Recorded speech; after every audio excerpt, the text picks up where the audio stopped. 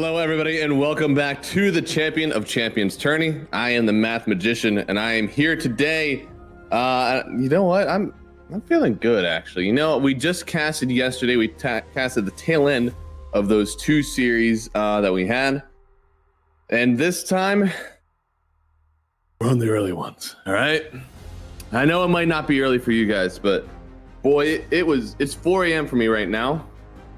And I'm gonna let you know, these are like the hardest times to cast. I feel like everything else you're either waking up early or staying up late. This one, neither of them feels good. So today, I tried the stay up late drinking and playing Dota, sleep for an hour, and come cast these games. I'll let you know how I feel after this, but right now, man, I am feeling good. All right, we got some energy drinks with us. We got plenty of water, and I'm excited for the two games that we have today for us. So if any of you were with us yesterday, you did already see some of these teams play. We saw Monty versus Vidar, and Vidar was kind of stomped out. First game was looking a little good for them, but you can see here in the standings, they have dropped so far. They've only had 2 matches. They only have 3 points. So this was 3 points for 1 series win. Which they had already gotten versus team next up.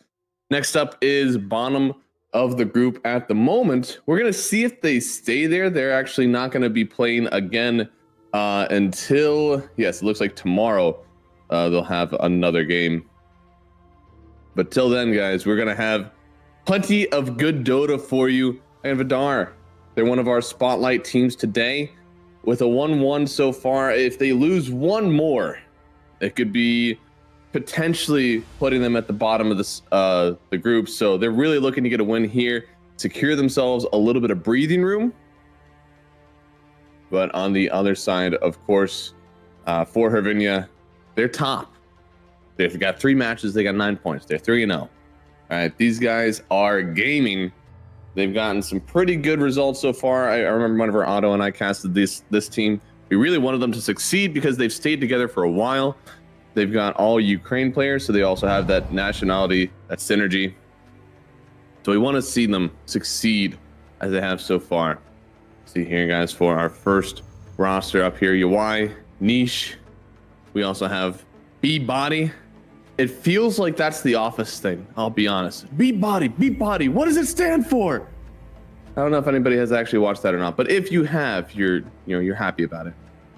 We also have Fernandes and Flacco, the football player, probably not, but same name. And then on the other side here for Vidar, we saw him yesterday. We're glad to see him again here today. It's Dizzy King, Difference, Hikari, Groom, and Death Domain. Hikari had some rough games yesterday. I feel like he got sacked a little in that off lane. They were rotating other places. Death Domain and Groom were a pretty aggressive support duo. And Difference, again, just kind of a rough mid lane for him yesterday. We saw him on the Sniper once and the Puck the second time. Sniper was looking a little bit better. They had a better early game for sure. Puck game 2 just wasn't able to get a lot done. So we'll see if they keep those picks going, or maybe if they go back to a little bit more, maybe early aggression from their lineup. We do have a draft on the way here. I think our beautiful production team, whom I think is the same as yesterday, we'll have that up for us very soon. Ooh, we get to go to me first. Ooh. But we still get to, you get to talk to me, and that's the beautiful part, guys. This is a solo casting day. We still have a few of these left, which means that I'm here all by my lonesome, and I get to read chat. And sometimes that's a gift. Sometimes it's a curse. See, we already have one person. Who win? It's a great question. I don't know who's going to win this game. In my head, it feels like Hervinia should take this one as an easy 2-0. They're top of the group. They haven't really lost that many games. It looks like they dropped 1 game to Dandelions, which is second in group with another series win. And they also dropped 1 game to Monty, which beat this Vidar team 2-0 quite easily. So we'll see. I feel like this should be a 2-0, but Vidar, they had spurts of greatness. They've also already, they have a 2-0 versus 1 team here already. So like clearly they are sorry, 2-1 versus one team already. They know how to win. They know what their team does correctly. They're missing that extra piece. You know, they need to close out these games. They have some strong starts. They just need to keep it going. I also need to retweet. Guys, make sure that you're going over to the CCT Dota Twitter. Make sure that you're checking them out. It is CCT_Dota. Big fan, big fan. You can also follow my Twitter. But, you know, it's not my event. I'm here. I'm happy to work it.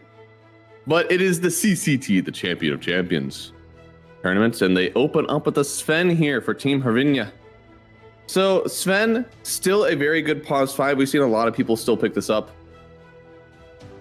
I'm unsure when I like to see this hero thrown to 5, and when I like to see this hero as carry in the current patch. Last patch, it was pretty much always like just flex to your heart desires. But now with the armor change, it's like, does this hero... Is it still good enough that you can just auto pick it as a 5, or do you want to keep this flex open maybe a little bit longer in these drafts now?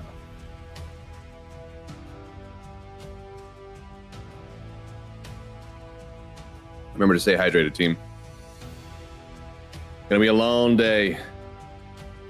Open up with a Bat Rider here for Vidar. This was a common opening. We saw a lot of people prioritizing this Bat Rider in yesterday's games. Yesterday, Vidar, they got it once. They did lane it with the Brewmaster. Unfortunately, didn't end up turning into victory for them. Wasn't able to get kills on the map. And I think what I saw last time, and we get to talk about it again today, this Bat Rider hero doesn't want overwhelming single target damage drafted with it. It wants team fight drafted with it. Yes, you should have one other spell that helps kill people. That's true.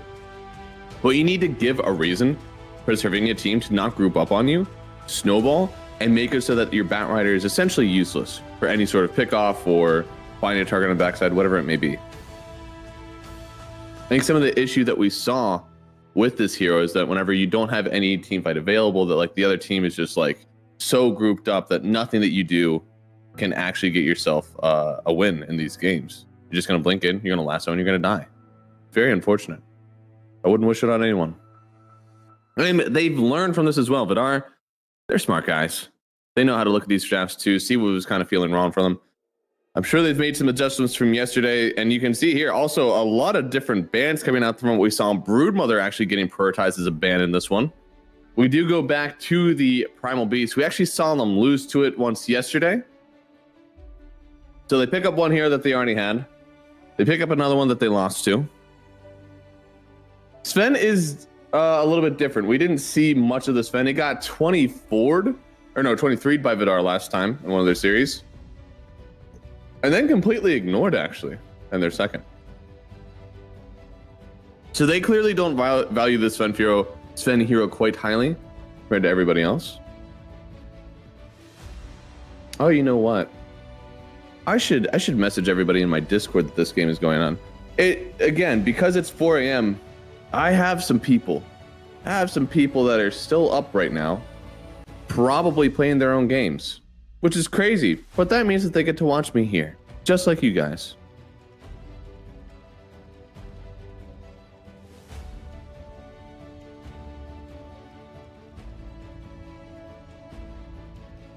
And there we go. Now maybe we get to have some friends in here too. In addition to you guys, because you guys are also my friends. And we get to see, speaking of friends, we don't have Little Friends actually on this here anymore. Never mind. Little Friends was an interesting ability. What's Enchantress got now? Inch. Oh no, we do still have Little Friends. Oh, cool. Cool. So they added that in with the Shardays, or with the Ags, I see. It's a great one. I feel like we don't get to see Little Friends in action as much anymore, but I've heard whispers that the Lycan hero is starting to get a little bit busted. So who knows? Maybe some of that zoo will be back. Maybe we'll get to see some more of the Little Friends. But for right now, we won't have to. It's going to be the Troll Warlord getting picked up for Vidar. Another hero, if my memory serves me correctly.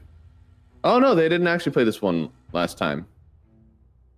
They played Sven and Lifestealer.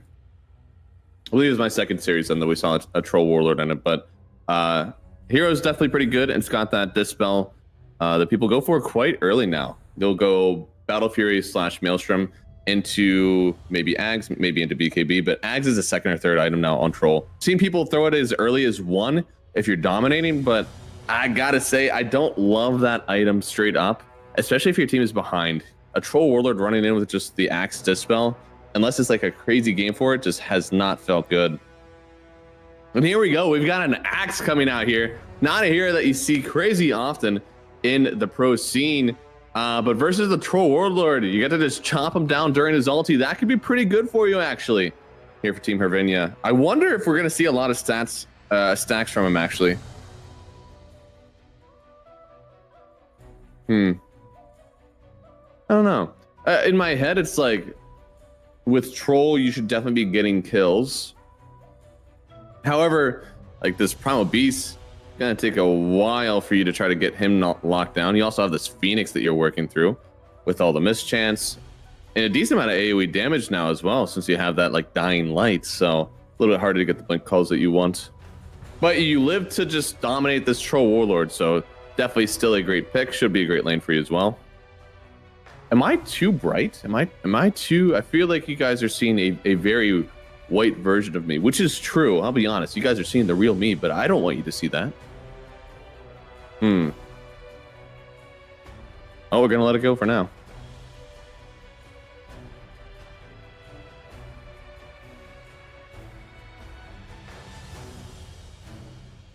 Wonder what the last pick is here for either team. I mean, we're looking for theoretically it could be a mid, could be an offlaner. Looks like Hervinia, they believe it is going to be a mid getting picked up here for Vidar. Definitely looking for a mid for Team Hervinia. So just mid laner is about to be taken all out. Already see the Ember taken away. Pango Puck taken out as well on the other side. Monkey King's actually been flexed to the mid lane. Sniper out. I mean, you have control, overwhelming control from the Axe, even from the Hoodwink and Sven. It looks like at this point, again, this is going to be carry Sven, which means we'll be a little bit in further for the lockdown, right? Sometimes Sven support doesn't throw as many stuns out because you're trying to like use your auras, use your armor, and you're kind of charging in, but you're not like in the back lines. You're like in the middle of the fight. You're kind of on the front lines with your own team. But on the carry role, he's in. You know, he's got BKB. He's got some lifesteal. He's definitely more equipped to get into the middle of these fights. Ooh, Void Spirit banned out as well. So a little bit of the jump coming out from both of these bans from Vidar. It makes sense, right? There's going to be a blink initiation on the Axe. There may even be blink initiation on the Sven. The more and more you can kind of keep these heroes away from you on those jumps, the better you are. So Puck, Void both do that. You have 2 backline supports-ish. I don't even know if that one's 100% true, because this Enchantress, yeah, she's a little bit squishy, but you also have the Untouchable on her ult. You have a lot of heal. She's kind of getting in there. So currently, this is a very aggressive frontline push lineup from Hervinia.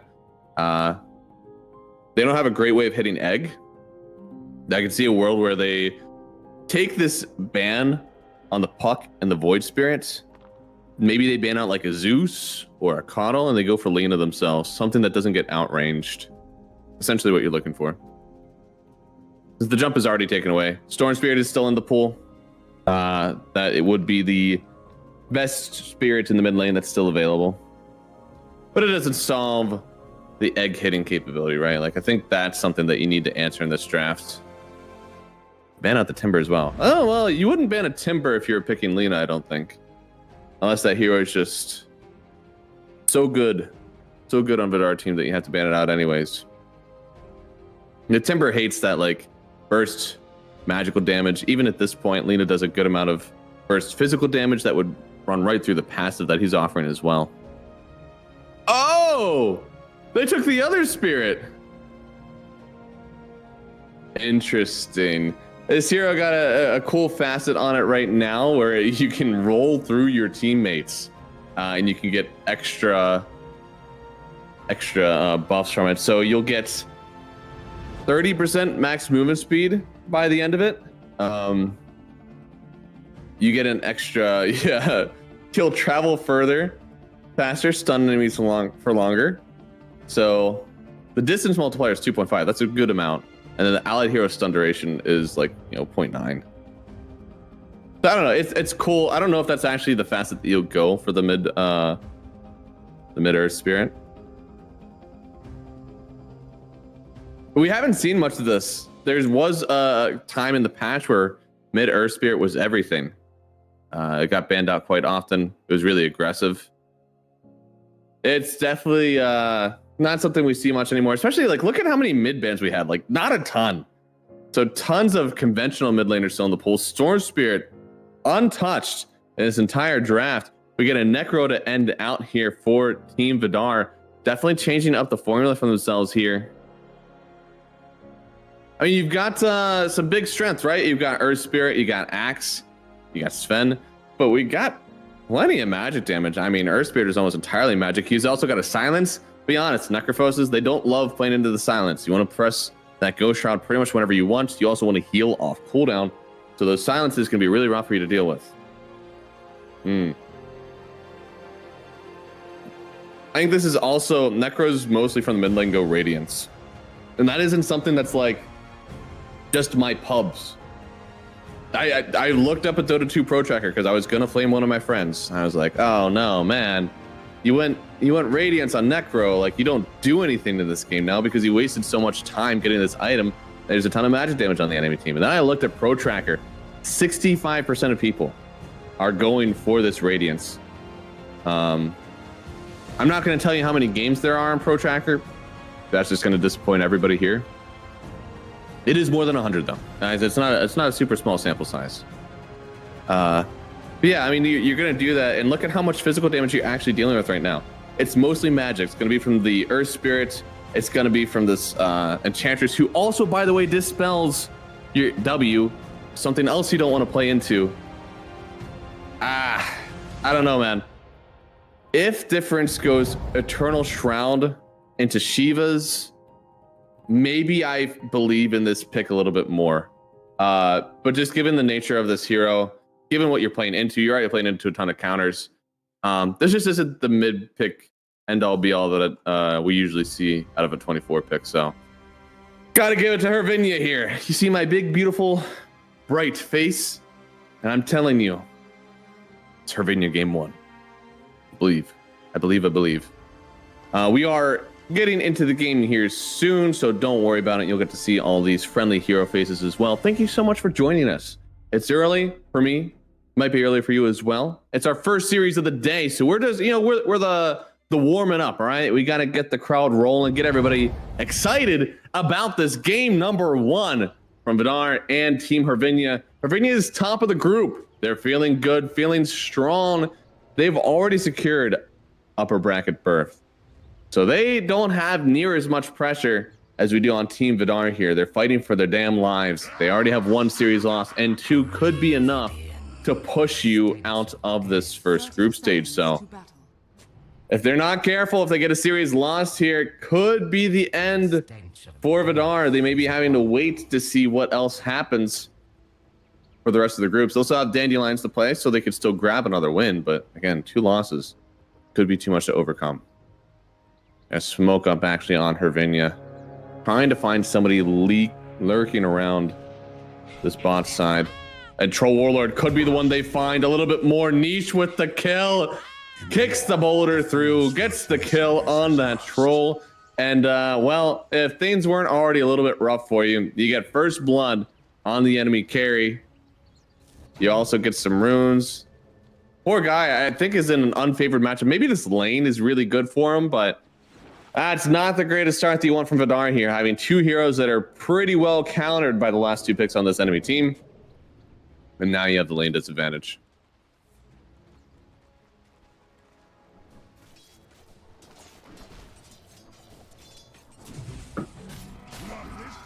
Oh boy, and then the first deny. I tell you what, when it rains, it pours. You really do want these early levels on Dizzy King. I mean, your levels on Troll Warlord mean so much to you in terms of the farm, in terms of your laning prowess. Some unfortunate power damage as well.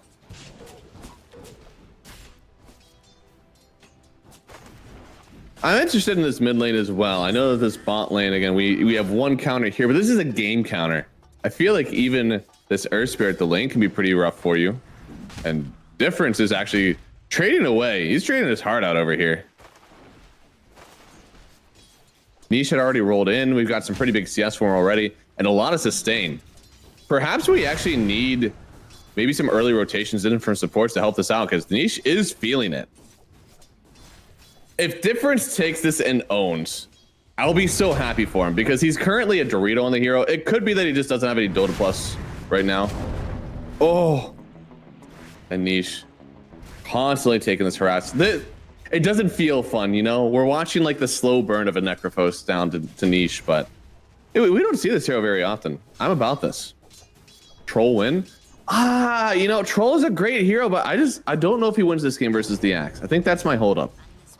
I believe in Troll. He's maybe one of the best carries of the patch. He's at least A tier, given that people have done this Axe's build with success.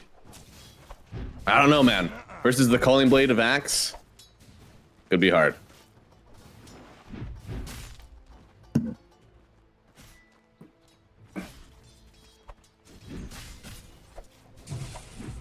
Tell you what, Sven is having a rough time CSing though right now.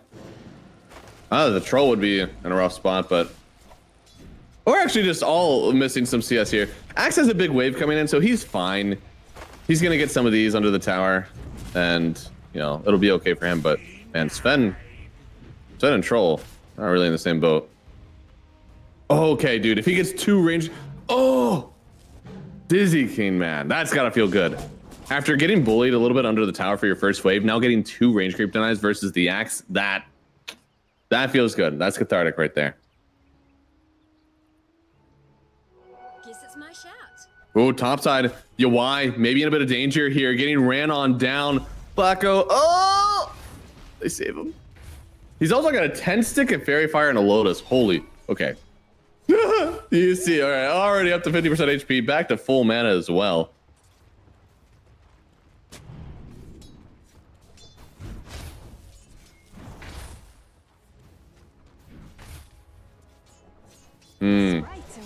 You know, I wonder if we're actually going to have any rotation from the mid lane. This Earth Spirit hero is like very, very mobile.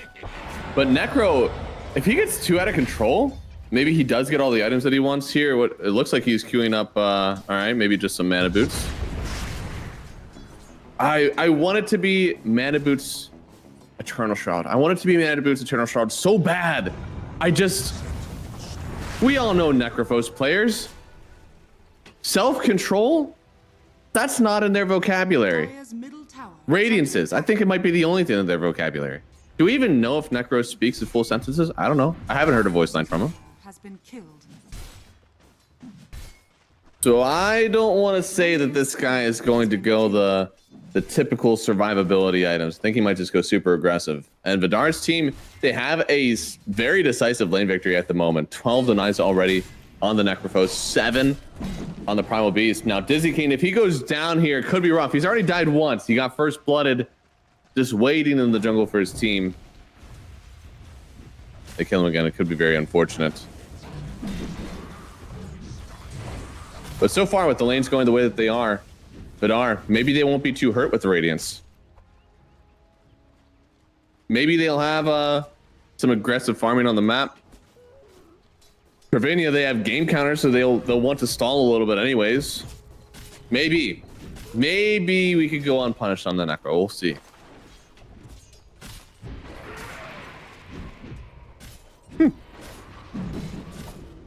Oh, nice, yes. Ernest is, oh, he doesn't actually get hit by the dive damage, I believe. So Death Domain, gonna have to be a little bit careful. Oh, the bounce through. Fernand's, he's actually showing, but B-body. He's actually right on top of the Troll Warlord. He doesn't have enough spins. Flacco came down to help out, but a big stick. They'll actually get the kill on the Phoenix now. Big reset, but nobody else can get the damage done, right? Dizzy King trying to run forward, yes. But it's more just to help get this creep off of Groom, because Groom Fairy Fire down. He needs a little bit more. One more hit. He gets the kill. Now turning on to Furnace. He's doing it all by himself. The axe is connecting. He needs a little bit more damage, but Dizzy King, he's so low. He didn't step up because he just didn't have the HP. But still really well done from the Batrider. Dodges the bushwhack, gets the kill before he goes out there. Could have been disastrous for him on the TP. Instead, of course, very, very well done from him so far. Axe is feeling the pressure of the Troll Warlord. I tell you what. He said troll win. Maybe you just meant the lane. You know, the lane stage is definitely a troll victory at the moment. I'm surprised. It feels like Hoodwink and Axe should be quite powerful, but hey, the Troll Warlord is doing a great job. Not getting hit by any of these spins, staying far enough away that he just gets the CS. We've all, you know, we lane against Axes. We know what this game is like. If you outrange the Axe, life is actually pretty cool. You get to just CS, so you don't get actually any battle hunger stacks, and you never take any spin damage. And if he tries to tank away, if you just bully him, look at how much armor he's had to get. He has to get a ROP, he has to get a chainmail. This is the Axe life. And this Blink Dagger is going to be so postponed because he just doesn't have the lane victory at the moment. Difference has gone for the Bracer and the Null. I like it. I like 2 stat items on heroes that go for those big items. We talked about it yesterday. And it looks like he's going for bots first. So this is a bit of a farming item. He's thinking that because they have such a lane victory, he can get away with just playing all 3 lanes, just shoving the body there, right? Because bots, you're just the same hero. You're taking 2,000 gold, and he's saying, this is me. You are dealing with me, and I will be in all the lanes. Is he survivable enough? Do his spells sustain his team enough for him to do this? That's going to be a big question mark, because I don't know, right? Like Bracer, Null, bots. Is that really enough stats? It's ambitious. Maybe with the Phoenix Sunray behind you, maybe with the Batrider sectioning people away. Maybe it is enough. Difference does get the rune bot sign, so that's going to be an arcane for him. He really wants a Reaper Scythe kill now. That would be so huge for his game. You see Fernand's instantly with the D word though. All right. All right.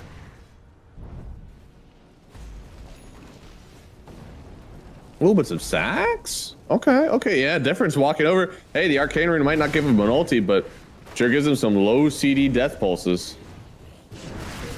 The hit squad's coming in. Big heal already. Could just use the Scythe on Flacco, but he's healing up so well at the moment. They're even bringing in Axe, B body in.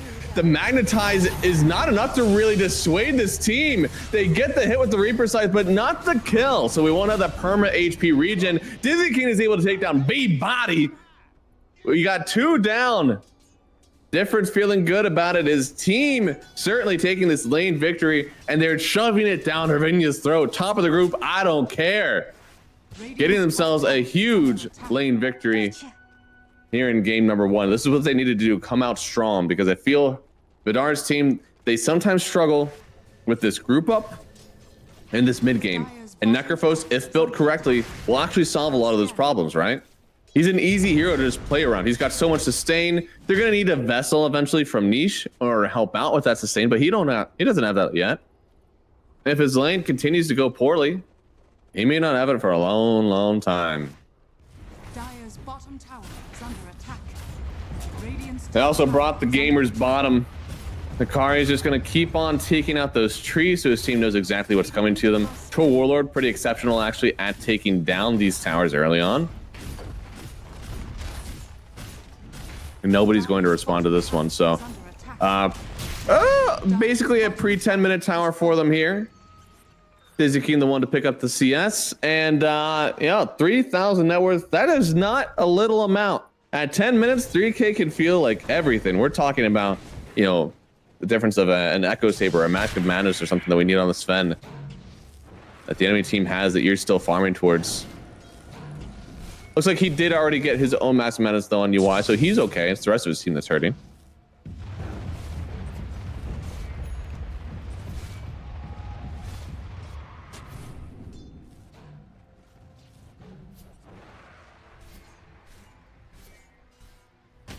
Phoenix is going to get his level 6 soon here.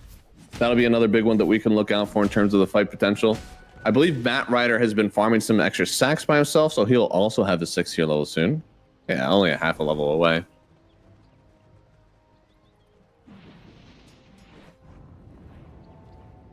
I wonder if they do feel comfortable just farming this one out. Oh, they radiance. Oh, God. Ah, difference. I hope you prove me wrong. We all love to see a good Necro Radiance, right? He goes in, he just burns everybody down. Nobody can stand up to the sustain, but I don't know, man. We got silences. We got culling blades. We take him down at low HP. We've got a lot of good things to deal with a Necrophos in this game. It's almost, dare I say, a BKB game for him. Because you just can't get enchanted. Like, that's gonna hurt. He didn't need to enchant anybody else? Not really. Bat Rider, you don't care about enchanting too much. Phoenix already moves in other ways. He doesn't need enchanted. Primal Beast, same thing. He can onslaught.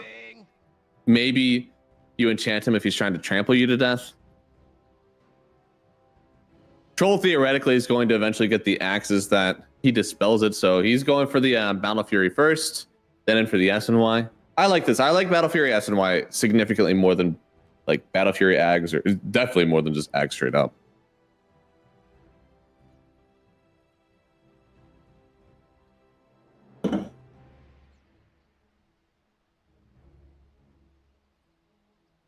So how's everybody doing today? This is our game number 1. Excited to see everybody back in. Hope you're able to catch some of the games yesterday as well. Why am I surrounded by such peons? This, again, I thought this was going to be a Hervinia win. I thought they would look a lot stronger coming out the gate here, but so far, Team Vidar, they're taking it to them. Never say die, for sure. And it looks like we're just experiencing a little bit of lag here for Team Vidar.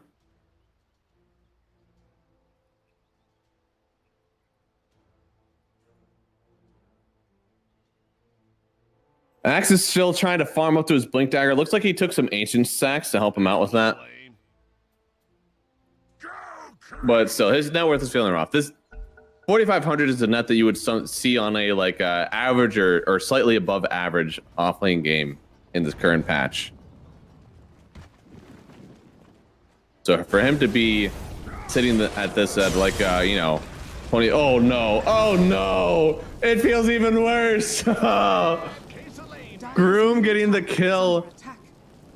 Oh God, what a huge find. I wonder, was this a psyop? Did he pause just so he could let the Axe think about what he's doing and then go in for the kill? We don't know.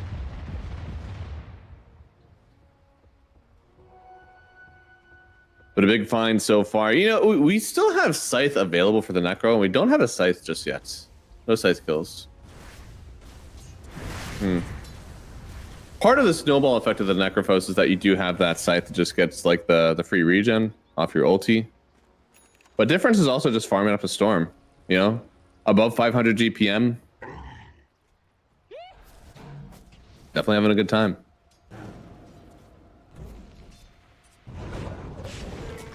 I think the issue is, yeah, okay, here we go. I like this. Oh, wait, onto the low ground. The sharpshooter misses. He dodges the roll. No shot. He TPs away. Oh my God. Death Domain. Wow. Literally just sidestepping everything, dancing on the floor. I mean, well done. I didn't expect him to live through that. Radiant's top tower is under attack. Yeah, I mean, I want to see these ultis used, right? Like, I want to see more, you know, pulverizes with an egg on top of it, or maybe even just a sunray on top of it. Oh, roll through. Niche. Oh, no, Niche. Couldn't get onto the low ground. Couldn't find him. Groom is just creating chaos down here. He's farming camps. He's getting kills on cores. I mean, he needs answered. You can't let him just do this for free.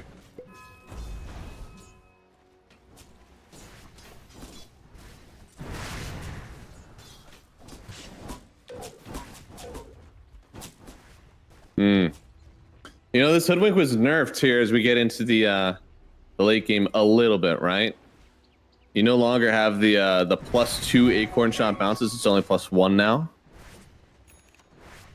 Your bushwhack was unchanged though. I think a large reason this hero is still getting picked even after those nerfs is that acorn shot is your laning stage skill, and then bushwhack is your late game, and even so with your sharpshooter. So for your bushwhack to be untouched and your acorn shot to only be nerfed late, It's still fine for you. Ooh, beat body. Oh, you can't get your ulti off for that one. And this is why they picked this hero. Axe easily picking up that kill for himself with the hoodwink. Some great vision to secure that one for themselves as well. Oh, charge forward. They get the lasso on the Sven. Reaper's sight to connect to. Finally, we're going to get a stack for difference here, and it gets them even closer to the Radiance. Dire's structures are fortified. Radiant's His bottom game is looking good tower right is now. under attack. My only concern again, if we get this Earth Spirit online, you know, Dire's middle he's tower going to have a lot of overwhelming magic damage. He's going to have a silence. He's even going to have a vessel for this anti-heal. Dire's courier That's not the only one that you're combating this game. Sven, if he gets an Axe, if we see Superman fly in, you're not surviving that one either on a Necrophos. Gotcha. It does do well in the fact that like you want to build strength items on Sven, right? You literally just want HP.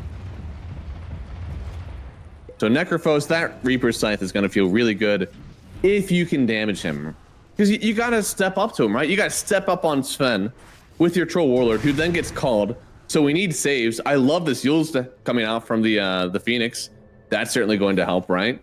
Maybe you get to Yule's the Axe before he has the BKB out. Oh, B-Body did take down the ward, but oh, the call! Unfortunately, not enough. He'll still fall. Now they TP'd in on Furnace. He's just going to get pulverized on down. More than enough damage for difference here. They'll get 2 kills. Now taking the tower. Dire's top tower. This is so crisp. I wish I saw this Vidar team yesterday because I feel like they got turbo stomped in games that they absolutely could have played just a little bit better. Radiant's middle tower is under And now attack. they've done it. They've figured out some of the stuff that they did wrong in these games yesterday, and they're applying that to their drafts today. I love to see it. Radiant's middle tower is under attack. Dire's top tower. Oh, Mish. Magnetize. Should be a good kill for them. He just wanted to clear some waves, but everybody's been kind of hanging around this bot side. This is the only part of the map they have. You have your triangle, and you're just starting to get a little bit more of this bottom jungle. This is what you need to do on Harania to kind of get back in it. Attack. But they just don't have much of a map. So unfortunately, when you TP there should be 5 heroes around. They show their strength. Ooh, now this is a little bit deeper than I thought, and a huge dive away there from Death Domain. Not getting caught out. 2 times in a row, he's really used that dive to perfection to keep himself alive. Regeneration. Dire's top tower is under attack.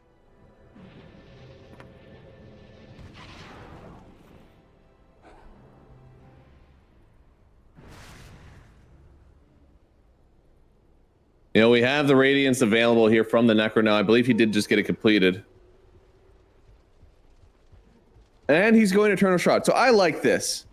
Since he dominated the laning stage, now he's having a chance that he can just get every item that he wants with advanced farm. There is a vessel. And oh, he actually just changed it up. So Necro now, he's going for the Yules.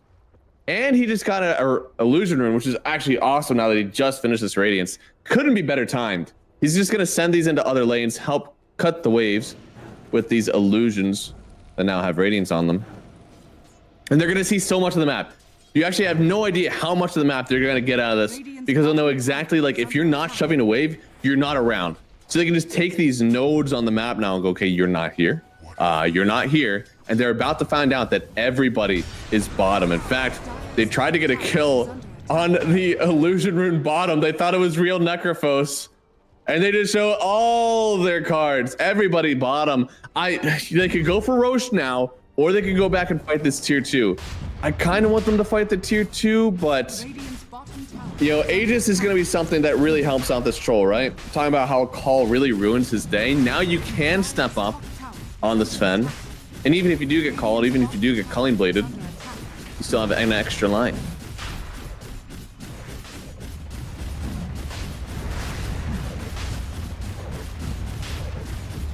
Wow, no bashes? Damn, Roche.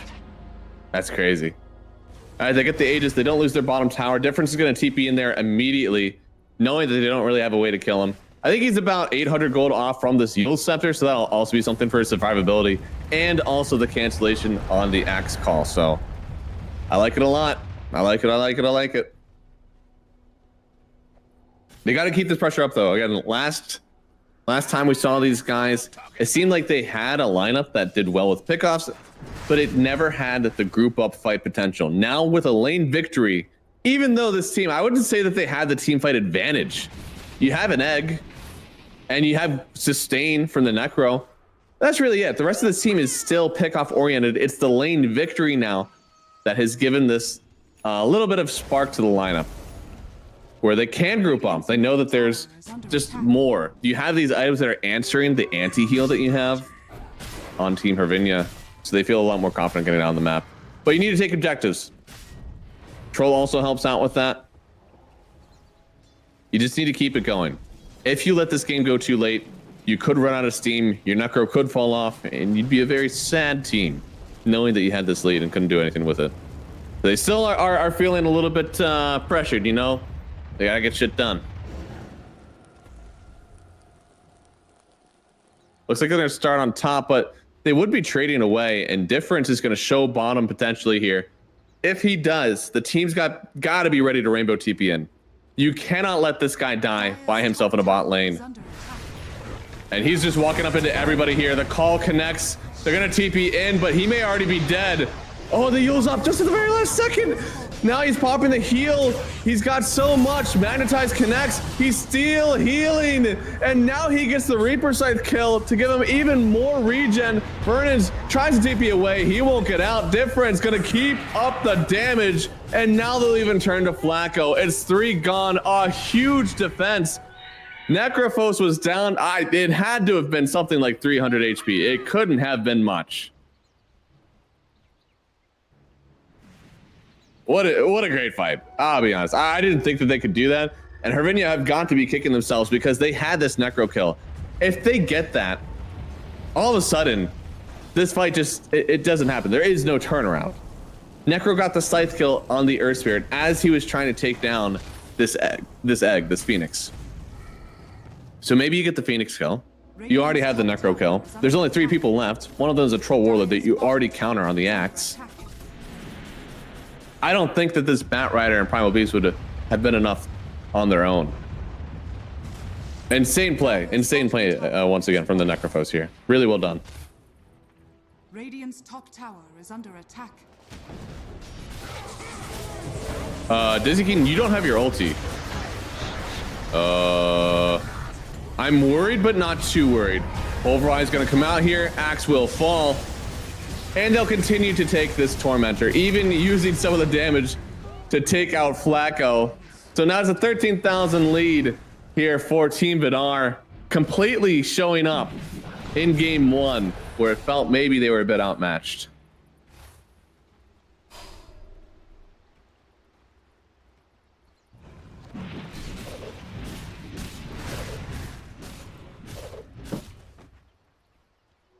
That's exact.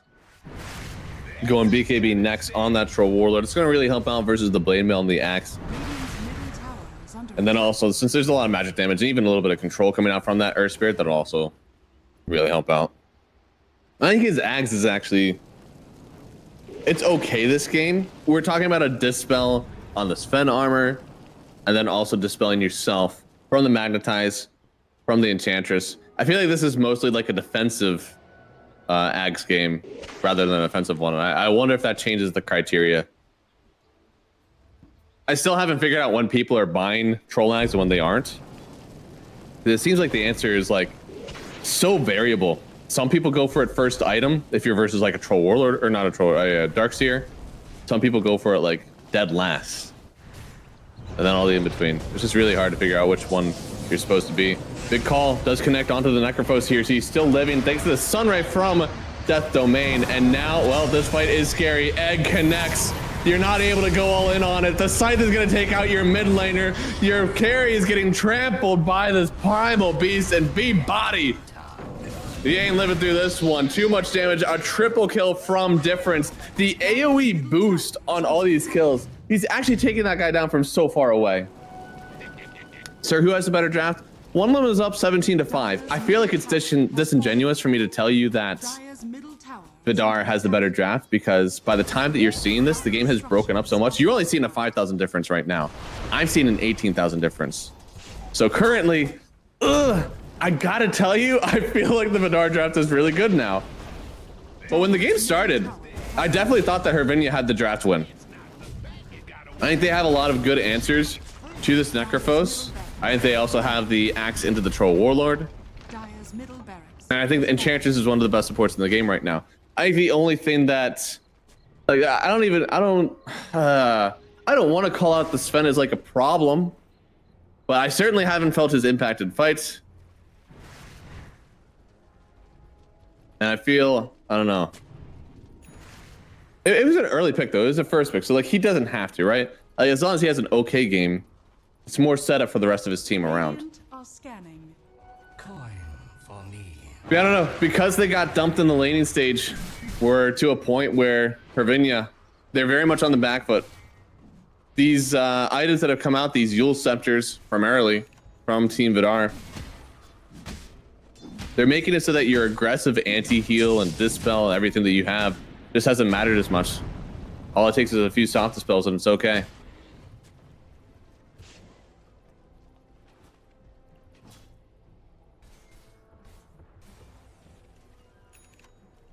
Lan Hikari picking up the Aghanim Scepter straight up. That's a pretty...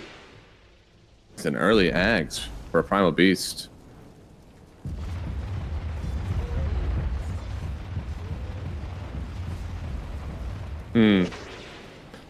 So the Ags wasn't changed in 3.7. This is still just the same. It's a great Aghanim Scepter. Dire's top In the tower break. is under attack. Certainly good. But I mean, what you're breaking. Honestly, I think the Enchantress is the biggest value break. Dire's The top Axe tower Call kind of is gets under screwed up, attack. but I don't know. I feel like that's not the reason that you're buying it.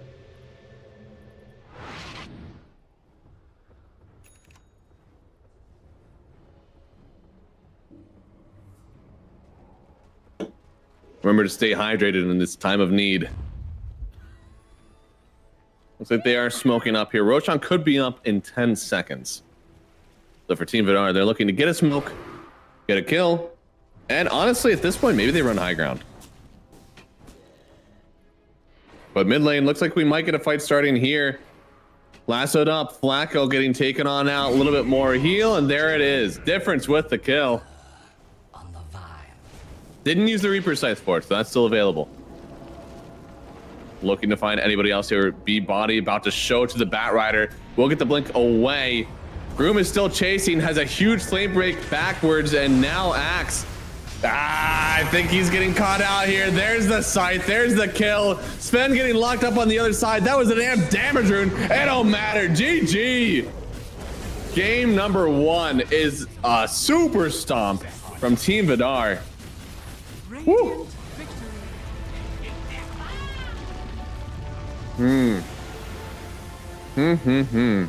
Well, that just changes my entire outlook on this series. I mean, look at the history, guys. We got just yesterday, Vidar. They pick up this Batrider. They didn't really know how to play with it in their lineup. And today, just completely different. Definitely solved a lot of their issues. I'm so proud of them. It's my the kids playing soccer. Oh, they're starting to score goals now. I'm so happy with them. Hervinia's top of group. They've already secured it. So I wouldn't even say this isn't an experimental lineup. Like, the only thing that maybe was different was the Earth Spirit mid, which still I think answered a lot of what you're doing here on Team Vidar. I don't think that itself was bad. Maybe they haven't played around it a lot. Clearly something in this lineup. You don't lose by 27,000 net worth purely on draft. There's still some amount of play that you need to do differently in order to make this better for yourself. Maybe that's mid rotations. Maybe that's better communication in fights. Something needs to change here, but we don't know what that is just yet. We're going to take a break here. Let everybody regroup for this game number 2. Will it be a 2-0 for Team Vidar to keep their series or keep their playoff hopes alive?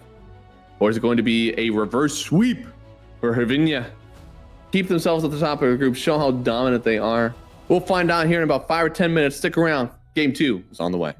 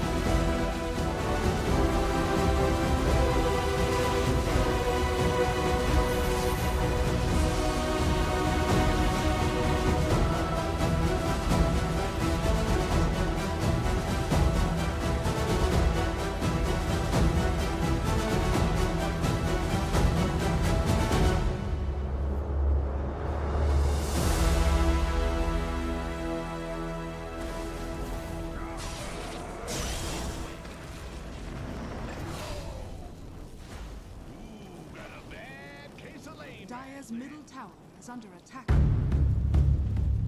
Radiant's middle tower is under attack.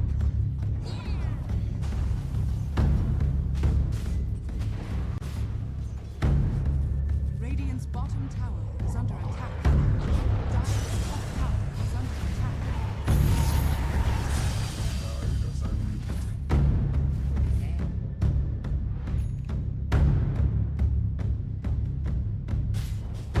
Dire are scanning. Radiant's middle tower is under attack.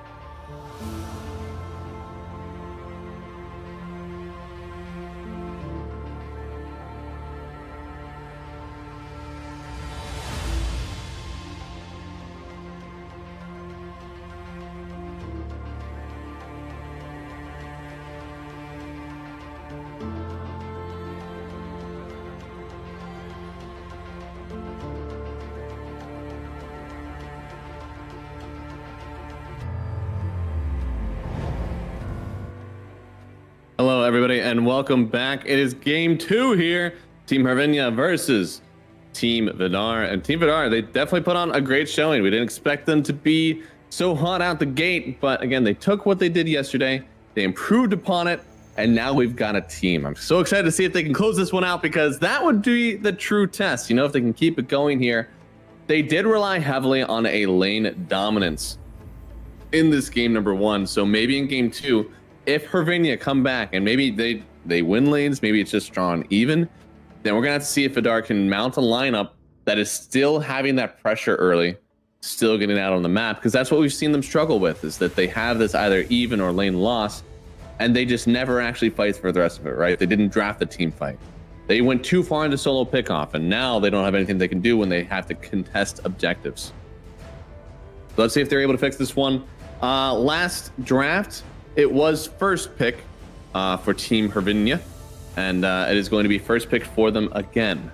So the only thing that changed in this is that it is Radiant and Dire switch. Now Harvinia is on Rad. So I guess that means Vidar, they actually prioritize second pick, which is interesting. I think we're past the time in Dota where one of them is significantly better than the other. I think there's definitely some back and forth, especially as we talk about like this early in the patch. We don't have definite like this hero's super busted. We just know how to play this hero. We know how good it is. That hero doesn't exist, you know? So I think first pick again, slightly less important now, especially as we get into like counters, right? Sometimes if there's a team that loves to pick up like, you know, Jakiro and Weaver and stuff like that, sometimes you'll intentionally take second pick because you get to respond with Rubik as soon as you see that. Whereas on the other side, you wouldn't first pick the Rubik assuming there's going to be a Jakiro or a Weaver, because they just won't pick those heroes then. So I know some teams will definitely intentionally take that second pick.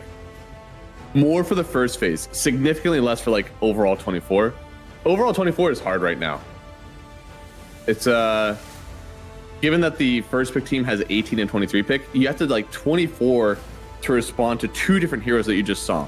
And if the other team is dynamic enough, theoretically, like this one end-all be-all counter to 2 heroes that you just saw, it doesn't exist, you know? Last game, we saw Harvinia, they banned out Monkey, Enigma, and Doom. Completely different, really, from them. None of those heroes banned out from them in this one. For Vidar, it was Brood, Brew, Ember, and Jack. And it looks like they got the Brood, Brew, Ember. And they pick up the Pango. Oh, so wait, am I incorrect here? Oh my goodness. So it was first for Vidar. I see. I read wrong. What can you do, guys? What can you do? I noticed whenever I saw the bans, I was like, oh god, they only had 3 bans. Well, that means something changed. Yes, it did. It means that we did get the pick order switch. That's okay. That means my whole monologue didn't matter. Do I care? Not a lot, because we're all about learning, right? Right, chat? We're all about having fun and learning about Dota 2 together.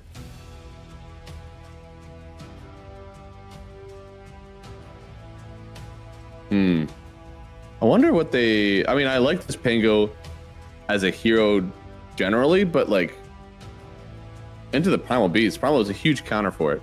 Whenever you pulverize a pink layer that's rolling, you take him completely out of his role.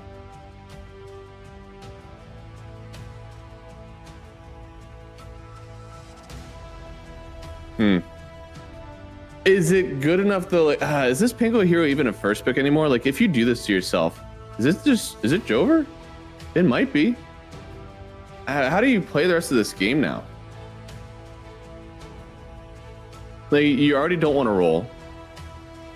I don't think your lane is good enough to warrant picking this hero straight up. I think that there's still heroes that do overs. So Troll actually a fine example. You're able to dispel his shield. Enchantress was actually still in the pool.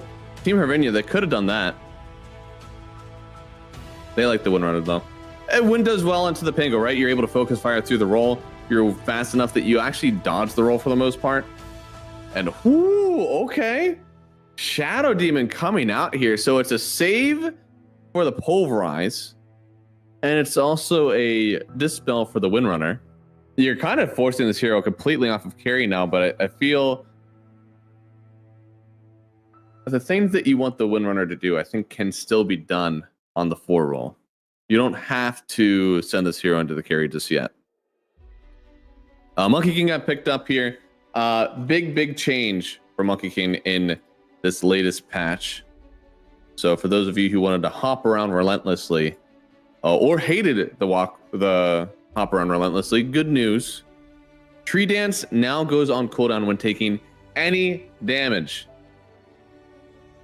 Not only from player controlled units or from Roshan. So does mean that even if you're jumping into like an ancient camp or something, now that's gonna stop you. You'd be surprised. And I think a lot of people who do play the Monkey King will know that that is something pretty significant for you, because you're just like, you were all over. There are no holds barred. You could just go wherever you wanted on this hero, and typically you would still just like be a nuisance. Now you just got to be a little bit careful. Still, the Tree Dance has no cooldown while Monkey King is on 90% health. So you're still hopping around. It's just that extra damage, you know. We got some picks rolling now. It's Chen Ursa picked up as my safe lane duo. Technically, this means there is a flex still brewing. It could be Primal 3. It could be Primal mid. It could be Windrunner mid or Windrunner 4. I think realistically, we're looking for a mid/offlane pick, depending on what they want to see here for Havrinia. But I do like this troll. I think it is something that mans up fine enough into the Ursa.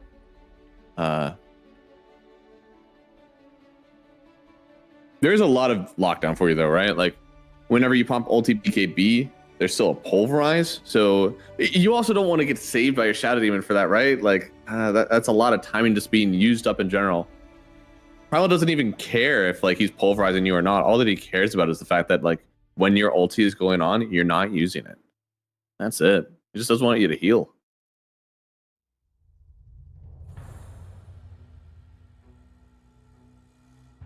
Does Ursa carry this game?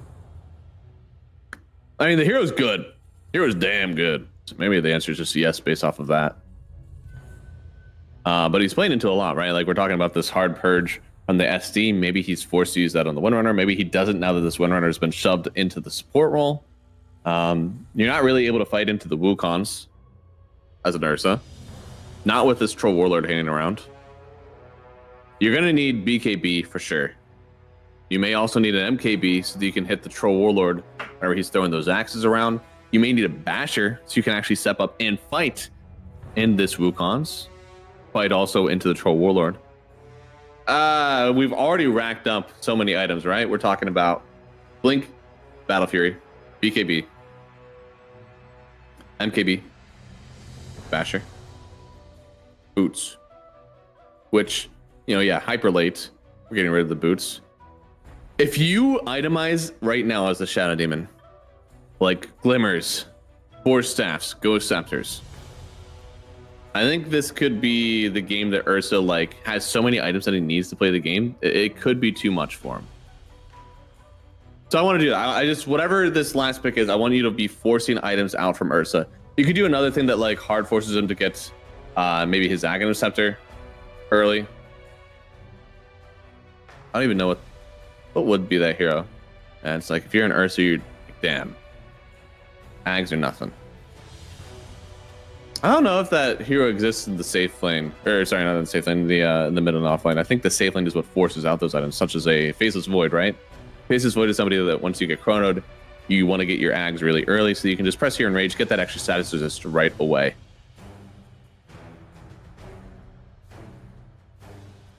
Maybe it's Enigma? No, Enigma's already banned out.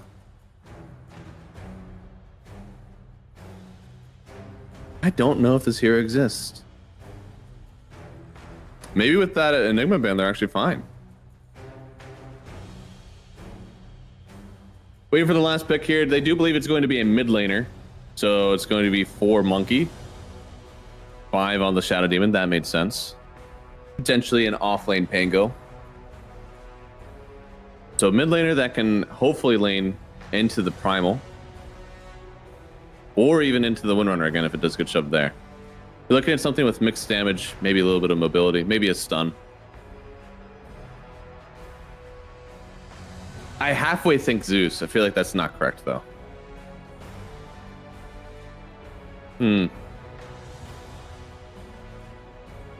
What they do yesterday was Ember. Okay.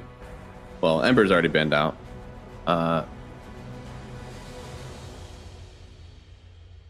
Is there a world where Storm is the pick? Probably not.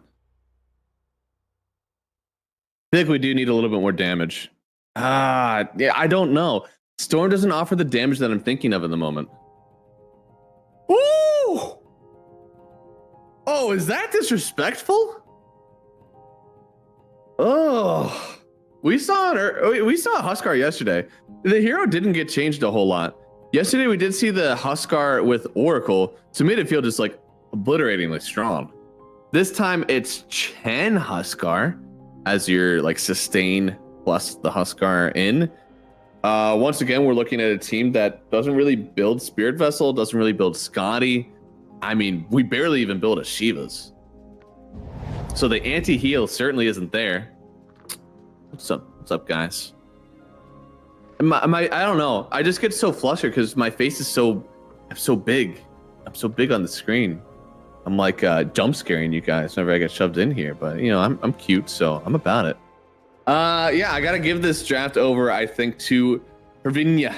I actually love what they've done with the Huskar here. I think the Ursa still, even though you really slotted it up, I do think you're pushing the item slots here. I still think what you have in the item wish list is more than enough to win this game. Monkey 4 doesn't add damage. There's a lot of control, a lot of slow. Shadow Demon, it's save. It's a little bit of aggressive dispel. Hikari, Pango, going to be a lot of control. Troll Warlord is going to have to be your damage. He doesn't do that early. That's not what his hero is going to do. He's going to have like he gets enabled by his team and then he can do damage. I just don't think that's what's happening for them right now. Storm Spirit is also more control. He'll be a little bit of damage early on, maybe, versus the Wind and the Chen. But dude, Primal Beast, Ursa, Huskar, you don't kill these heroes really. Especially if you don't have an Orchid, right? If there's an Enrage for the Ursa, you're just not killing them. Personally, I think that this last pick that you needed didn't really exist. You needed something with a ton of damage. And that hero, again, I don't know what it was. I wanted to say again, Zeus felt like okay, but that's also a lot of magic damage. I don't know. It was a hard one. I don't think they did it on Vidar, but also something that they do really well is the laning stage, right? Like as long as these guys have lanes, they're typically balling. Hervinia, they were really attacking that part of it, right? They get the Huskar here early, or sorry, not early, Huskar late. So this early game for them will be very easy. We saw yesterday that there was some shenanigans in the mid lane. It was a 2 support gank at 30 seconds that got the kill on the Huskar to give the Storm Spirit a little bit of an opening. Huskar did end up still winning the lane pretty well, though. I think it was by 1,300 gold, which isn't a ton. It's a lot for the current state of the game, though. Once we started to get, like, again, water runes and bottles, the mid lane became a lot less variable. Like, you're still picking up some amount of net worth. You're probably getting to 3,000 no matter what, every single game. So, like, this era of hard stomps where you'd see, like, 2,000, sometimes barely even that net worth from a mid laner because they're in a really bad matchup, it just doesn't happen anymore. We'll see if they are able to keep the streak going of hard lane wins for Team Vidar, or if Hervinia, they finally figured it out and maybe they get themselves a game 2 victory and keep themselves rolling. This team has yet to drop a series in this group stage. They've won versus Dandelions, they've won versus Next Up, That's the spirit. and they've won versus Monty. This is the last team for them to face on Hervinia. They could end perfect. or they could get stunned by Team Vidar, who had a really rough series yesterday. Again, very happy that they've learned from this one, man. Like to see a team that got that hurt, legitimately, they got hurt 30 in seconds to battle. in yesterday, and for them to come back and make these adjustments is really cool to see.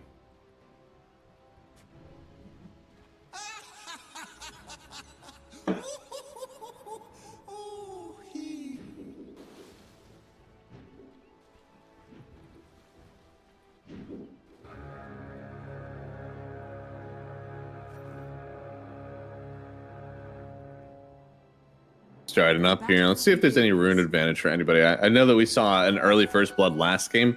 That certainly did not help out. But eventually, you know, the troll came back. He had a good game. It didn't matter. He got bullied to start.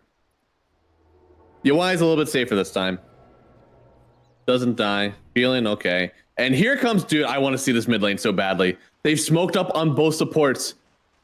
They know the tech. Team Vidar, they know the tech. They're running after the Huskar. A Satyr's coming into the mid lane. They plant the tree so he can jump up onto it. And now Niche, he could go down. They have the kill. Oh my God. I don't think you guys saw it, but they literally planted an iron branch in the middle of the damn lane so the Monkey King can jump up onto it and get the kill. That is actually so funny. 2 times in a row. 2 times in a row, guys. We've seen a team pick Huskar and get double support ganked at 30 seconds. Is this just the tech? Does everybody just feel this way? It's like, damn, they've picked Huskar. I sentence you to death by 2 supports. I mean, first blood, this time he actually gets it. Though when we saw it yesterday, the Storm didn't even get the first blood. It actually went to one of the supports. So this is even better than that move. And difference, with an early level 2, maybe this is actually his mid lane now. We'll see. I liked the draft. I liked the draft for Hervinia last time. I liked the draft for Hervinia this time as well. But this rotation really changes things up because Niche no longer, first off, no longer has the first blood potential. That typically goes over to the Huskar when he's in this favored matchup. And also, he doesn't have this like obliterating net worth advantage either. Storm Spirit has bottle on the way. Already has a null talisman in his pack. Who went to the draft, sir? I would have said Hervinia again. You got Huskard and a pretty decent Huskar game. But with that first blood, with top CS going to the Storm, with 4 CS only on the Huskar?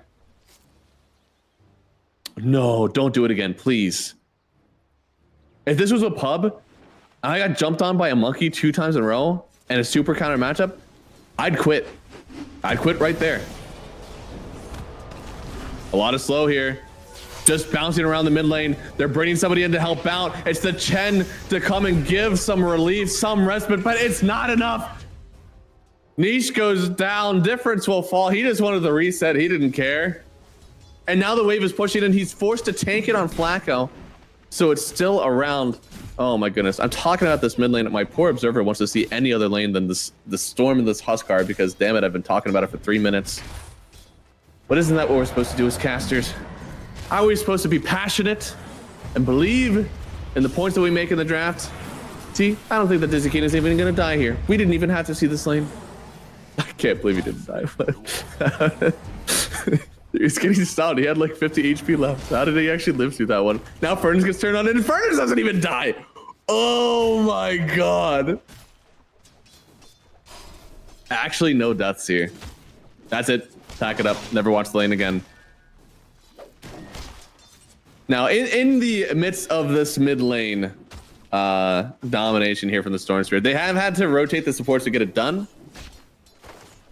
So Hikari is definitely feeling the heat. Only 8 CS. Ursa's at 2111. So even though Storm, they've saved the Storm Spirit lane versus the Huskar. No, please don't. No, not a solo kill. Not a solo kill. Oh, thank God. Oh.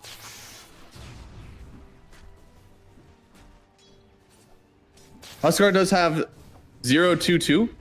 So he's got 2 points of the Berserker's Blood. A lot of magic resist.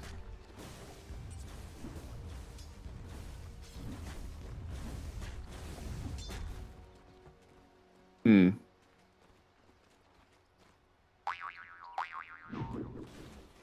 So once he's at 12% HP or less, essentially looking at like 100 HP, he's getting the max for everything.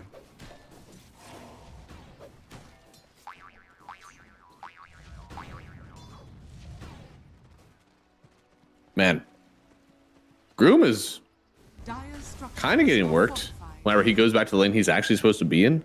But that's Chen, right? Chen do be pretty good.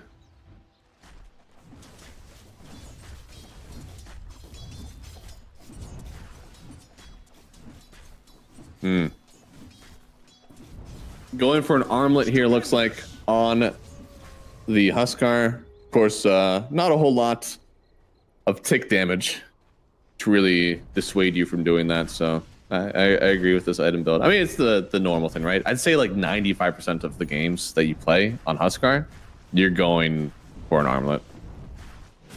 Maybe versus like a Necro or something like that, you wouldn't do it. But oh, charge through. Flacco falls. Now Fernand's, look at how much damage he's already taken. Death Domain is running this town. Gets the double. Oh, does he see? No, okay. Beat body. Wait, that's a monkey. Be careful. That tree, they're moving. That's not your friendly tree.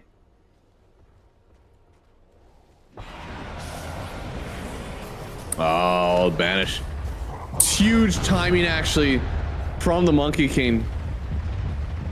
He pounced right as that Spanish ended, but he didn't have mana for his stun, so couldn't keep the Primal Beast. And I think they get a kill actually if he has that mana.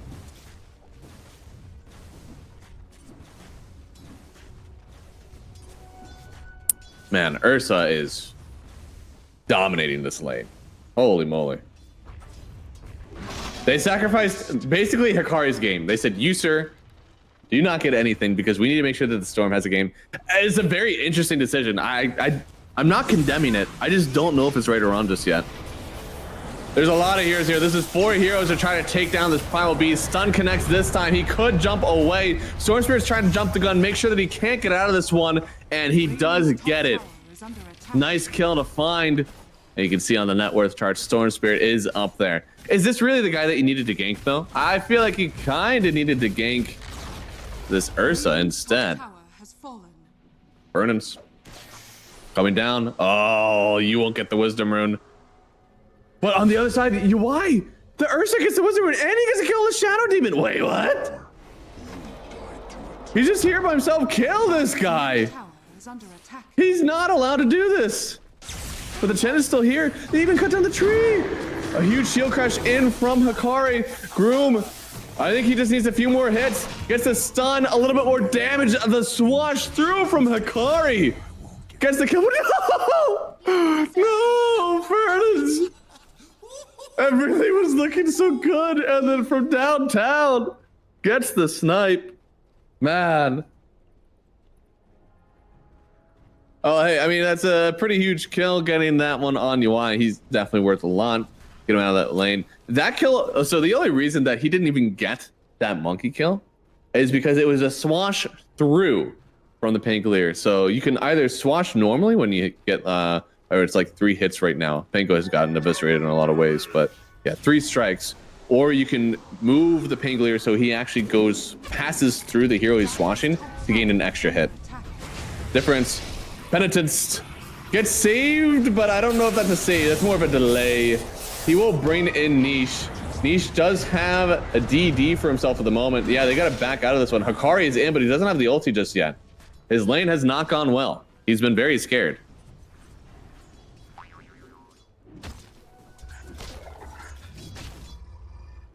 This is going to be such a quick battle fury from the Ursa. We talk about all the items that he needs, but if he's just like turbo farming to start this game, he'll have him quick. It will not be close.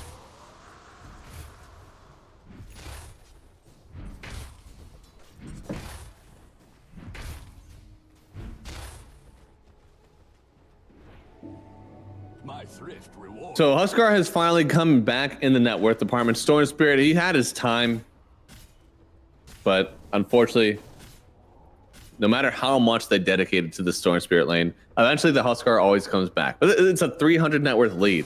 For this hard counter, you know, technically volatile Huskar pick, that's not the worst thing in the world for only to be down 200, 300 net worth. I do think this Huskar hero is volatile. I generally think that's true. He's got the armlet going for a halberd next. They don't have the Oracle, right? That we saw yesterday. I think that's why the Huskar felt so strong. Just impossible to play into, because even when you did want to all in the Huskar, I mean, he just lived. He got false promised, and with all this heal that he gets from his passive, delayed because it's always on that low HP. Dire's middle tower is under attack. He's just always healing up. So that's why it felt so much stronger yesterday. I don't feel that same effect here in the game, but I also thought this laning stage would be much better as a whole. Thankfully, the Ursa, they almost transferred gold, where this gold should have been going for the Huskar. They give it to the Ursa. Maybe that's actually better.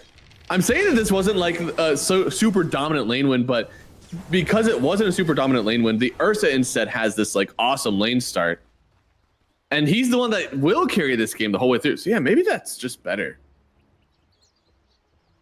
Have you been bamboozled on Vidar? Have you given so much to make this Huskar game good that you've accidentally given the late game carry the best lane that he could ever ask for? I don't know. Jump through, our observer's on, and he knows this kill is the one they want next for Team Vidar. They'll get the kill for Dizzy King, trying to turn around the pulverize and didn't even have it. Didn't even have enough channel time. Scanning. Why do they want to go bottom so dearly? What is happening down here? Radiant are Oh my goodness. Well, they know there's a Roshan going on. They get it. Niche could go down first instantly. No, he's actually done so much damage. Difference running away. Already has so many stacks. Look at how much burning spears he's already eating. They tried to get everything. They wanted so much more than just the Primal Beast, but instead they end up losing the Storm Spirit and even the Monkey King now. Oh. Dire's bottom tower is under attack. Dire's structure. Now the Chen army is taking down this tower. Team Harvinia. They're capitalizing on the Vidar mistakes, Dire's making it look bottom easy. tower has fallen.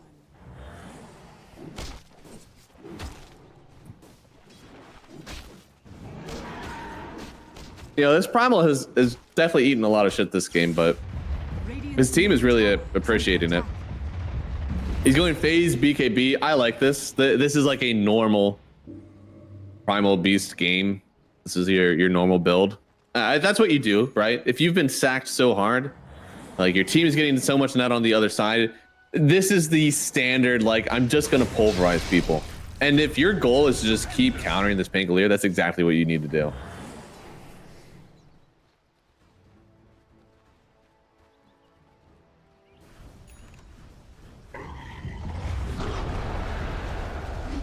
Oh, big pulverize. A little bit of damage here from the Huskar as well. Groom will turn around and throw his last stun.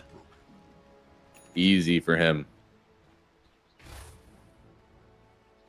And that's the kind of stuff that'll get the Primal Beast right back into it, right? We're getting up to the Storm net worth now for the Primal. That'll feel really good.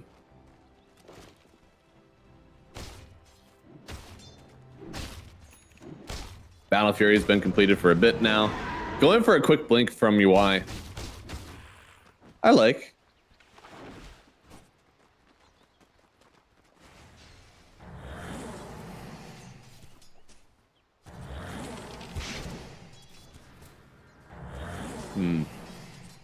You know, I'm sitting here, I'm trying to think of like what the next move is here for both sides. And it seems like we're starting to get like a bit of a stagnating lineup. I don't know. Huskar, I want to see take more towers with what he's got. He's got the Aegis. I feel like he could be balling up right now. But Ursa's also farming. Like, these two timings are clashing for me. And we're suffering from success because I want this Huskar to get so much more. This is the reason. Like, I'm just hoping for everything because he's so strong. And he will run with the Chen. This is a huge, actually, move from this team. Typically, you see 3, 4, 5. I've judged a lot of teams based off of their ability to move with their offlaner and both supports. And now the Huskar is the one that's taking that weight on his shoulders, and he's the one that's making the moves while his 3 actually can farm up. Now huge stun. Oh, difference! He gets the TP. Monkey King actually got his Storm Spirit out of there. UI trying to take down Dizzy King into the... Oh my god, the power shot. Snipes him from downtown. Gets the kill on the enemy carry. Tower is under attack.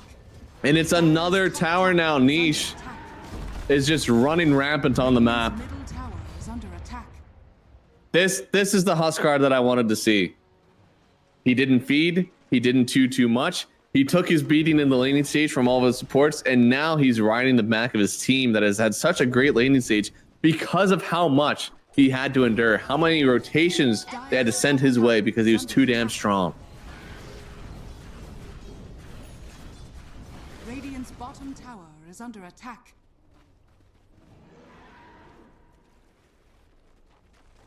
Top 3 net cores all the way for Hervinia now. It's only 8-8 with an 8,000 net worth lead. That's kind of funny, but it's not at minute 8. That would have been the real trifecta. Not a whole lot of kills, though. I doubt we're going to see many more. I know it feels like we should, you know, that we have a Huskar here that's going to push down objectives, but that's just it. It's just going to be objective gaming. I don't Radiant's think bottom tower is under attack. that Vidar, they don't want to take a team fight. As soon as people start showing up to this tower, they could leave. Thankfully, Hervinia, they're not really inspired to go take that fight. You know, they'll just take this top tower for free, and they won't really, they won't push it.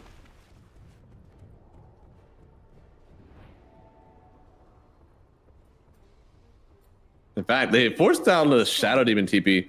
They want to make sure that like they have somebody around that they can start to throw out some wave clear.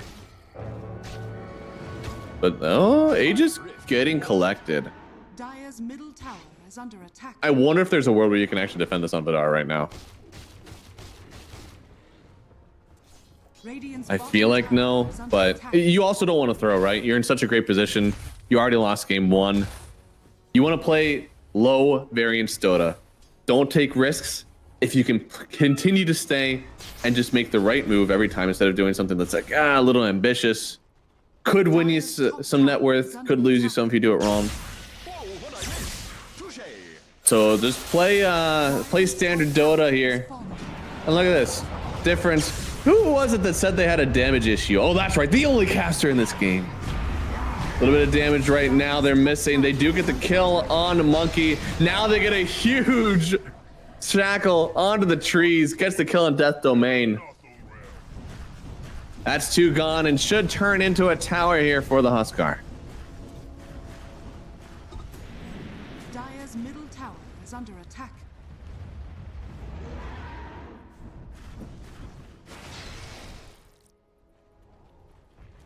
Dire's middle tower is under attack. Dude, look at how many creeps we have. This is just like insane tower push. Bottom tower is under Just thanks to this Chen. Without the Chen, I don't think that you feel like the tower pressure. But because of all these auras, all these creeps that are soaking up tower hits, like we're definitely feeling it now. And all the meanwhile, we think about the Huskar and how good of a game that he's having, but this Ursa is certainly feeling the wealth as well. And this is the hero that will actually carry us through. So Huskar, it's like you know, the Olympics are going on right now. It's like the baton race, you know. Huskar, he's running that first lap, and he's winning. He's getting such a great lead, and he's gonna hand that baton off to the Ursa so he can finish off the race. And Ursa will just have everything set up for him. He had a great laning stage for him. His team is on the map, forcing everybody away. They're farming so aggressively, so now the enemy carry also isn't getting this net. It does pop the BKB on B body. Gets healed up, actually. Turn around for one set of the pulverized, but UI now stuck in the Wukong. You can't fight this. They just get the kill on the Ursa here. Oh, man. Your team was not around. I mean, Niche, if Niche is there for you to do that, then sure, you might be able to make that play. But all you had there was really the heal on the backside with the Chen, and then Primal Beast was gone. Now the Ursa's going in to try to get revenge. He's gone. That's not standard Dota. That's what I mean. TPing in or even running in to save your friend as he's at like, 10% HP, that's not low variance Dota. That's risky. That's, oh, if he lives there, we can turn this around. Now you're losing 2 heroes and a little bit of map control.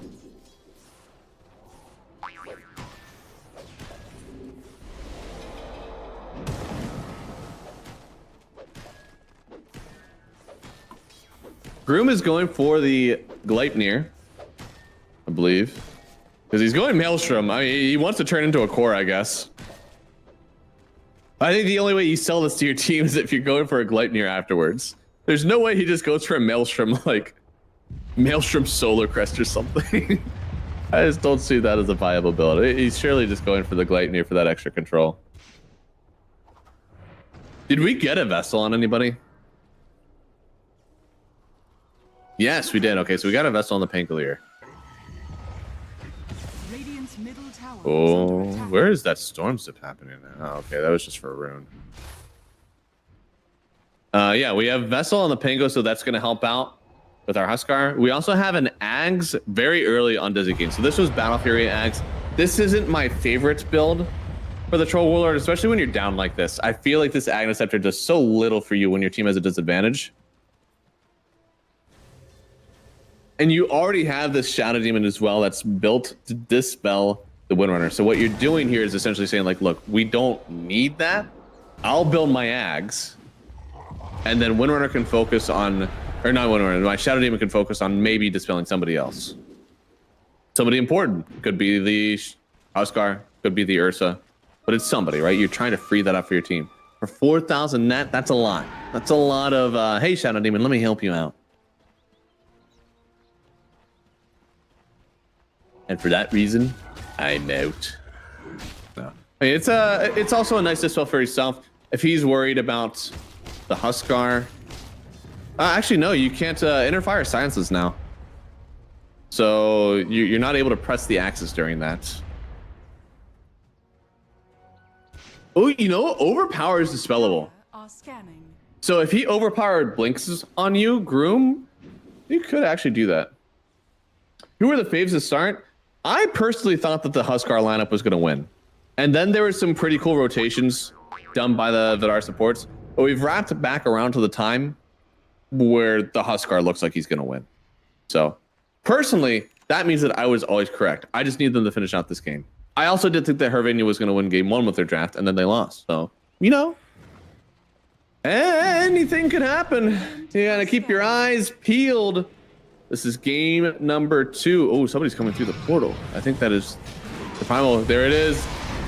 Big pulverize here onto the Monkey King. Silence up as well. He won't get anything out. Hikari is popping the roll, but Bibani, he's already used the pulverize. So you're not going to cancel the roll yourself. Then you cancel the life of Death Domain. And now Dizzy getting a bit of danger here. He does get the ulti off, but he's silenced up. Trying to heal against the Ursa. It's a stomp from the Centaur creep on the Chen. And poor Vidar team, they just don't have it in their toolkit to deal with the absolute overwhelming damage that we have from Team Hervania. It's foregone. Storm the only one to live through it, and that was mostly because he wasn't there. What's the best way to win the engagements versus Hervania? Don't be there. Unfortunately, 4 people on the team did not hear that message. They do end up falling, and now instead of going for the Roshan pit, they're actually feeling pretty comfortable to just take some tower damage actually out of Team Vidar. Woo! What a blink. Holy. That was like really fast. That was a really fast blink.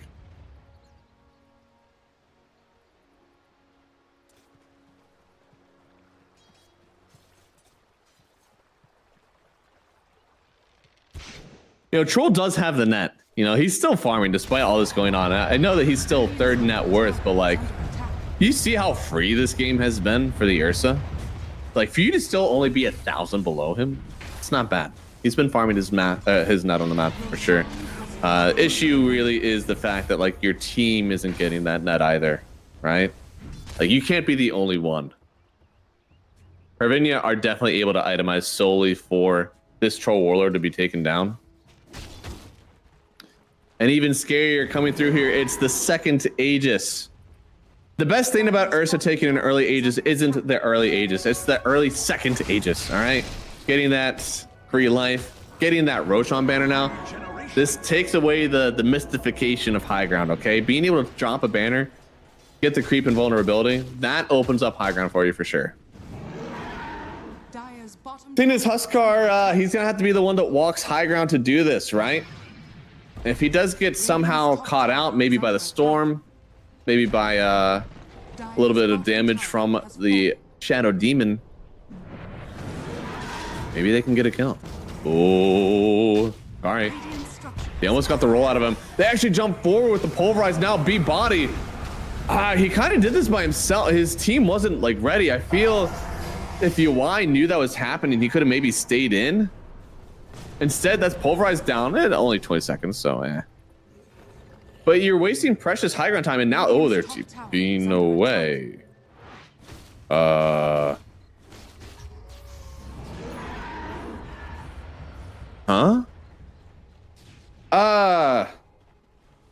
These people are better than me. Not my job to question them. My job to explain why they did what they did. So they TP'd back off their high ground push with Aegis because of a single storm in that side lane. And the reason was...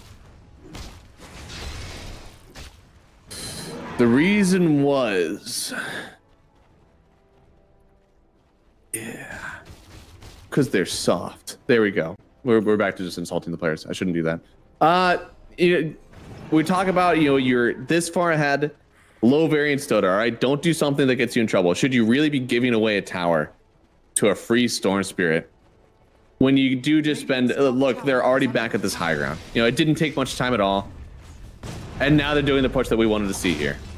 Bunch of Chen creeps involved. We've got the banner down. They did nicely aggro the creeps away from the banner. But there's still more than enough here. They're going to take one tower. Now going in for the racks. Troll is going to get a tower for himself in return. But you'll trade a tier 2 for a tier 3 in racks every day. You definitely take those. Now they're TP'd back into the outpost though. Almost finding the Storm Spirit. Yes, 1 bash, 2 bash.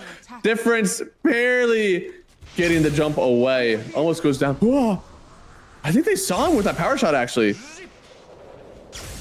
Oh, yep, zip through. Okay. Almost out of mana there. But is safely away. Is this game 2? Ari. Wow, that's the most British I've ever sounded. I've never been able to do that before. What's happened to me? Have I been in the scene for so long that I can actually do that now? Ari. Yeah, this is game 2. Game 1 went over to Team Vidar. They played a really great game. You would not believe that the team that is down 10k net last time would actually looked immortal. They just could not be beat. You can also check. We got a 1 in the nice upper right hand corner. We got a tag by the time. We've got a Huskar and a Wukong. They're gonna back up for just a second here. And oh no, Huskar is actually like, I don't care. I'm gonna be real with you. I do not care. And Yawai on the backside here does find the monkey. He has to jump away with his shard. And Storm really wants this Ursa. There's no Aegis on Ursa, so if he does die, like that's just it. And Storm zipping away, but the Ursa, or the Huskar, he follows the whole damn time. B-Body already popped the BKB. He's gonna charge on forward, actually pushing Niche a little bit further back out of the base. But now, oh, a huge shackle landing onto the Pango here. He'll get sent back just slightly, even able to get the double jump out, so he has that extra shield barrier to work with. But look at the sustain from this Chen. They'll get another set of heals for his team. Now Dizzy King trying to do this all by himself, still has his ulti to work with. Should get the kill on Chen here. It'll be a nice one to pick off just once. But now he's forced to pop his ulti on top of these heroes. Maybe he gets a few kills out of this one. He does get one. B-Body to go down, but Niche popping the BKB for himself, doing so much damage. And the shackle that connects onto 2. This poor, oh no, an ultra kill for the Ursa? Poor Shadow Demon just gets caught in the crossfire. They're gonna have to buy back on 3. They've already gotten the kill on 1. Taking the kill on Storm Spirit as well. This would be his time back. He's taking so much damage to the spears. Finally gets into the base and barely enough heal for himself to live through the damage of the Huskar. Now he is in a little bit of danger here. Enemy high ground, not the place you want to be to blink in from UI. He doesn't want to stay away. He wants more kills. He'll get the die back on the Storm Spear. Another Wukong's command. That's right, ladies and gentlemen. We've been here that long that the ability that started this engagement will be the ability that ends this one. As Team Vidar, they've lost another set. A big save from Death Domain, but yeah, no. Plenty of damage still available from UI. A triple kill on the ultra kill that he already had. He's going to end here 11-2 because I think we're about to see some GGs come out from Team Vidar.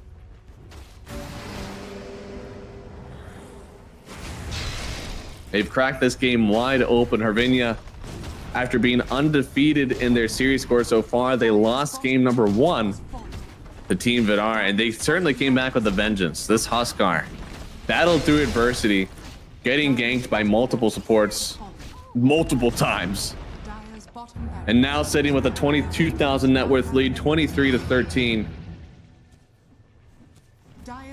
That was dieback on Storm, guys. I don't think they're gonna be able to take this one. Yeah, we'll give it the old college try. You know, Storm's up in 10. Might as well wait for him to be back up. Try to take a favorable fight. Your team kind of clears megas. I mean, you have a Maelstrom on the monkey. Maybe that was the big brain play. I need a Maelstrom because eventually there will be creeps in my base that somebody needs to farm. Bango gonna be up in 3. Tower gonna be down in 10. With the Solar Crest niche, he's hitting pretty hard.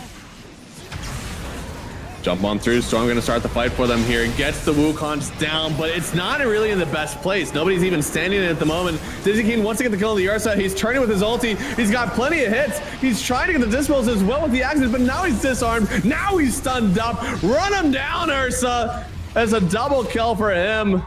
They'll eventually lose everybody except for the Storm. It's easy for Niche. Easy. Typed out as the GGs are called. It did look easy for him.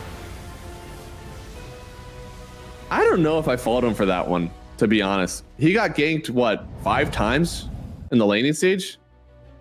I might be typing easy too in that one. Was a 24 pick on the Huskar. Was it dishonorable? Maybe a little bit. But it got the job done. Team Hervinia. Again, they dropped game 1 pretty much to a stomp. Now they come back with a stomp of their own. Does this mean that we'll see an even game 3? I have no idea. Sometimes teams just figure each other out in weird ways over and over again. And we see like, okay, this is what you did in game 1. Well, this is how I'm going to counter that. Okay, I got countered in game 2, but this is how you counter me. So now I'm going to counter your counter. And then we maybe see another stomp. Who knows? But we have time to think about it. Thank you so much, our chatters. It's been wonderful talking to you. Keep it up. I love reading your chats, seeing what you guys think about these drafts, think about the games. We're going to be back after a short break. Again, that was just 2 games, and we got a best of 3 ahead of us. So, guys, stick around. We'll have game 3 just after this break.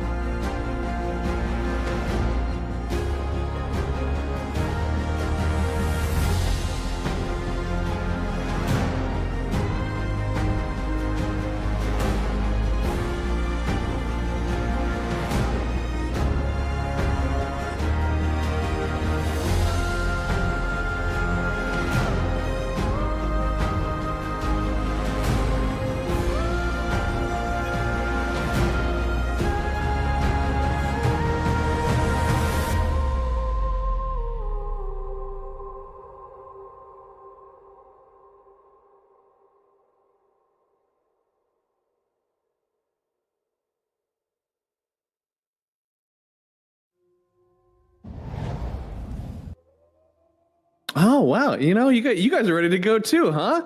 Hey, we're back. It's game number 3. We got Team Hervinia versus Team Vidar, and game 1, stomp for Vidar. Game 2, stomp for Hervinia. Game 3, TBD. We don't know who's stomping this one. We don't know if there's any stomp in this one. We have no idea technically who will be doing the stomping. But I do know that it was a priority selection for Vidar, and they chose second pick.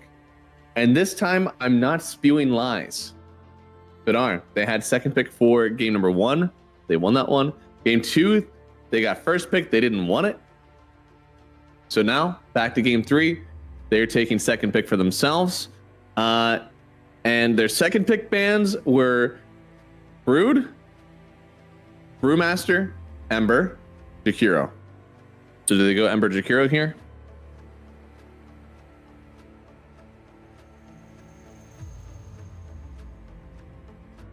If they do Ember Jakiro, the other bands for Team Hervinia, they were Monkey King, Enigma, and Doom. And then they first picked the Sven. Reaction was the Bat Rider. Now, Bat Rider, I don't know if Bat Rider was truly an issue.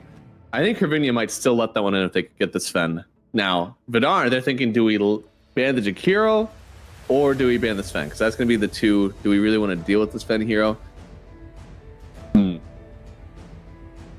This is one of those things that on second pick, again, you could just leave the Jakiro in, ban the Sven, and if they pick Jakiro, you pick Rubik for yourself. It does mean that Hervinia, they would either have to ban Rubik and pick the Jakiro, but if they do that, then you just pick the Doom, because it seems like that's also been something that people are trying to ban versus you. And you could snipe that up for yourself. So they ban the Sven, pick the Hoodwink. Jakiro is still in the pool. Doom is still in the pool. For Vidar, they banned out the Primal Beast. So Jakiro, yeah. I don't know. Jakiro or Doom. Those both seem like fantastic picks for you right here. They could just go, yeah, okay. I was gonna say, they could go back for the Bat Rider. It almost insinuates that Hervinia just had a bad read. They thought that this would be a Doom that they would pick up first. But instead, no, Vidar, like, this Bat Rider is core to our identity. Something that we like to play a lot. They go ahead and pick it up. The hero definitely had like some great laning. It also had some great farming that propelled itself to some of these early items. So I don't fault them. What about it? Hervinia for the win. 2nd May, like the date, or like the Andrew Garfield Aunt May, because it would be the 2nd iteration of Aunt May that we see in the movies. Could be either one. I think this again, we talked a little bit about how Hoodwink, they did nerf the hero, and slightly the late game potential of the Acorn bounces are worse, but we still think that like this Hoodwink hero is still the same amount of strength in the laning stage, still same amount of strength in the late game because of your primarily bushwhacks and sharpshooters. Still looking pretty good. This is why the hero is still getting prioritized first up. Bat Rider, you burn, you burn, you burn. And it's got some pretty good lane duos as well. This hero had its time as a support, and then it kind of fell off because other supports got really strong. Now we're seeing again like these Jakiras are getting banned out, Svens are getting banned out, and we're back to like, Bat Rider's probably pretty good. Also didn't get heavily nerfed during the patch, so it's gotta be a good hero. It's so weird. We look for these diamonds in the rough when we talk about like a number patch as well, like 7.37. But sometimes it's not necessarily the heroes that got these extra uptunes. Sometimes it's just the heroes that didn't get nerfed. They were already like kind of fringe good hero, but they just weren't other good heroes. We've talked about that. Like, why didn't Brewmaster get picked up last patch? Because he wasn't, these big offlaners that literally just escaped my mind. He wasn't Beastmaster. He wasn't Darkseer. That's why we didn't see the hero very often. They're taking so much time with these bans. I feel like a lot of times we get into these drafts and people are like, man, we have so many bans here. We don't know what to talk about, but I grew up in the darkness. You guys remember the old days of you'd get 2 bans, 2 picks, and then you'd have 3 bans for each team. Those days genuinely talking about the draft was terrible because you've already talked about the 2 picks you already saw, and the next 3 picks do define a lot of the rest of the draft, but it's like so hard to talk through. It was really rough. So now I can just talk about a draft all day. I feel like I had to learn how to talk about drafts during that patch, and it has done so well for me as a caster the rest of my career. Shakiro does get banned down, same with the Doom. So those are going to be the top 2 picks maybe that we picked up. For Team Vidar, they did pick up Troll pretty early in this one, and they also picked up Phoenix. So they're going to go for the Phoenix here. This could be our support duo. You might want to pick up a Nyx Assassin, but you already have a Hoodwink. I think this is something that Hervinia have done really well at picking out, that like the heroes that are countering these two, it could be Snap, it could be Nyx Assassin. Those guys are played on the 4 roll. Since they've locked in this 4 for Hoodwink, you're not really that scared of that. Ooh, are we seeing that? Yeah, there we go. A good IO duo. IO Lesh. Good movement around the map. Bat Rider does drag the Lesh away, but the IO can certainly follow. Lesh doesn't love the Sunray. Lesh is actually somebody who does get a lot of strength, buys a lot of like HP items. But your damage is all magical, right? So you don't care about the evasion. You don't hit egg. Am I a crazy person for wanting Mars? I feel the answer here is like, make sure you just like lock this Lesh in, burst him down, and Mars plus some sort of physical damage, or even some sort of like nuke like Alina. Both of them would do that. Like Mars Lina right here, wouldn't that slap? That feels pretty good. Lina's also here that I think can get flexed over to the carry roll, doesn't have to be a mid.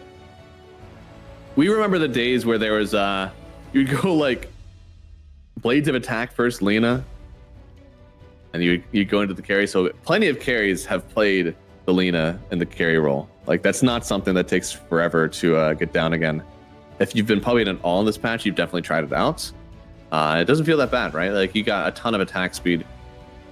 You also have like this interesting AoE thing, which matters a lot now that we have an IO that's directly tethered to the Leshrac. So the more and more I talk about this, the more and more I really want just Mars Lina. I think that's my duo if I'm drafting this. But these guys are better than me. All right, they also have different heroes that they play compared to me. You know, I play lots of range carries because I think they're fun. But melee carries definitely seem to be the answer to the patch. That's a cool hero too. That's maybe one of my favorite heroes of the last year. Maybe the favorite hero actually. The hero just builds for everything. You build Ags. That's your farming item, and it eventually gets sucked up. So that feels really nice for you. That like you have this setup item that eventually will leave your inventory. You don't feel bad about it. Then you build damage, right? Damage, lifesteal, all of it. Those are your core items. Going to be a BKB game likely. So for Gyro, I've also been screwing around with going Falcon Blade first and then not building the crit stick until after Ags if your lane is good. So much of your farming is still with your flak cannon, right? I feel the crit stick is sometimes a bit redundant if you have a good lane. If you don't have a good lane, go for the crit stick. That's something that not only is going to still amp your farm, but it also allows you to maybe TP into some engagements on towers, help out your team in that way. Beastmaster gets picked up here. This hero is still good, still very cool. It's definitely worse. I think what we saw yesterday is that this hero will continually inhabit the offlane and take that safe farm because he needs this Aghanim Scepter. And because his farming has gotten pushed back, higher mana cost on the axes, I believe a little bit of damage too. Or no, sorry, no damage on the axes, literally just the mana. But that's, you feel that now. You're spending more resources to get those. You're using more clarities. Your farm is literally just a small percentage tapered down. But you would have this Aghanim Scepter so fast that it didn't really matter, right? You would get this axe as quick as possible. You'd get on the map, and your carry could go over now to the offlane, farm the triangle, farm the free camps in the safe lane. But now he's there for a while. Gyro's going to have to be farming a little bit dangerous. And it's going to be up to the team to kind of run that tempo. They do pick up the Razor. So I want this to be a Razor carry. Because it does do well versus the Beastmaster, actually. Beastmaster has no way of kiting away this Razor. I mean, sure, he has Hawk and he has the Beast, but Razor's fast. He's a fast hero. He's also going to slow you down with the Plasma Field. It's not a free lane at all. And since we're looking at a Bat Rider, there's also not another stun. You have to get a really good flame break to separate these guys. With IO Razor, I think you also sustain through the axes that Beast is throwing around. So I would like to see this lane. I'd hope that we're waiting on an offlaner. Looks like for Vidar, they're also scared of another offlaner. They already know that this is probably the best safe lane to do it that you can conjure up this game. An offlaner that's good into the Gyro. Gyro actually does really well versus plenty of safe laners, or plenty of offlaners. Your Rocket Barrage does tons and tons of damage. And so many offlaners are already out of the pool too. Brew, Primal, Pango, Centaur, Tide, and for sake of argument, maybe even the Brood could be considered an offlane hero in this patch. On the other side, we also had the Enigma and the Doom band out. Not a whole lot of offlane yet left. Maybe a Darkseer. That's something that still has gotten picked sometimes. I don't know if you really want to play it. I don't think you want to play the Underlord either. I think that definitely struggles versus the Phoenix. But it's an aura buyer, right? And you're talking about auras that you can bump up this Lesh with. But you're probably buying mech on this. Okay, I actually like that. I don't want auras because my IO is already building the mech. And most aura buyers also want to buy those Greaves. So I like this Mars. I feel like that's the hero that I almost wanted to see from Vitar, but instead they went for the Beastmaster, which was probably a better pick. So you have BKB Pierce and Disable on your Beast. We need a mid laner that's probably going to dump some damage, right? Phoenix does some decent damage. Bat Rider does decent damage. Hey, the Coddle outrange this Leshrac. Leshrac doesn't like this lane. A lot of good damage. You're not able to be oppressive with your right clicks or your lightning. How do I reset from this? Because I'm so biased for this Gyrocopter and the Phoenix. I love these heroes so much. So I want to tell you that Vidar are going to win. Because I love those guys. I love Phoenix. I love Gyro. Of course I want to say that they're going to win. So how do I mentally reset myself so that I don't tell you these things based off my inner biases? I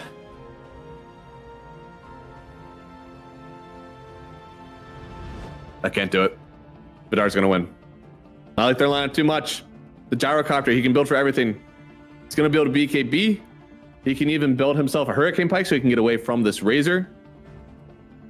And I think the team has the answers to win these team fights. You're roaring the Razor, so that way he's not able to stay on top of your Gyrocopter. Gyrocopter can force himself away from these engagements. He can play under the egg.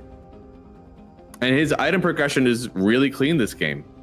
You're looking at Falcon Blade. Could go for the crit, probably will go for the crit. Then into the Aghanim Scepter, now BKB, now Satanic. Now Daedalus getting finished up. Sky's the limit from there. Hey, Razor get a butterfly and you need to get Piercing Evasion, grab that MKB, man. Scotty, not the worst thing in the world for him. We're looking at the heal from the Isle and the Leshrac. Gonna have to counter that with a Shivas. Maybe that comes out from the Beastmaster, but what's really gonna hit that hard is the Vessel. Coddles have two items that they go early. It's either gonna be Vessel or it's gonna be Orchid. In this game, it's for sure gonna be Earn into Vessel. I think that this Coddle game looks pretty nice. So, what do you want from me, man? Of course I'm going to go for this Vidar lineup, okay? They've got the Egg. That's still so good in this patch. They got the Beastmaster, which has continued to look strong despite the nerfs to this hero. People are still farming well in the safe lane. Safe laners are getting strong again. It doesn't matter as much that they're not getting to farm that safe off-lane farm. They don't care. They're still doing it. They have a Coddle that has fantastic items for this game too. All right? E-Blade, Vessel, even a Dagon maybe, a Hex. he's able to play so far back because Ioleshe and a Mars is not enough to find this Coddle. The only issue that we may see in this game, and I'm telling you the only issue that could be exploited, is that there's nobody that nicely gets initiated on right now for Vidar. They need to be the ones that are aggressing on the map. Because if this Beastmaster gets found, if he dies early, all of a sudden, you don't have this protection for the gyrocopter. Razor gets on top of him. Your team is getting kited back. Maybe Mars is even starting the arena. 30 seconds. I think it's going to wait a while, though, before we get to there, because where's your burst damage that follows up with this Mars arena, right? If you are somehow finding this Beastmaster, do you really have damage for him? Are you actually able to kill him? Are you able to kill him through Ags? I just don't know. I want to say the answer is no, but I just don't know.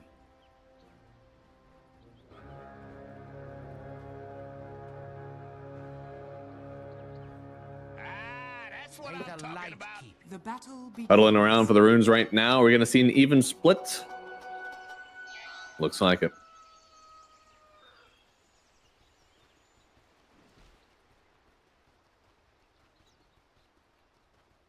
Ooh, this is a big move. I've seen many more offlaners do this, and Dizzy King does the right thing. Oh, but he still gets found out. He's gonna take some damage, but he's not gonna die. He's gonna hurt. But yeah, still alive right now. Feeling that, like, 60% HP that he's taken already. It's hard. It's something that many more offlaners have started to do, where they hold that high ground, because dire carries actually do want to block that wave. So a really big heads up play there. Bonnie giving himself a pretty early advantage now. Vidar even feeling the pain, right? Like, sure, he got 1 CS, lost 80% of his HP, used all of his regen. Probably the best move that we've seen so far from this early start to Hervinia. And now he's got to be really careful with. Oh, they do get it. They do get the CS on the range creep. A lot of the times when you go for that level 1 flak, you end up losing the range, but they're able to hold on to it.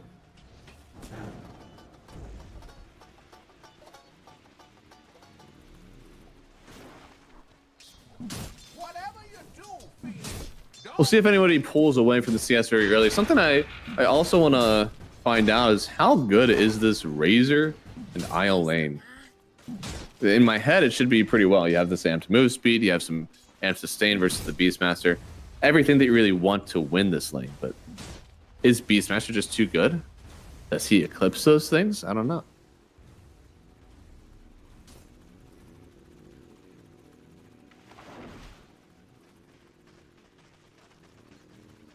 It's a tie ball game here. If you guys are just joining now, it's been a fantastic series so far.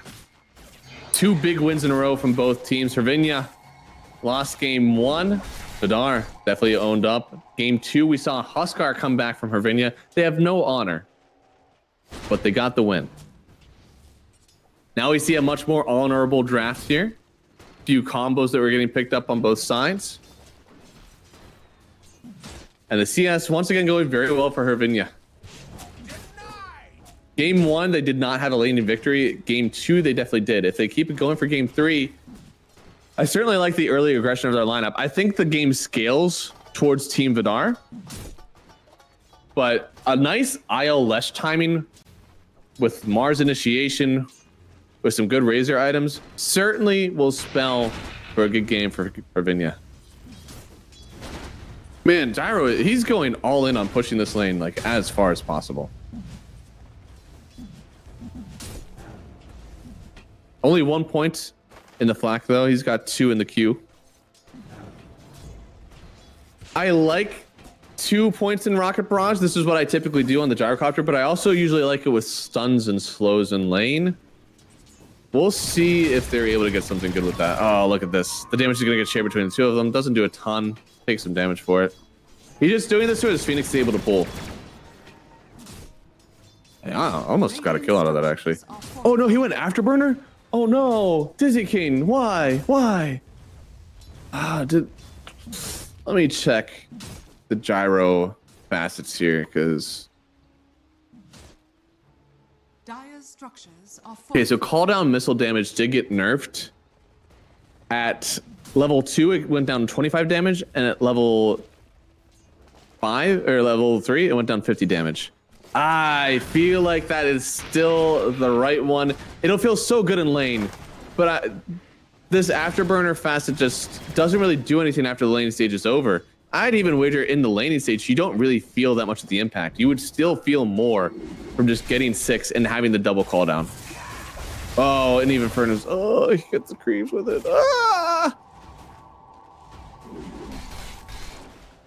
This means that I'm allowed to back out of my prediction, by the way, because one person didn't take a facet that I like. That means that I'm able to renegotiate my prediction. This is gonna sting. So they're pulling, but also it's all just going to the mid lane. What in the fresh hell is this game? Niche is actually gonna find this creep wave, and Groom, he's just taking it. Who are you giving this to? Where's the clown music? Do we have the power?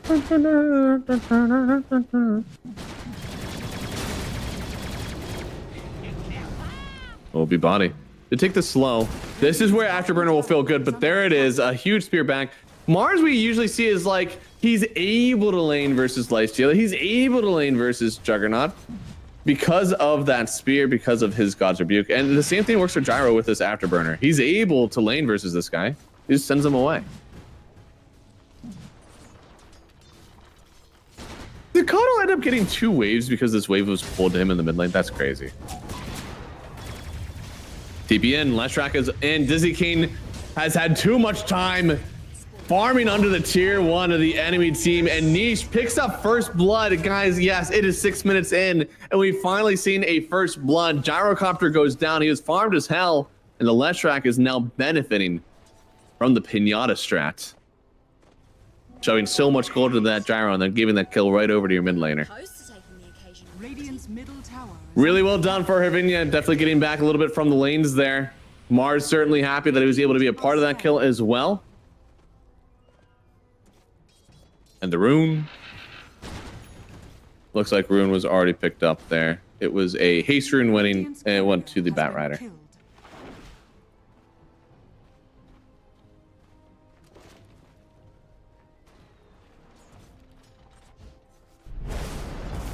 killed. Ooh. Level 6 on difference. He's also making his own rotation here. Yowai linked up with the IO. A good amount of heal, to be honest, but under the tier 1 tower, is anybody going to come over and help him here? He's taking so much damage. He had so much heal, but he just goes down. Are scanning. There is TP on the Mars, but he has no level 6. Oh, that's why. And then we already used the TP on the Leshrac to go top. He's finally showing up. Yeah, but it's too late. I mean, well done. Big pickups from Vidar, knowing that literally nobody could help that. Even though it took so many resources, it's certainly worth getting that kill on the Razor. What was that heal though, yo? IO, it had to have been like 21 plus a Lotus or something, because that felt like so much heal actually.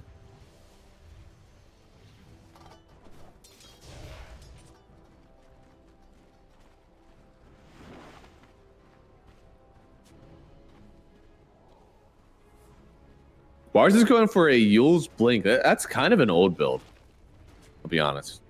I don't love it, but that's mostly because I see Mars as like an actual very good late game offlaner. But you have to go for Soul Ring. The reason why, it's, the late game Mars build is Refresher and Hex. You can't do that if you don't have a Soul Ring. You don't have enough mana. You also don't have enough life for this engagement. Gonna get taken down by difference. Another rotation into a side lane. This is another hero where bots are enough. Just throwing your body in that lane, more than enough to get these kills. I believe the bots is coming out now for him. No, oh no, it's the full vessel. Oh man. Oh, he's real quick. That could actually be really good. We could just completely neuter this IO strat with a super early vessel and clamping down on the map, right? What does this IO want to do? First off, obviously wants to heal. That's why the vessel is so good. But also getting on the map, making sure there's no farm available. So essentially these reload plays lose their effectiveness, right? Like you want your team to be out on the map, finding stuff, getting aggressive farm. And if the enemy tries to challenge you, then you're coming in with this IO plus his carry and they feel, you know, they can't take the fight. But if the map is entirely clamped down, like your team isn't getting this net worth, they're not aggressively farming, they feel scared to make moves, and you're not actually able to IO relocate in for anything. What the TP? Okay. Okay. Phoenix gets out of there. Courier didn't come in time. Who's gonna win? Well, Gray. Oh, I'm saying Vidar. I think Vidar team, they got some lit heroes. They have great itemization so far, but it's only like 60-40, you know. I think the ILS is a very potent duo. We don't get to see it very often. I think the Razor is actually still a very good carry in current patch. I like seeing it a lot. And if he's able to get on top of the gyro, they have very easy fights. So Beastmaster is going to be the focal point. If he can get the roar, take down this Razor, then you're not actually that scared anymore. And IO bot side looks like he's trying to heal up this Razor. They're getting on top of, they'll reload him out. So it's to save you. Why? I don't know if they're going to go back. Mars is, oh no, Mars is hiding. They're going to bring everybody back. Go bottom, observer, go bottom. Oh, they didn't go. Oh, they didn't want to try to kill him. There's literally a Mars hanging in the tree. Now they're going to smoke up at the bat side. Still trying to take this tower.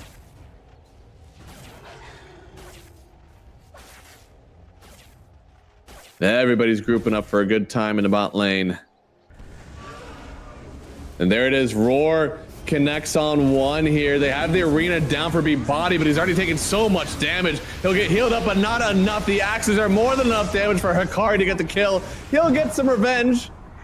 Thankfully from the Razor here. And Dizzy King, can he actually get away from this one? Oh, the Butcher connects. Plus the plasma field. It's a triple kill for UI. The egg will end up taking down Flacco as well. Death Domain. Some vengeance, but man, what a fight from UI there. Got everything he wanted, and that bushwhack from Fennec just on the tip. And gets the kill. A huge play from the both of them, and now even taking some stacks away. Team Harvinia. They take it under the tier 1 tower, but for the litmus test for team health, they didn't get any objectives out of it.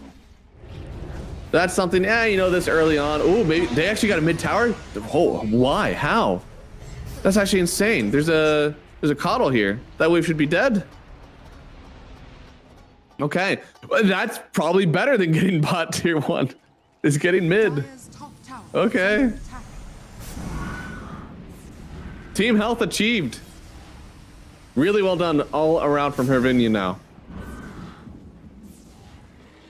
Radiant are scanning. I feel it in my voice. Keep drinking water, guys. Water is very important.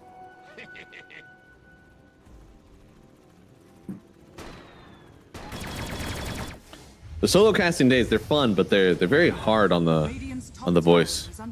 Because you're the only one talking, you know? I would love to talk to you, though. You're in chat. Let me know. Who do you think is going to win this game? You guys ask me who's going to win. I want to know who you think is going to win. I want to talk about it. I want some talking points. I'm a solo streamer, so I do this all the time, but it's going to be all from my head and my my asylum that I've created. You don't want those talking points. You certainly want your own.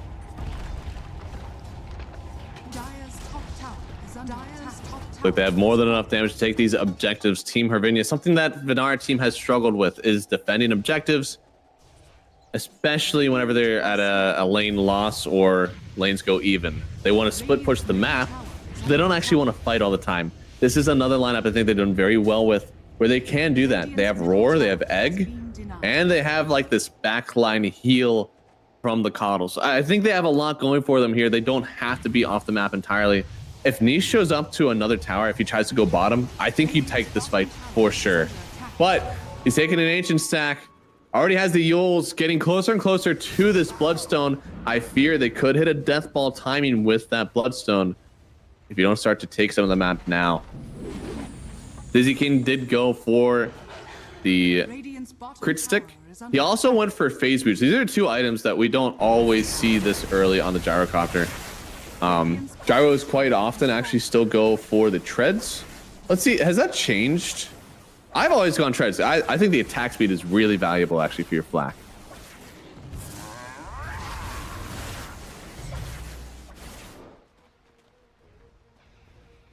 Dire's top tower is under Okay, attack. so it's 75-25. It's 75% for treads, 25% for phase.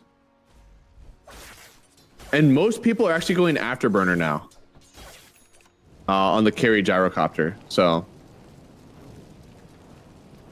it's strange that you would still like, even though afterburner is the one getting picked up more, you don't go phase boots with that because phase boots synergizes better with afterburner.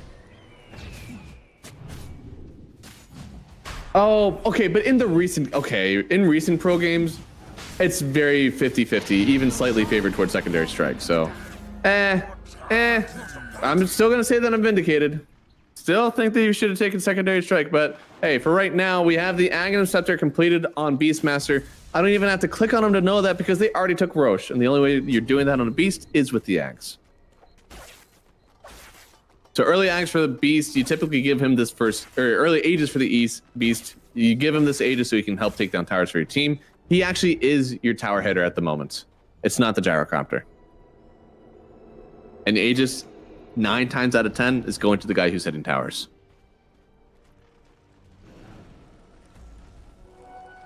You either give it to the guy that hits towers, or you gotta give it to the guy that goes ham on the backlines, you know?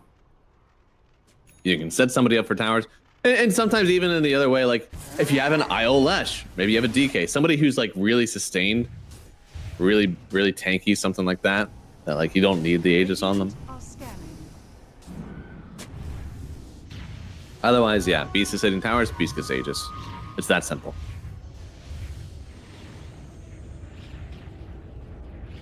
Have the mech completed on the IO, actually going for the Glimmer Cape, a little bit of survivability there with the magic resistance. And we are very close to this Leshrac Bloodstone. We're about 15 gold away. Ooh. Coddle popped the ulti. They wanted to get something going in the mid lane here, but nice escape from everybody. They're on out. Dire's top tower is under attack. Bloodstone complete. Radiant's middle tower. Pretty nice timing, but you're going into an Aegis now. It's not easy. And UI, he even has to be a little bit careful here. His team's getting collapsed on. There's the Bloodstone. And right on top of the egg. Now difference could go down here, should go down here. UI picks up the kill, but now Phoenix has nobody else to play around.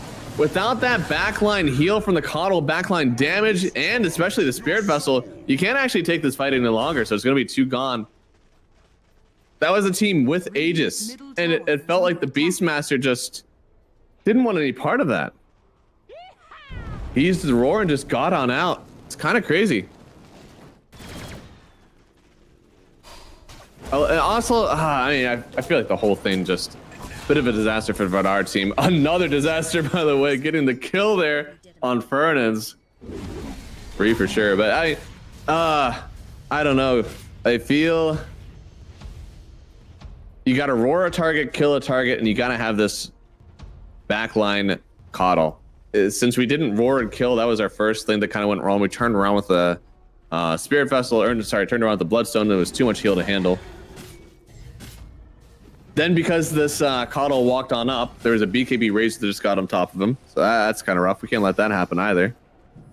So definitely a few things that went wrong for Vardar team now lead to a net worth lead on Hervinia. Even though, again, we have Aegis still on this Beastmaster. So I will say maybe they just wait for the egg and the roar and try to run it again. They do have roar now, egg in 30.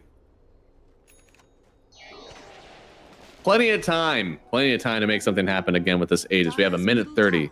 We'll have a minute by the time that egg is up.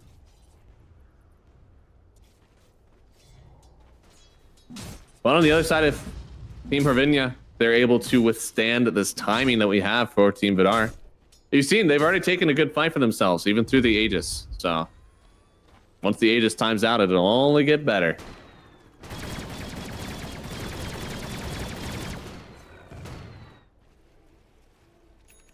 This Axe is going to be decently delayed from this gyrocopter now. He hasn't been farming as much of the map as he wants. And again, he did go for this crit stick before Ags. It's not super common. A lot of people are actually trying out this, I'm trying out killing this Phoenix. Dive away. Ooh, but B-Body finding him. He does have egg available. I wonder if he pops it here. His team isn't around. I don't think he'll do it. No. He'll just die. Yeah, a lot of gyrocopters are going for just Falcon Blade into the Agnoceptor. Still, a lot of them are also doing the crit, right? Like it's not 100% either way.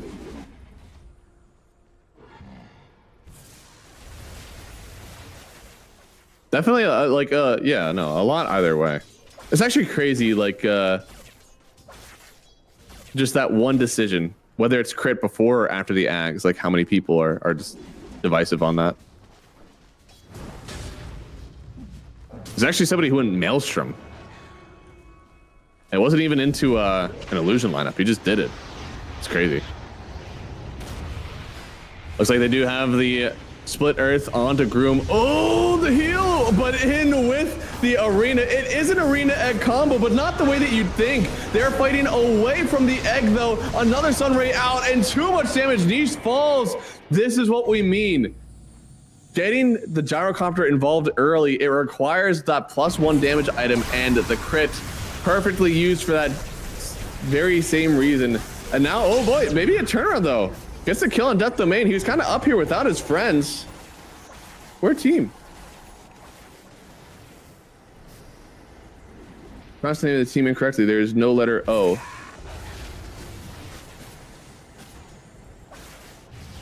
Like the currency in the country.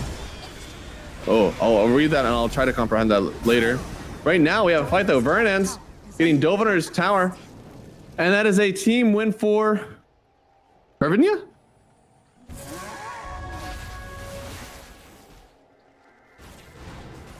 There's no letter O. Am I pronouncing an O? Well, let me just copy this. I've said this like this. I've casted this team for a while now. I appreciate you letting me know.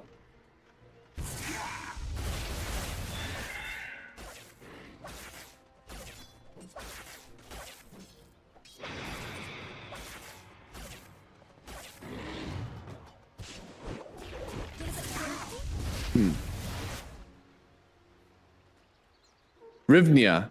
Oh, so you don't pronounce the H. It's just Rivnia. You know, I appreciate that, man. I will do better with that. I'll pronounce that correctly for the rest of the game. See, this one, Ian, you were polite about it. That's why I'm doing this. You're genuinely coming from a place of help. I appreciate that. Rivnia. Rivnia. I can do this. And currently, they are at a 3,000 net worth lead. They were bodied in game 1. They did the bodying in game 2. And currently, this isn't a body. You know, this is it's a 1-1. It's an even net worth lead. Only 3,000 in 20 minutes. That's not crazy.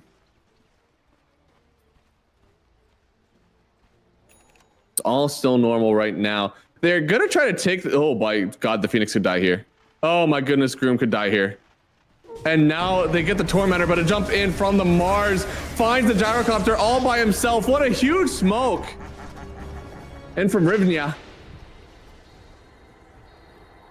They didn't get themselves a Wisdom Rune. They didn't take the enemy Tormentor, but they still got a gyrocopter. That's certainly good for them.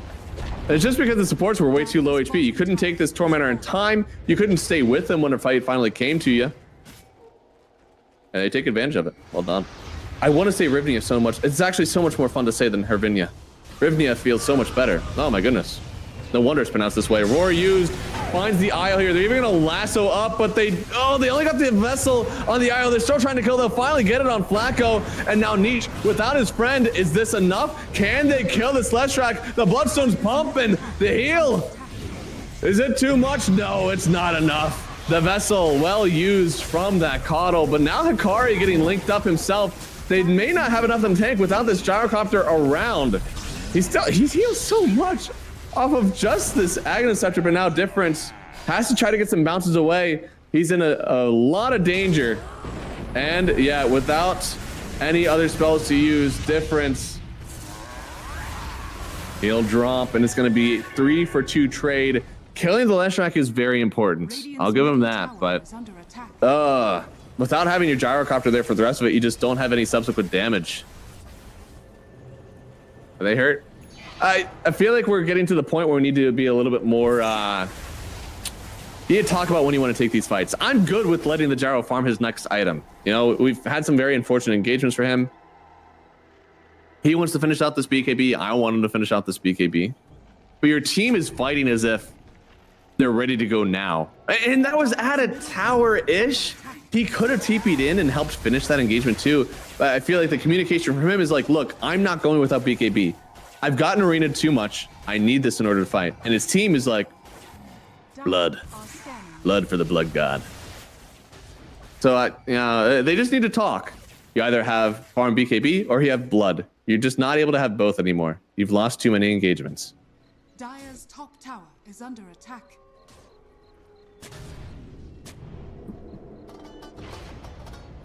Roshan is coming on through. Radiant's bottom tower. They don't have crazy roast damage, but they definitely have enough to take it in a timely manner. Rivnia. It sounds so nice.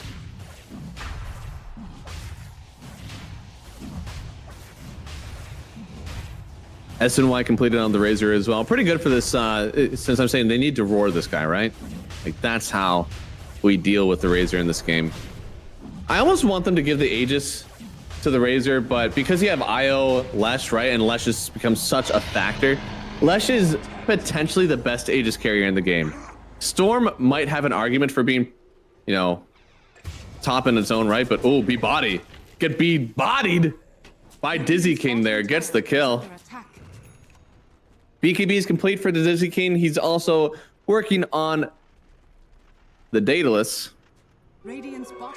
So far, this build has been doing really well for him. I know, again, he's had some rough deaths. But every time that he's actually involved in the engagement, right, he's not just getting smoked on by somebody else across the map. I've definitely felt the synergy with his items.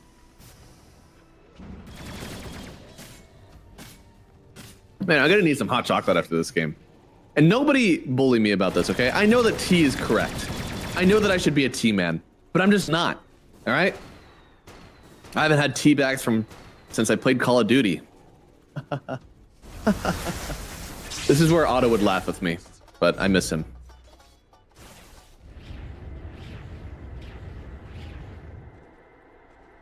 They do get the kill on Groom bot side there. A few pickoffs, and that's all well and good, but we do need to get some objectives here, right? Like this Leshrac with Aegis does need to start pushing, and I don't think these are free fights. Unless we do get these kills on the Bat Rider, so. Oh, that's a neutral item. Whose neutral is that? Oh no, that's a blood grenade that's been dropped on the ground that looks like a neutral item. Huh. That is so strange. Radiant's middle tower is under attack.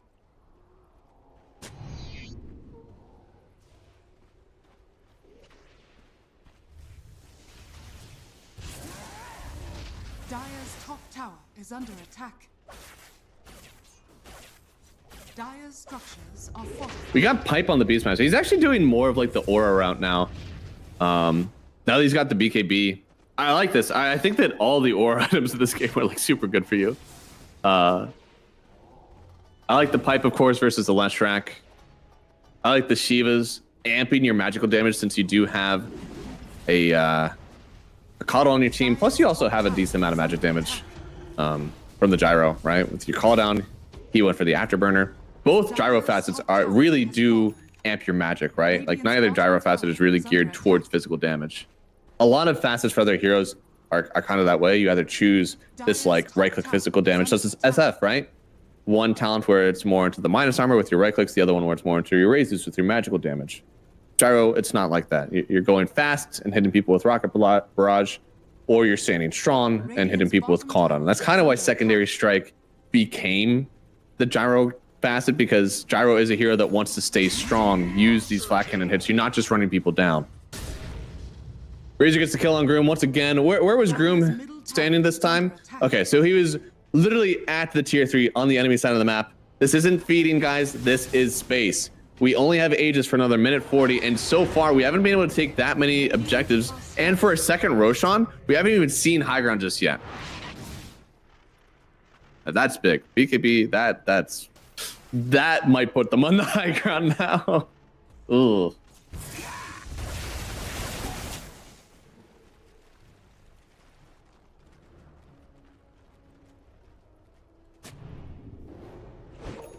Bad intel? Dire's courier has been killed. Dire's middle tower is under attack.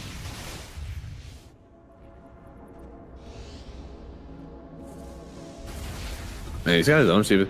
This Leshrac is starting to really put out the tank for himself. And I do like that it's not in the form of like raw HP for the most part. Bloodstone does give the HP, but we're looking at like Eternal Shroud, 250 health, not crazy. Oh, Groom again. Where was he? Was he? Oh no, this time he was actually close to his base. Oh, that one doesn't feel so good. That doesn't feel so good. You want him to die like super far away so that the team can't just go up high ground now. But because he died very close, they use the fortification very early. They don't even clear the wave. Now they toss a Lotus on him. You gotta kill that. Maybe they don't have to kill it. Maybe they're happy. Niche will fall. He's not careful. He's gonna lose his life here. Okay, coming in with the call down, a lot of magic damage only. And it looks like Niche is fine at the moment. B-body though, he might not be fine. Yeah, forced upon the BKB. Still a lot of damage actually hitting him here. He's got to back away, and this is a high ground hold. Aegis gonna get collected now. Ah, that's why. They didn't all in the last shot because there was about to be a reclaim on the Aegis. They thought they could keep him around. Hey, well, for one early fort, no buybacks. Aegis out. Get him back on the map. Not so bad. Oh, disarm. They do find disarm as if that's the thing that's important about Lasso. What is wrong with me? That'd actually be crazy if I had a bat rider on my team. He's like lassoing someone. He's like, they're disarmed. They're disarmed. They can't hit. Radiant's middle tower is under attack. Now they're just tanking towers. What? Are fortified. What on earth just happened? Just because Aegis got reclaimed? Man, they feel strong. They feel really strong. They got the Daedalus already here on the gyrocopter. And he is going Scotty. One of our casters actually said that they should go for a Scotty in this game on the gyrocopter because he can build whatever he wants.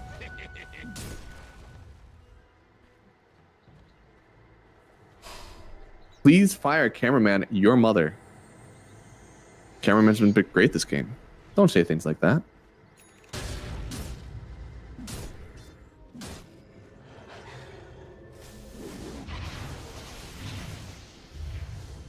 Niche. Oh, you know they want to roar. They want to roar so bad, but like, team, they want to wrap around instead. Oh, they may find Niche actually. Running behind, has the IO around now. Groom has to get away. BKB popped. This isn't the easiest Mars arena to fight into. The gyro is on the backside, actually finds the IO for himself. Akari keeping the gyro alive for a second here, but look at how much they're able to jump into him. It's an easy buyback on the IO, gets back in for a second time, and they just don't have the damage anymore to take down this IO. He'll get back sent into the base, has to TP now since he reloaded in the first time. Niche is just doing it all by himself, and that's gonna be a triple kill for the Leshrac. 4 total gone for Vidar. A huge buyback from Flacco. Certainly winning his team that engagement by coming back on in. What did so much damage to the gyro here? I can't hit his death summary. Dota 2. I pay a hefty price for this Dota Plus. I want to see how the gyro died. Oh, there it is, coming. Okay, so it's entirely Leshrac damage. Oh, once the BKB is out, it certainly hurts. They had the pipe. Gyro, I wonder if he would consider... I don't think it's Mage Slayer. That, ooh, actually, is it?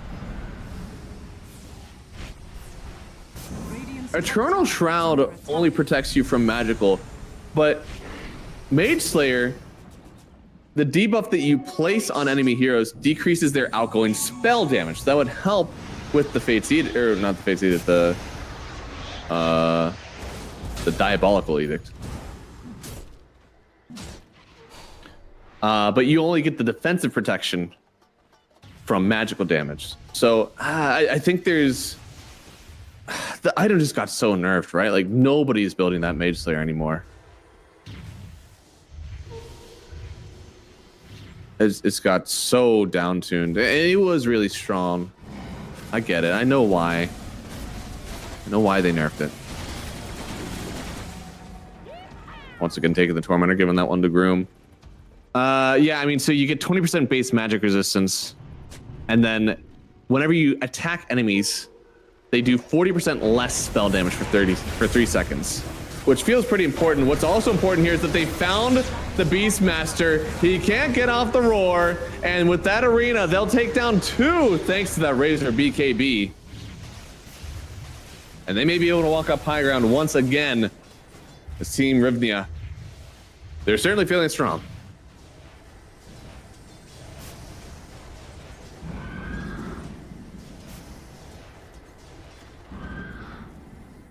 Dire are scanning.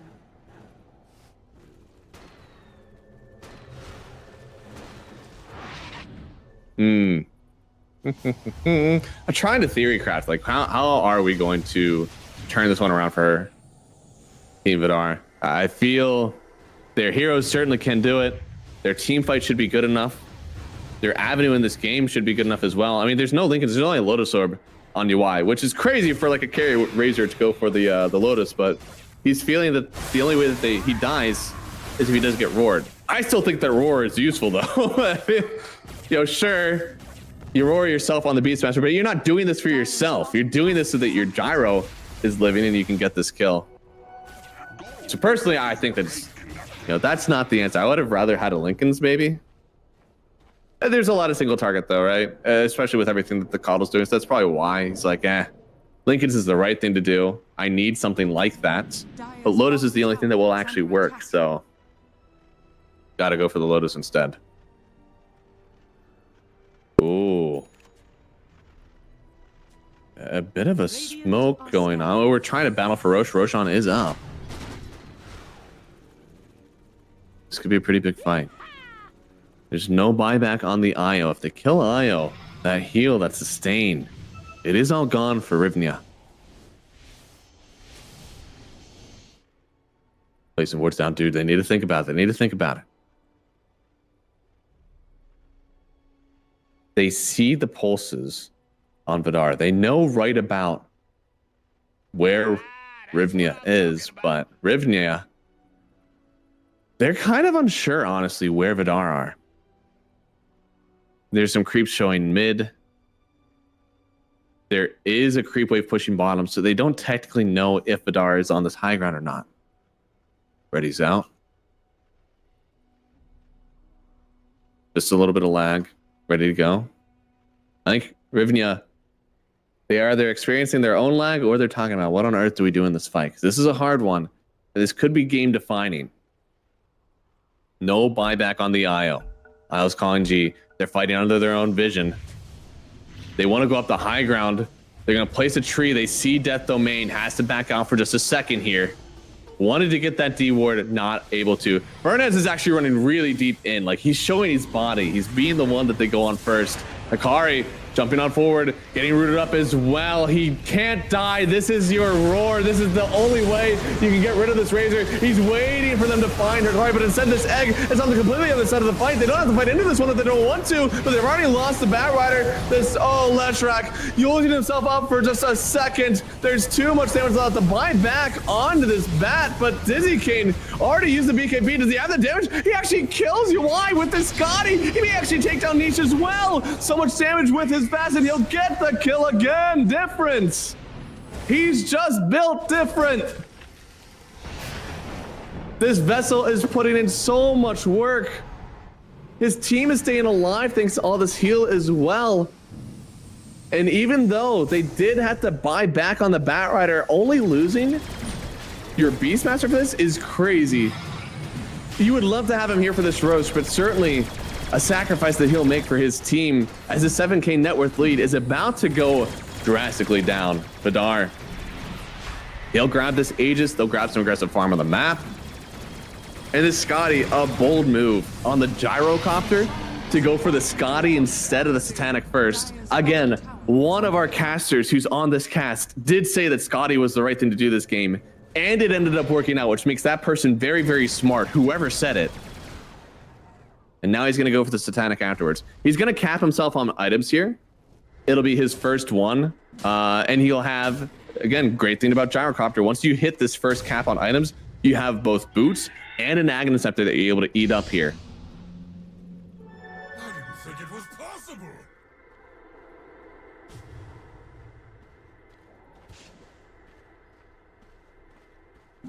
And there it is. The net worth lead has damn near disappeared. Less than 1,000 now. Was there an Aghanim Scepter on that, Roshan? I think there was. I think they gave an Ags to the Coddle.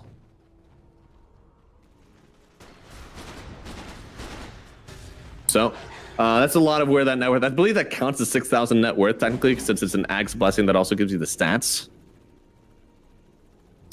So it does count as the full like 6,000 Ags blessing as you would buy it in the shop.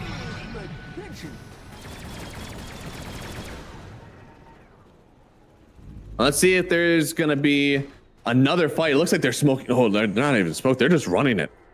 There's no Batrider here for a second. Radiant are Only buyback on the Phoenix, really, for Team Vidar. No buybacks available on Team Rivnia. This is a very spooky engagement that they want to try to take into an Aegis gyrocopter.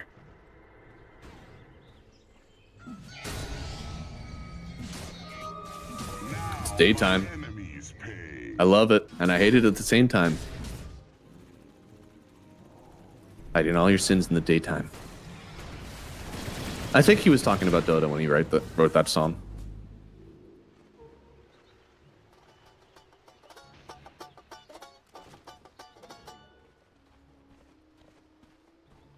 Game 3. Vidar is fighting for so much more than it feels like Rivnia is fighting for right now. But neither one is giving an edge. Rivnia has secured their upper bracket berth. They want to stay on top for the seeding, but otherwise they're feeling pretty confident in their playoff bracket. Vidar, they're fighting for their lives. If they drop this game, their fate may be out of their hands. And with this, they're going up the high ground. They've secured a net worth lead. They have Aegis on the gyrocopter, and he's feeling thick. We got BKB, we got Scotty. But a wrap on the high ground. They actually get on the backside difference. He's caught out for just a second here. Drops the Will-O-Wisp, and he may be able to kite out of this one. It's an egg right on top of the Mars Arena, which means you can't fight into it any longer on Rivnia. With the gyrocopter getting pretty low, but he's able to heal off in the very last second, turning this one back around into this niche. Leshrac and Isle, they will lose Hikari here. Gyrocopter still trying to get the kill on the Isle. Yule's up for a second. Pop of the BKB will take the kill on one. Razor needs to get on into the Gyro, but he's just going to TP away. There will be no link available. And the Batrider doesn't get a kill on the Mars. Oh, no, he doesn't get it. Yoe will even get the kill on Death Domain. A huge fight from Rivnia. They wrapped around, and then it's the instant jump through, relocating in, and wait, they just separated Niche from the IO, but Niche is winning this fight. He's stunned up, he's sitting in the stun from this Leshrac, and he gets the kill. Niche, is Niche going to do it all by himself? His team showing up. They've linked up on this Coddle. The sharp shot gets the kill. Difference down. Rivnia have just broken open this high ground with, it seems, just a string of engagements all going their way.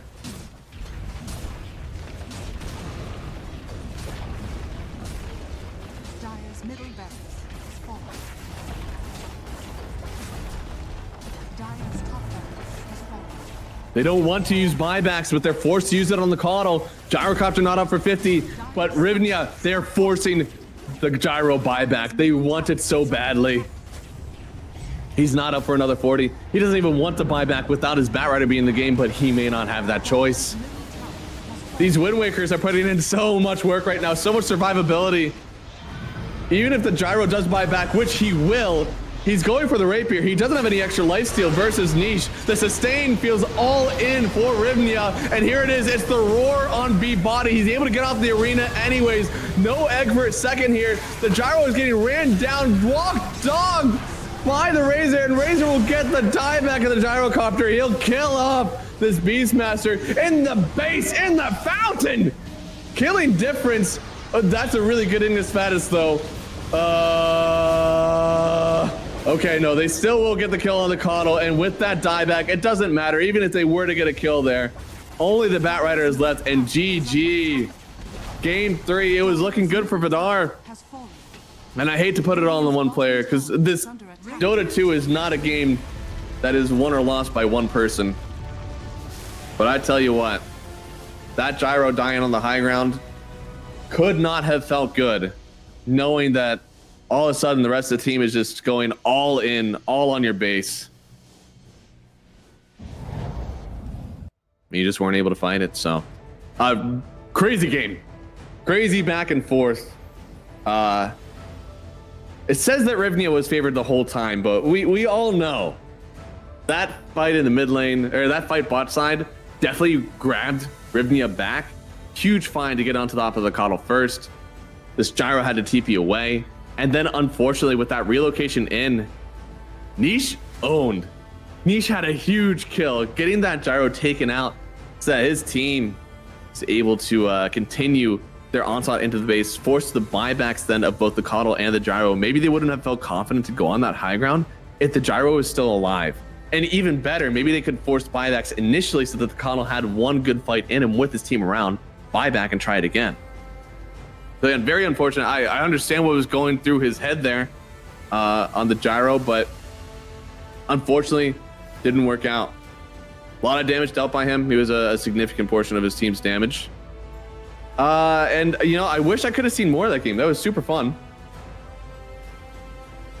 Instead here, we do have a game, or series 1 decided to Rivnia. So they're going to stay undefeated in this group stage A, or sorry, group B. There's not two different group stages. There's only one group stage. But in group B, they are undefeated. They only have one more no, this was their last series. They played all, so they are significantly top of group. Nobody could beat them. They're going to be the #1 seed. Vidar, they do lose this one down to 1 and 2 now. Again, their fate slightly out of their hands. They'll have one more series versus Dandelions, which is also a middle of the pack team. And Dandelions, who we're going to see in the next series. That series is going to start in about 10 minutes, guys. So, hey, we're going to take a break. I'm going to get some hot chocolate, maybe some buffalo chicken pizza, because I'm a degenerate and I'll eat that at 7 a.m. So, guys, stick around. We got another series coming to you just in 10 minutes. Don't go away. There's more Dota right around the corner.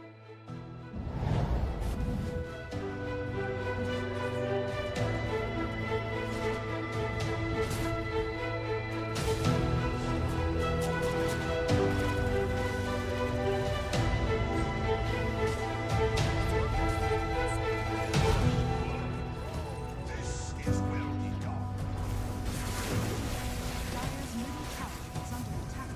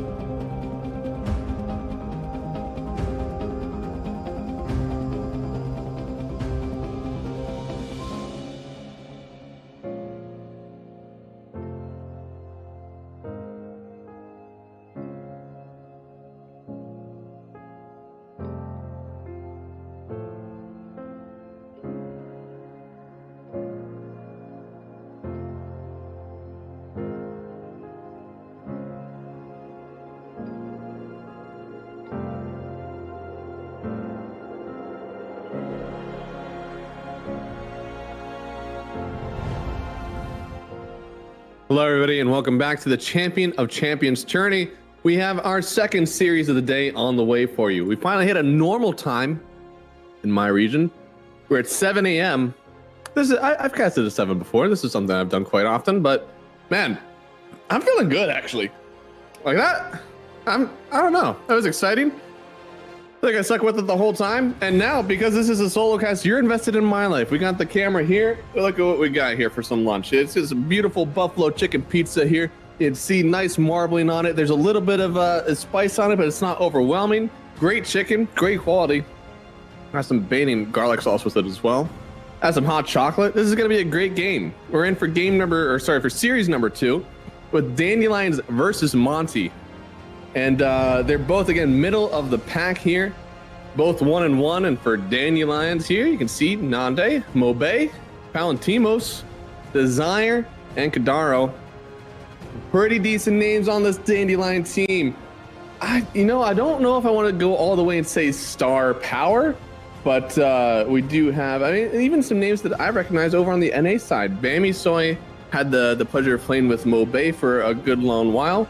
Palantimos, of course, a household name at this point. Same with the Desire. So definitely excited to see this team ball up here. Not the easiest of opponents for them, though. Monty on the other side. They've got Crystallize. I think we're going to be showing that soon. Sorry, I jumped the gun. I went before production went. That's my bad. Dandelions also have a very cool logo. You can see there, it's the lion with the dandelion on top of it. Very high quality. I don't know who did their logo, but whoever did that, you should be very proud of yourself. Well done. But yeah, very happy to see this team compete. Can we go over to the Monty roster? Because I want to say star power. Yeah! Star power, Crystallize. That's what it is. Obviously been on a few tier 1 teams himself. We also saw, I feel like Eknard put in some pretty good work yesterday as well when we saw them. So hopefully we get to see that same thing. But yeah, I don't know. We also, of course, Moonlight had a bit of a struggle. I think it was game 1, the mid lane. It didn't seem like he was as comfy, but they've definitely prioritized this Primal Beast form. And when he got the Primal, he just dominated. So maybe we're going to see that same thing. Vlad, I believe, played Beastmaster. Yep, it was Beastmaster 2 times in a row yesterday. So I'm going to hope that they don't give that to him because I feel like he played it really well. I've even seen today, in general, what is the win rate and pick rate of that Beastmaster in this current tourney? So Beastmaster hasn't actually been crazy contested compared to everything else. It's still Ember, Bat, Jakiro that have been contested the most. But it's been 4 times that the Beastmaster has been picked and 6 or 12 times that it's been banned. Both ways it's at 50%. So maybe not showing that it's a busted hero, but damn, Monty made it look real busted when they played it. I believe we are still waiting on game to start.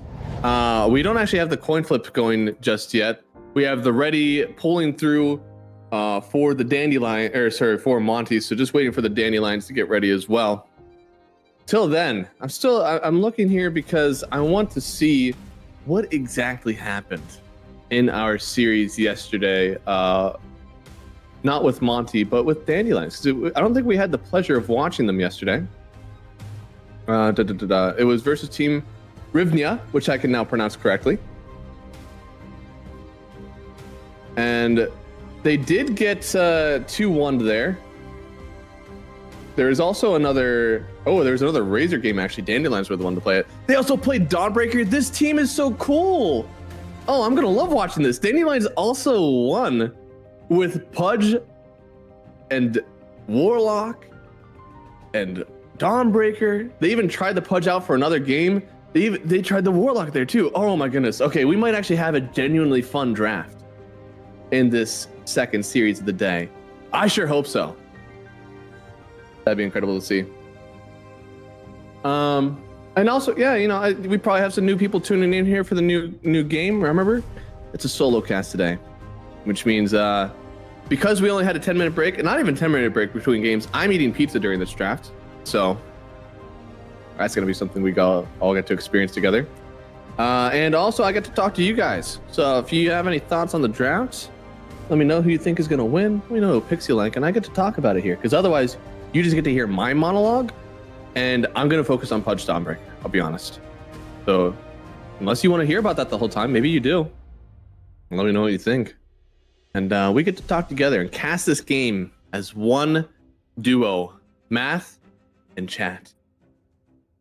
It was second pick priority from Team Monty. So again, another team that's trying to get that second pick. I wonder if teams just in general, like after a patch, heavily favor the second pick, because it's more about like what heroes individually are good versus what like team composition is good or what broken hero there is, right? It's more about responding to what the enemy team is doing, what they think is good. So I'm about prioritizing second pick for a while here. Radiant, of course, from Dandelions. That one hasn't changed. There wasn't any map changes with 3-7. There was a lot of hero changes, and they were awesome to see. But there wasn't any map changes, so it's still looking like Radiant is better. If you don't know already, the best part about Radiant is that your safe lane, the trees that are behind and under your tower, there's not a whole lot there. You're not really able to hide in there if you go through the outpost and get a kill. Basically, once you come through the outpost and try to go for a kill, you're being shown. But on Radiant, if you're going through that outpost, going over to the enemy safe lane, all of a sudden you have a ton of trees you can hide in. It's really safe for you to be there, and you can just come out and murk whatever safe lane is there. So it's just completely different. I think that's the biggest reason why that's good. You can get such an early lead from it. Yeah, that's pretty much it. Also, the creeps naturally meet farther out in front of the tower, so you want to body block them. And more teams are doing this thing where like they'll sack the offlaner and the 4, and they'll try to catch that carry blocking. I think that's been really cool. I almost want to see teams do that like all over as like their natural first move. All right. So the draft. Again, so for the Dandelions, it looks like Team Rivnia, they banned out Hoodwink, Tiny, Sven. They also mixed up a Jakiro in there every once in a while. So Monty, they're just kind of doing the same thing. I don't know if they're doing what I'm doing and they're just looking at the last draft and be like, you know, Rivnia is a pretty good team. This is what they banned. So they're taking the Jakiro ban as well, but they're not banning Sven. My nose is so itchy. I'm going to lose my mind. Weaver banned out.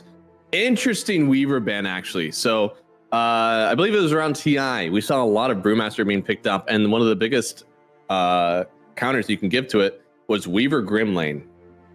If we go back even further, Brewmaster was also countered by Doom, which again, I've been told could be an A to S tier offlaner, given the fact that no other, this hero didn't get touched as much, while other offlaners got kind of, nerfed after this patch. So who knows? Maybe that's true, maybe it's not, but I do know that it's a classical counter to the Brewmaster.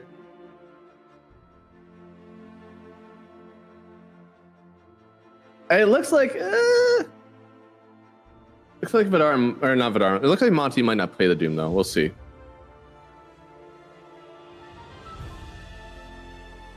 I swear to God, I'll lose my mind. You'll see me break down on this cast right now. My nose does not stop itching. It's over. We'll have to shut it all down. You guys won't get to see the rest of the games. I'll freak out.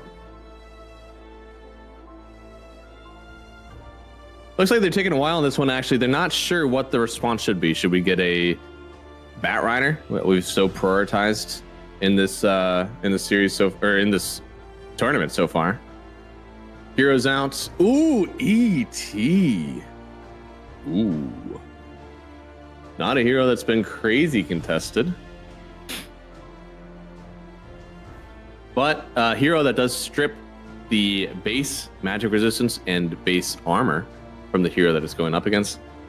Brew, honestly, we don't see a whole lot of armor from this hero. He does rely a lot on his stances for his defensive measures. And you'll see radiances, you'll see spirit vessels, you'll see pipes.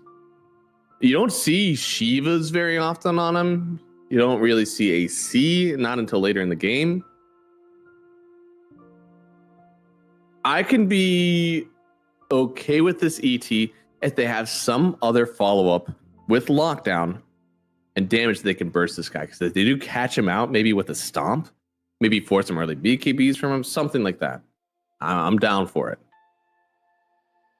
It's time to eat some pizza, guys. So we gotta stay hungry, you know. And it comes with just the best garlic sauce in the world. I mean, you just can't wish for anything more.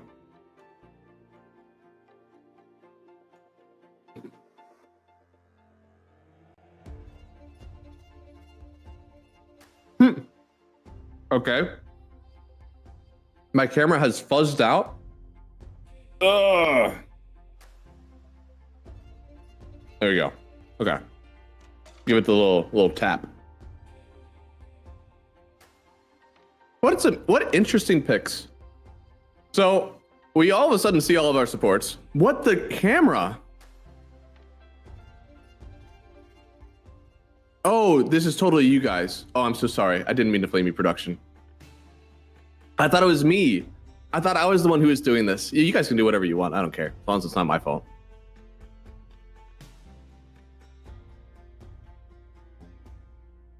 So we see the Rubik come out here in response to the Enchantress and Lion. Or sorry, no, it was just the Rubik that got picked straight up. So they were probably protecting from maybe an Enigma getting picked up here since it's not banned out. And then it's Enchantress Lion that gets responded to by Dandelions. A little bit squishy, definitely susceptible to the nuke. And oh my goodness, is that the Doom? Is that the Doom that somebody said was a great counter to the Brewmaster? And so much heal coming out from this Enchantress now with Doom available. Any save that you're trying to use with that Enchantress, it's gone.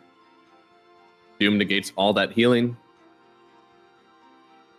And so we got heavy lockdown, heavy nuke damage from the support duo, and heavy protection in lane too.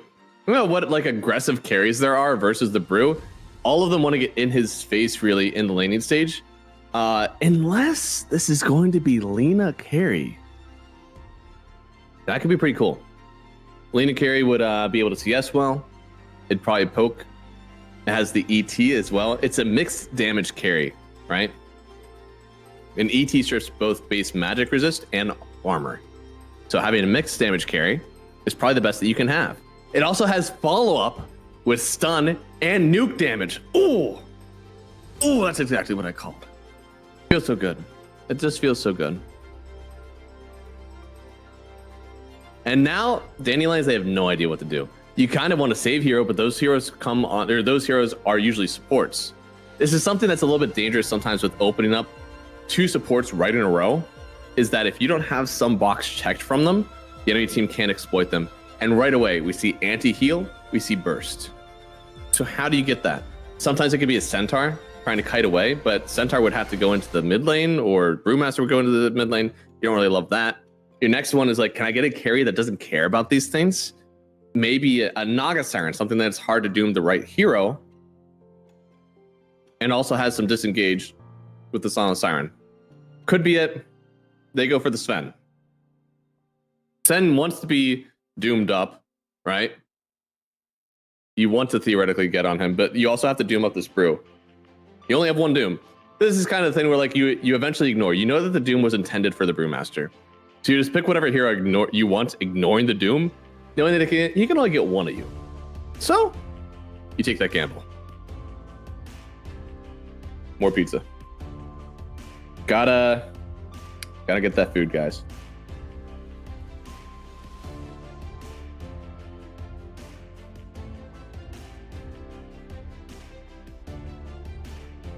Whenever we're racing through the day, got a lot of games going.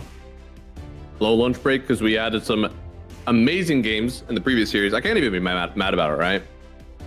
I want to sit here and tell you that I wish I could eat, but if it meant giving up those games, not a chance. Those games are super fun.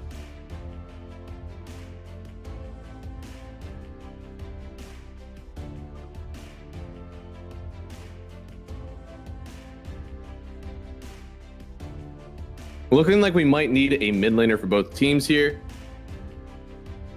It depends though, because Monty, this Lina has gone mid and it's gone carry. It's more recently been a mid, but with this facet, it feels like the right click is back on the board. Even your mid laners have sometimes been going for right click, so it really is all about lane matchups at this point. I like the Lina into the Brewmaster. I want to keep that there, especially with the synergy with the ET. They don't have to though. They could go for another carry that they want. Troll Warlord. Troll's a little bit weird because you have nuke damage. And the Lion. And then you also need a BKB or else you get sent up in the sky. What a fake. Are we playing Rocket League? What a fake. I do that all the time. Go for an aerial, completely whiff. I was just faking it, guys. Ooh, Dazzle.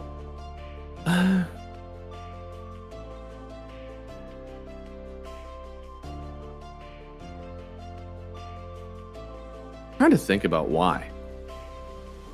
What's the Dazzle do? Because Dazzle's another healing hero. You're kind of like doubling down whenever I don't think the healing is going to work for you. It would technically keep people alive. I wonder if that's a pseudo Doom counter. Like, you can't heal them, but you can at least prevent them from death. Maybe.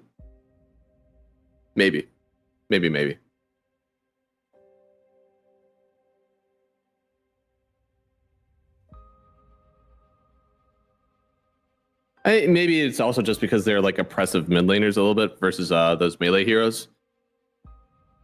I wonder what they want. That could be a melee hero that gets a bit punished by Dazzle. I mean, Kunkka is that.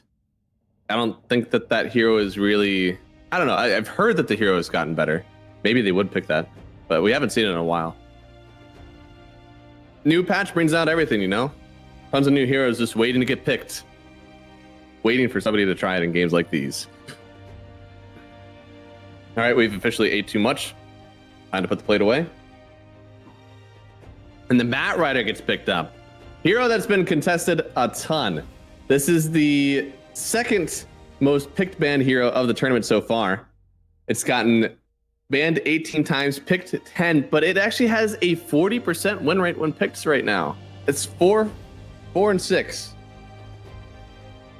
So not the best win rate, but you gotta imagine a lot of those have also been on first pick, so that win rate gets muddled. Stats aren't as straightforward as you think, guys, all right? Just because you see the numbers, see 40% win rate, bad hero, that's not true. The Void Spirit getting picked up here now, so it offers a little bit more silence, offers some physical damage. Also, it's elusive. I don't know if you want to play the elusive heroes into the Lion though. Lion and the Bat Rider. Figure there's definitely some chain stun potential.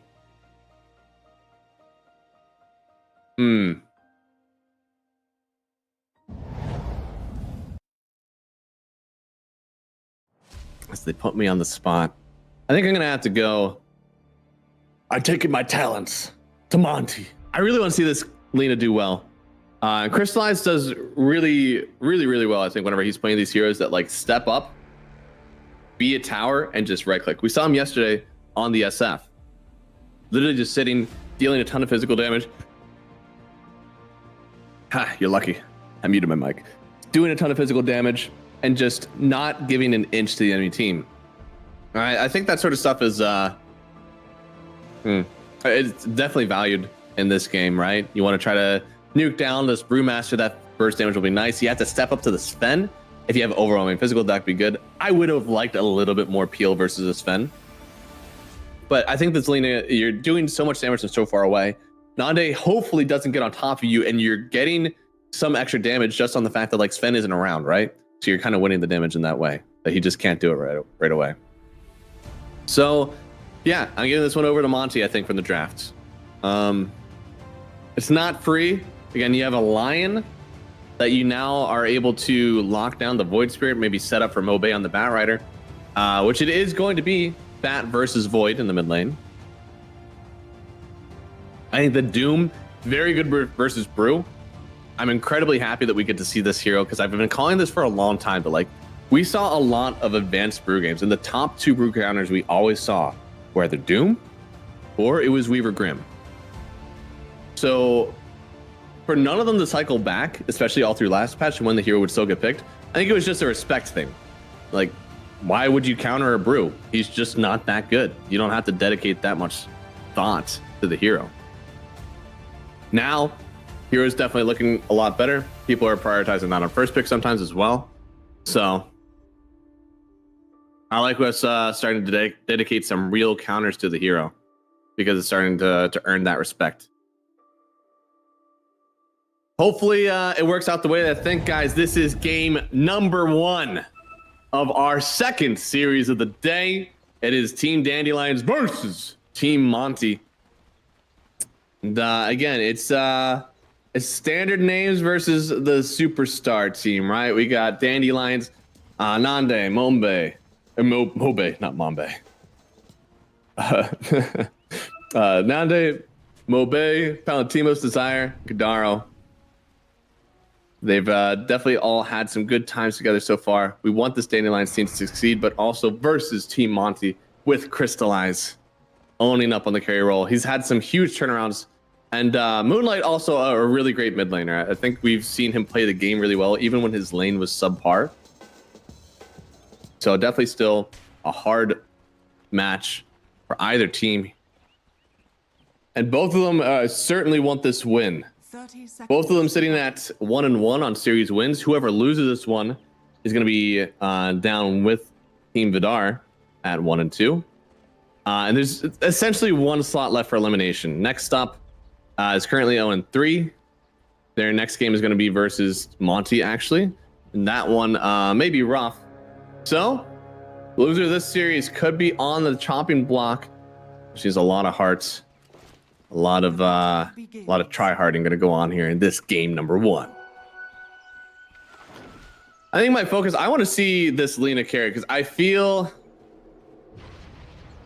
I agree with what somebody told me yesterday where like there's a lot of buildup that people are trying to do with the Lina. You're going for a Null Talisman, you're going for a Falcon Blade. You probably need to choose one of those, or maybe even just go 2 Nulls. Even that would be less. Or you go just 1 Falcon. But Null has actually gotten a lot of traction, right? A lot of people love going Null in the safe lane. So where we used to see these Linas that would outrange everybody, you would just go a Branch and a Blade of Attack. Those times are kind of gone. And now maybe we see a completely different startup to the Lina. But it usually ends the same still, right? You're going Maelstrom, you're going Bots, you're going Gleipnir. You're just going to be super fast all around the map. Very hard to jump in on. I think that playstyle also does very well versus what Dandelions have cooking for him at the moment. You don't want this Brewmaster to get up. You want this Lina to not die in the laning stage. What? Okay, well, the ET at least gets a return kill. What on earth? And now Moonlight dies in the mid lane. Okay. What? I don't understand Dota anymore. I don't know. I just don't know. This Lina has so much range versus a Brewmaster and a Lion. There's no way that she should be dying here. Moonlight. It was just Sticky Sacks and Flame Break. You also probably shouldn't die there. On the flip side, probably great plays from Dandelion so far. Their laning stage is looking insane at the moment. They're certainly putting on the pressure. And look at not only the kills, look at the denies. 5 denies on the Bat Rider, 4 denies on the Brewmaster. So much XP is just missing from Monty's side right now if it continues at this pace. We're just going to be down on levels. And look at this. God Strength, Primal Split, Lasso. These early level 6, Finger of Death. These early level 6s are so important for Dandelions if they hit them first. Like, Doom is imperative for stopping this Brewmaster early. Laguna starts up the damage from the Lina now. You get these supercharged stacks so much attack speed from that. And of course, spell steal. Like, ultis matter so much in this game. If you're losing all this XP, definitely is going to spell doom, but not good doom, you know? Bad doom for doom.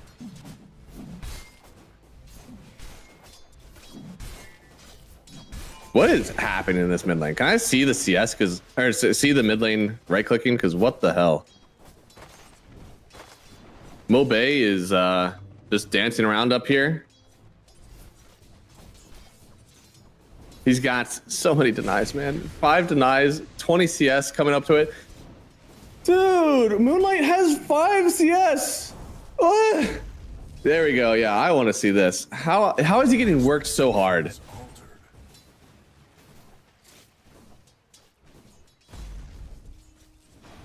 These sticky stacks are... So I know sticky napalm deals damage to structures. That's cool. But this is not what we've usually seen from Bat Riders. Bat Riders have actually been going for the Firefly. It's been a long time since we've seen Bat Riders go for this Q max to pressure the lane. But hey, Mobay is showing why it's so good.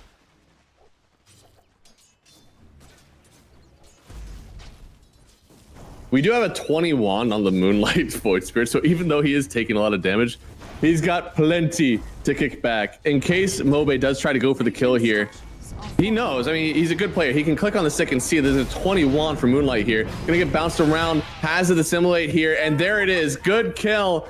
Going to Moonlight is a big TP in from QBF as well. He'll get 2 tangos from his friend Rubik as well, and well, that should start to turn things around a little bit, but he's still getting tripled. I shit you not, tripled in the CS, coming close to 5 minutes. That should help.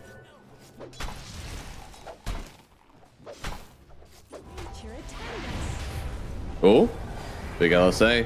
Stomp connects too, but he's healing a lot on Kadaro.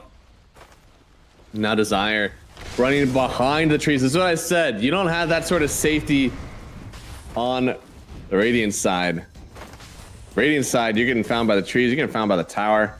This is just 2 supports and a wolf, an alpha wolf.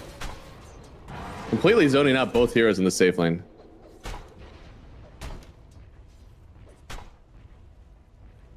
Now they have the Mud Golem creep, which as magic resist, which is even harder now for Crystallize to take down. He's getting completely sent out of his lane. I feel like you got to bring people over for this. You can't just let the Lena get sent out of the lane.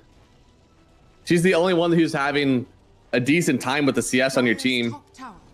I guess the Doom's having an all right time too, but I feel like that gives him more power to just let him do what he's doing. Oh, topside, finally they're gonna get a kill here. Gets the Lion, now turning on to Eknart. He may fall under his own tower, but it will be for the Enchantress to go down as well. They brought the bodies and they got the kills. Monty, that's exactly what you need. You don't want to leave this Doom alone, but you have to come up here and protect your Lena carry. It fills me with nothingness.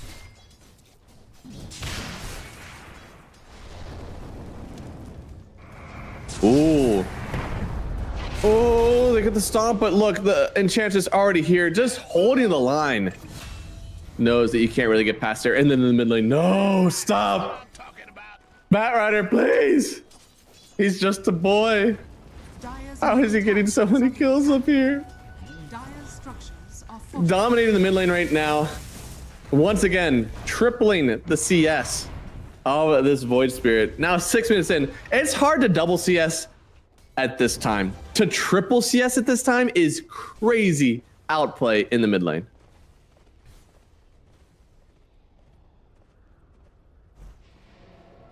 Wisdom runes are about to come up. Looks like Desire, he's just going to stack and then go over for his. ET gonna secure theirs. Radiant are scattered.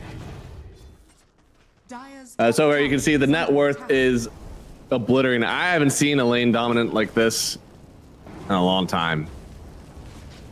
I said it, you know, there's been some struggles in the laning stage sometimes for Moonlight, but he's typically very good at coming back in the game.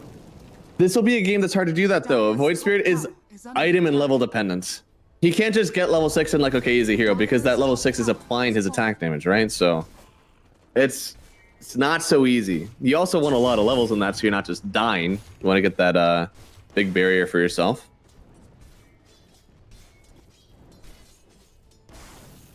Things will be very difficult for Team Monty if they're not able to get this Void Spirit back in the game.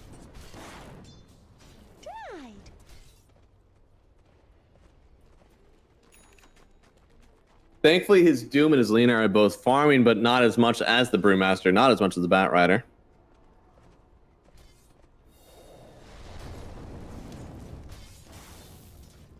This is just the Doom life, though.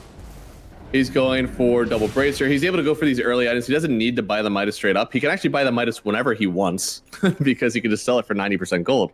You literally use Midas once and it's essentially paid off. It used to be so much more than that. And it is for every other hero. Not for Doom, though.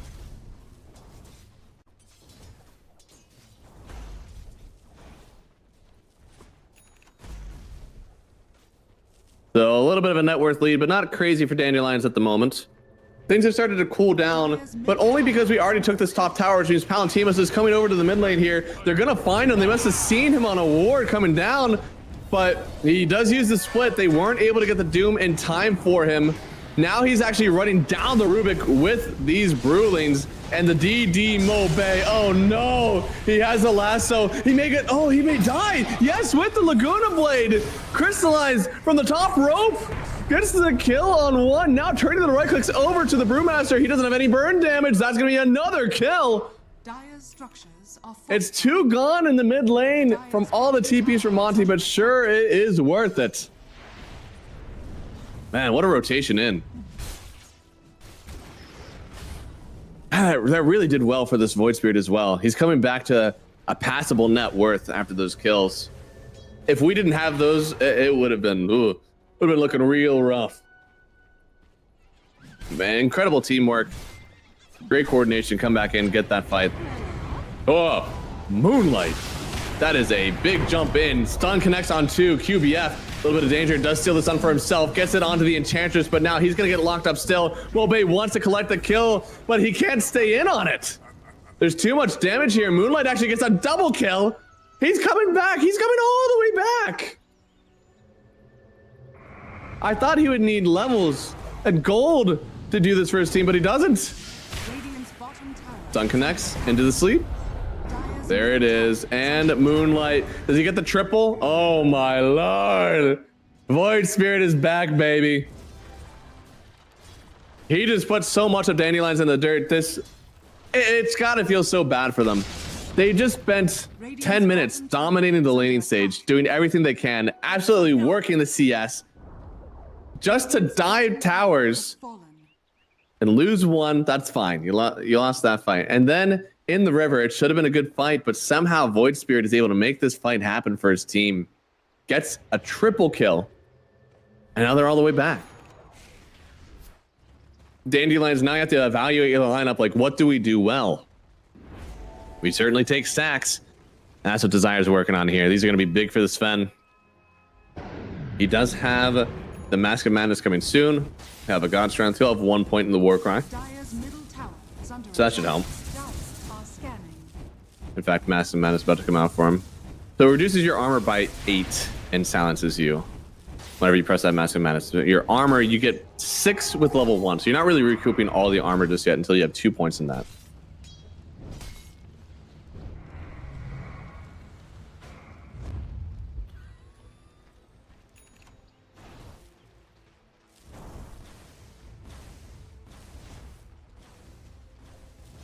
Oh, the double bracer Batrider, huh? I mean, Batrider is a universal hero. So he gets that extra damage from it, and now bracers are adding that extra health, not necessarily damage. So it's a good tank ability item where he is already getting the stats for the damage. But oh, can he get the wisdom? No, the knock through at the bottom for Moonlight. Oh, Mobe. He's got to be so sad. Another just out of his reach. Almost had that. They'll doom up the Enchantress. Holy moly. That felt personal. That didn't feel like a normal Dota play. He just wanted to see that guy suffer. Radiant's middle tower is under attack. Dude, I think Rubik got like all the CS. Oh. Dire's middle tower is under attack.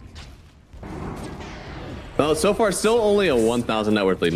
Nothing crazy at all. Anybody's game at the moment, and this late game, it's hard. I feel like the one-to-one hero matchups I love so much more for Team Monty. I mean, they do lose their ET. Ooh, where was he at? He was just bottom. He was having a good time farming, and Mobe murdered him. So sad. But we have so many stacks available for the Sven. So even when we were losing a lot of these engagements, it was still Desire just stacking up for his team. So they have this way to get back in, get the net worth that they need to really propel the Sven into the mid game. We always think about Sven as this end-all be-all carry, and it's true, but what can further that timing is just getting that gold faster, guys. I'll be honest, if you could type dash gold 5,000, you'd be astonished at how high your win rate would go. So for him just to walk in, get a few of these stacks. You can see he already took the ancient stacks. Going up to top net worth. Started from the bottom. Now we're going for an Echo Saber, so things just completely turned around for Nande. His Batrider, though, still towards the bottom. Gotta get a few more solo pickoffs for him before he starts to feel like he's back in the saddle. He's going for the Blink Dagger, though.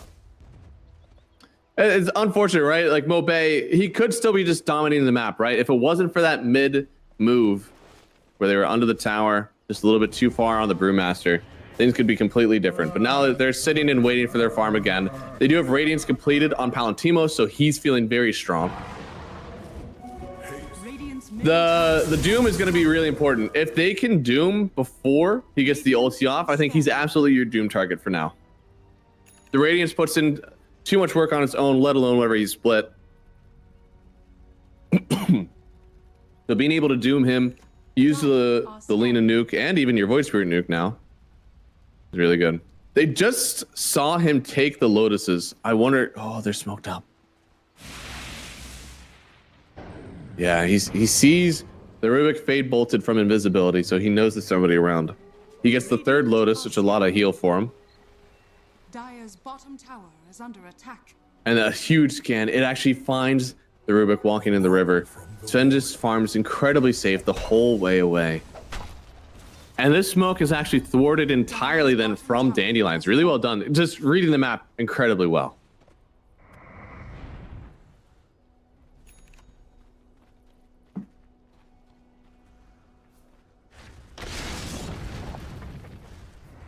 This feels like it has turned into a mini farm fest, and I gotta say, this is when you're strong a little bit from Dandelions, right? Like this Radiance on Brew. Once we get the Blink on the Batrider, it's really strong. I feel like this is your time. You're gonna jump in on the Batrider. Blink connects on this Moonlight hero, but Nande wasn't actually able to get in and get the stun he wanted. Now he's gonna get turned on. The Laguna in with it was the Earth Splitter, but they didn't even need it. Nande just falls. Oh man. Just as I thought the Dandelions would be strong enough to take a fight that they want, they just get nuked on down. Completely turned. The lasso was good, but there just wasn't any follow-up. I'm not sure what stopped the Sven there. I know he got stunned by something, but wasn't able to get the stun on the Void Spirit to chain him under the tower, and he got away. And even worse than that, I believe the Sven died with God Strength.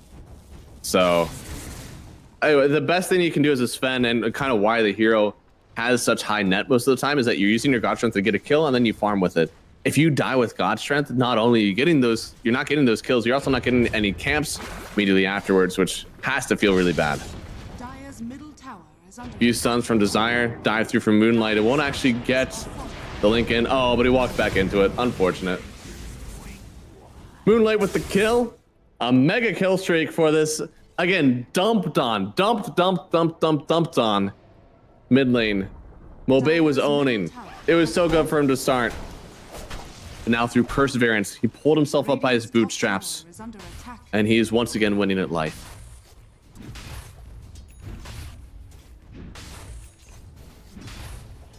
What is the Lina build, my good sir? I think it's Light Cheek observing, I think. Oh, we don't get to find out yet. Rooted up. Coming in with a stun. He does have the ulti, but the Doom applied beforehand. Palantimos will fall. Moonlight now jumps onto the backline here. Kadaro gonna get stunned up for a second, and it'll be another one for Moonlight. Dire's middle tower is is under attack. Moonlight. He is just dominating this game. Now up to 6 kills. Been involved in 10. He's the crux of this lineup right now for Team Monty. And Alina, so she did go for the Gleipnir. Had just the Null Talisman. I like this build up. I think this definitely feels a lot faster. Maybe this is what you need to start doing on Alina. It's just so weird because like everything that you get from Falcon Blade is awesome. On Lina, you want health, check. You want mana regen, check. You want damage, check. It's things you don't want to overlap most of the time. Radiant's You don't middle want to tower build is under attack. purely strength items early on strength heroes, right? You want armor because you have high HP, but you don't have that physical protection. Radiant are So what you're trying to do is fill out these things that you're missing from your natural hero, and then you start going all in on the cool things that your hero is benefited by. So yeah, you don't want to go mana boots, Null Talisman on Lina. Null Talisman is enough, but you want to get this Falcon Blade because it offers the HP that you're missing from not being a strength hero, the mana regen that you need to sustain being an int hero, the damage that you're also probably missing from not being an agi hero. It would be sad if Lena's not building the Falcon Blade, then damn it, Gyro might be the only one who is. I don't know.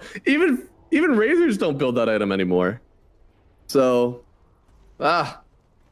Falcon Blade might need a tune-up, but at the same time, if you tune it up, Gyro might be too good. Lagunar hits. tower is under Bobay will fall to crystallize there. Supercharge certainly put it in work.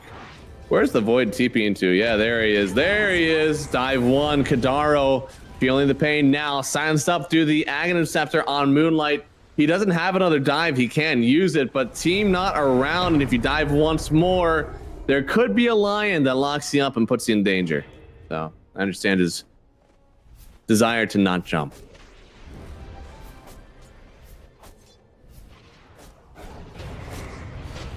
Ooh, double jump. In with the Earth Splitter and with the Lina. Now that's the damage you need. They finally killed that damn Enchantress. Took a while, right? We're talking about a lot of jumps from the Void Spirit, getting in with the Earth Splitter on the ET, and now Doom. Well, they just wanted to take the haste away from him.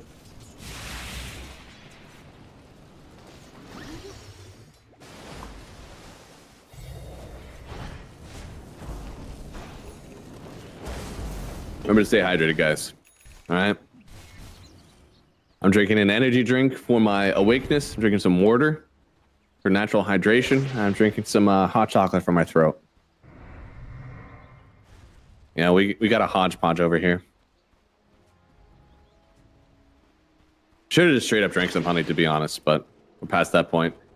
Bottom looks like there's a smoke coming here. They could find the primal, or not the primal, the Brewmaster, not the primal split. But they might get the primal split. Valentino's getting lifted up back towards the Doom, and yeah, he has to pop the ulti right away because he knows if he's sent towards the Doom, it could be coming soon, and he won't be able to dodge it here. Moonlight getting stunned up, quite locked down, but he will get a dive away, even dive through on the Enchantress and gets the kill. Finger of Death, not enough. He's still alive on this Void, and oh no, he gets out actually, and now Palantimos, he's back into his natural Brewmaster form, crystallizes here. LSA connects on the two of them, stomp on the two of them, and the damage on the two of them. Crystallize, they'll eventually have the damage to take down this Brew. It is a 4-for-1 trade. Rubik the only one to fall. There is a creep here. Doesn't have enough damage, but now they can go right into the Roach Pit.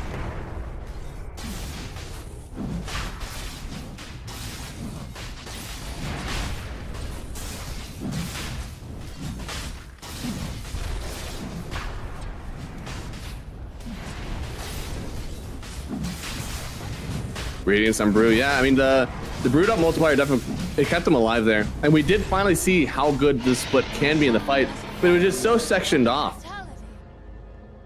There was a really good fight where this like the Brew is dipping and dodging, he's getting locked down on the Void, and it felt like it should have been enough, but his team was completely preoccupied with this Doom and Lina on the other side. Pipe and Doom, this Fen probably wins you most fights. with Pipe and the Doom. I think the Doom needs to be used for the Brewmaster though. If Split goes off, then yes, you use Doom on the Sun for sure. He's your next target. I think they're just looking to Doom the Brewmaster, so there's no Primal Split. Is the Doom going Pipe? I have seen. Yeah. Okay. Cool. This is kind of what what's his name? What Amar did. Amar actually just went Doom, and instead of going like the normal like Blink and Midas, Shivas, he did just go Auras, which I really liked. It was kind of like the halfway team between you know, having an Aura builder offlaner and like also having an aggressive offlaner, especially that Amar wanted to have at the time. Oh, Mobe. Oh, they found him. They found him. Eknart with the kill. That's a lot of gold actually for that Batrider still.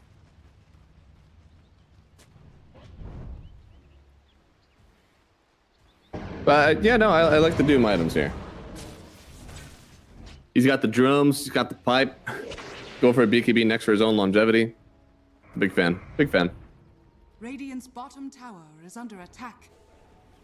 Dire's top tower is Nande has BKB and the crit. He's going for the harpoon next to try to drag more people in. But he's got no blink dagger, so he is still really relying on his team to either start the fights for him and drag people back to him, or just getting initiated on. I definitely believe that he's going to get initiated on, so that part makes sense to me. Dire's top tower is under attack.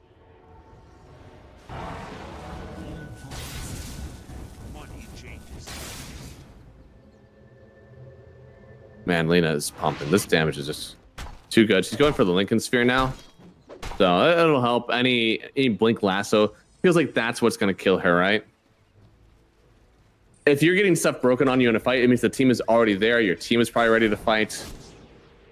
Plus, you have the BKB. So as soon as that Lincoln's first pops, you can still pop the BKB, help yourself out. Moonlight trying to turn around here. Doom used once again on the Primal, or the Brew. It doesn't matter if he doesn't die. All that matters is that he's not using his split.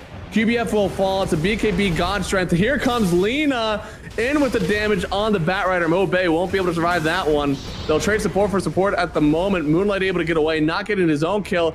Brew and Lion both sitting at 20% HP. Desire will fall to that, but the Brew still alive, but still a win for Team Monty here. 3-for-1 trade, only losing the Rubik.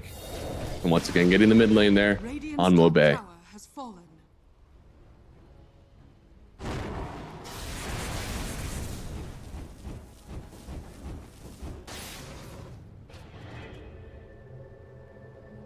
You know, I'm surprised they actually didn't get that Brew.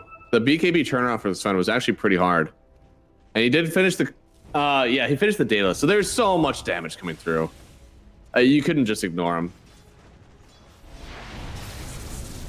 Genuinely wonder if we're going to see like an early refresher come out from the Doom after this BKB.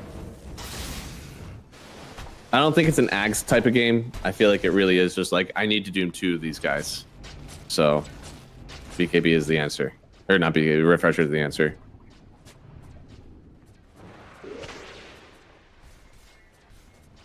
Dire are scanning.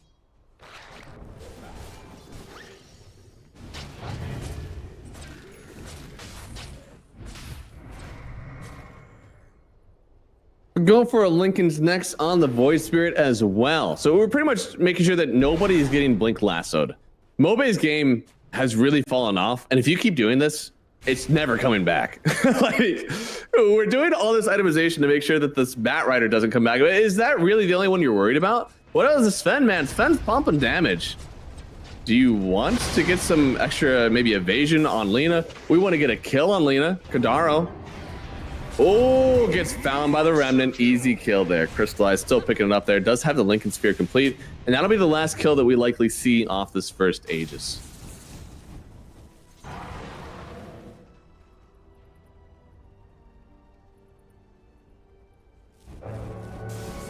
There it is. Regen up. Let's see. I like the Lincolns. I definitely think that is the right thing to do, but I do hope to see more damage into this lane soon. Looks like she's going for the Hurricane Pike, so a little bit more mobility should help out with the Sven.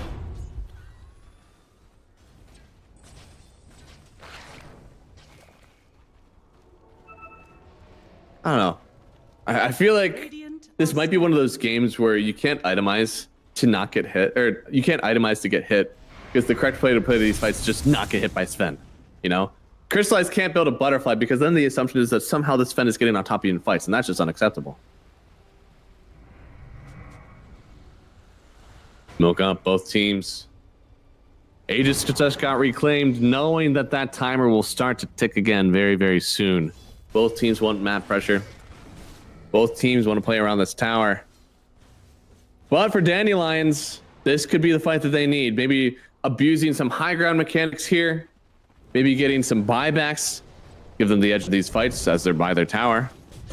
Mobe, he'll be the one to jump in first. Able to get the Doom here. If they kill this Doom, it'll unlock the Primals game. And look at that. The Brewmaster can do whatever he wants now without that Doom in the mix. Moonlight's trying to create some distance here. Gleipnir on 2. Can they get the LSA? The Laguna. Nande's just gone through the God Strength. God Strength that feels pretty weak to me. Easily get the kill there. Now the Primal, it's down. Without the Primal split, it's just the lowly Brewmaster available, and he'll get silenced up, killed by Crystallize. Another one for them. It is 3-for-1 trade, and that was them losing the Doom so early with the Primal split, and to be honest, it didn't feel like it was even able to do anything. There's so much damage from Crystallize now. They're forced out. That was a fortification without a tower bottom. They could technically poke high ground if they wanted to. I don't think they want to. Dire's bottom tower is under attack. Radiant's middle tower is under attack.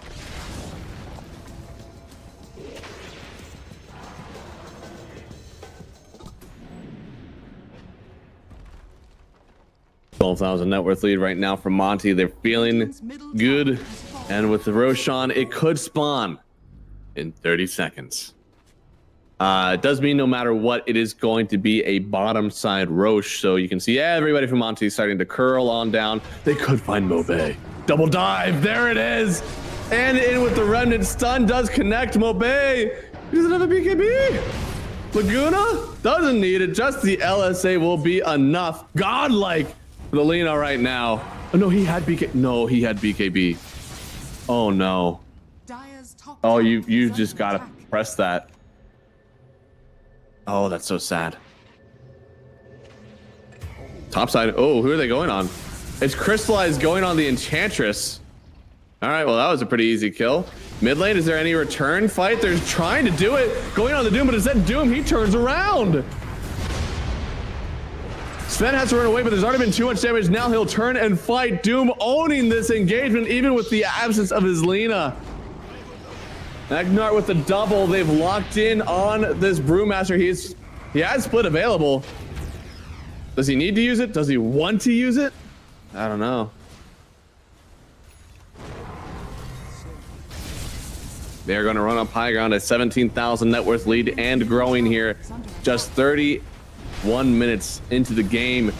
No Aegis, no phones in their hands, just everybody enjoying the moment.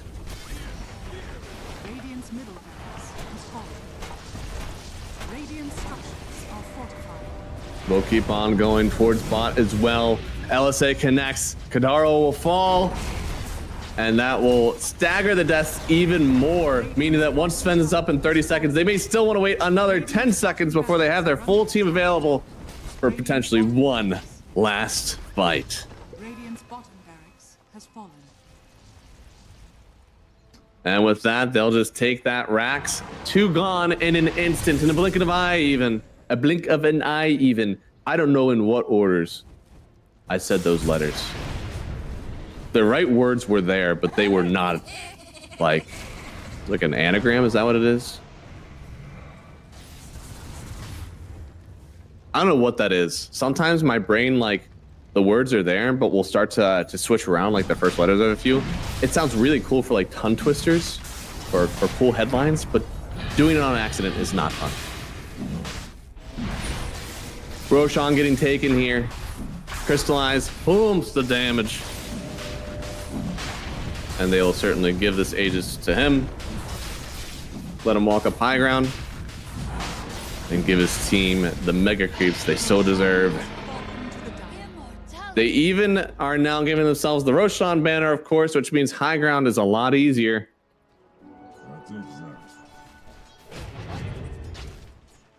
Man, more and more, these second Roshans have felt really important. Like, getting that banner has almost been a death sentence for every team here. I liked the change. I feel like high ground was too hard. People would get this early lead and not know what to do with it. And now high ground is really easy. Was it too much? Was it too much to give that banner on second Rosh? I don't know. Ooh, he's got to be careful. Sometimes when you use spells on creeps, they'll use spells on you. He could have gotten netted there, actually. Are scanning. All right. Trying to take the Tormentor here. They will get it. Mobay actually to pick up the shard. He was that underfarmed. That does make sense. Ench does already have her shard. Lion doesn't, so it was between the Lion and the Bat Rider. Is it not best of three? Is it not best of two? It is indeed a best of three. We actually just got done with a 3-game series in the last one. And we'll see if we get one this time around as well. Desire does hide in the trees. It's the Brew Split already out, meaning Doom could be safe for anybody here. And just use on the Brewmaster as soon as he's out of the split. Crystallize has more than enough damage. They will get the kill on Eknard. That was actually a huge streak. Nande taking out both supports. And now they're actually going to buy back on the Brewmaster as well. Crystallize is going to try to turn back. Misses the LSA, now getting lassoed through. This is just going to be the Aegis. That'll be her first life. Trying to buy back on the line now. They're smelling blood in the water. Buying back on the ET as well, but he doesn't have a great way to get back into this engagement. No, this man. Sen just gets ripped on through. Lena, they're all on top of her, but without the Sen, do they have the damage? They do. Mobay getting sweet revenge after getting bullied after this laning stage. Palantimos, unfortunately, will die back in this engagement. Kadar trying to pump the damage himself. Sure, they don't have the Lena, but you should eventually have the damage for yourself. In fact, the briefcase, yo, Eknard, hold up, buddy. You're just a support. You're not supposed to be able to get that sort of damage out. What you doing?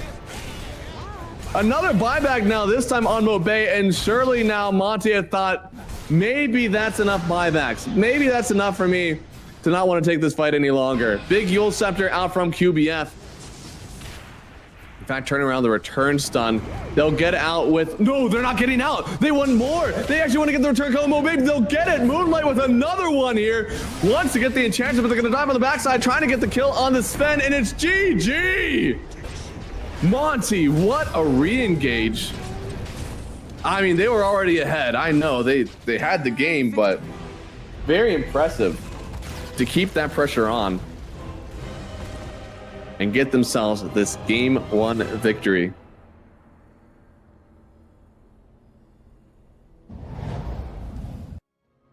I tell you what, I didn't really expect the mid game to go like this, especially looking at how the laning stage was going.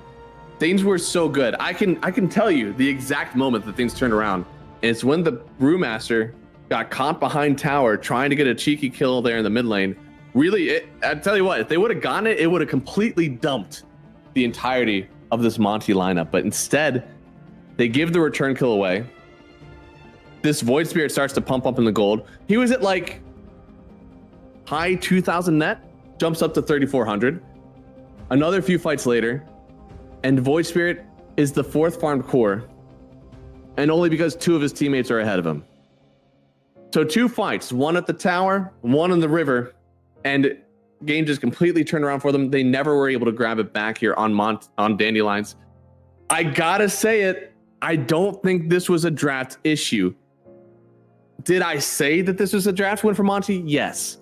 But also those 2 moves are just completely throwing away your game. It makes it so hard to play the rest of the game without that, because you already have classical counters to your heroes on the other side. So for Dandelions, yeah, sure, they're going to make some adjustments on the draft, but really their play needs a little bit of work, I think, with the moves that they made. On the other side, Monty, they're feeling good.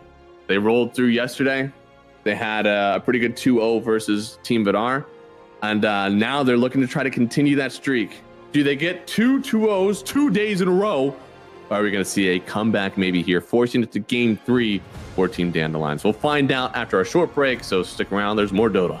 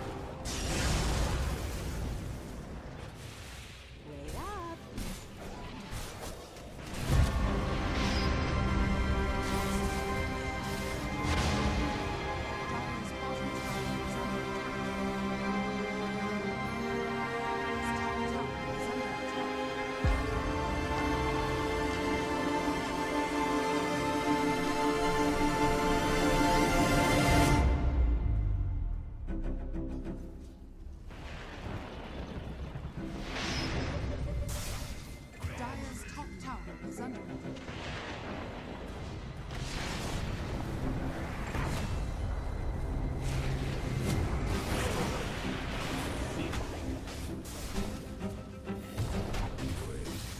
I'll never touch the stone.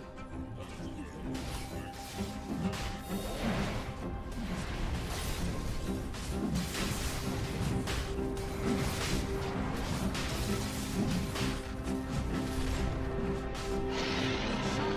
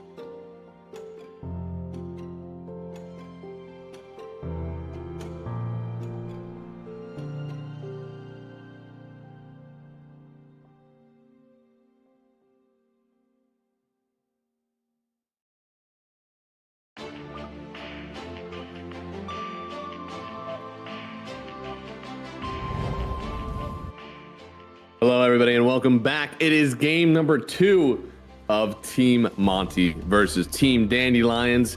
It's this Champion of Champions tournament. It's number 2. And in this one here, I'm going to let you guys know straight up, I'm a winner no matter what. Either we get a win here from Dandelions, we get a baller 3-game series, or I go to bed after one more game, okay? We're good for either one, but I'm still feeling strong.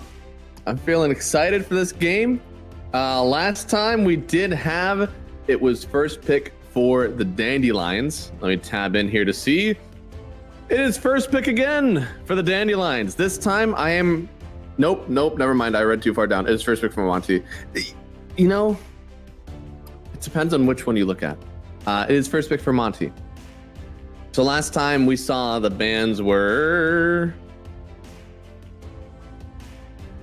for Monty, it was Tiny, Hoodwink, Ember, and Jakiro. So already swapping one of those in with the Morphling, and they only have one left. For Dandelions, it was SF, Primal, and Weaver. So Weaver could get banned here. They already added in the ET as well. I feel for Monty, they're going to be trying to prioritize either the Jakiro or the Tiny. I actually could see a world where Tiny gets picked up for them. Oh man, Brewmaster the one to get banned out. Ooh, okay. So they're thinking that what would happen here, it would be ban Doom, pick the Brewmaster. They don't even want to let that in.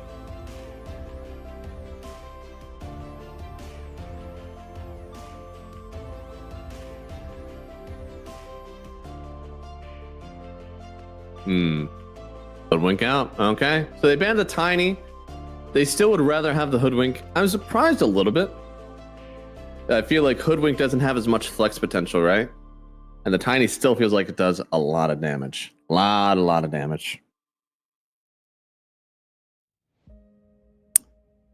Hey, either way, they get that good Hoodwink hero.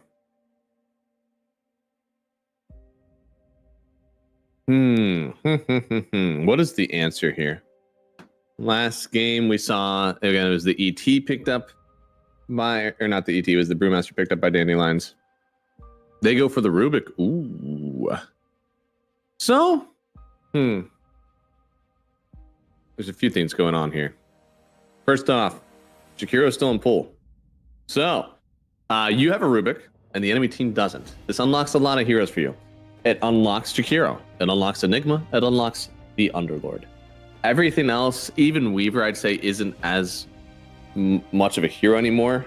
So I think there's not many other heroes that are truly done or dusted by the Rubik. But those heroes are all very strong. Now you have to think about, like, are those the bans you're dedicating now on Team Monty? I don't know. I feel like no. I think Underlord has fallen slightly out of favor. Do you want Jakiro Hoodwink? Not really. Maybe you ban that one because you're not going to pick the Jakiro. There was another one that I said. I said Jakiro, I said Underlord.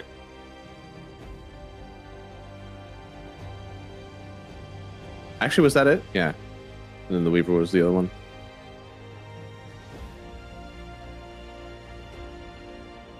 I do like, for the other side, though, if you do Jakiro and Rubik, those aren't the worst support duos.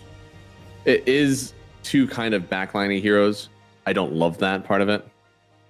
But speaking of two backline, Dandelions, they're coming back to the Warlock. Give me Dawnbreaker, give me Pudge, give me that fun stuff, man.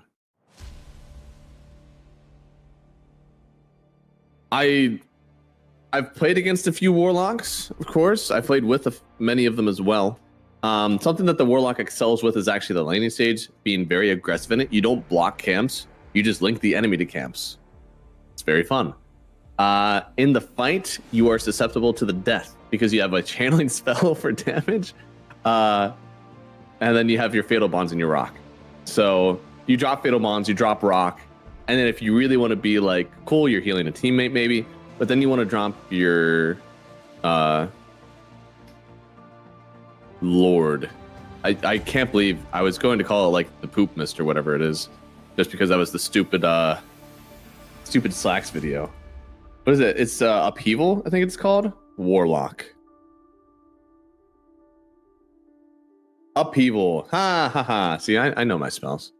But you can get killed, right? If you're just sitting there and channeling that, especially if you don't have a Glimmer Cape or even just a Shadow Amulet now. So I don't know. Could be a rough pick here because both the Warlock and the Rubik are gonna want to play far away. Let's get some jump. That's how we get around these lineups, right? If you see two backline supports from the enemy team, you got to be able to jump them. DK has some jump. He's frontline grab. He's not necessarily backline catch. There's a difference. Frontline grab is that as soon as somebody's like breaking on smoke, you're jumping in. That's all you can see. So you can only hop basically like one square right to the enemy front line. Heroes like Storm, Night Stalker, stuff like that, where you're either maneuvering around the team's unit or you're able to just go the whole way through them. That's backline catch. Some heroes, if you're able to play with some really good vision, you can start enabling stuff that is like backline catch out of frontline grab. Let's say that we're playing with a Veno here. We got a ton of Veno wards around. So we actually see where these two supports are playing. Now DK might be able to skate through the fight and actually find these two and grab that backline. It doesn't happen very often though. But right now, again, plenty of frontline grab. If this is a 3 DK, we'll have offlane DK, 4 Hoodwink, 5 Phoenix, a lot of sustain, a lot of damage. DK does do a hefty amount of damage. Decent mobility. You think about like Blink Dagger on the DK, Hoodwink Scurry, die from the Phoenix. These guys can actually maneuver around the map pretty well. It's up to Dandelions now. They've got a pretty overwhelming front line that you need to try to tear through on Monty because you're going to have this DK plus the heal. Spirit Vessel Buyer is going to be pretty cool if you can do that for yourself. You also just need some beef to kind of start fights, but you don't want too much beef because Sunray is really good. I think this Phoenix pick, it's really good. Think about the counters that you even have to the Phoenix to make that Sunray a little less of an issue, right? It's like Nyx Assassin or Snapfire again. This team has just opened up 2 of their supports. They can't answer this any longer against Monty. Alk picked up, not something that we see very often, but it is a like you farm and Warlock heals me type of lane. We haven't seen that as much in current patch. And if we have, it's usually been like Io. Hasn't really been Warlock doing that. Or Enchantress, another one.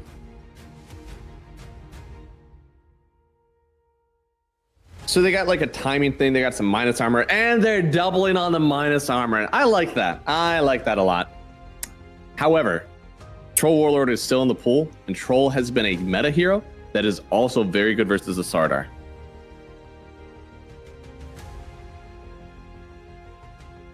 It still allows this DK to be a mid or an offlaner. I mean, your question is, do you feel comfortable playing DK offlane into the Alk? If you do, your lineup is perfect. It's where you need it to be. You'll have the Troll Warlord matchup 1 versus the Sardar. You'll be okay in DK versus the Alchemist, and then you can get a 23 like safe mid hero. I think the thing that they're questioning at the moment is like, is that too squishy? But I don't think it is. Both Troll and the Phoenix are gonna get in these fights with their ultis, but here comes the Beastmaster. Great hero. I think they are seeing that like this offlaner is still in pool. Not a whole lot of offlaners are left, and this hero, he still feels really good. I think that people have been rightfully saying that the Beastmaster is worse, but thankfully this hero was a great hero that got worse, not a good hero that got worse. I think this hero is still very, very good. Again, to recap the things that have changed about the Beastmaster, just with this mana cost, I'm not shitting you, just on this mana cost with his Qs, he farms a little bit slower. He's using more regen to get that farm on those stacks. So the Ags is coming out later. He's using more of the safe farm from the safe laner. He doesn't love that. So you're kind of dipping into the treasury more than you want to because your safe laner isn't usually getting as much gold as they used to, and you're also having a slower timing. So I'm okay with this pick. I think I would have liked this more if there was the troll now, and then there were like other acceptable offlane heroes. But we're also just operating on the fact that like maybe Beastmaster is just a better hero than the troll. So even though there's a really good matchup into the Slardar, you can have other heroes that match up fine enough. I'm seeing backline, and then 2 frontline jumpers. It could be a Drow game. You guys might clown me for this, but the change to Frost Arrows having more damage is actually felt very hard in the lane. And Drow was another hero that did counter the Slardar. I think the only thing is that that's 2 strength cores, and you love playing Drow into Agi cores because you pierce through their base armor. And these guys will both build additional armor.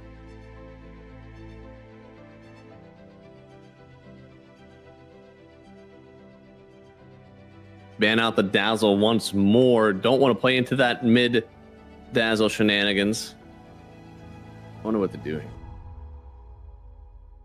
Ooh, playing into a big minus armor stack, you could get more armor from the Sven, but that is a notable, like, you pick Slardar into Sven's actually, even though Sven is giving your team armor, it's not enough to outdo Corrosive Haze, and also you're a melee hero into the Slardar. That's something you generally do want to avoid. You do not want to give this guy a melee matchup. There it is, TA. That feels a lot better. It does mean the Acid Spray and the Radiance are going to be pretty good. The Radiance does have enough damage to pump through the Refraction. I want to say that Acid Spray does as well. Maybe with some resistance, Radiance won't go through the Refraction eventually, but let's see, where's Alchemist at? Acid Spray. Okay, yeah. It goes up to 40 damage per second. And 1/4, 40, it's 10, so you're still doing 30 damage. That's accounting in for the base magic resistance.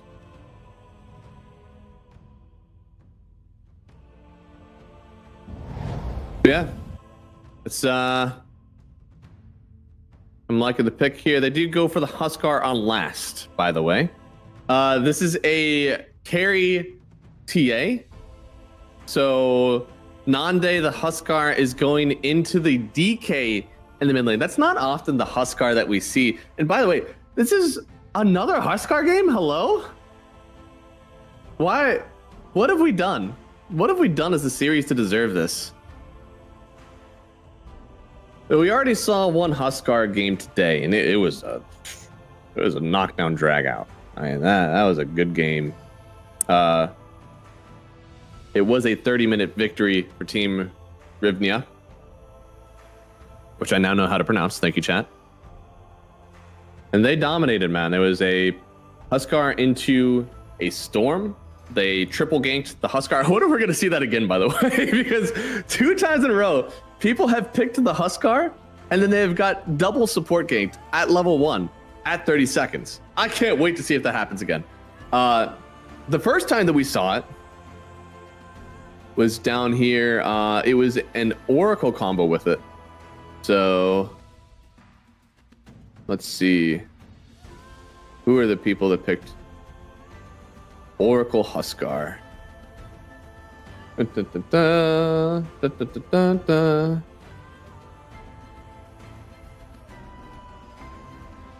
there it was. So it was Team Night Pulse. Night Pulse was the one who did that.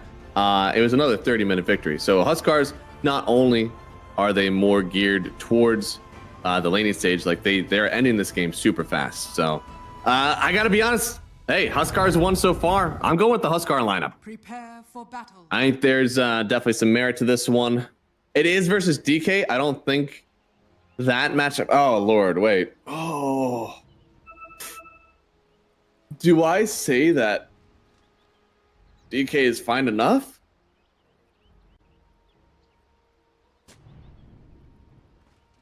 Man, I want to say that like we've seen Huskar do well so far. And I have no reason to think that his game is any more counter than the other ones were. But there's break on the Hoodwink. That's something you got to deal with. There's percent HP on the Phoenix. And the DK lane is not an instant win. Yeah, you know what? I'm going Monty. I'm going Monty, guys. I don't think this is the perfect Huskar. I think this is maybe a bit too forced. And maybe even one that I'm not thinking about here is Roar, right? You can roar him so that he's not actually able to armlet toggle at all. You can maybe catch him off guard. You do have physical damage. That's something that's very important versus a Huskar, is that you have physical damage versus him so you can burst him down. He does so well against magic. DK did go for the Corrosive Dragon. That's just the mid build. That's not anything answering a specific hero. That's just like mid lane you go Corrosive because you want to take towers, and that's pretty much it. What's really funny is that this is a DK that is playing against a Huskar and still did not take Frost Dragon. You get move speed slow, you get attack speed slow, you get healing reduction. 35% healing reduction, by the way, at max level. And still we do not pick the Frost Dragon. I wish we kind of did. I wish that I could see if that actually worked or not. I mean, they did nerf the corrosion. But who cares? Who cares? Nanda did go Spears first. There we go. Now he's going to get his E. So he's going to take significantly less damage from the Breathe Fire, from the DK. He's going to start holding this wave. Man. Phoenix is trading so hard with Desire right now. They're really putting a ton on this.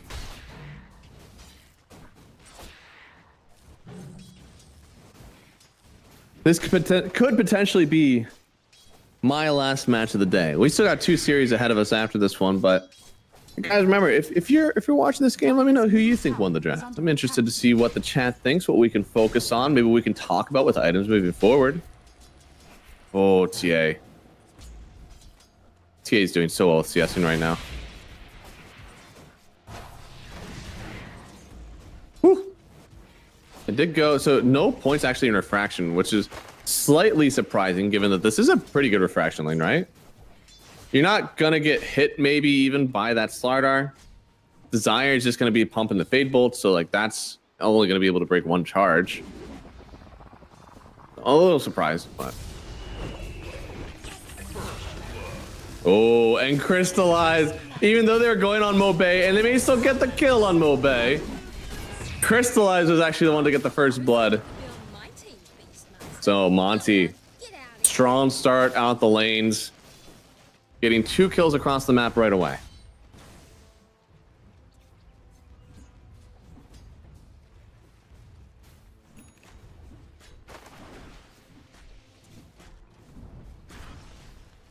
Radiant's bottom tower is under attack. Man, this Huskar is... He's playing a dangerous game, but such is life, right? That's the Huskar experience. I sure hope that he doesn't die here. I think that's the one thing that would be disastrous. Even though he's CSing up a huge storm, right? 18 CS. 9 denies, 10 denies, 10 denies. Doing a great job, but it just takes 1 level 2 Breathe Fire at the right time. After using too many spears.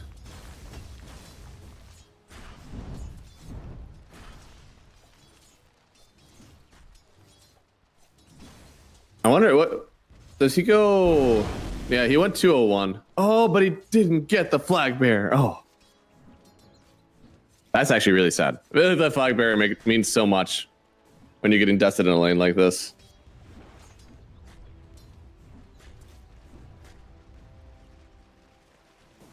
Well, elsewhere we also have this. Look at the Fatal Bonds, man.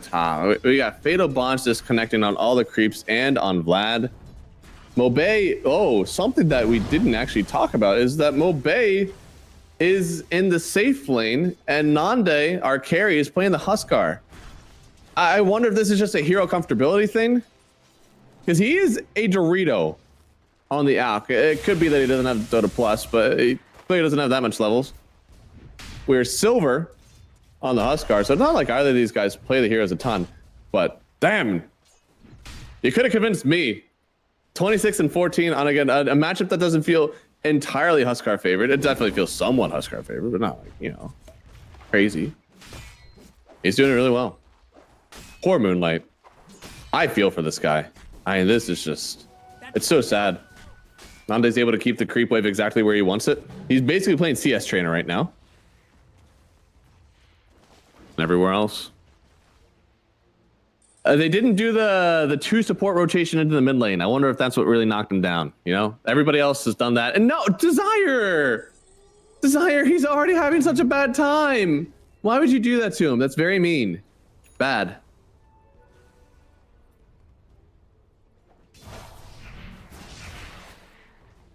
These individual matchups in the safe lane and off lane are actually going pretty well for them as well.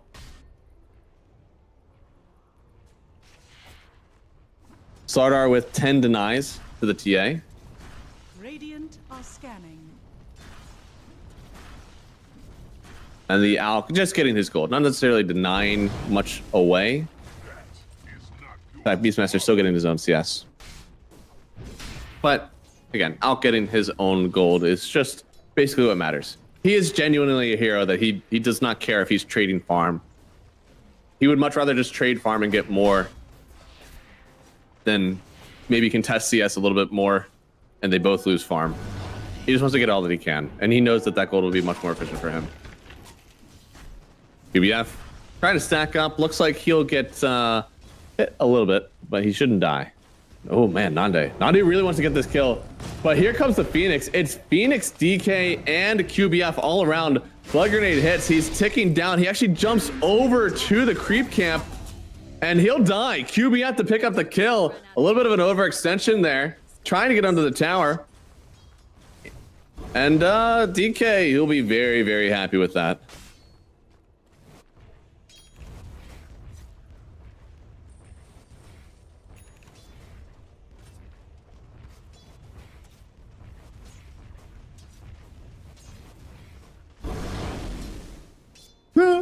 Moonlight's just immediately getting chased after. As soon as the Huskars respawning, they're like, okay, it's time to run at him again.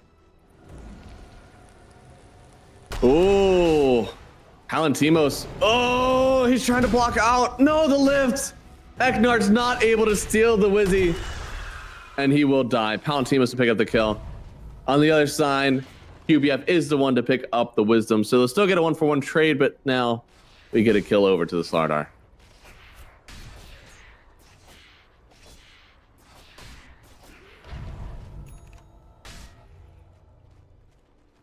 Man, 3 heroes breaking up there to 50 CS so far. Pretty big lead for them. So, you know, TA is not too far up, and Nande, no, again! The second death for the Huskar. Oh no. Huskar is kind of a hero that you can bring out a stopwatcher. I wanted to say a ticker, the thing that they use in baseball to track the counts. You can basically pull out one of those, and each time a Huskar dies, you just tick that one time. I firmly believe Huskar is a hero that once you get 3 deaths in a game is very hard. If your team has not amassed an insane lead by the time that you've gotten 3 deaths, you no longer have this end-all be-all advantage against the enemy mid laner, against the enemy team, to where you're unkillable. Because clearly, you are killable. Oh, what does the net worth look like, Mr. Lightcheek? Hey, so we got, you know, oh, DK hurts. He's only at 2,600, but also like the Huskar's only at 37. That's not the worst thing in the world. Beastmaster's above that. Oh, unless, what have I done? What have I done? I'm sorry, Beastmaster. I didn't want you to die.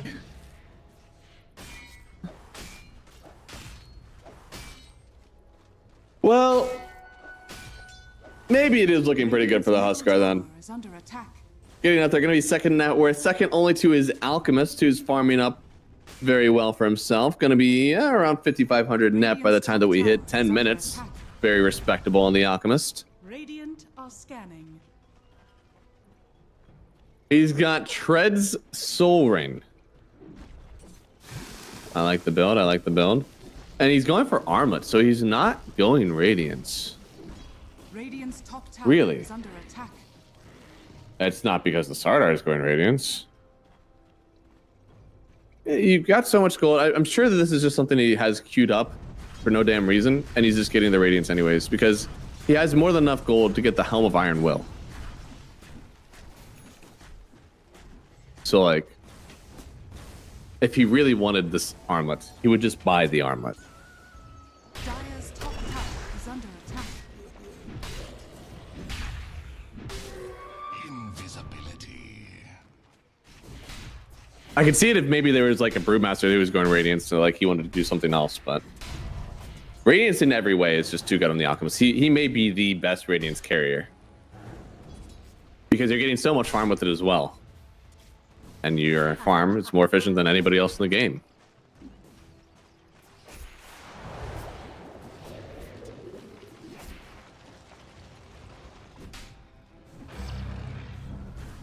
Oh, there it is. So we saw Oracle Huskar. We sent 10 Huskar. And now we're into Warlock with 4 points and Shadow Word Huskar, which is a lot of heal. You didn't really expect that build, huh? We've seen so much Fatal Bonds up people that maxing out the heal was not in my cards. It's certainly, I mean, I didn't even know if 1 point was going to be there. But I think when you're doing it with the Alchemist, you get a few points. Crystallize is dancing with the Slardar. They're going to fourth the wave here. He doesn't have a Blink Dagger. It's not like he's getting out of this one. You got to bring the boys. You got to bring this fight to the Slardar. Dive around from the Phoenix. Eggs on the complete other side of the fight. That means that Nande and Kadara are both going to go down. They couldn't get anywhere close to the egg. And now they'll lose Palantimos as well. Finally, TA will fall after some fighting.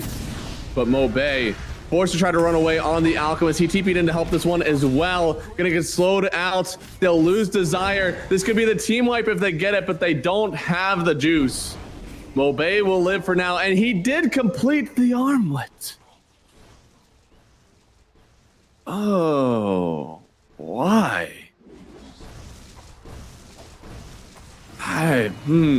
Boy, this is gonna require some advanced thinking from me because it's not like there's. I was thinking maybe if there's no magic or no physical damage on the enemy team, like the Radiance loses a lot of value. You could be in early timing with your Huskar, but truth be told, I mean, if he was just by himself getting this Radiance, doing that by himself, he'd have the Radiance now. And he'd still be able to take that timing with the Huskar if he truly wanted that. And now, I mean, take out your tickers here and see Huskar. We have ticked another death. We are down to 3 deaths, no kills on the Huskar. Even though this game is at a passable net worth, even though he's at number 3 in the whole damn game. He's not a hero that thrives on just having his own net. He needs to have the advantage. He needs to be forcing you to build another item. He needs to be forcing you to find that anti-regen. It's just not happening. Radiant's top tower is under attack.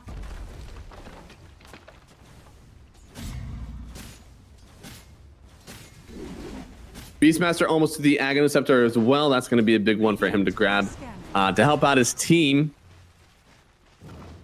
Dragon Knight with the Blink Dagger. I mean, this is actually a pretty damagey hero. DK just happens to do damage right now. And with the Midas, I mean, this feels really greedy. But it's not getting punished. The guy had a rough lane. He's trying to come back. Now he's above the Slardar on the enemy team. Not too far away from the Huskar either. If he keeps farming at this rate, things will be fine. What we've done is delayed the Blink Dagger. This could literally be like a 1-for-1 trade. You traded out your Blink Dagger for your Midas. So any fight that happens where we're really regretful for not having that BKB, or not having that Blink, means it's entirely DK's fault.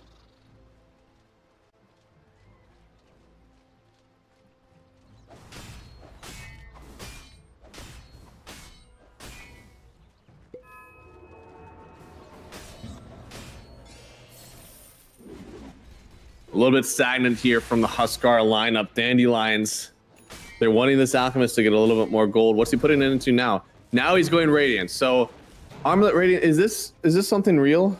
Let's see. Let me go to Alchemist. Is this something that people are doing? No, I'm just dumb caster. I won't put it past. I'll accept if I'm dumb caster. No one is doing this. Okay. Okay. Okay. Almost everybody's going some form of Boots, Soul Rain, and Radiance. A lot of 11-minute Radiances here, which I think he actually would have been on. It's not like he was farming poorly. Mobe was doing a really good job. He just, you know, stopped the farm so he could get himself an armlet, and now he may die before he even gets to pick up this relic. It could be a huge churn of events here. They get double stun. Phoenix, yeah, has the egg. Are you sure you want to go in for that one? I don't think so. Mobe will fall. Nande, they're chasing down the Huskar. It's a double stun, but the Sunray trying to keep them all alive. Now in with the Rock and the Fatal Bonds. Is it enough to get the kill? A huge stun. It actually crushes this Phoenix as she's diving through.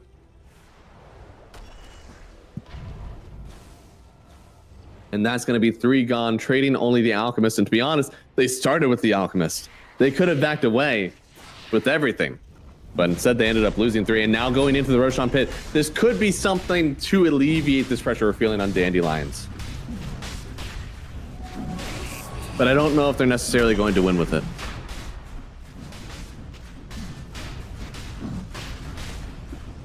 I am skeptical. At this point, I would be surprised if the Huskar lineup would win this game. I think they have given too much away.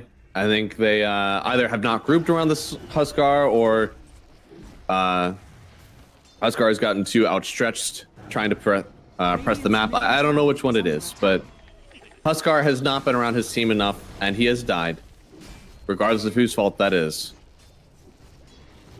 And we have not appropriately passed the baton to the Alchemist. And I don't even know if the Alchemist is necessarily the one that you should hand the baton to. Alch isn't really a late game carry anymore. He's just like a super strong, you know, 20, 25-minute carry. And he holds on to that timing for a lot more. Like, he does keep that aggression. Whereas that used to die at like 35, 40 minutes. Now we can hold on to that for like 50, 55. As we get into the hyper late game, that's going to go over to this Monty TA lineup. Radiant's bottom tower is under attack. We're all wrapped up for takeaway.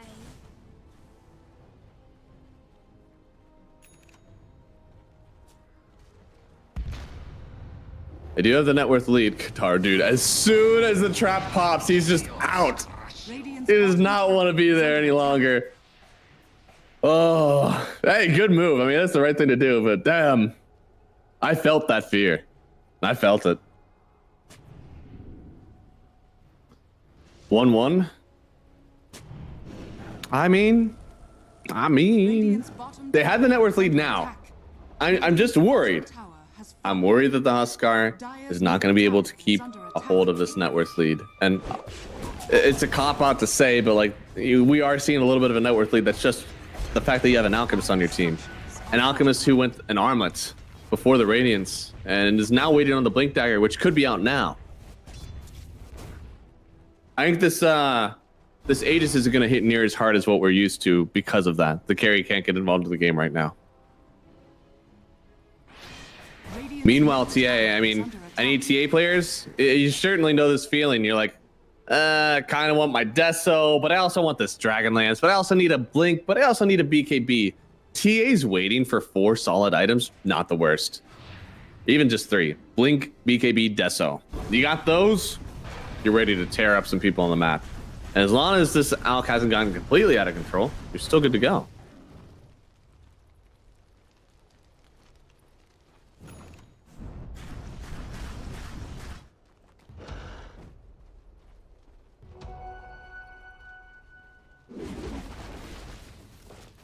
Smoked up here from Monty, trying to find something here. If they find the Huskar, there's, I don't know. He starts to show himself here. There is a tier 1, so his team could come out and save him.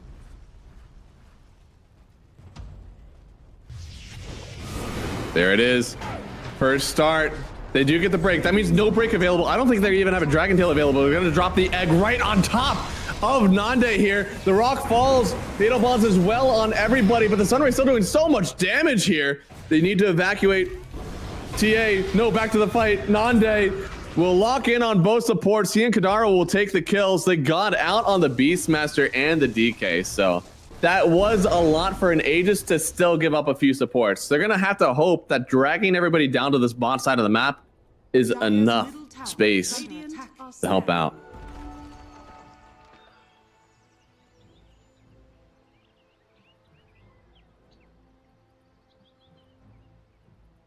I'm feeling more and more confidence in what Dandelions are doing, but I'm not sold. I'm seeing the vision. I know what they want.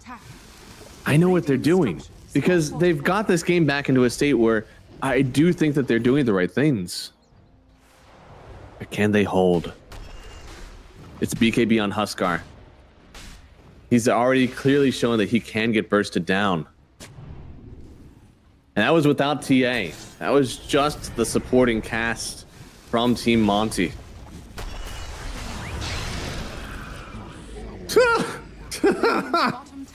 Okay. Yeah, no, Phoenix is gonna die to that. That is life. Radiant's bottom tower has fallen. Easy tower destroyed here. Only 2 tier 2s left. It's surprising that they're able to get that on just the first Aegis. But without the egg, yeah, Monty, they just don't feel comfortable taking these engagements. Is under attack. Dire's top tower has fallen. We've got Roar, we've got Drums. I think we'll have eggs soon. We have egg in literally 1 second as I hovered over that. Radiant's middle tower is Team under fight attack. galore for Monty is all around. I do think that the Warlock Fatal Bonds Rock has been doing a little bit more than I expected. That is pre-BKBs, pre-dispels. Roar connects. Do they have the damage? He's broken. They'll get the kill if they just have a little bit more damage. But Crystallize just, he already died. He died somewhere else. He died on the complete other side of the map. Dire's top tower is under attack. Holy moly. He just got stunned bash, and then there was a stolen bushwhack that helped him out there. Dire's top tower is under attack. Desire owning.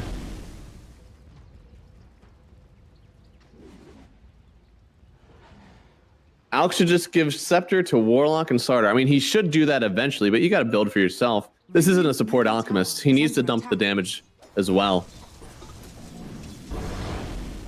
He needs to have, like, Blink BKB AC.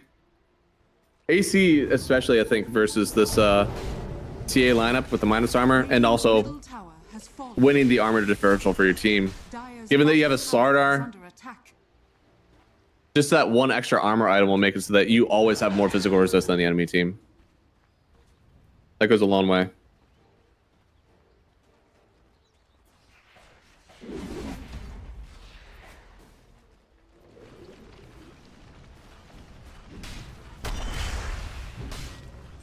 $9,000 net worth leads, slowly growing. Emphasis on slowly. They are getting some net worth, but not a ton.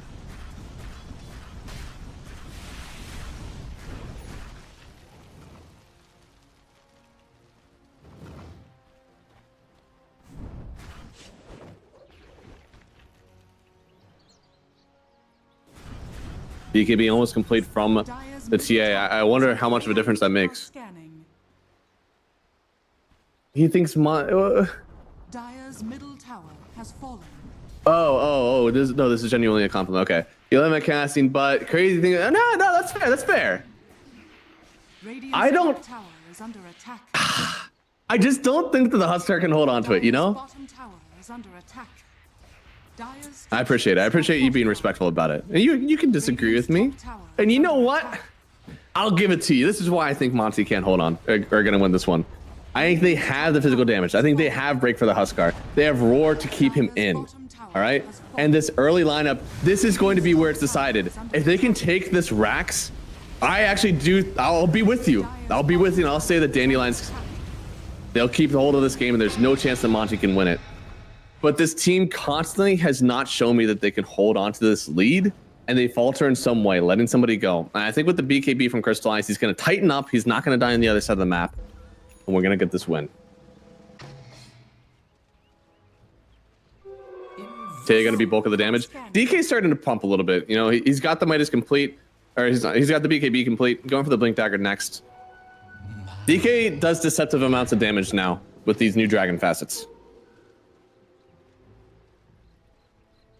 They're smoked chasing after one another. They're all running right up to Roche. The only difference is, well, Dandelions are here first. Roshan will spawn in 1 second. They're going to find the Huskar here. Rooted up, able to get the BKB off here before the roar connects. The egg is down, the heal is out, but the heal is behind the rest of the team. And Nande is ripping through everybody. Crystallize the only one left. They have the halberd. Monty lose 4, and that's why I said that Monty have no chance in this game. That Dandelions are holding on to this one, and Huskar is the end-all be-all of this lineup. They can't handle him. Oh my goodness, they're just running it down high ground. Oh my lord. Radiant's top tower is under attack. Really big BKB there from Nande, making sure that there was just no way to turn around.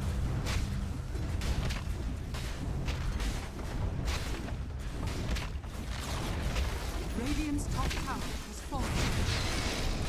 They're just going to take Rax for sure. Aegis is available. If there was any buyback, they would surely turn out for it. That fight is just so rough. We went all the way in with the egg, and it was in front of your team. And there's 2 reasons why that is just terrible in this game. First one being, you need to heal them. You need to be the one that's healing your team through all this damage that you're seeing. It's really not a ton. I wouldn't say this team has overwhelming damage. But when you lose the egg to start off the fight, you've already used your roar. Well, now you just don't have much to stand up to this kind of consistent, not as much ulti-reliant draft from Dandelions. You got an egg on the backside. I'm sure he learned his lesson there. I don't think that's anything that you got to tell Eknard on this. He felt it in that fight. And they'll be working to fix that as it's a 14,000 net worth lead. They already lost some racks, already lost... it was just the melee and the tower, so there's still a range sitting here.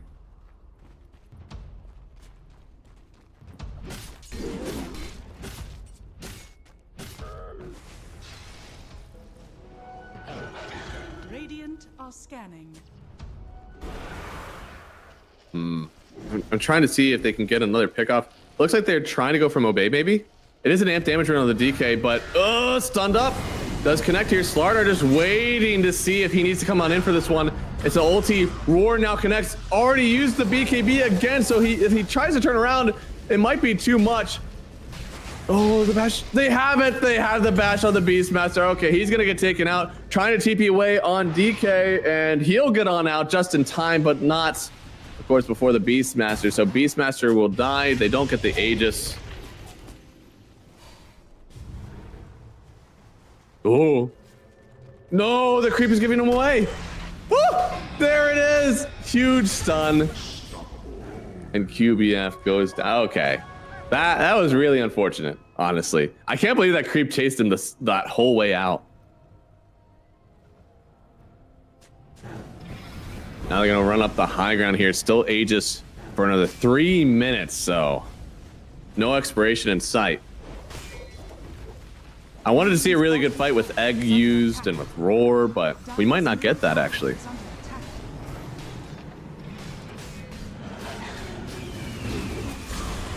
Oh, jump in. Silence on the Phoenix. No egg available. He's just gone, and no buyback either.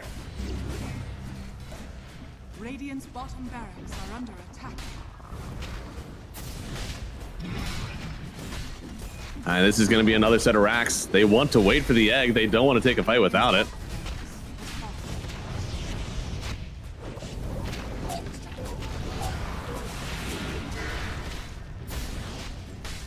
They were just watching, man. We're just watching poke damage It doesn't do much. Nande's feeling pretty good. We are about to hit the pinnacle of strength of this Dandelions draft.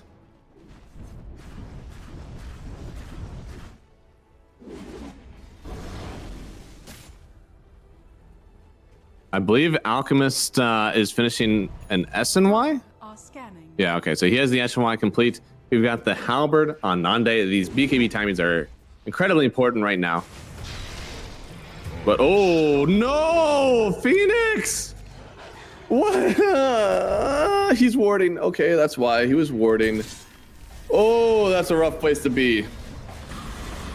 An egg feels like it is everything in these fights right now.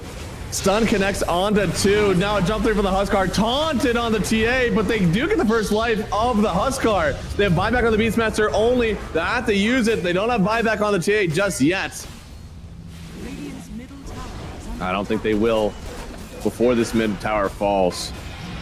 Stun connects onto the Slaughter here, but they're bringing back the Beast. Look at how much damage he's taking, and GG is called. Game number 2. Going to Dandelions here, and well, with that, that means we're going to game 3. We don't accept ties here. We want to get a decisive victor. Dandelions, they're pulling out the Huskar of their own. Huskar undefeated as far as I've seen, so new hero, first pick it, see what happens. I'd even say this wasn't the best Huskar game. Like, multiple reasons. First off, we did get caught out a few times. Second off, like, your lane, this isn't some sort of like weak spirit hero. This was a DK who is able to, you know, skill his passive, get a little bit more CS than what you usually expect out of people. He has his Q to farm it out as well. Plus you have the break on the Hoodwink, you got percentage-based damage on the Phoenix, and a BKB piercing disable. All these things are things that the Huskar typically doesn't want to play against. So I really didn't feel like they had it in them. But Nande played really well. Really, really well. Outside of the times that he got caught out, I think he maybe could have lived. Maybe if he wasn't so aggressive with it early. But once he got his timing, and he got this armlet BKB, damn near felt invincible the whole map. So really well done. The role swap certainly worked out for them, at least in this game. We'll see if that's something they continue to do, or if this was just a hero specialty moment. We got a game 3 coming on up. So guys, stick around. Thanks for giving, you guys were right. I'll admit it, I was wrong. I thought that the Huskar wasn't gonna be able to outlast. They did, and we got ourselves to game 3. So keep it up. Let me know what else you thought about these games, and we'll see you after this break with our last game of this series.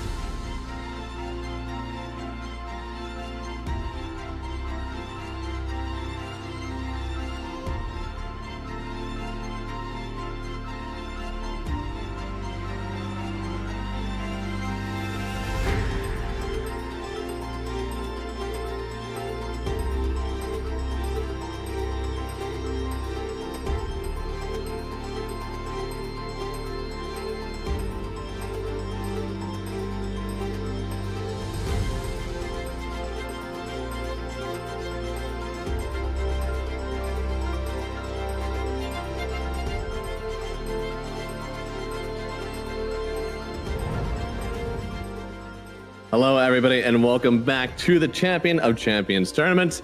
I'm the Math Magician 10, and we've had 5 games so far today.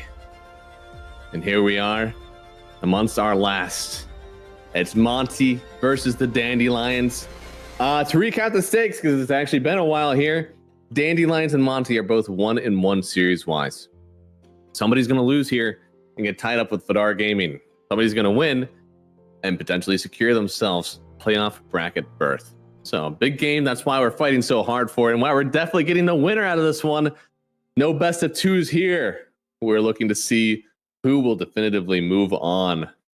And also to see what we've gotten in the draft so far here. So, looks like it is first pick for Monty.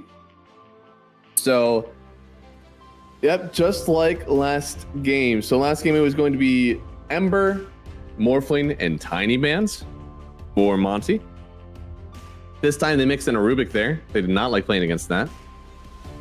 And then for the Dandelion side, they banned out SF, ET, Primal, and Brewmaster. And they won last game, so they may be looking to keep things exactly the same. Potentially Brewmaster getting banned out here. Since it is first pick for Monty. Okay, I was gonna say, I didn't know maybe they ban out a Hoodwink, but instead they're gonna ban out the Weaver now that the Rubik is completely out of the pool. Leaving in a few here, it means that the Brewmaster is left in. They could ban Doom, pick Brew. They could ban Tiny, pick Hoodwink.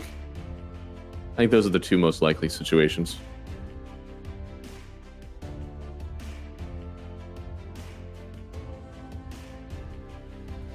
Whew.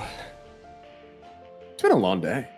You know, it's been a while since I've actually had all 6 games on the 2 best of 3s, especially solo. I think this is the first time I've done that solo in a long time. And here we go. Ban Hoodwink, pick Tiny, the reverse. So I actually wanted this pick the last time. I think that Tiny is still a very good hero. And I also think there's more flex potential with this one. Hoodwink is just a 4.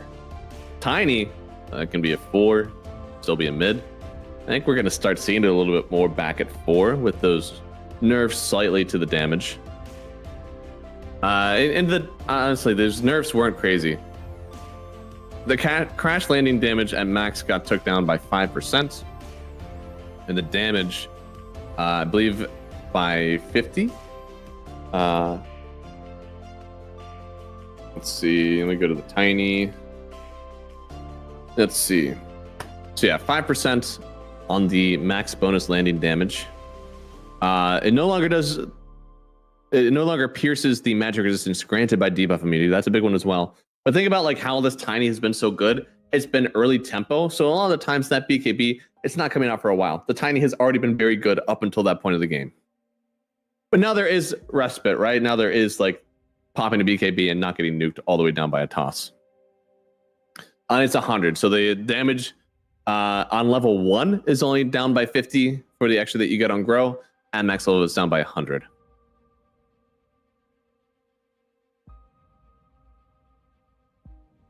So, again, Hero still feels good. I've seen it in a few other tournaments as well. It's still looking strong.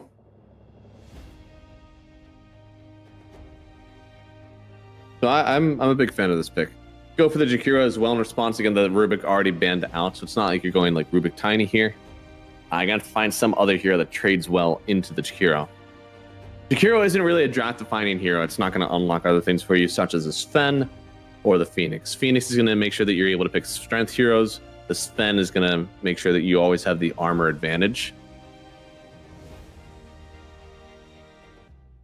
And let's see. Morphling still in pool. That one was banned out last time. Centaur also still in pool. That one was banned out. I feel the Brewmaster, I'm glad that we got that ban in. That one I could see a world where Dandelions are just going to pop that immediately. They played very well on, on game 1, even though they did end up losing. The Brew was soaking up a lot of Dooms, opening it up for his Sven. Yeah, good hero to get taken out. Currently with this Shakiro, again, we have lane pressure. We have a little bit of lockdown sitting in the trees. Tiny. We have some flexibility and nuke damage. So I think we're going to see a Phoenix here pretty early, unless it gets spanned out. Visage picked up. This isn't a team that can really pick Phoenix, I don't think. Maybe they can. It's weird because, like, Phoenix 4 hasn't actually happened in a while, but there used to be a world where Phoenix was only played as a 4. I want to say just no. If anything, maybe a Nyx Assassin, but oh, they go Centaur. Okay. Protects from the Doom. A lot of good lane matchups. Also doesn't get nuked down by a Tiny for sure. I think this is where I would go Phoenix +1. You could go Phoenix Mars. Mars is actually pretty good into the Centaur because you're able to run away, sure, but unless you have BKBs that you also want to pop, you're not running away. They go Venge. Ooh, so the minus armor. Are we getting some more minus armor with this, or is that all we're looking at the moment? Could go like Venge ET, commit this Tiny to a core roll. Currently, though, it could be just well, be Venge anything. We've seen Venge offlane. We've seen Venge 5. We've seen Venge 1. Be a good few places.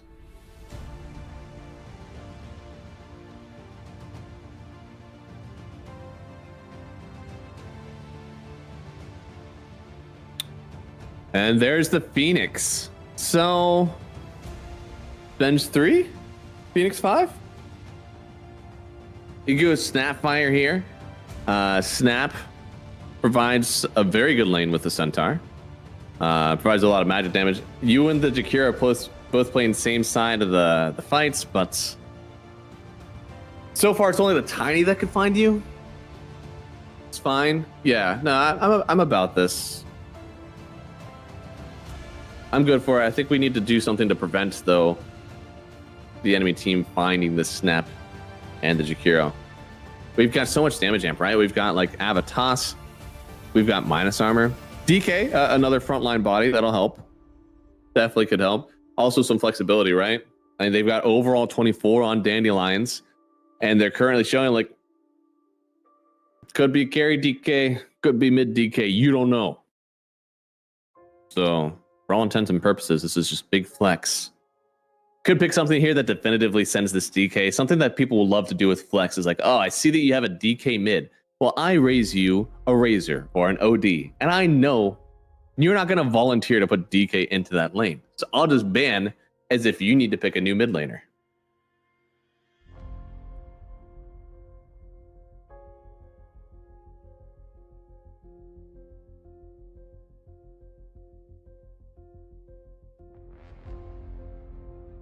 What are those choices? Yeah, Razor sparks some joy, but he's not that jumper that I want. Storm could find these two heroes. And he does have some follow-up, right? We also have like Avatas. We have an Egg that's not so far away. Wave of Terror is actually pretty long range, plus the save with the swap. I could see a Storm. I could also see a Void, just because that adds in some physical damage rather than the magical that you'd be doubling down with. But we still have a carry in the mix, right? Okay, yeah. So mixed damage on the Lina. Could go mid. Could go carry. At this point, if I had to definitively say where everybody's going for Monty, I'm going Lina, Tiny,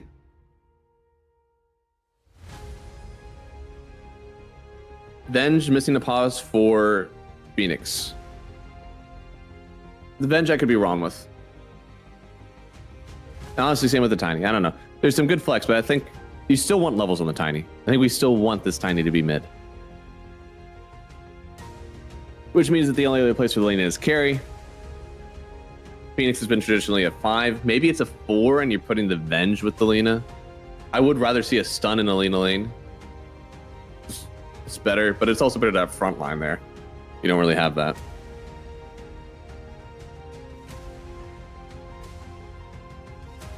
I think Lina feels like the right pick, but almost for a mid lane, you know? I think I want some sort of like big, strong boy front of my Phoenix. I want CK. I want Ursa. I want Wraith King. I want something like that. Something with a stun. Strength hero with stun. I kind of want this to be Venge 3, Tiny 4, Phoenix 5, Lena mid. Send me a big boy in the safe lane, but I don't think that's what's going to happen. That might be flexing too hard. I might be things that they haven't practiced on Monty. They do ban out the Ursa, pick up the Darkseer, so they're trying to steal those Dragon Knight illusions. And they're happy with that. They don't care what carry is about to come out here. Could be Lifestealer. Lifestealer into the egg isn't so bad. Into the swamp, you don't love it, but hey, such is life. You could also maybe go for a Troll Warlord, somebody that builds that Aghanim Scepter very quickly, gives you that Dispel, but is also susceptible to massive burst, again, through the BKB with that Vengeful Spirit. So it's up to Dandelions. How do they answer this one? Those are my top two choices, but maybe there's another one. Is there another one? Is Gyro a possibility? Something that presses a button in order to actually do damage is always a cool hero to play into Darkseer, but you also want to outrange those Ion Shells if you ever had the chance. And Gyro, it kind of does. Not 100% though. His attack range is very small. There's not a whole lot of backline catch as I start to say this. I wonder if you just DK the carry, and then you go like sniper. There's not a whole lot of catch there. You don't want to go any more magical damage, I don't think. You need some hefty physical, whatever it may be. If not, sniper mid. Again, Troll Warlord does physical damage. He'd be okay for it.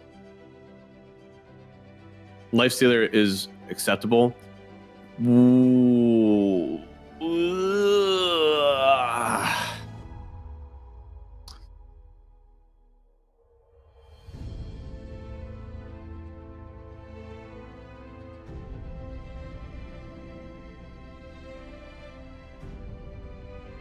Lena's pretty good into that hero. Okay, so we have the lane set up finally here for this team. It is going to be for Tiny. That part I called. What I wasn't aware of, though, is that it's going to be carry on the Vengeful Spirits. It is going to be the mid Lena, like I said. So, not the way that I thought this would get flexed out, but still happy to see that I was right about Tiny 4. On the other side, it is going to be, I want to assume, carry Wind and mid on the DK, but they have been known to switch these around a few times. Windrunner is typically your answer to Lena mid because you're able to dodge LSA with the Windrun. So that's why they picked it. I think that the lane is, this is one of those, lane is good for the Windrunner. Game doesn't seem as good, especially into this like save lineup. You also are going to build big stats, which the Darkseer is going to love on top of these DK illusions he's already getting. This is going to be a hard fought victory either side. I don't think this is legitimately like 52-48, but I think the advantage is slightly to Monty for this draft. I think Tiny's still very good. All right. I think Lena fits very well into this lineup. And although we have something standard going here for the Dandelions, where we have Jakiro, who is harassing very well from the 5. We have Peel from your offlane Centaur. All right. We've got Thickness from the DK that's offering more damage along with your Windrunner. Like, we have a lot of good things going for us, and a combo against the Egg and the Snapfire. And I get it. All these things are very good. For battle. But I think the Monty draft answers a lot of your power spikes with simply DK, or simply Tiny and Darkseer. And that's it. I think that's all they need. I think this game number 3, slight advantage to Monty, but this is anybody's game. I don't think that anybody has a super advantage in this one. It is 50-50, about as close as you can get. But I do believe that we outscale on Monty's lineup, and they utilize the enemy hero's power spikes much better than I think the enemy does, because Darkseer gets those spikes. So let me know. Hi, Mr. Matthew. What up, Light? Thank you for joining in the stream. Is that Light Cheek? Is that your Twitch account? 30 seconds to I actually don't know.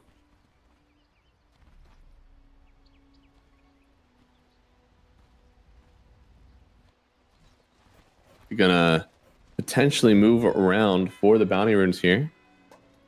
We'll see if they're able to get anything cool out of it.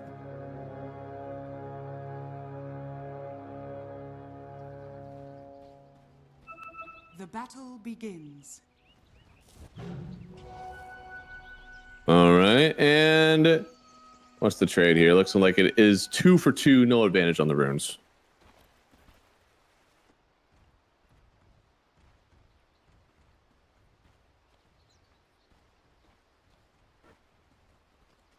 Are you guys able to hear that? I actually don't know.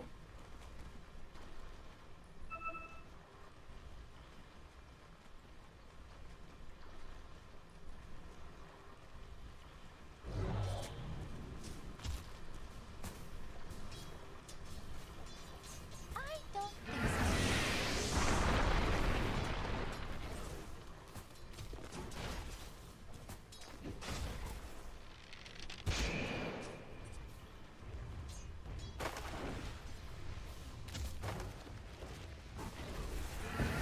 We've been saying it the whole damn day. We got to get some sitting action in because boy, am I feeling it.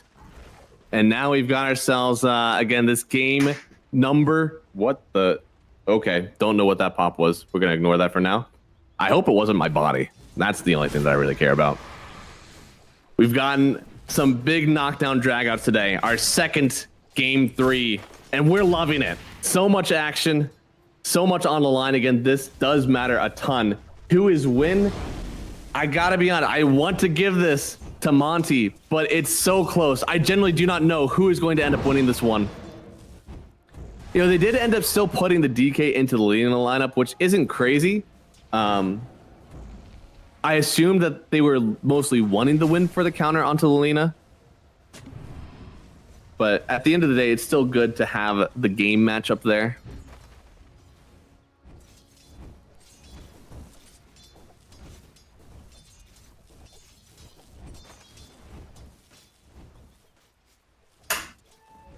Yeah, I don't know, guys. I don't know who is genuinely going to win this game. All we can do is sit and hope that it's an even one, that everybody can play their heart out, because QBF already an assassination on the Windrunner.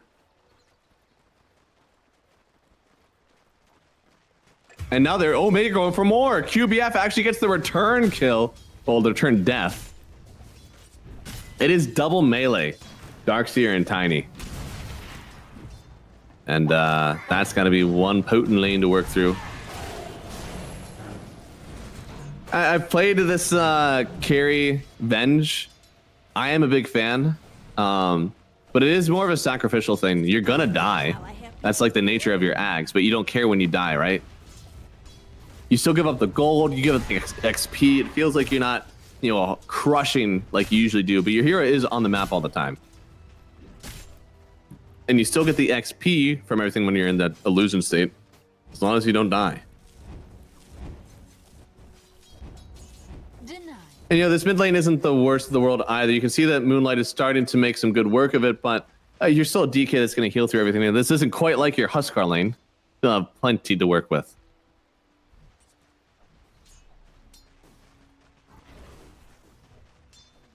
Oh, does he get the pull? He does. He gets the range creep.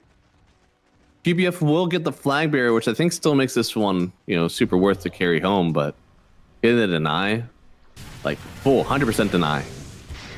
Not just a creep wave deny. Very well done. QBF, a little bit of danger for sure. They need a little bit more. Getting body blocked actually by the Jakiro here. Gets the dual breath, a little bit more damage, and the power shot connects. That's 2 kills so far. Windrunner certainly feeling the goodness of this lane. And Desire, oh, a little more, and Crystallized with a kill of his own. Bot side versus that POS 4. So the 4s just handing gold over right now. And dude, Kadaro is trying to make sure he's being like a nuisance for this XP on the Darkseer. And does he die to the creep wave? Oh no, dude, this Jakiro is very big. Like, yeah, he doesn't die in just one toss. So spent a lot of health to get that one done, but they do it. It is Light Cheeks, I see. That means he's not in the room with us. I thought he was the observer this whole time. Who is our observer then, if it's not Light Cheek?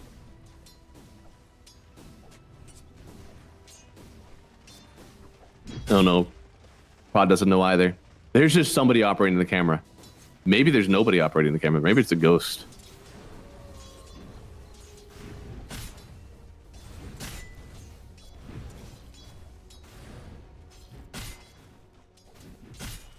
So far, CSing is going quite well for the Crystallized Venge. The Darkseer, man, Darkseer's feeling it.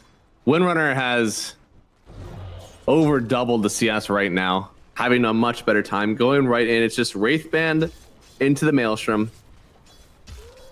Darkseer is a hero that has sometimes not had the best lanes to start, but he ends up getting there no matter what. Radiant's bottom tower. It'll take some time.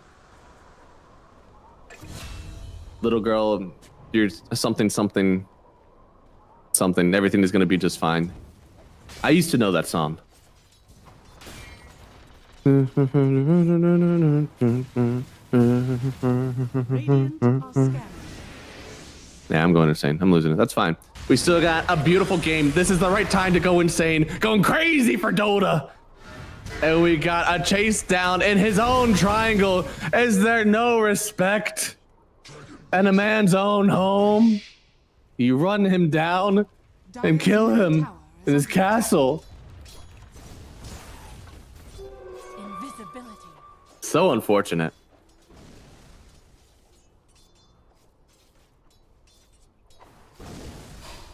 You know, we got an early net worth, but there's been a lot of kills. I can support this.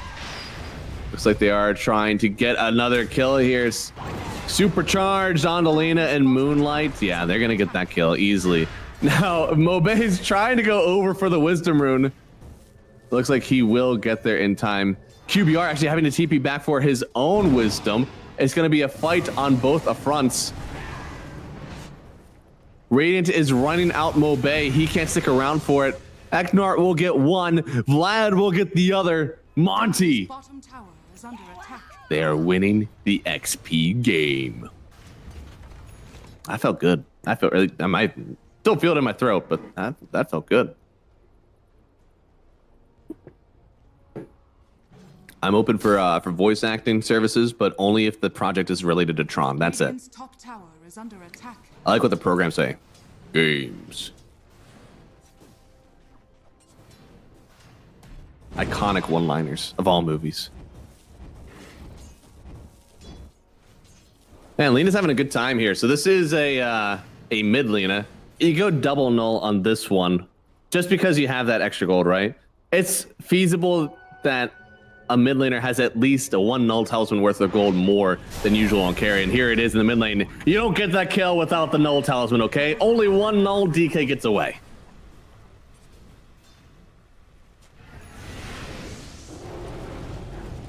Ooh, Gadaro.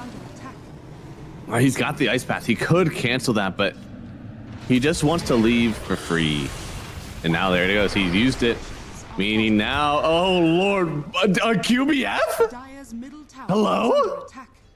Why did you do that to him? That's messed up, man. He was, I don't know if he was alive, but he was more alive than before you tossed him. What? Then after, what? Why? I don't care, man. You know, it's Dota is a crazy, crazy game.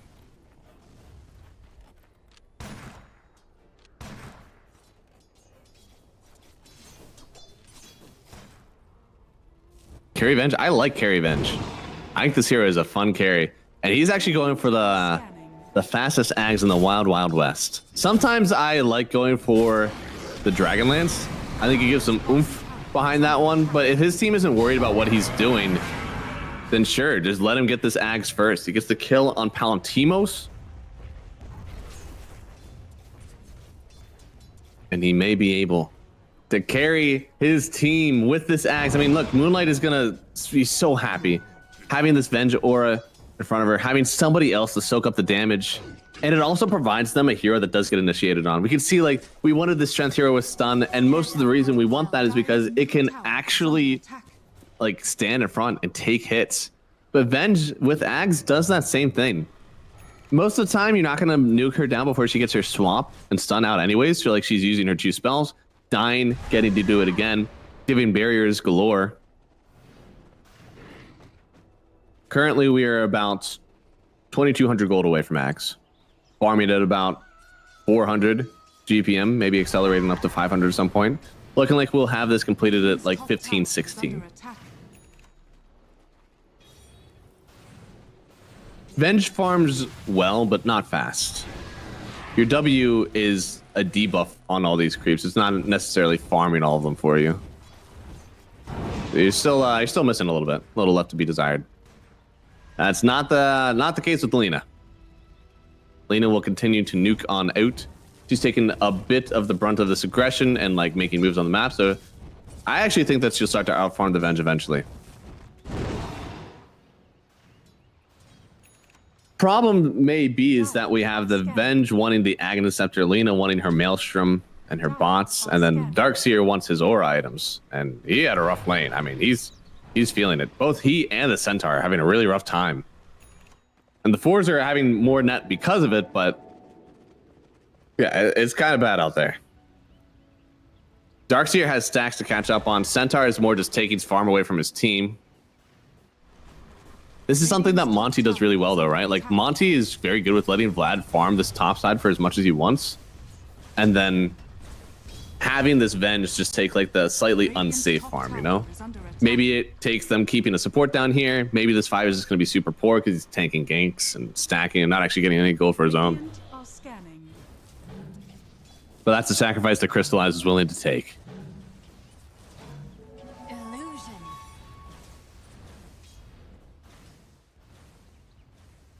What's the Wind doing? Wind is probably doing Gleipnir, right? Got the Maelstrom. Ah, okay, so going Dragonlance into BKB. All right, so sometimes you'll finish that Gleipnir right away. Sometimes, again, like she is right now, she's just going to get a little bit more beef. That way she doesn't get bursted by this Tiny. Is Dandelion flower? Yes, Dandelion is a flower. If you mean the logo flower, yes, also. Radiant's bottom tower is under attack. Dandelion is Dire with 4 kills. Monty is Radiant with 8 kills. And thank you everybody for tuning on in. Happy to see you all here for the Champion of Champions tourney. Got ourselves a hype one. Again, this is essentially for upper bracket berth. Whoever loses, they're going to be potentially tied up with another team that is 1 and 2. It can be a bit hard.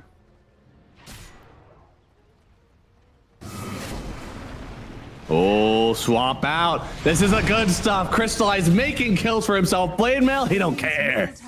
Easy kill. Dire's bottom tower is under attack. That's good clip. Don't you dare chase, please. Have mercy. Radiant's middle No tower is clips. under attack. Dire's top You're a good tower caster is under watching attack. from Phil. Yeah, thank you so much. Glad to know that we have fans all over. Radiant are scanning. I am reading chat, guys. I appreciate all the love.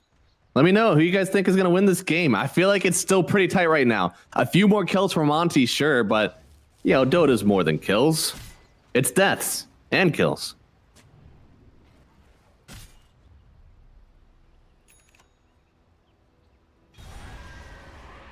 Wizzies are about to be up for a second time. I don't think we're going to see Monty get 2 this time around.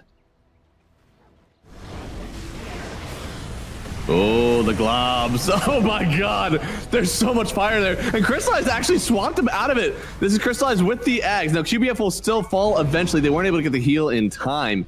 Unfortunately, I feel like if they actually had that heal there, Tiny could have maybe regened up and got back in. But instead, he does fall. Unfortunate.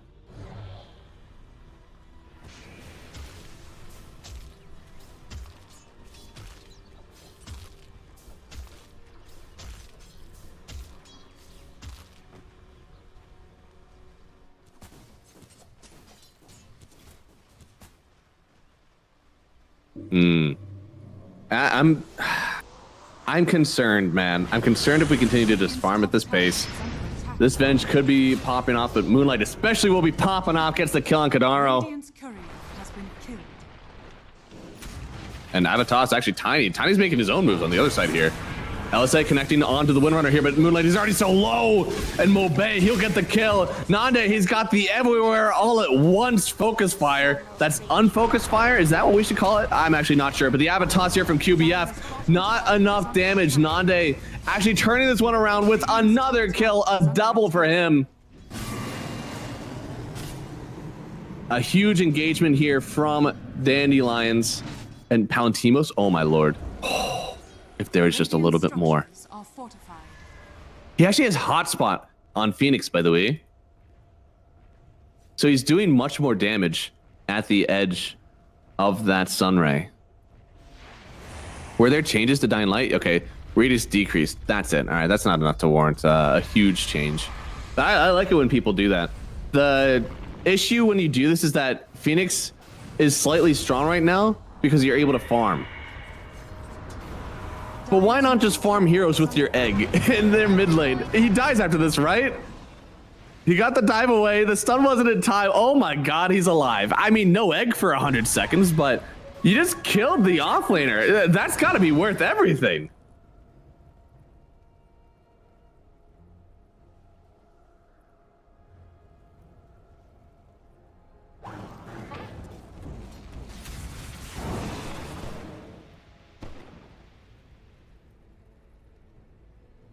So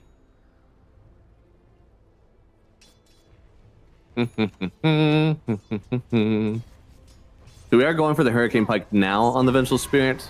Kind of going back. I mean, I like this Axe first because she feels like she's going to have to be more involved, and clearly it's worked out.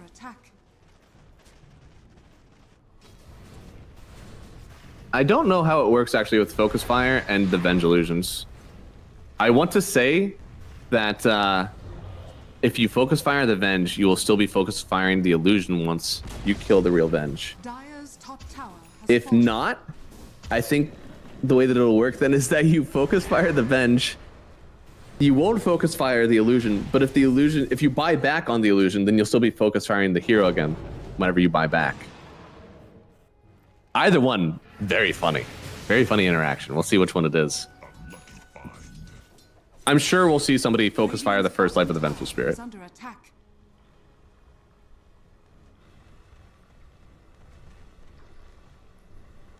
Radiant's middle tower is under attack.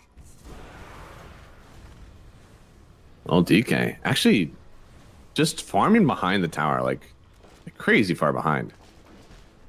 The enemy map has been very shrunk. Well, I guess the Monty map has been very shrunk. QBF trying to get away from this one. The unfocused fire won't get the kill. And he's out in time. Now, he's still very poor. You want a lot more Dire's middle tower is under if you're this tiny. I mean, you want the Blink Dagger pretty much 3 minutes ago. under attack. He's way underfarmed. I cannot stress that enough, that he is way underfarmed.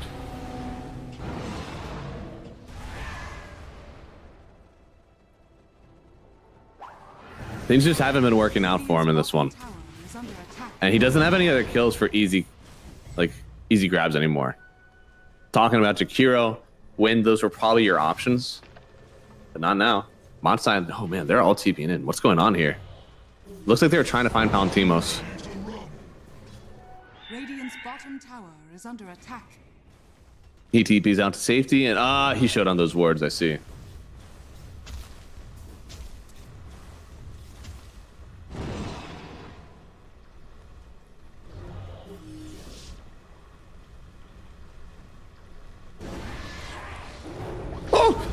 Desire, they find him. They drop the wall for him.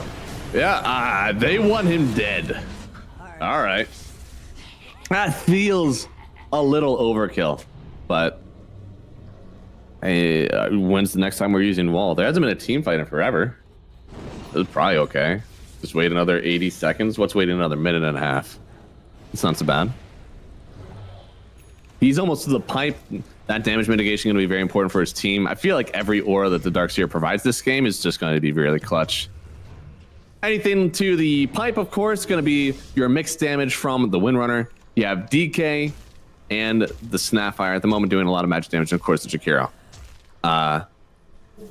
Your Crimson is going to be good as it scales later, because then there'll be more physical damage coming out from, again, mixed damage on the Windrunner, physical damage coming out from the DK, and honestly, maybe even the Snapfire, depending on how much gold she gets, and then when she wants to transition more to a right-click build.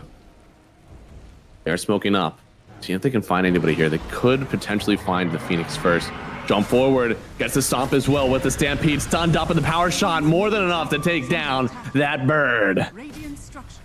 Invis picked up from QBF. I mean, he's got the blink dagger now. Well, what can you really do with it? There's no fortification. This tower is surely falling. Your team does not want any part of this.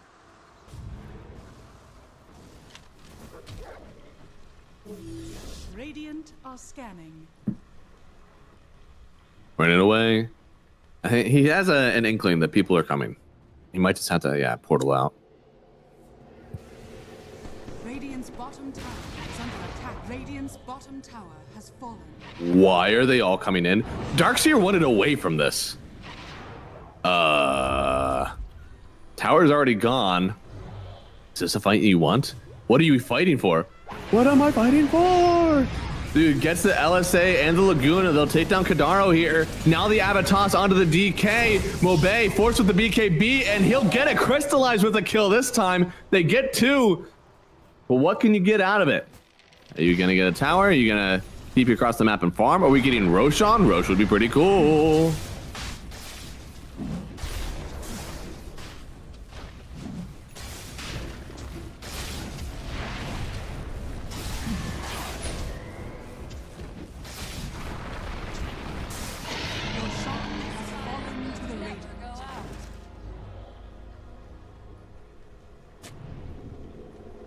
Easy Roshan.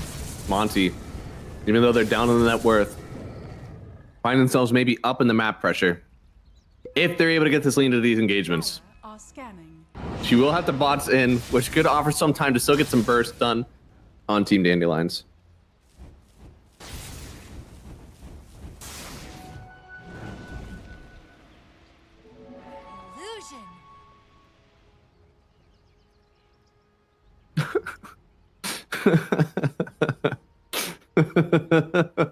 I'm sorry.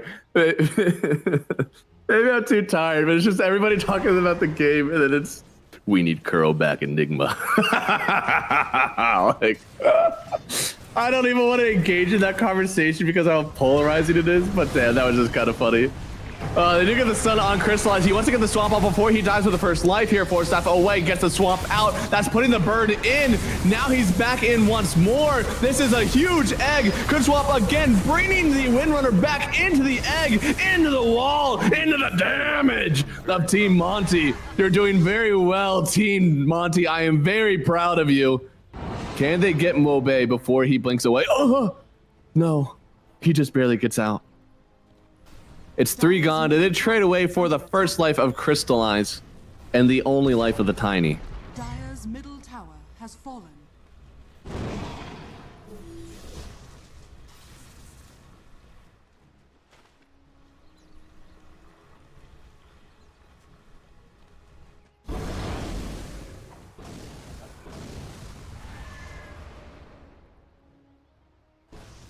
That was even a BKB usage really on from Mobe. So like this is I don't know, starting to slip slightly out of the hands of Dandelions, but not immensely, right? You did get the kill on Crystallize. Something that this carry Venge is always going to do is die and give gold away, because you're playing as if you're a team player. You don't care about the KDA.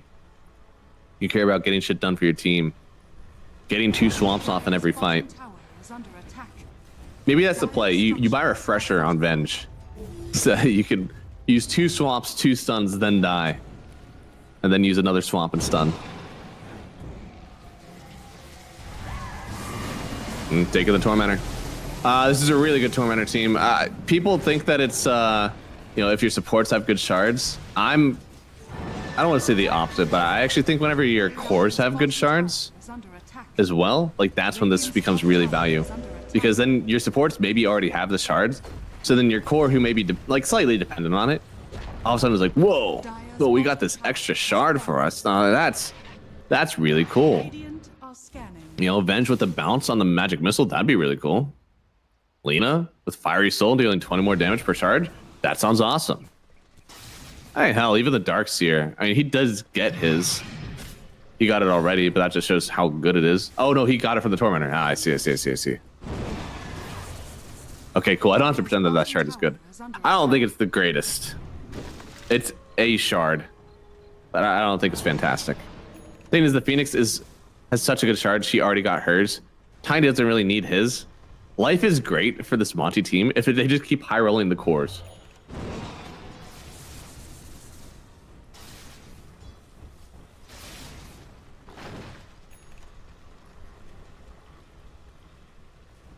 Dire's middle tower is under attack. Dire's structures are They are running up the not high ground, but they're running up the tier 2s right now. Moonlight is going to be their tower damage for now. He's going to transition into the right click build. It's just Gleipnir, right? Gleipnir BKB. This is a very strong foundation for building whatever the hell he wants. You got protection, you got some lockdown. Nothing else matters. Oh, they're sidestepping the tier 2.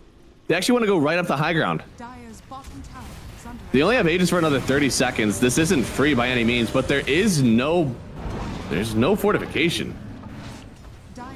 It's not free, but it's definitely discounted. This is like a buy one, get one 50% off kind of tier 3 tower, if you know what I mean.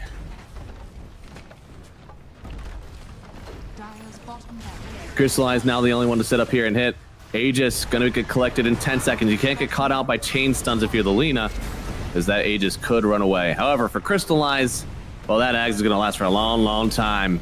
Ava only used so far, no toss just yet. They swapped out the Tiny, putting the Venge into the fray.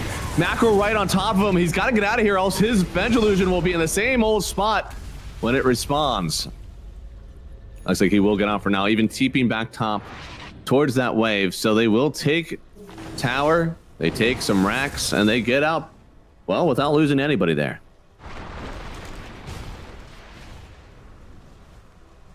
GBF has the Yules, man. This is such a defensive Tiny. I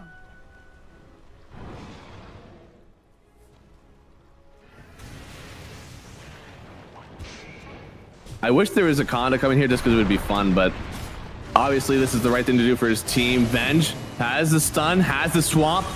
Once you use it on the Windrunner, you got to use it before you die eventually so you can get that barrier. There it is, taking QBF out of the equation for just a second here.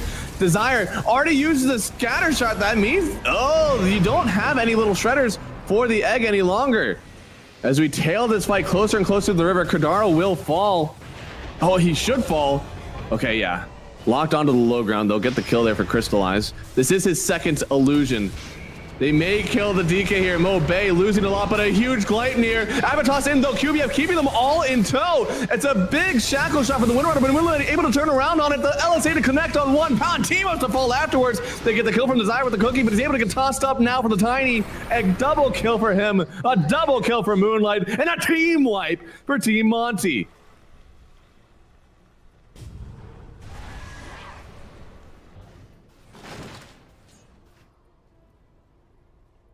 You were doing very well. I'm very proud of you. You were doing very well. I'm very proud of you. Huge kill. Huge courier kill. As if the team fight wasn't bad enough.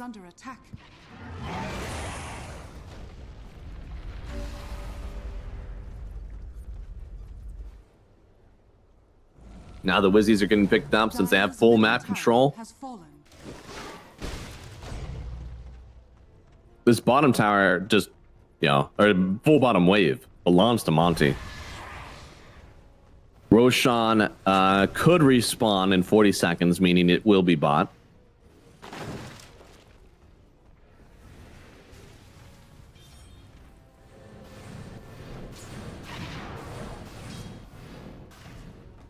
We got SNY completed on Crystallize. I like this. You don't have to go heavy into damage, especially with this lineup, right? Maybe in other Venge games where you don't have a ton of damage on your team, you could go like Daedalus or Butterfly or something like that. But in this game, you're basically looking at a ton of magic damage on the enemy team, and you have a lean on yours to do the damage. Even your spells do so much damage too. Look at that, Kadaro barely living through a swamp stun. Just a little bit more damage was all it took. Now they're going to smoke up. They want to find a pick before Roche. For Roche, actually a long spawn timer. It's going to be 2 minutes 30. Oh, finding the DK. Stunned up. Oh, canceled. Blink dagger a little bit more. Tiny with the blink forward now. Has the Yule Scepter. Wall drop down. Mobay. He can only run. He can't TP out because of the Venge swap. Oh no. Mobay is dead. Thankfully, Roshan isn't up. It won't be up for another 2 minutes, and well, that'll be plenty of time for us to get the revival of that Dragon Knight.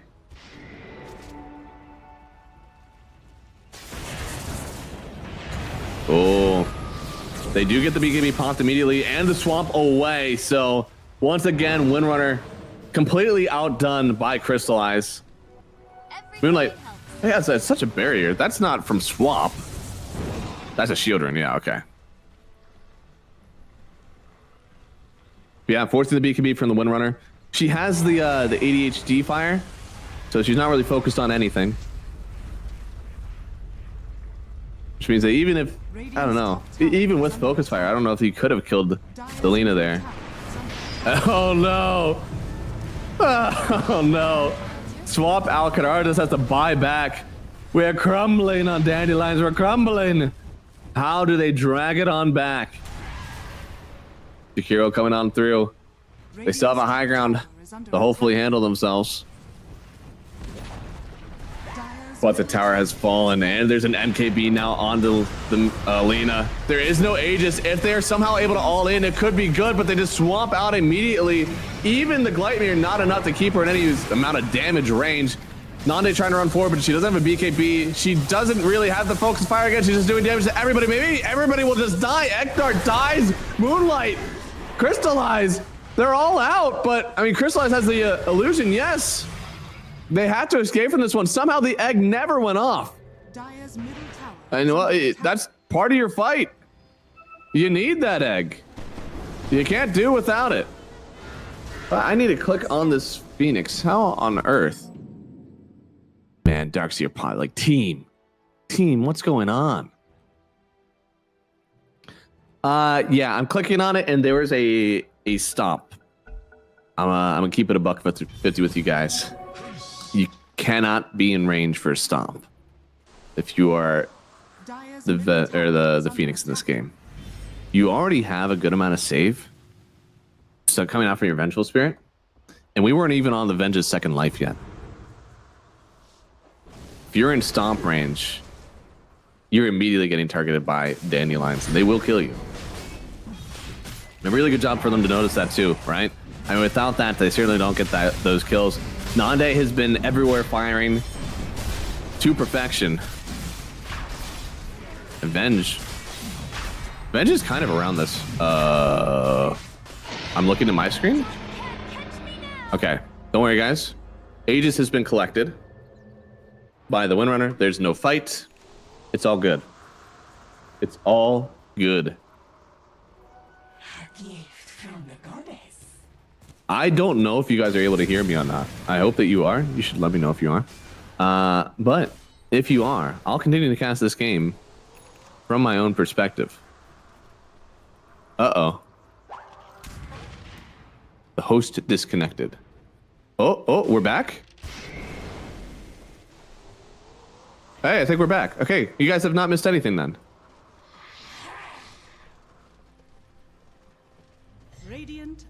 You know, I genuinely don't know if that was me or Prod, but the stream is still up, so maybe it was me.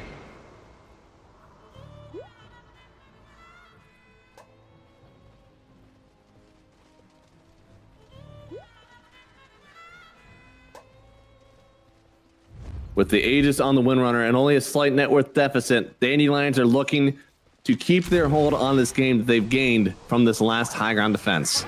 Gathering an Aegis on their first attempt, they're now looking to go into the map and find themselves a golden kill. Will they find the big fish? Or will they be left empty-handed, waiting on their hands as they sit for 3 minutes, not being able to take objectives as Monty Farm, waiting for the next battle.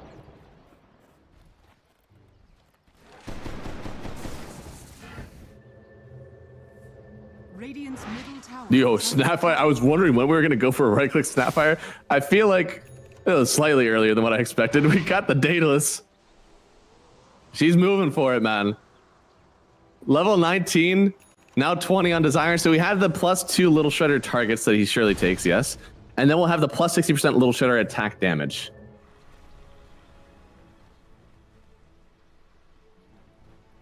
He's hitting. He's hitting good. They have the MKB available now for Crystallize, so the Windrunner is slightly less protected. I feel the lockdown maybe too much. Venge, honestly, like, she has decent attack speed. This is essentially an Agi hero that's pretending to be a universal hero. There you go, easy. Tormentor, that shard's gonna go to the Jakiro. Honestly, it turns into one of the worst shards now just because you're getting some marginal extra bonuses. But, you know, what can you do? What can you do? This hero is cracked. Now they're able to use Liquid Frost anyway, so still better overall. Dire's top tower is under attack. Dire's top tower has fallen. Top tower gone. Somehow Radiant actually got that tower without lifting a finger, it feels. To go look for a fight, though. They're smoked on. Palantimos might be the first one to jump. Going forward, he'll play under their vision if he wants to do this. Breaks this. Oh, there it is. They see him. Did they even want to swap him? Not yet. There's the swap. It was after they already had the link up with the Windrunner here. They're running onto the high ground, finding the egg. Do they have enough damage for it? Moonlight's trying to hit on the high ground, able to get the Yules up in the very last second here. He won't die, but Crystallize will. They're going to get the swap out, a little bit of a barrier for Moonlight now. They already took down the Aegis of Nande, but you've already lost your Windrunner, your Lina, which is so much of your damage. Crystallize will try to carry the torch. QBF running back through the wall. That's the only way that his team will be able to handle this one, is if they take the illusions of this Dandelions team, and they'll get Nande through the Aegis. That was a buyback on the Lina as well. They expended a ton. Will Dandelions match this effort and buy back on the Windrunner?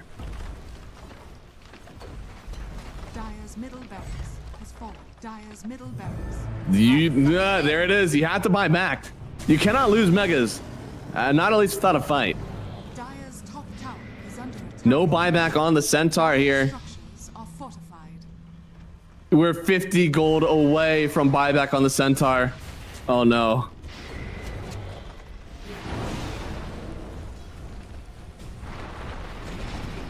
Jump in with the Avatos, tossing back the DK. They have a lot of damage here. Plus, they have the Laguna. That's it. DK out. Has buyback. Can use it, but he doesn't have his ulti right now. You have to buy back into the game. They won't get the racks. Now they feel with 2 core buybacks, all they have to do is not die, and they'll take that advantage.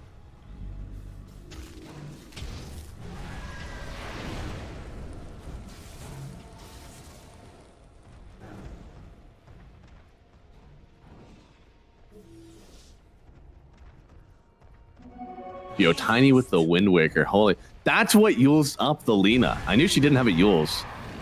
QBF, again, incredibly defensive build. Like, super defensive. But how many Tinies do I actually see in pause 4? So many of them have actually been mid, so we see them go for their own damage. This one is, you know, a support. It's weird. We hear it all? Okay, that was good to know.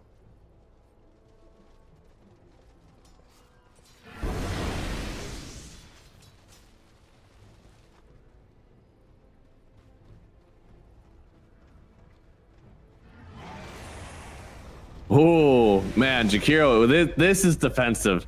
This is, don't even let the creep wave reach. He's got Greaves. He's honestly kind of farmed, but Kadara, I feel like Ags is going to be the next like significant power spike for this team, unironically.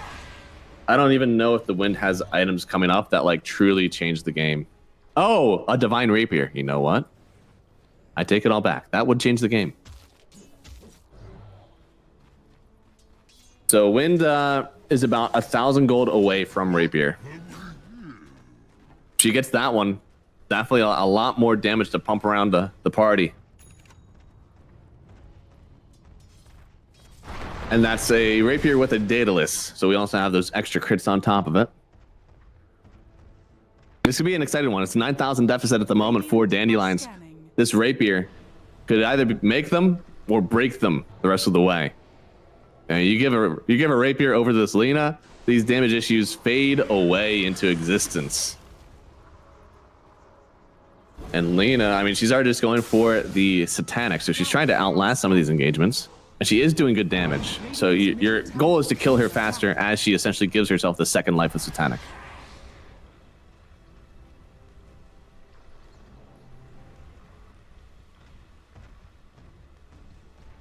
We're waiting for Roshan. Could spawn in 20 seconds. Monty clearly don't know when it could be up exactly because they are wave of tearing to check it. But we're only going to get a view of the timer in about 10 seconds. We saw a lawn spawn last time. This one could actually be pretty quick. This is called Gambler's Fallacy, and it's not real. So anyways, fast spawn.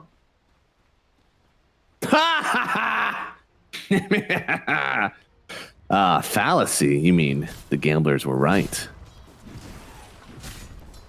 Roshan about to spawn up here. 1 second, it's up. And they know about it on Monty, but Dandelions are coming in. This could be the perfect time to fight. Palantimus is already showing on a wave. Crystallize knows. He might just want to get the swamp out. You can't start on this bench. That's why he's able to show on the wave. All you're going to do is burn through one life. One life isn't enough. You need to kill somebody who's dead. Wrapping around the whole way. Trying to get them backside. They have wards up. They could find Delina, or they could find Palantimus. Which one do they want? Nande's waiting.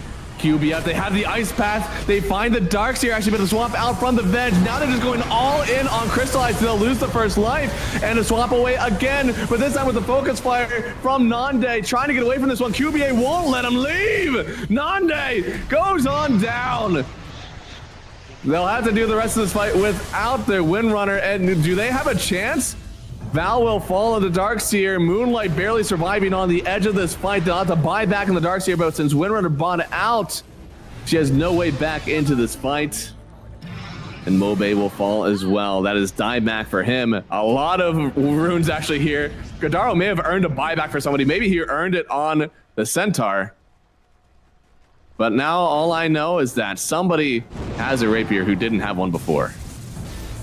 Oh no, he never bought it. Oh, this is just buyback cooldown. Oh no. They buy back on Palantimos, but this is just a show of strength. You're trying to hope that maybe they wait. Maybe they try to go after Roshan now that there's been a buyback. They're not doing it. They're gonna run up this high ground. They're gonna run right past where your tier 3 used to sit. And they'll go right on in for the tier 4s. Hotspot has been putting in some big work from the Phoenix in this game. And now it's somehow up to Dandelions to take the fight of miracles. 3 versus 5. 6 if we count the extra life here from the Venge. Immediately with the Avatar, Skadaro with a nice ulti to maybe get some of these creeps killed as well as take a good team fight together. But Snapfire not even able to use her little shredder to effectiveness. Palantimos with the blade mail, not near enough damage for himself. It's going to be GG game number 3. Going to Team Monty. I said it was like 52-48. I still believed in their lineup more. And they did end up winning. So Monty, they secure themselves upper bracket berth. And for Team Dandelions now, a little bit of an, I don't want to say an issue. But they are tied with the 4th place seed now. Or I guess 3rd. They're tied for 3rd. So one of these teams is getting dropped down.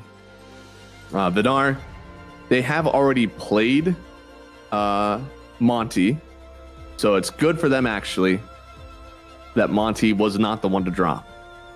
Dandelions, they have yet to play. I believe that match is going to get played tomorrow. So they do have a chance to determine their own fate for both these teams, both Dandelions and Vidar. Whew, that was a great series. I mean, we had some back and forth. It was, I believe, 2 stomps in a row. a little bit. So this one, I'm happy to see that it was much closer. A lot of opportunity. I wish we could have seen that last fight if the rapier was actually completed. Maybe in hindsight for Dandelions there, I know they wanted to get that fight going because it was for Roshan. Maybe Roche isn't as important as finishing the Daedalus. It's a hard call to make in the moment. But that is our second series of the day. I saw some people asking, what is the next series? And that's a great question. Next series is going to be Dragon Esports versus Night Pulse. That is the 1 versus 5. I heard a whoosh in the background. I'm pretty sure that means you guys are seeing the standings right now. Hey, there it is. You guys are seeing the schedule. Perfect. And the next game is going to be DMS versus Just Better. And if you thought I was good, you're going to love Dota 2 Bowie. Bowie, he has a special place in my heart, actually. He was one of the first professional analysts that I actually got to work with in a company that shall not be named. So very happy to see that he's doing the cast up next for you guys. Thank you so much, everybody, for watching. Again, there's 2 more series on the way, so you shouldn't leave. But also, I should thank you. Thank you so much for watching with us. Thank you for the kind words that you've given me. If I have any feedback on the cast, please let me know. I would love to read it, love to talk to you about it. But if not, guys, strap in, because you got a fantastic cast waiting for you just around the corner. Stick around for a break, probably going to be 10 to 20 minutes, and then we'll see you with Bowie for our second and third series of the day. Thank you so much. I'll see you sometime next week.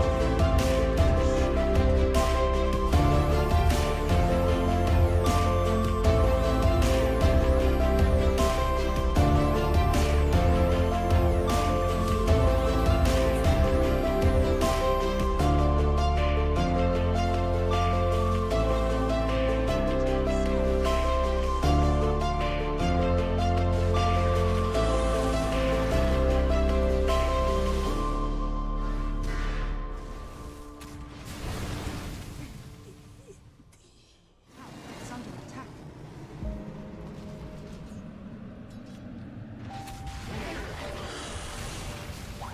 Dire's structures are fortified. Dire's middle tower is under attack.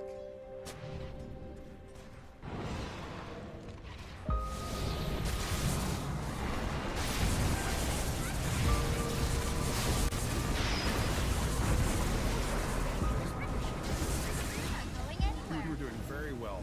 I'm very proud of you.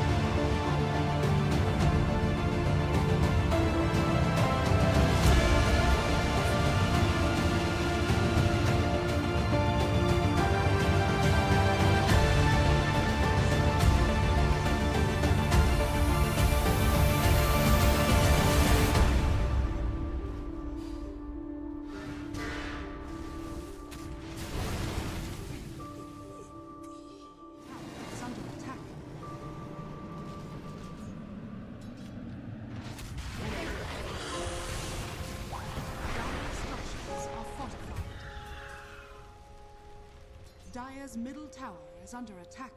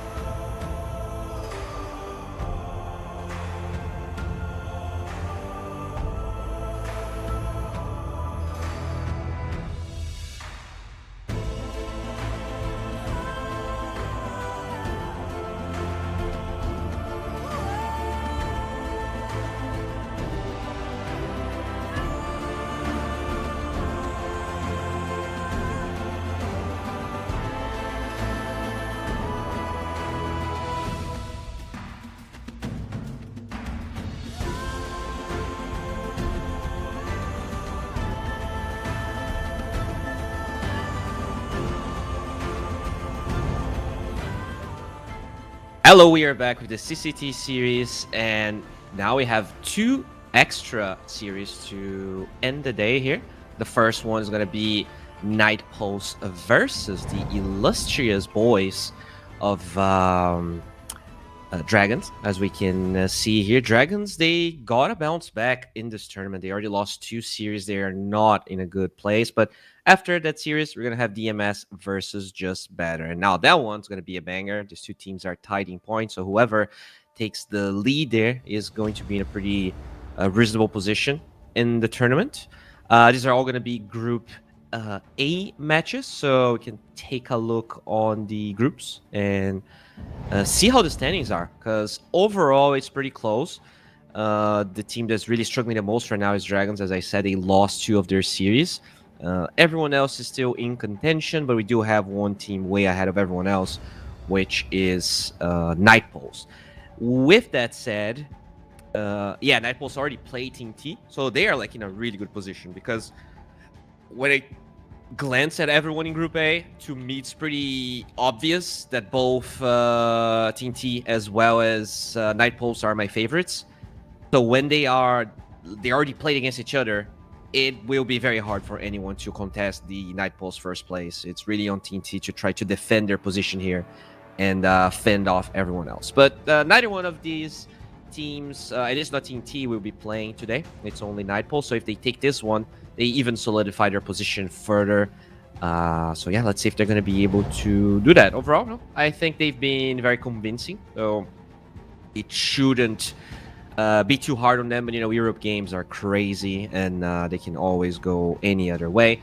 We have Vitun playing carry, Warwick as their mid laner, Kami as the off lane, Janter in position 4, as well as till the end playing +5. We don't really have this picture, but I am sure he's a lovely lad. Now for the next team, Team Dragons. A team that, if I'm not mistaken, actually did pretty well in the other CCT Series 1. I'm going to double check their standings here. So they actually were first in their group, and they ended up... okay, so they were first in their group and they got eliminated right from the get-go. That's a little bit sad, but we'll see if they're going to be able to bounce back here. We have Paul in the carry, Duo Rays being the mid laner, Norma in the off lane, Merlin playing +4, as well as DRT, their position 5, the only one with a picture, and Style for everyone else that's lacking here. This guy looked like he could be in a emo music video from 2014. Very stylish. Love the drip. And yeah, this is the players that we have for this series. Obviously, we're going to have a series after that, as I said. It's going to be a couple of hours from now. It's going to be DMS versus Just Better. Another set of teams that's doing all right. They are fighting for the 3rd place here. Whoever takes that one will be in a great position. And we're pretty much just waiting here for the draft to start so we can take a look on the heroes. Looking at the situation here, it is overall... Yeah, there we go. Draft should be starting in no time, guys. And yeah, this is going to be a banger of a game. Dragons really in need of recovery. I feel like if they lose this one, when you have 5 teams in a group and you lose 3 in a row, you're pretty much out. Like, it is, I think, almost mathematically impossible for you to be able to bounce back. I guess in this type of format, because when you lose 2-1, you still get like a better result than if you lost 2-0. There's a chance, right? Did they lose? So they lost 2-0. Okay, yeah. If they had lost 2-1 in their series, there was maybe a chance that if they took good results later, they could potentially bounce back. But yeah, they need to 2-0 this one, 2-0 the next one, and hopefully fight for like a tiebreaker situation. I'm not entirely sure how the tiebreakers work for this tournament, but I can ask prediction later on in case it is a possibility. So far, we are not really in that position. So looking at the bans here, nothing too crazy. I guess the Primal first phase is definitely a bit uncalled for. Now, this Tinker is crazy. I've been casting Dota the past couple of days, but it was not European Dota. Tinker was not at all a hero people talked about, but apparently Tinker is good enough to be banned here. I also saw a lot of people talking about Medusa. Not sure if that's a possibility of a hero we're going to see. And, I mean, it's not banned, so there is a chance it goes through. I think OG was playing a lot of Medusa. They were banning it against Liquid as well in the recent games that I watched.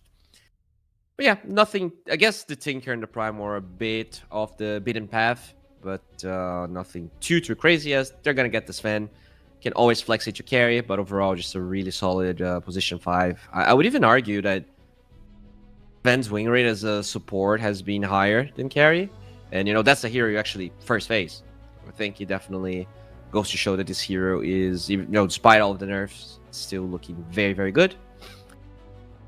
Now for Night Pulse, what's your answer here? Because if you pick Brew to dispel the Warcry, then the Sven can become a carry later on. It's not that easy to deal with Warcry, I think, especially after he gets the shard, the dispel doesn't even matter anymore. So you're gonna go for a Batrider. It's a solid pick. Some European teams love it. Some European teams feel like a hero doesn't exist, and for Night Pulse, it is definitely the former. So what do you ban here? I'm gonna take away the Ember. We could potentially see Brewmaster for Dragon, right? When you have Warcry on the Brew lanes, I think they become super tanky, super hard to deal with. Batrider is a very single target focused hero. He hates playing against Brew. He can get lifted up, you can dispel the last, so there's a lot of things that you can do against it. I wonder, if they're gonna maybe try to go for that area. I don't think Night Pulse can pick Brew. I mean, if they do pick it, I feel like it's at least a little bit greedy. But, yeah, we'll see what Dragon has in store here, has in mind. I would... Okay, so they take the Shadow Fiend instead. I'm surprised that after all the nerfs, people are still rating this hero that highly. It's not like the wing rate was that good. But some teams just... I think, especially when you play Carry Shadow Fiend, the hero is still good, right? Carry Shadow Fiend was even buffed when you consider what they did with the facets. I think his laning stage is a bit weak, though. And I would assume it would be a better fit for Dragon themselves, just because Sven is a really good position 5 that can work for the Shadow Fiend. He's melee, he gives Shadow Fiend some armor. They did nerf, did they take away the move speed for Sven on allies? Is it only armor now? I'm gonna double check. I think they did. So, it still gives move speed, but the Aghanim Shard doesn't give the passive move speed. Alright. I get it. Okay, so the active gets increased, but you don't get passive. I mean, it makes sense. I think it's fair to have that change. Is it gonna go for the Pengo? Pretty open-ended hero. Could be offlane, could be mid. Very good hero at the moment, as they're gonna go for the Oracle here. Some dispels against the Batriders, some magic resistance against the Firefly and Flame Break. I am not a big of a fan of this hero, but some teams can be very good with it. I'm curious to see how Dragon's gonna try and itemize. So you have the 2 supports now. You probably need to pick a core. You could pick something that could be good in the mid lane against Pango, but still flexes to a different lane. Okay, that's not what I was expecting here. Are they just committing to carry Weaver, pretty much?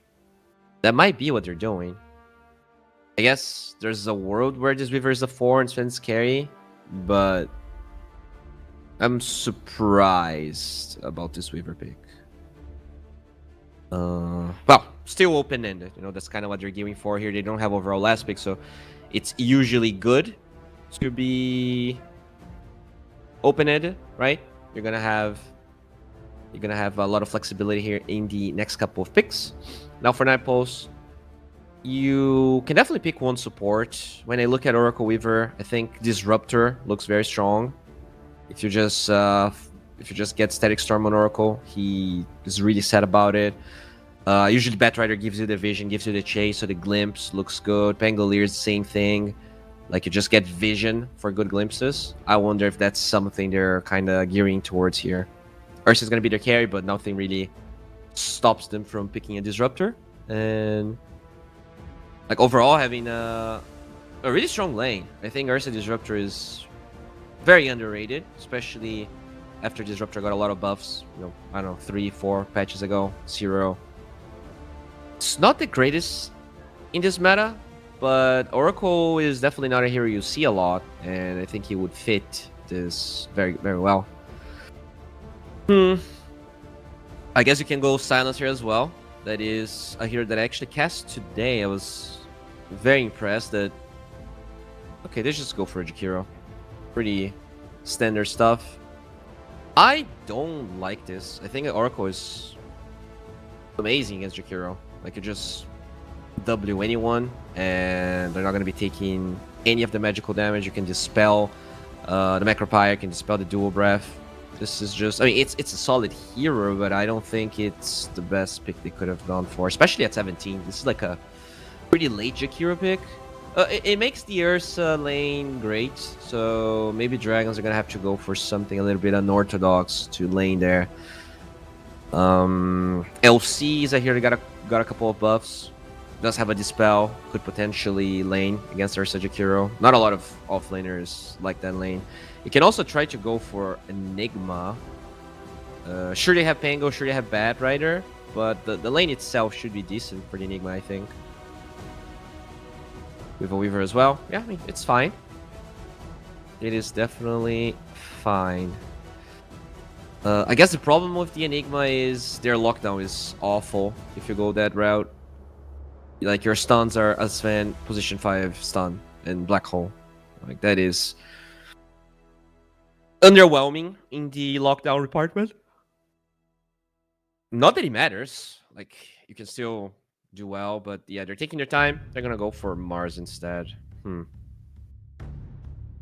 I do not like this. It's okay in the lane, but I think the advantage... it's not even an advantage. You survive the lane. Let's be honest here. This is no Ursa counter by any means. You're just surviving the laning stage. But... like, who's going to be the follow-up for this Mars is my question. I guess the Weaver, if it's going to be carry Weaver, can play fast tempo. But usually, Weavers are going to be farming side lanes. They're going to be farming camps. Even though Weaver's mobile, there's a limit to how far you want to connect to a Mars that's like smoking with the rest of the team. I think they need burst damage, and they need a lot of it. So anything like a Puck or Zeus or a Lina is what they're looking for here. Anything else? Maybe... yeah, Puck, definitely. Zeus is good. I think Lina is bad this game for Dragon. You have the Oracle save, but despite the save, I can still see this Lina just dying. They have too much lockdown, right? Like, you lasso False Promise, but then Pangolier can be controlling you into a nice path. Ursa, like 4 or 5 shots to Lina anyways. There's gonna be a Basher. I don't know. I would probably ban Zeus. I think he has a way out of all of those heroes on Night Pulse. You can rush Aghanim Scepter. You know, now that the Lightning Hand Zeus is not a thing anymore, you can get the eggs with Arena. I guess Ursa can kill the eggs pretty fast, but that's the only downside I see. Oh, taking Invoker out. Okay, that's a steroid for the Weaver or the Sven, whoever becomes their carry. I mean, it's fine. I think it's decent. For Dragon. Their AoE is really bad, so I like the Naga ban. Maybe you have to ban terribly. Wait. Why did he ban Naga when there's an Ursa? Wait, what? Is this... offlane Naga? Is offlane Naga a thing? I have to double check this. Why would you ban Naga when there's an Ursa on the enemy side? Naga, Siren, offlane, support. I really do not understand this Naga ban whatsoever. Is Ursa support a thing? Did they change anything about that hero? I don't think they did. Yep. Looking at the stats, I don't see... this is really weird. Lycan does make sense. And they're gonna go for a Quap. Alright, so... some burst damage. They don't really have that much control. Besides Lasso, the Quap should be able to hold her own pretty well. Alright, I'm excited for this. not a hero I got to cast at all the last couple of months, and a hero that I like a lot, one of my favorite heroes. So this is definitely going to be a cool one to follow. Okay. Now for Night Pulse here, what is your response? You probably need an offlaner or a mid hero. This is gonna be what, a Weaver Oracle lane? I guess the Oracle is pretty good against offlane Pango because you can dispel the shield. So I would like to see Pango being mid, and you play something else in the offlane. What is that hero? Oh, what in the actual... What? Is this offlane Ursa? Is this mid... What is happening? Ami Slark. It's an offlane Slark. Against... What? I don't know what to say. I honestly have no comments. Why would Slark be good at all here? So is this like... Do you get shard and you shard whoever's in the arena? What's the goal? I don't even think Slark is good against Weaver. I don't think Slark's... It's okay against Quap, but that's an offlane Slark. He's gonna be low HP. He can hunt the Oracle, maybe? But I would say there's better heroes at doing that. You know, it's Night Pulse playing, so they might still win regardless. But this is a very odd draft. It's an interesting one, nonetheless. Hopefully it's going to be entertaining. We got Quap, we got Slark, we got Oracle. Lots of heroes that were not really popular whatsoever in this patch. Even the Mars, to some extent, I don't think was that popular of a hero. And Mars playing a different facet out of everything else. He ended up going for the Victory Feast. So I guess I get it. Because you see this Lark that's potentially going shard to counter you, you go for the other facet so that he doesn't counter you anymore. So Victory Feast, is that the HP region one? Let me double check. So Mars actually got no changes in this patch. So yeah, it should be the HP region one. When you're outnumbered, you get like a lot of HP region, like 30% HP region per hero that outnumbers you. I think that's how it works. Maybe it's more than 30, but okay. So yeah, 30% HP region per extra enemy in a 2000 radius. I wonder if this gives you... Is this like a map hack? No, wait, that's an innate. He restores his HP and mana after an enemy dies in the arena. I am not even sure. Okay, I actually forgot. I thought that was his innate. Because... you don't have a lot of burst damage. You have a support Sven. Oracle is like decent burst damage early on, but when you look at everyone else, you don't have like a Zeus, you don't have a Centaur, something that really bursts people down. It's only the Quap. I wonder how impactful this is. I honestly, I'm skeptical because I have not seen this facet whatsoever. And it's also like, so you get 30% of max health and mana, and gets a 20% attack damage buff for 15%. I'm assuming the 20% attack damage buff doesn't scale, or else that would be absurd.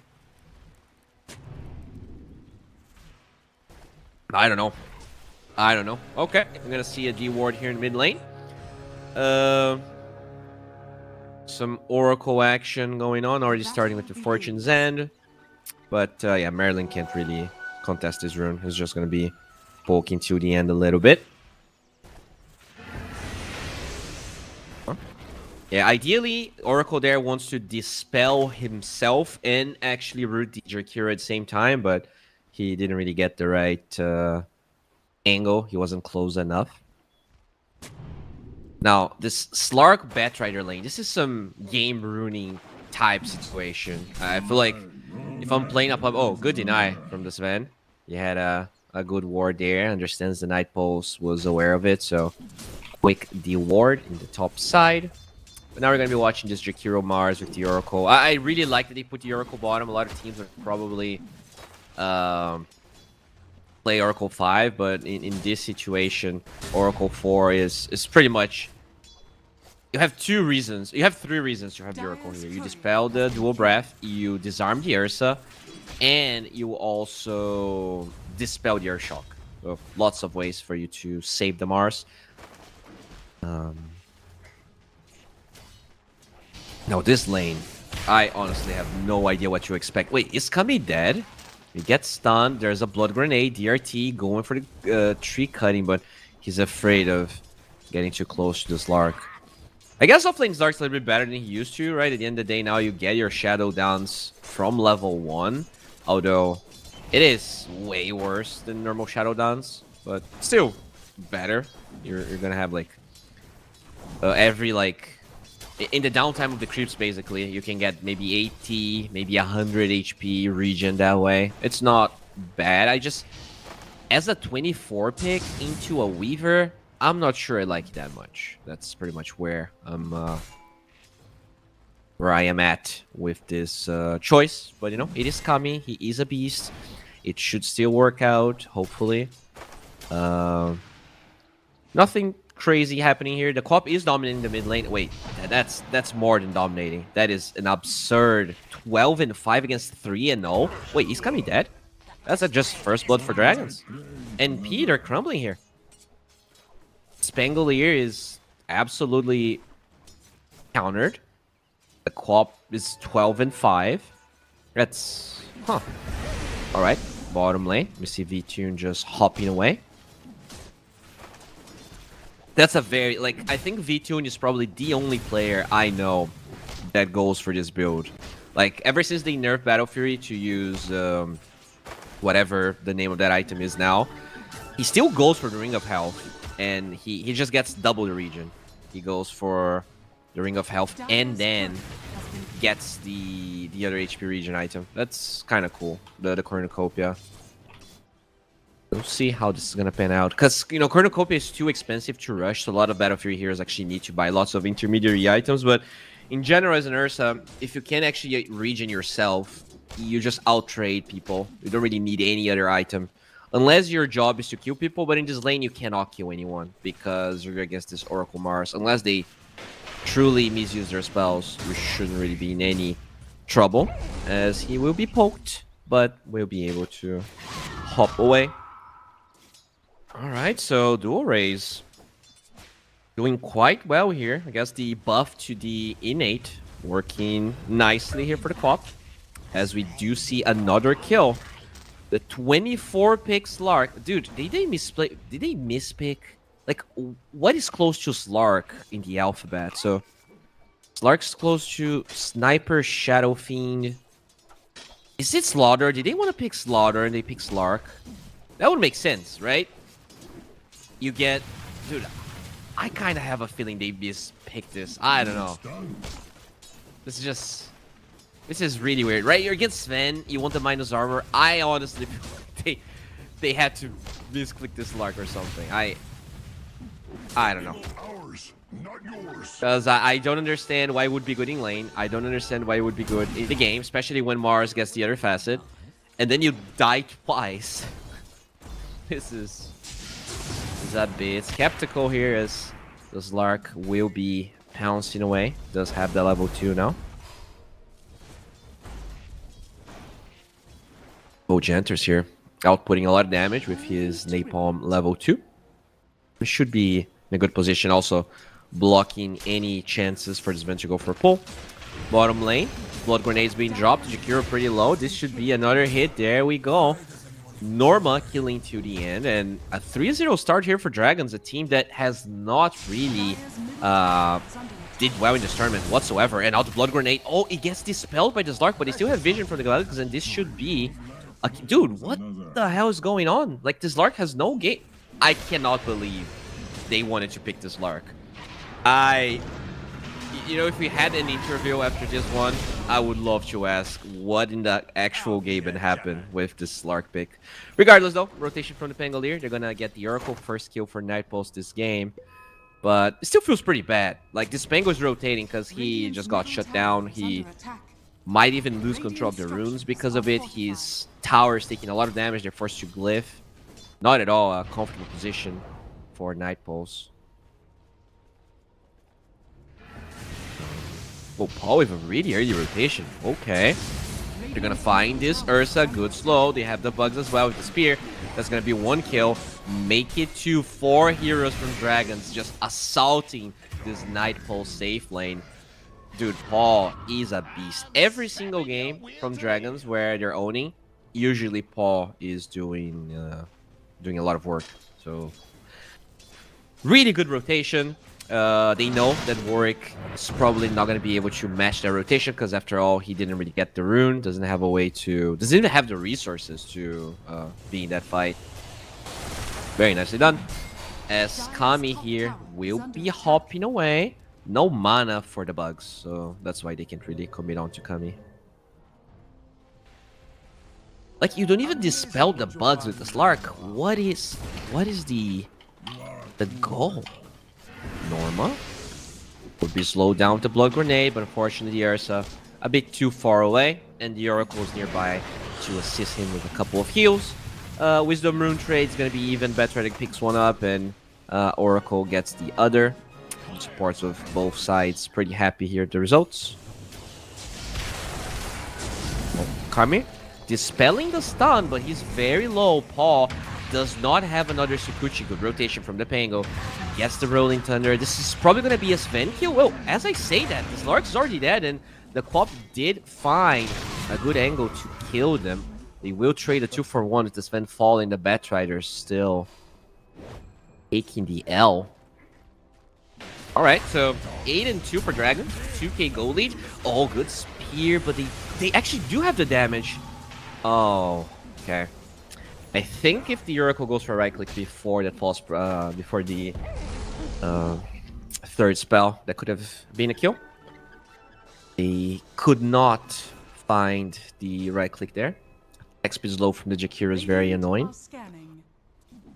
Warwick gets his bottle regen, but you know, it's just because he knows he cannot control the runes. Dual Race has been doing a really good job. It is Quap versus Pango. Like, it's going to be tough for you to control the runes unless the supports are rotating. And the supports have been trying to help with the side lanes because it is a disaster, especially for Kami. He's being chased down, still doesn't have his OT here. Sven shows up with the stun. The Dark Pact's going to be available, but he still gets right-clicked by Paul. That's a mega kill streak. That has to be one of the most sad 24 Slark picks I've ever seen in my life. I really do not understand what the goal was there. Maybe there was no goal as the arena gets dropped. A lot of damage onto the Ursa. Vitun doesn't have his 6. He's going to fall. But they keep on chasing Merling with some regen. I don't think it's going to be enough as he will eventually be wrecked down by the supports. But it takes so long and the Oracle somehow still alive. They're going to find the Batrider and probably the Jakiro as well. 4 against 1, and this has to be one of the most underwhelming Night Pulse performances I've cast. These guys have been very dominant, getting a lot of like 3rd, 4th places in qualifiers across several tournaments. Even this one, let me check. Did they even? I think they might have played the finals, the last one. Looking at the results, they were... Oh, never mind. They didn't... I guess they were not in the finals. Oh. I guess they didn't play. They did not play the last CCT. Oh, I was sure of it. But nope. They did not play it, so never mind. I am old and I forget things. Still, 4k gold lead, mina 9. This is an absolute stomp. Dragons, you know, even though they haven't got a lot of good results in this tournament yet, I feel like they are good enough of a team where they're not gonna give this lead away easily. This is not a team. Oh wait, the Sven is blocked by the creeps. What the hell? He just got blocked by the center. He almost denies himself, but I don't know what happened there. I think he was trying to de-ward and got aggroed by the creeps. That was really weird. Huh. Oh, there you go. That was the Decent amount of gold he gave away, almost 500.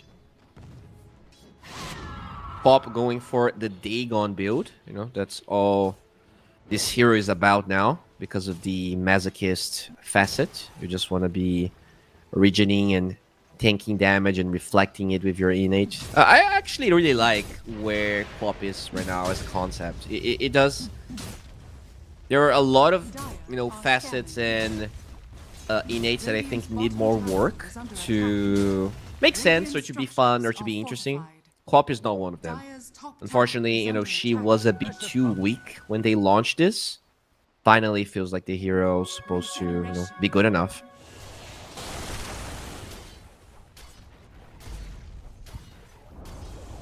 Radiant's bottom tower has fallen. Alright, so Ami here. Level 8, surprisingly farmed considering how much he died. Oh, that's a good flame break. They're gonna find this Van and will do a lot of damage to Mechrafire. Good ulti though, buying some time for DRT. Can they stop the TP? They will. The hero falls, but looks like that's gonna be the only casualty of this engagement. They defend their tower. They got the bottom tower. But I guess the price is maybe the Pangolier gets the rune. Yes, he does. Probably the first one he got this entire game. And he's going to be quite happy about it. Does have his Rolling Thunder. Has level 9. Some potential here for Night Pulse to find a way back into this game. As the Batrider finds one courier, maybe two if he's lucky. Looking for it. Will be stunned. Probably brought down. No level 6 here on Genter. Despite the fact that he got the Wisdom Rune, he's still very, very underleveled. He's trying to work towards a blink. Oh, he's actually doing more damage than maybe he should. And okay. Dual Raise shows up, gets that kill, and he's ready to go back to the map here.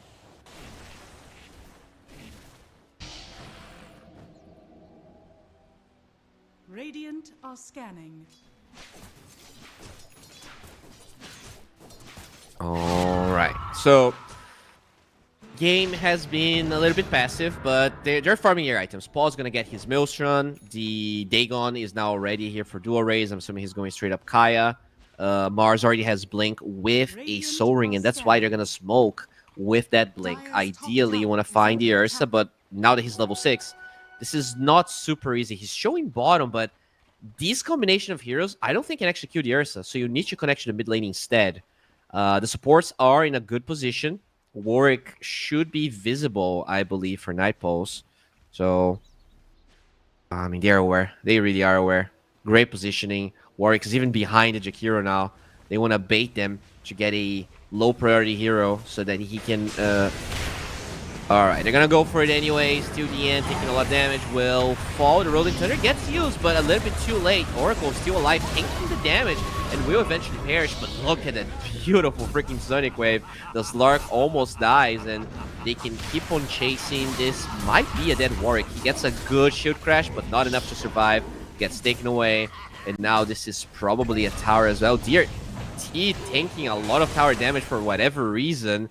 Gets taken down in the end. Do they have a blink? They don't, but regardless, that's a kill. Fall very quickly takes that one.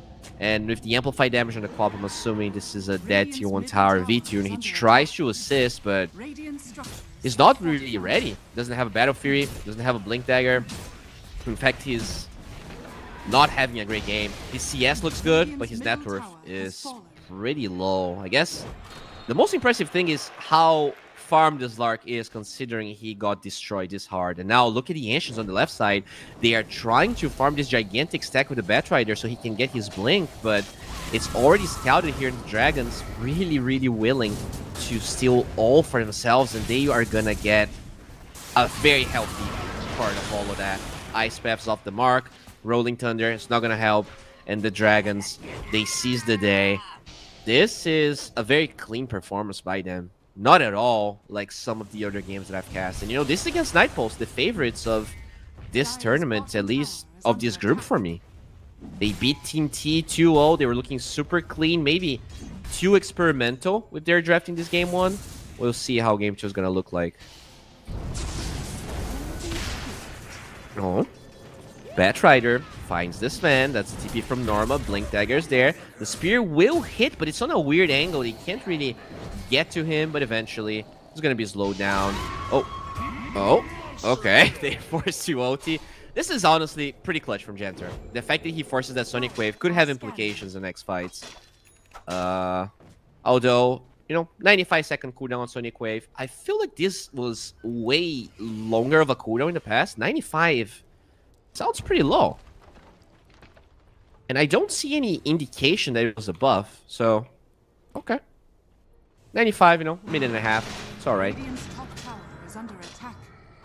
Kami gets slowed down with the stun. Doesn't even pop Dark Pact for that, so... Cold-blooded fish there. Yes, it does make sense. They are cold-blooded creatures. They're not... Oh, bottom lane. That's a good Rolling Thunder of the Macropyre. No way out for the Mars. His U-Scepter is not done. In fact, he's very close to that U-Scepter. Drops the arena. They will fight till the end, but can they get the Pango? Godlike streak here. That Dagon is just incredible for this co-op, and he has all of the other Dagons queued up. So he's going full on Dagon 5. I mean, at the end of the day, they have a lot of squishy heroes. Pango is not tanky. Lark is definitely not tanky. In fact, if he doesn't press his ulti fast enough, he might just fall, as he did go for a straight-up shard. Maybe trying to save people in the arena wasn't the greatest idea. This Mars with the other facets still looking pretty healthy. Alright. So, looking at the bright side for Nightpulse. They're working towards Blink on Bat, although he is very, very behind. He still doesn't even have 4-digit gold towards that Blink Dagger. Okay, we're gonna find this pop. Ice Path is there. Okay, the spear's off the mark and the stun. Oh my lord, that's so much damage, but because the stun missed, they don't get the kill with the Oracle. They don't find the Fortune's End as well. Very lucky for Kami. Dire Those spells land, he was 100% dead.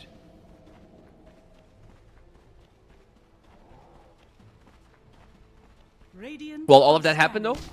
B-Tune has been farming very fast. He's approaching the Weaver net worth. He will have a Blink Dagger and about 400 gold. And now a smoke from Nightpulse, despite the fact they don't have the OT on this one. They find the Mars, but he is under the guise of that U-Scepter. Will buy some time. Drops the arena. Lester's gonna drag him down as finally the co-op shows up. Doesn't have the Sonic Wave. Is this a good fight? For now, it seems to be even as the Dagon will find 1 kill. That's 2 for 1. But the supports are falling here. Oracle in the backline is chased by the Warwick Pangolier, and they don't really have a way to save him. They do, actually, as the co-op shows up. Yeah, kind of a weird position for the Mars to be at. No vision in the enemy triangle. You don't have Sonic Wave. Even if you think you can force the fight, we could see them lacking damage there. And this is just a small inch, a small nibble of a net worth exchange that Nightpulse was able to acquire, and this is a ruthless team. If you give them the openings, they will exploit them. This is a bit unfortunate here for Dragons. They're still in a healthy position, but I feel like they could have been 9k gold ahead, and now it's only 4. So you do gotta be very careful when playing against teams of the caliber of Nightpulse. Did they even lose a single game in this tournament? So Nightpulse, they 2-0 Team T, then they 2-1 DMS. Okay, so they did drop 1 game against DMS. We'll see if Dragons is gonna be a secondary team that they drop a game against.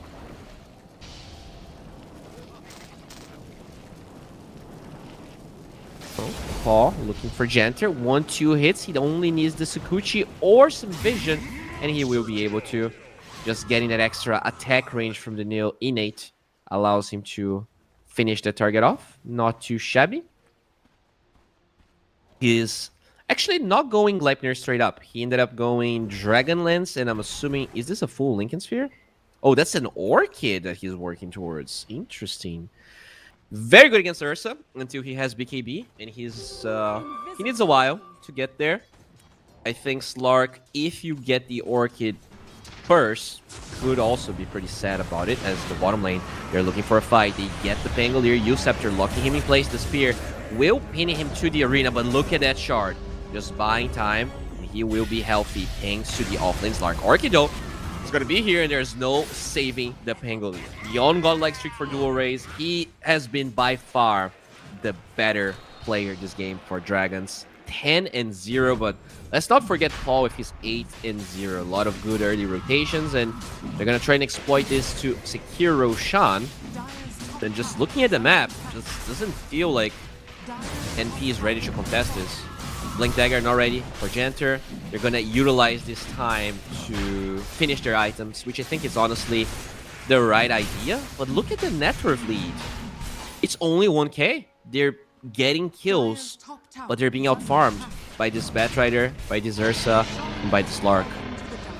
This is very worrisome. You need to be taking fights that look a bit more convincing than the ones that have happened so far.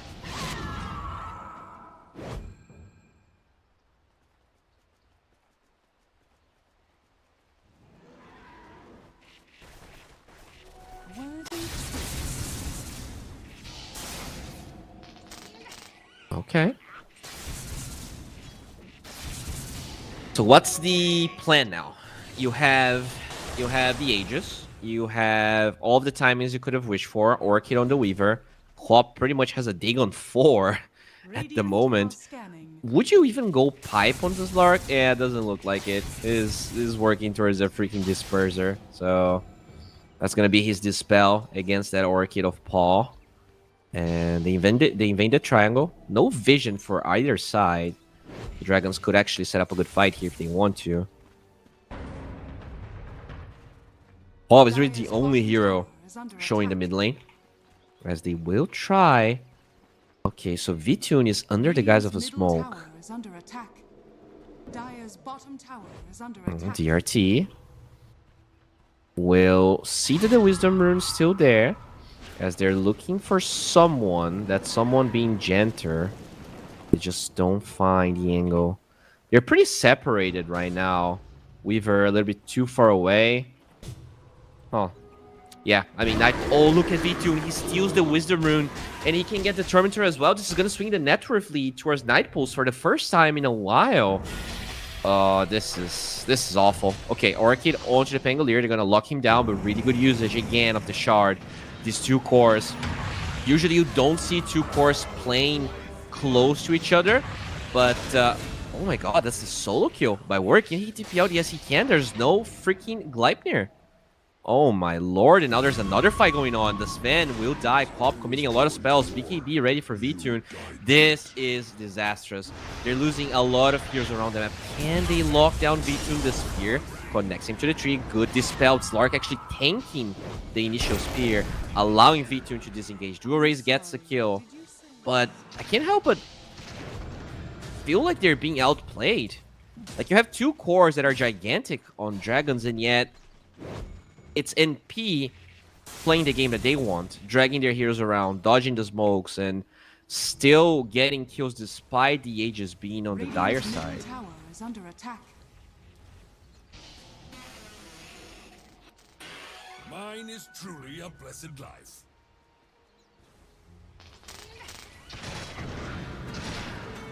Okay. Now, Paul in the mid lane. Poking the tower a little bit. Forcing some moves.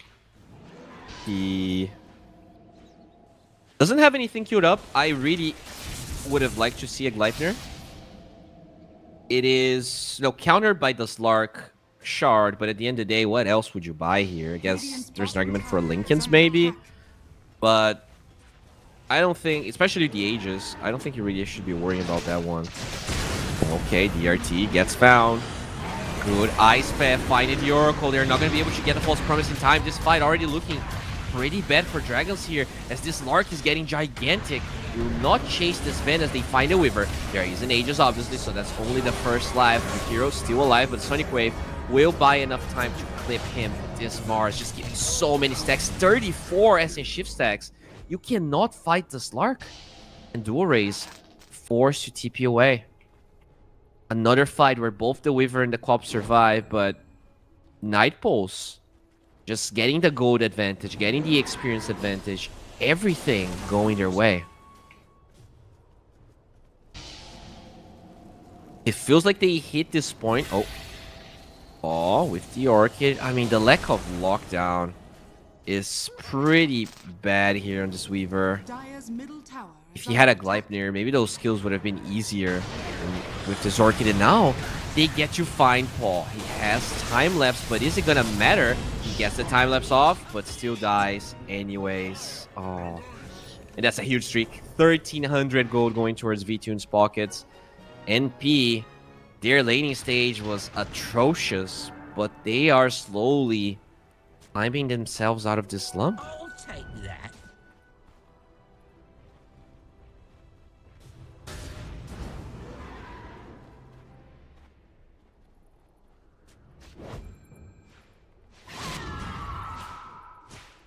Radiant are scanning.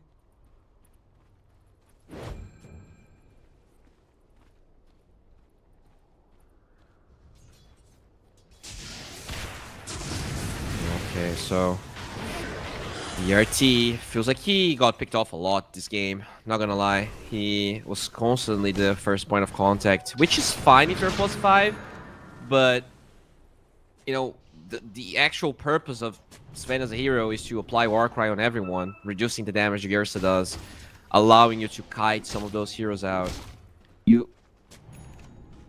There has to be a good reason for you to feed those initial kills away, as they will take away this lane ward. Nicely done by Dragons, realizing Night Pulse wants to take a fight there. And in fact, Dragons has another ward on the left side Night Pulse is not aware of, so pretty smart of them to disengage. They were not able to do anything yet, as another smoke from Dragons. Dude, they tried so much to find Night Pulse. And you know, one aspect of the Slark pick that is very good in a game where you're constantly trying to hunt for kills is that keeping vision for them is tough against this Slark. He's been carrying some sentries around. He's been dewarding quite a lot. We can check at the end of the game how many sentries Slark was able to take away. He doesn't have any in the inventory at the moment, but Kami, I saw him deward at least 2 or 3 wards already. And yeah, another smoke where Dragons, you know, they invade the enemy map. They might even take this tower for free, but they've been trying. Not only they're gonna get this tower, but that's a trade, so it's not even that good. I don't think Dragons can really stop what they're doing here on this left side. In fact, that's a support bat that ended up going for the building thing, right? The arsonist facet. I was not expecting that whatsoever. But looking again, you know, tier 2 was also kind of down. So Dragons, they trade 2 towers for 1. Still doesn't feel ideal, but it's, you know, it's better than nothing. It's what they're going to be able to acquire. Dude, another smoke. This might be their last smoke in the entire game, as they find the Pango Spear does connect. They have the Orchid. This should be a kill. Alright. One convincing pickup. Can you go for more? Slark will get the Shadow Dance off. Clop still chasing the Fusel Blade, slowing the Clop down. Blade forward with the arena. They finally get the Slark. Finally, the Shard will buy a little bit of extra time, and Dagon will get the kill. But with the lasso, can they get the false promise? No. Oracle is level 11. He doesn't have the cast range. So that's another huge streak going away towards the Ursa. Good Spear finds Strict Hero. Ursa from VTune still very healthy, but that's a 4-for-1. If they can chase him down, this is finally what they really wanted to do the entire game. And if the Warcry, I don't think VTune has what it takes. So that is a 5-for-1. It looked kind of shady in the beginning, especially with the Clop falling. How much gold? That was 1,700 gold VTune got, but then he feeds away pretty much the same amount because he also had a huge streak his way. 7-3-1, highest net worth hero in the game. But I guess, you know, that is one problem that they have. It's VTune and then Slark way lower. No, Slark's not a hero that necessarily needs a lot of net worth, but that's offlane Slark, so I don't even know how to compute the current strength of this Slark. Because it's like, what even is his goal this game? Like, he's been using Depth Shroud and saving people. Like, when you go for the build he has, like, is this even the build you... I don't know, it feels... It feels counterintuitive to have this build when you're just trying to use your shard to save people. That's what I'll say. You know, if you had a pipe or something, maybe I could see it. But yeah, I mean, this is still a super even game. You know, anyone can take this. Looking at the net worth probability, the win probability is still a 72% for Dragons, which is surprising. That's not how I necessarily feel momentum-wise. I would say this is actually like a 50-50, in my opinion. But maybe I'm just biased towards Night Pulse in general. They have been delivering.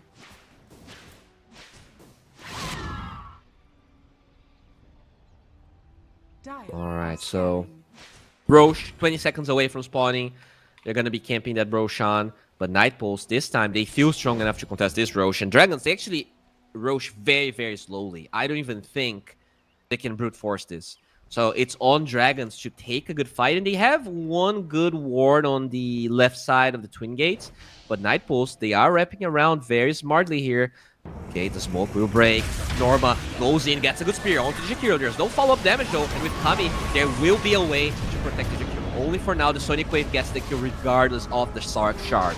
Warwick still alive. That's a buyback on the Jakiro. Quick TP. Lesso finds the Sven. So that's a pretty high priority target for, I guess, spell for a bad target. Slark will fall on the backlines. He does not have a buyback.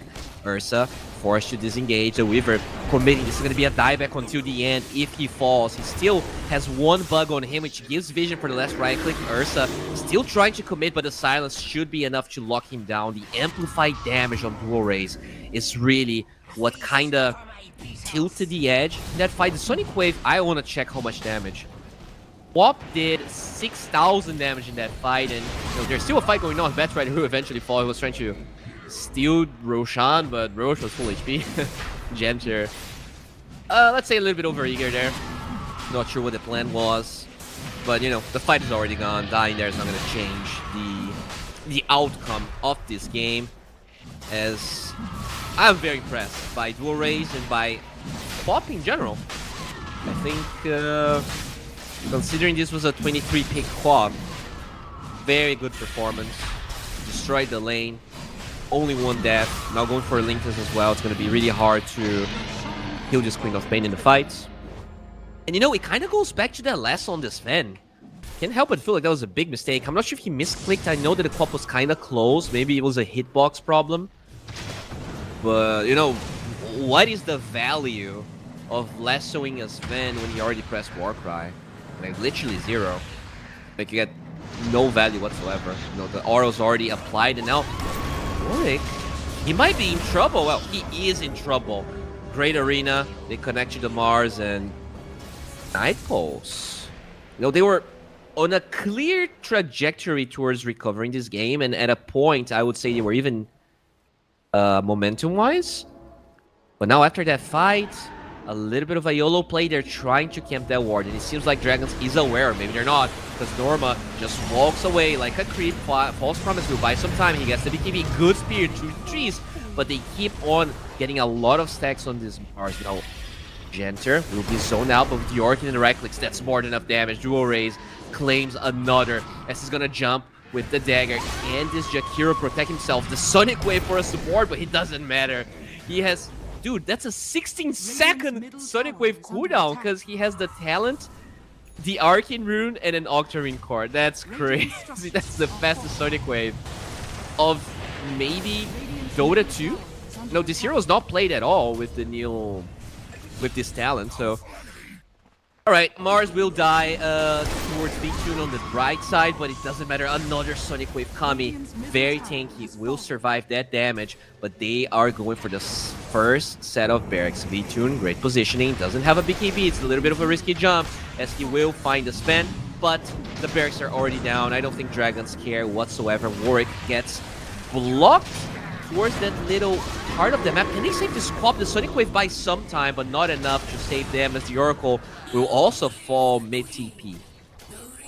Decent punish here from Night Pulse. They kill literally every core besides the Weaver, but the barracks were acquired. You know, that's what matters. Kami, 1-8-12. I mean, if they win this game, it's gonna be pretty funny. I don't think his score is gonna change that much. Like when you look at the scores on Nightpost, it's so like you have 2-13 Jakiro, 1-8 Slark, 0-10 Batrider. This looks like a pub, right? When someone picks off lane Slark, the supports want to grief the game and give up, but Ursa's like, boys, don't worry, I'm on my Smurf. I'm gonna carry you guys. Just keep playing. And VTune so far has delivered. I think Warwick, considering he got absolutely trashed in his lane, he also played pretty well. But it does feel like this game might be slipping off their hands. This Quap, like, it's scaled to a level. I feel like it's going to be really hard to deal with the Quap. And that's a Quap that also got the best drop she could have asked for. Paladin Sword with the Octarine. You probably get Kaya Sanj this game because you want to amplify your lifesteal as well. And they don't really have a Shiva's hero. They don't have a Skadi hero. Oh, wait, but they have a... That's a weird spear. Noma dropping the arena. Cannot really block the Slark's path there. A little bit off the mark of the arena. Now VTune popping his BKB is going to be slowed down. Can they stop his TP? They can't. The BKB forced on the Ursa. But, all gotta be careful here. Just gotta be very careful. Oh, top lane. They find the Batrider. And he will be killed. 800 gold going towards Merlin. So now he has... what even is flying towards him? It is a Gold Scepter. Oh, just going to force a Nullifier probably on the Ursa. And unfortunately, the Ursa doesn't have a slot for that. As dual raise, he doesn't realize he's being chased. How do they even know he's here? How? What? How do they know? Oh my god, that's crazy. That Quap should have not died. Somehow they had intel of the exact position of the Queen of Pain with no buyback. And now this fight just doesn't look good. They don't have the damage. The Weaver finds the backlines on the supports. Norma will be safe, it looks like, from the looks of it, as they are chasing down the Ursa. The Bloodthorn doing a lot of damage. This Weaver, can she survive? She will. Has the Aegis for the second life. VTune pays with his own, as now they're chasing Kami. Scepter, locking him in place. The Spear's off the mark. This could be enough for this Lark to survive. Gets the Shadow Dance off. Doesn't have his own shard to work with, as the supports on the left side trying to force Steph coming away. Get vision through the Fortune's End, but it doesn't seem to be enough. It's nighttime. Kami will be able to disengage. Junter dies again, though. That's a bit sad. But 70 seconds, no Ursa with creeps in the base. This could be an opportunity here for a second lane of barracks, or at least a buyback on the Batrider. I'm not even sure if that would dissuade the Dragons, though. That Batrider, is it even strong enough to stop them? Cop's gonna spawn. She can probably TP to the outpost, but looks like Dragons, they are not that keen on forcing things. Okay. Bloodthorn on the Weaver. That's not an item we used to see on Weaver when it was a better item. Oh, Ice Path. Finds Paul. A lot of stacks here being drained up. They have False Promise. Scepter holding the Slark in place. The BKB is finally going to be used. Do they have the Bloodthorn? They do, but it gets dispelled by the Slark, so he will hold his ground with the Shadow Dance. And now Norma gets False Promise up, and this Slark is getting fatter by the minute. This is just a really weird play. I don't know what the hell they thought was going to happen. Yeah, that's just really weird. They lose only the Sven. But now this Lark has 43 Essence Shift stacks out of that move. Did they even force the Batrider by? They did not. Yeah, really weird move.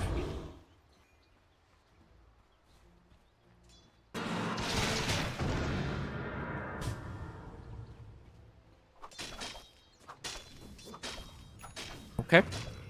So, Roshan is a minute away. It is going to be a Radiant Roshan again. Very surprising that Nightpost, despite having this Ursa, were not able to get a single Aegis. They've been, in the back foot for most of this game. And This might be the first Aegis that they can acquire. V-Tune even gets the tower here. So this makes Dragon's buybacks a little bit weaker in case a big fight brews in this bottom side. And Roche is 20 seconds from the initial spawn time. This could be really fast. And looking at the Dragon's positions in the map, looking at the lanes, they don't hold a good position. This Klopp is like farming camps. I would love to see someone pushing this wave so that they are capable of contesting Roshan. Let's see how unlucky they're going to be. Dire Scan actually clips exactly where Kami is. Roshan's going to be a minute 30 away. So it is not up, and Dragon's pretty much aware that the left side of the triangle, or I guess the right side of the triangle, is occupied. You're going to have to wrap around. Maybe what you can do is push this wave. Like you just push the next two waves and you force Night Pulse to be responding to you. Oh my god. Both heroes running at the same time. The smoke breaks. This Mars. I do love the Shiva's build, by the way. You're playing against this Lark with a lot of the HP regen. Shiva's is definitely a great move. They don't really have a Skadi hero, though, and the Weaver is pretty much maxed out. No place for Skadi. Surprisingly, the Quap is going for a Kayasha here. I guess the casts wind up on... Okay, Mars gets found. False Prom's going to be there. Sonic Wave on 3 heroes. Good macro fire blocking the path. They will burst the Batrider as he's going to buy back. He's not in the vicinity so far. Icepath finds DRT. He is the first casualty of Dragons. Look at that freaking Pangolier chasing down the Oracle, but Glimmer Cape actually saves him as they dispel the shield crash. 2 buybacks on the supports of Night Pulse. They are not here to Blowthorn. They just find V-Tune. There is no BKB anymore. This is awful. Uceptor holding down this Pango, and they do not want to buy back the Pangolier, so this is going to be another one. And surprisingly, it's the Dragons that take this incredible fight. This Queen of Pain is really, really hard for the supports to deal with. I thought she already had Shard, but no. She's just bursting the supports from 100 to 0, because she just casts Sonic Wave like it's a normal spell. And, I mean, looking at the cooldown, 26.3, it's pretty much what a normal spell would stand for. Absolutely crazy performance from the Dragons, and this is going to be a free Roshan with that Blowthorn. This solves that Roshan problem we were talking about. Refresher Shard on the Quap, so double Sonic Wave, Dagon, Scream of Pain. And what even is... I guess you get the Sonic Wave damage talent on Quap. There's no reason not to. There's an argument for getting the Blink and the Shard. He actually did get the Blink, huh? 250 pure damage AoE is hard to pass on, but I do like that he buys the Shard. Quap did queue up the Shard. So you're gonna have, what, a 3-second Blink cooldown with a 2-second Silence. It is pretty good, especially against those supports. You know, they were dying without the silence being available. Imagine what could happen if Dual Rays had it. It's in the bottom side, the Quap just zoning 2 heroes on the left side, and we're trying to cut the waves, which means this is going to be a free lane of barracks. Not only they got Roche, but they get the barracks before the Night Pulse heroes were even able to spawn. Now the objective is all about going towards the left side, pushing the tier 2, and hopefully, you know, doing all of that without losing the Aegis, without losing any heroes. The question is Night Pulse happier taking a fight outside or in their base? Because on one hand, a fight, you know, in your base, there's lots of advantages, auras, and everything, but they're kind of out of buybacks. They spent at least 2. I think both supports don't have buys. The Pangolier does have it. So it's pretty much only the Slark without his, and that Slark, by the way, bought out for an Ags, I want to say. I'm not entirely sure what he did buy. I think Ags was his last item. Good position. They have the gem. They have some wards. But, you know, Dragons, they don't care about the triangle. They can just take this tower and shove the tower, and it's kind of Night Pulse to respond to this. I do like what Dragons is doing.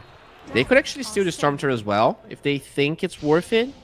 But that's not the move so far. They don't want to give their position, as Paul will get some vision of the Slark. Warwick I think they know he's here. They get the Bloodthorn. He does have a use scepter, but he dies before he can even pop it. The shard is a bit too late. He does have buyback. We'll use it, but the Slar, dead with no buyback, doesn't get to even pop his BKB. V-Tune trying to commit onto anyone, but the Shivas, the armor is too strong. He's gonna BKB, get out of the pit, going back with the Sonic Wave. The burst damage of Dragons is insurmountable. GG, well, play gets called, and for the first time, Dragons takes a game in this tournament against the team that was looking by far the strongest one. I am still not sure whether the Slark was a mispick or not. I honestly don't know. Did they want to pick Slardar? Did they misclick their hero? I don't know. It looked better than what the laning stage entailed. I was watching the laning stage, I'm like, okay, this is a 20-minute game. Somehow, surprisingly, NP took a lot of great fights. But I think their supports were too easy to kill. The Klopp would just jump any of the supports, they would die, and they couldn't do the same for the Oracle. He had Blink, he had False Promise, he had Glimmer Cape. Lots of ways, lots of heroes they had to go through the arena was usually just zoning the cores away from the Oracle as well. So the team fighting of Dragons a bit better. Kudos to them. I was a bit skeptic, after minute 20 where NP kind of came back, but they played really well this game, and I'm curious to see how they're going to develop here towards this series. If they can take this series out of Night Pulse, maybe that's how they bounce back into this group. So yeah, we're going to go on a short break. We'll be right back on Bowie. Don't worry.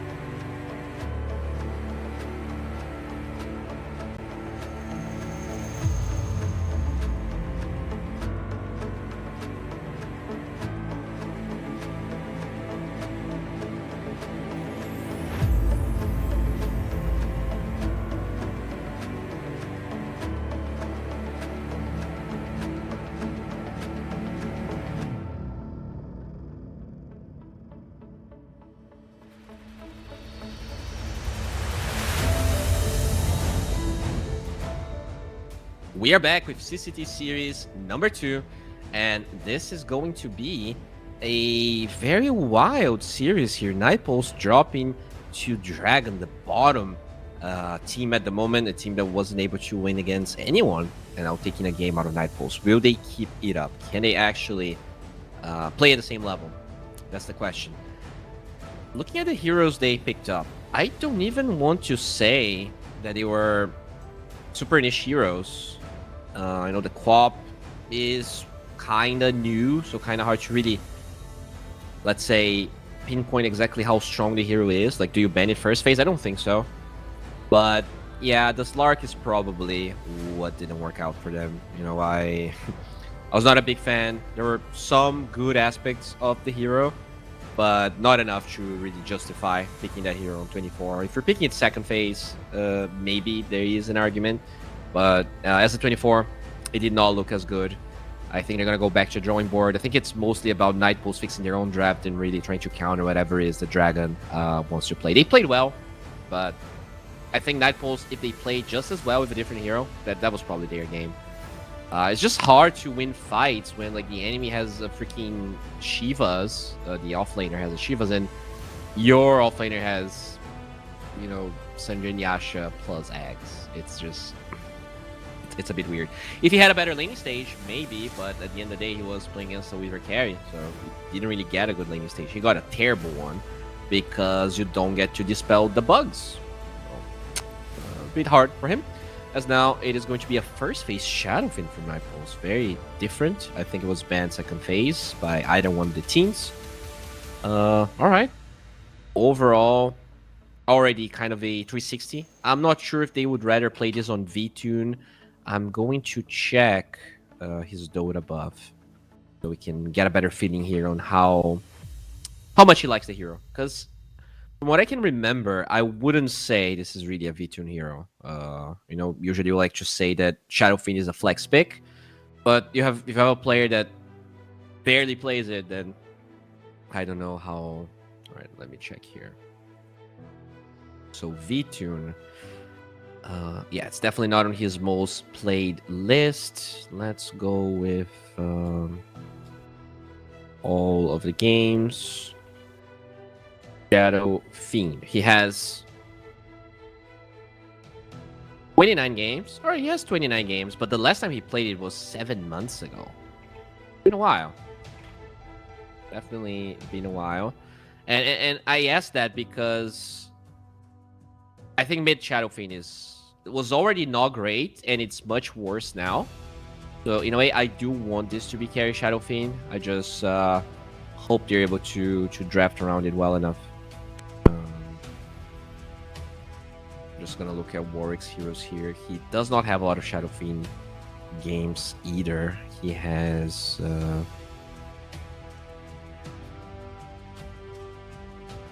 12 with a 50% win rate. He played one game 17 days ago, and then his other Shadow Fiend match is on 2022 when he was still playing for Hydra. So that's a while ago for sure.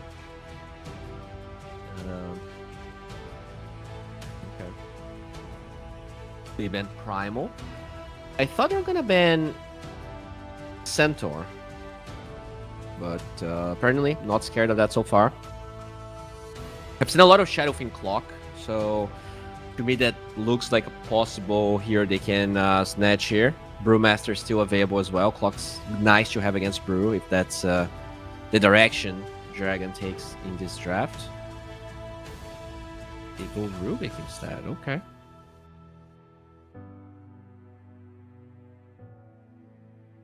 Not, I guess what they're doing is they're not banning Weaver, and if Nightpulse wants to play it, now you have this Rubik. You also prevent Ice Path from being stolen, which is nice. Macropyre too.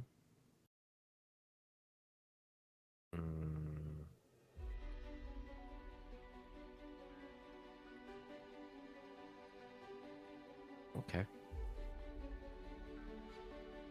What else can you go for here? I like the Clock. You don't even need to pick your position 5 now, although because they have the double pick, it's probably what's going to happen, I think. You can get like a melee plus a range hero. You still can flex the Shadow Fiend, although from the stats that we picked up, I am kind of assuming it's going to be V-Tune. So, you know, if you know it's going to be V-Tune, just commit for wherever you think it's necessary, as they get the Oracle now. Definitely not expecting this one. I was not expecting this whatsoever. When you pick this Oracle, I guess it could be positioned for Oracle.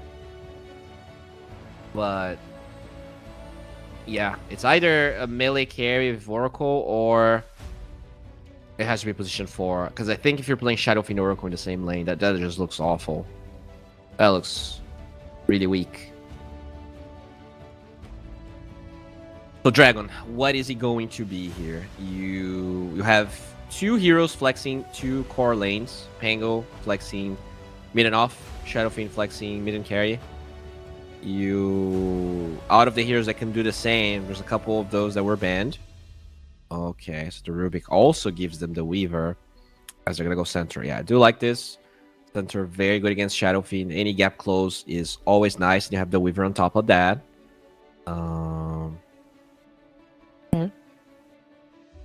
What's gonna be Night Pulse's response? It looks like their goal this game is to protect the Shadow Fiend no matter what with False Promise. So even if they try to commit with the Centaur, you have a way to buy time. I guess you can go like a Dawnbreaker. I've been seeing a lot of Dawnbreaker the past couple of days. I've been casting. You know, seen it offlane, seen it mid, seen it carry, seen it support. It kind of synergizes with the Oracle. It's I hear that scales as well, and does have the global capability to help the Shadow Fiend or whoever gets engaged. I'm gonna go LC, which has a dispel, but it's not necessarily what I was expecting. Okay. I guess they know Weaver is going to be a support here. They feel like the lane is good enough. They feel like the Legion should have the catch they need for the with the LC, and I think that's true. Not a lot of offlaners would bring this short cooldown catch on the Weaver. But when I look at our heroes, they're lacking damage. They're really lacking damage to burst someone through the duel. I guess Oracle in the beginning is okay, but you need a Hoodwink, but it's banned. Skyriff Mage is a terrible hero, and then you're playing it on Rubik, which I'm not sure you want to. What's the support you pick here for Night Pulse to like enable this draft? Clock is okay with the Shadow Fiend, and that's the thing, it has to be a 5 that brings the damage, and it is also a melee hero, because you have the Shadow Fiend. I'll be honest, I don't think that hero exists, so they're going to have to end with something a little bit suboptimal after 2 supports being banned.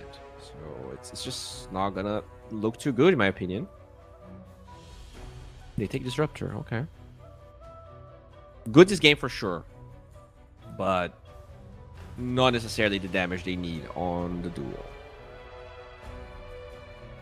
Nightpool's banning Invoker. What else would you ban here?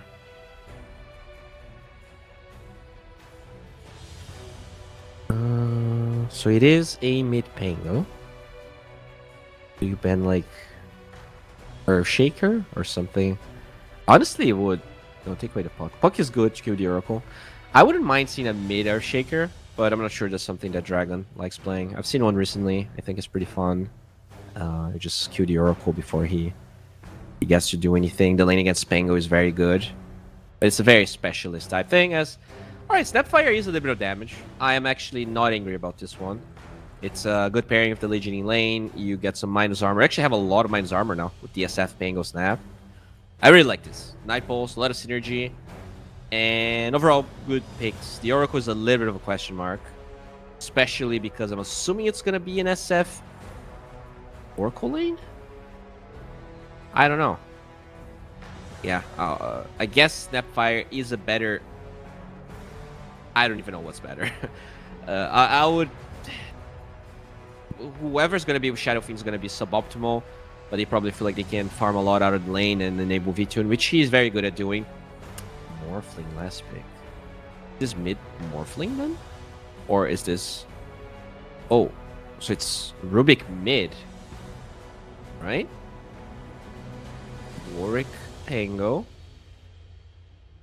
Yeah, it has to be Rubik mid on Dragon. How do I feel about this? Rubik made into Pango. You have a lot of good steals, but I don't know about this Rubik. I like the Morphling into Shadow Fiend. So you're gonna have Morphling. You're gonna have two ways of stealing spells. Can you both become Shadow Fiend and then like do the stacks of a Morphling Shadow Fiend stack with the stacks of a Rubik stolen Shadow Rays? That's what I want to know. That could be cool. This kind of combo. I guess you can both steal Lil Shredder. Do that also stack if it's from the two different heroes? I don't know. They just don't get to see that a lot. You also can become the Legion, although that seems a bit worse. There's some potential in the Dragon lineup, but Night Pulse's draft is aeons better than the draft that they had game 1, and Dragon Esports draft is a little bit worse than the one they had in game 1 in my opinion. So considering how close it was, this is definitely going to be a test here for Dragons. If they can take this, especially 2-0, it would be a huge boost for their for their momentum, for their spirits. It would also actually help them a lot in putting themselves in a position where they could potentially fight for 3rd place in the tournament. But they will need to win this no matter what. So you need to take this 2-0. You need probably 2 2-0s because at the end of the day, the team that they're taking the win against is the team that's on the top. So you're not really gaining momentum against the teams that you actually have to surpass in the group itself. That's the problem for them. They lost against teams that weren't necessarily the ones doing the hottest at the moment. But, it is time to play good Dota. It's not time to think about the groups. Play well first, and then you think if there is a way for you to come back here in the tournament as we are ready for game number 2.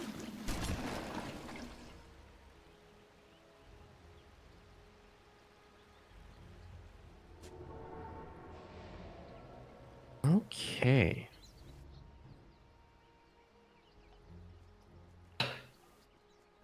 So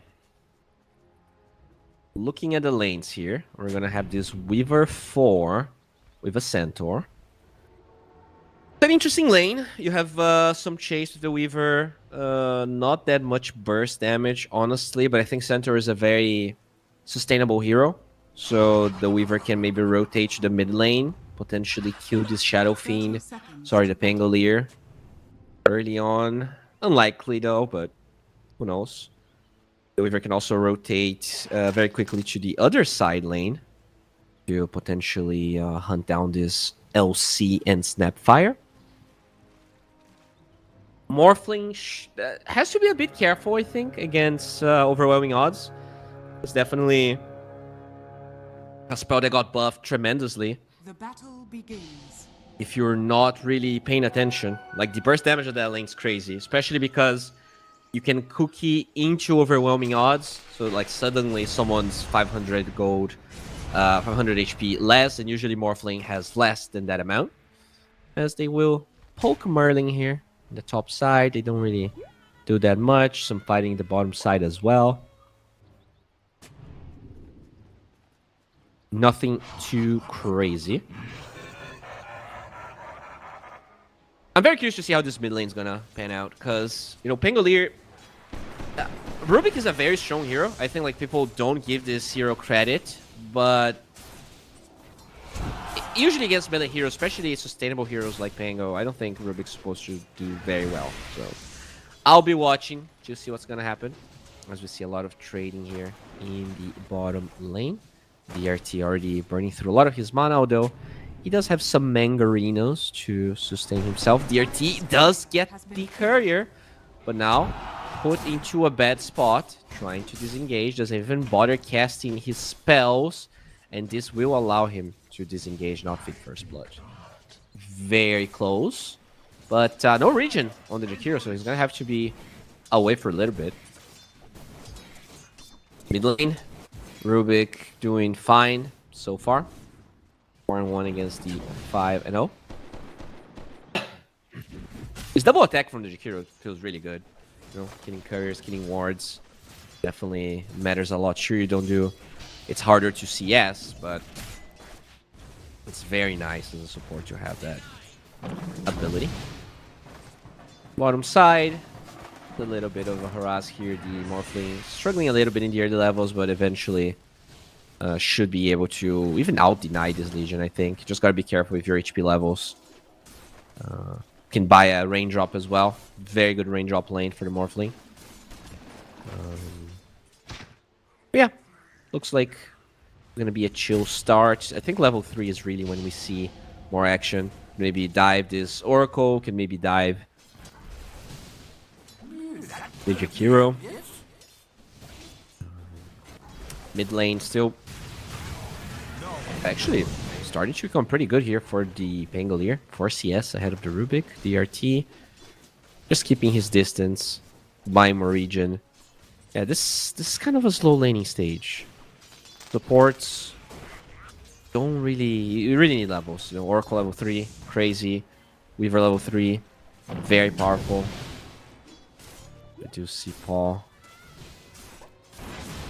holding his own here. But yeah, every hero of Night Pulse ahead or tied to their counterparts in CS. 17 CS for that Shadow Fiend. And that's a first pick Shadow Fiend. Obviously, the Centaur starts countering Shadow Fiend once he gets level 6. Dire's middle tower is under attack. Merlin's going for a little snatcheroo of the rune. Very nice.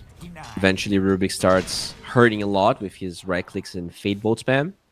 Denying those runes always nice. Good stack from the Jakiro as well. This should deny a full wave in the bottom side. Oh, there we go. That's a full deny wave. That's the dream for any support. Okay, they are contesting here. Overwhelming odds. Does some significant damage. So they don't really deny the full wave. In fact, Kami should be able to farm most of it. Gets harassed slightly, but nothing they can really do. Your heroes. There's not a lot of like good kill combos in either side lane, and the mid lane is a super Pepega lane, like Rubik. Just a lot of poke, a lot of peel. As they are potentially going for Kami away from forward, you're just gonna harass him. You don't have the catch. Blood Grenade finds DRT. Will use his dual breath. Kami doesn't have a dispel, so they're both gonna be slowed down as Paul will zone away the snap.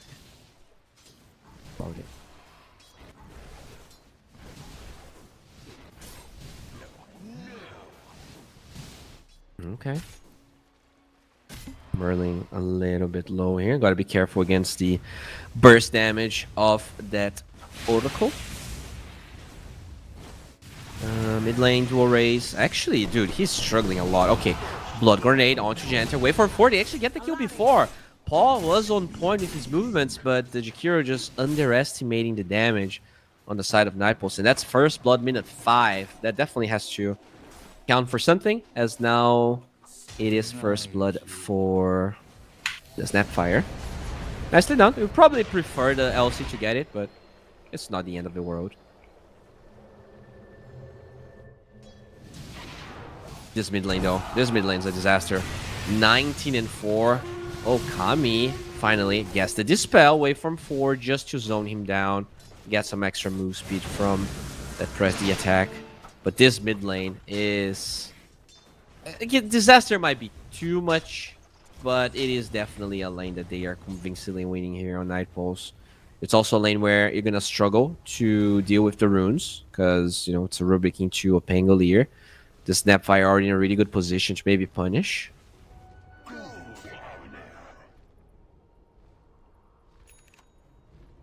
Okay, TRT. Rotating for the runes, trying to get a good position, but there is a... There's actually wards from both heroes there. As stolen Shield Crash on the Rubik is not bad, but Illusion Rune gets picked up on Warwick, and they're going for a rotation. DRT, aware of everything with that ward he himself planted, so I don't think the Rubik should be caught off guard. Because Morphling is aware that there is a Pangolier rotation. There you go. Even gets the all chat there. Rub salt in the wound. But yeah, and like CS wise, this is still looking really Dire's bad. middle tower Shadow Fiend is 50 CS. That's a first pick, first phase Shadow Fiend. This Legion Commander still ahead of the Morphling by 7 CS. Definitely scary stuff going on. You know, it is a Morphling though. We'll see if he can outcarry. This is Kami. Does get poked in the face. Wait for forward with the Adaptive Strike. That's going to be enough. No mana, no stick. Warwick TP's here. Doesn't have a mana for a lot of things. Gets the Dispel on the Dual Breath off. Keeps chasing. Good connection from till the end as Paul is forced to show. But you don't really have the damage for this.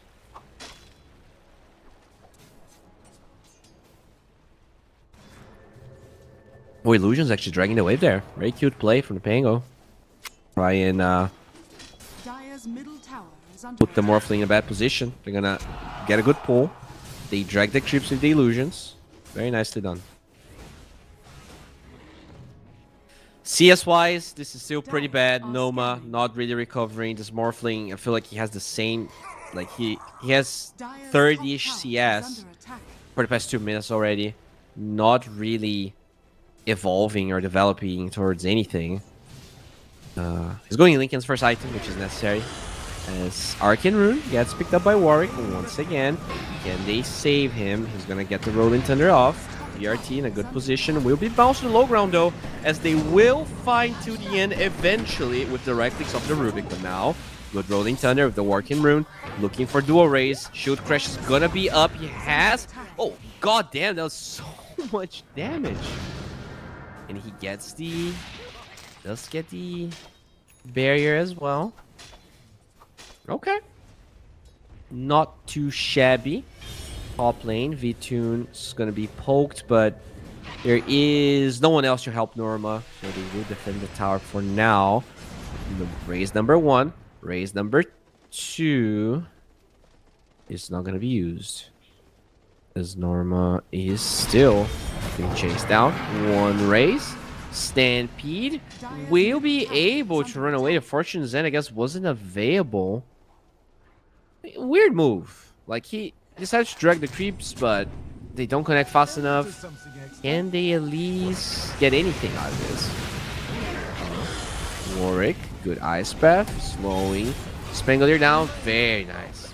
Very good usage of the lift. Ancient Stun. The Centaur gets found on the left side, so that's the duel for Kami. But this means they're going to be able to dive not only V-Tune, but the Oracle as well. Kami, as he decided to go for that kill, he jeopardized the entire team fight on the right side. And now Kami gets the Dispel off. Janter looking for some more damage. The cookie away, but the lift will keep coming in place. Size Path does not find anyone.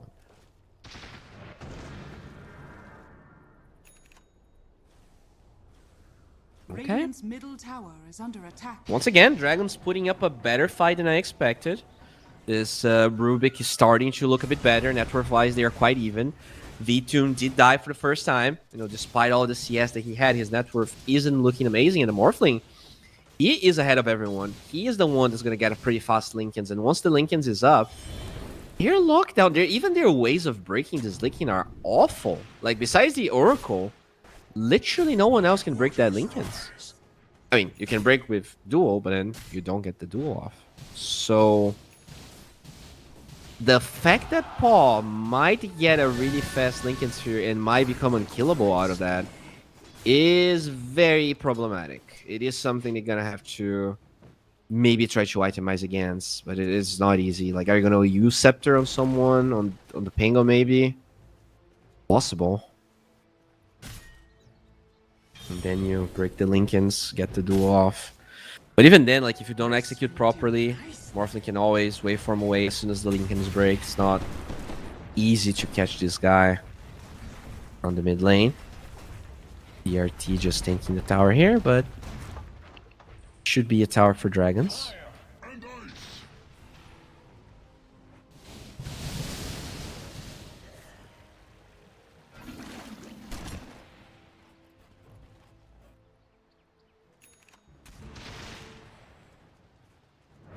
Okay.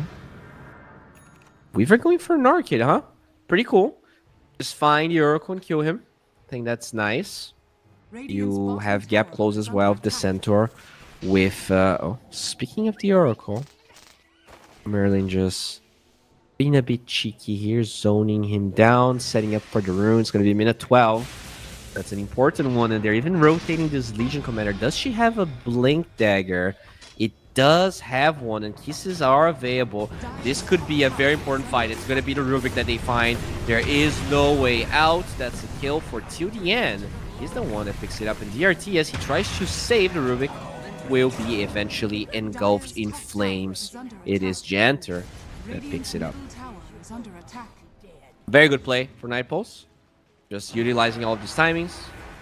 Good duel. And now they want to get this mid-tier one. Do you protect it? It looks like the Centaur is going to TP. They already have this Weaver in position. Dire's top tower is under Alright. attack. Yeah, it is important. I don't think they should fight. I think you just push them out, defend your tower. You really don't want to give that away when there is a Legion commander on the enemy team taking, losing that tower. So many more angles and things they can do to try and hunt you down, especially when this Morphling so close to his Linken's. It's going to be like a 13-minute Linken Sphere. Very fast timing for him. Dire are scanning.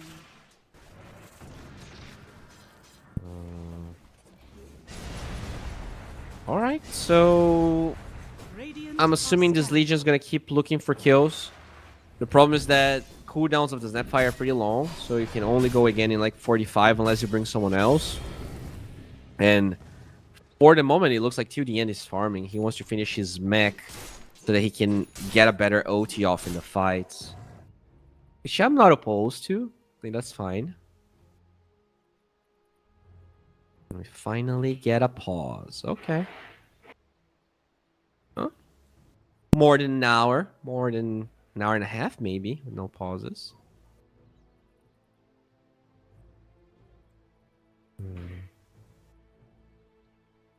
All right, so let's check the items here. The Linken's very close for the Morphling. Looks like the Jakir is going for a Glimmer. Orchid on the Weaver is genial, in my opinion.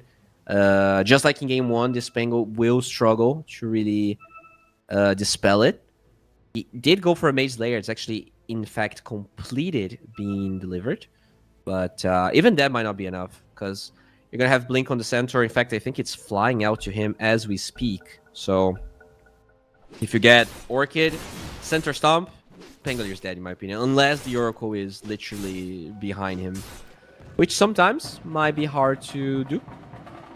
And Ruby going for a straight-up Atos. The other mid-Ruby game I've cast actually had the same build, but he was against an Ember. So I thought it was just a way to utilize Maelstrom. Yes, this one is very odd to me. I was definitely not expecting this. Okay, smoke from the dragons. Radiant's bottom tower is under attack. Dire's top tower Linken's is under up attack. for the Morphling. The smoke of dragons doesn't really seem able to find anyone. They're all on the left side. They're gonna lose a tower as well. They're poking. I think they should have just went for the tower. Because now the Morphling is not here and they might actually take a 5 against 4. Okay, Atos gets used. Warwick holding his ground. He was gonna find really good kisses. This could be a dead Rubik. He does not feed for the duel. In fact, he gets a shield crash, buying some time, but eventually will be engulfed in flames and taken out. Tower still alive, could be denied by Night Pulse. This is a disaster if you're a Dragons fan. They will lose 2 and possibly they deny in the mid lane. Yeah, that was just a bad call. Like, you already lost the tower. Your smoke didn't connect to anyone. They can just defend mid. You either commit for the tower as they get yours, or you don't really take that fight. Especially knowing that there is Blink available for the Legion. At least it was not a dual kill. But regardless, already 10 extra damage here on Kami. Merlin still working towards that Orchid. Doesn't really wants to give away that he's going Orchid. So despite having a full Bliss Knuckles, he did not send it to himself just yet.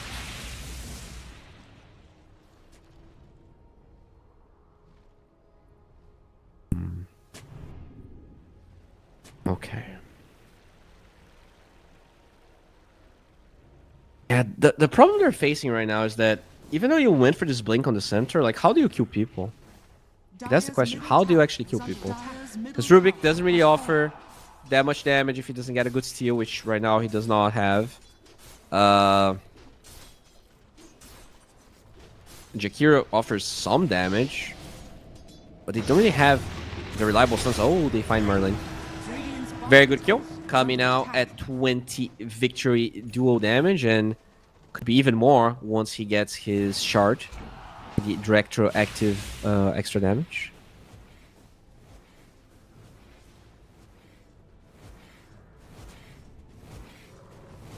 Radiant's top tower is under attack. Rubik trying to finish his Gleipnir here. Is in a really risky position. That ward from Night Pulse, so close from clipping Dual Raze's position, but he will be okay. Radiant's top tower is under attack. All right, another tower falling here. V-Tune joins the fray, takes the tower. His Manta is pretty much done, and that's really the problem. Like the scores on Night Pulse, they just get to farm a bit more. Just Rubik Dire's bottom tower is under not really attack. feeling the impact at the moment, as they will Rosh. A lot of minus armor, as we said. You have the Shadow Fiend, you have the Pangolier, you have Snapfire. This should be no problemo for them, as they are smoking. This is not super fast, so there is a chance here for a connection of dragons. This could finally be a hype moment in this pretty snooze fest of a game. Noma, the smoke still did not break. Good, the Night Pulse realizes that they have to ditch. I'm gonna camp the high ground. Good position from dragons, not really revealing too much just yet. As Warwick, they drop a ward, they know where he is, but where's the follow-up? You need something, but you don't have it. If the Oracle is there, you know you're not gonna kill Warwick, so you cannot even take this bait. And that's such an obvious of a bait. Okay, we are Roshin. Oh, DRT. They find to the end. They will get the kill before he gets the OT off. But the buyback has False Promise available as well, as now the duo onto the center allows Night Pulse to trade this evenly. No buyback on center. No reason for Dragons to take this fight. You probably disengage, and you accept the fact that even Merlin might be dead. The Dusk got used after time lapse. They do have a lot of damage. He will eventually fall. Dragons, they gotta give it up. And it is Night Pulse that claims Roshan after a buyback, but a support nonetheless. And if it gives you Rosh, you're totally fine with going for this buyback.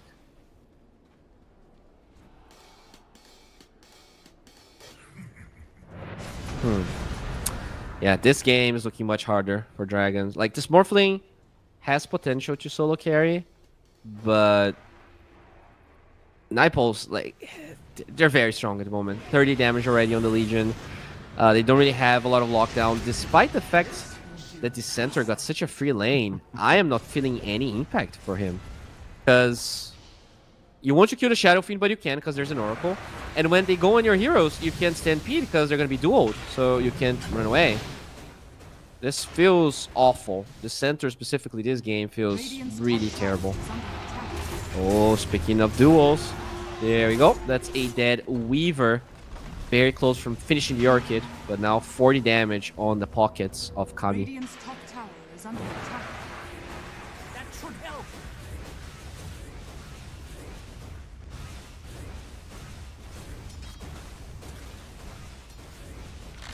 Okay. Radiant's top Dead tower tower. has fallen. That's also going to be a Tormentor here. Night Pulse, if they want to stay in this area, they can potentially steal it. They only have 3 heroes. I think you might need an extra one, or else this could be dangerous. Is there a chance for Dragons to smoke and contest this? Okay, they already have 4. They're going to have 5. Not fast enough, unfortunately. Jakiro in the vicinity, drops a ward, gets some vision. Good macro pyre, zoning Night Pulse away.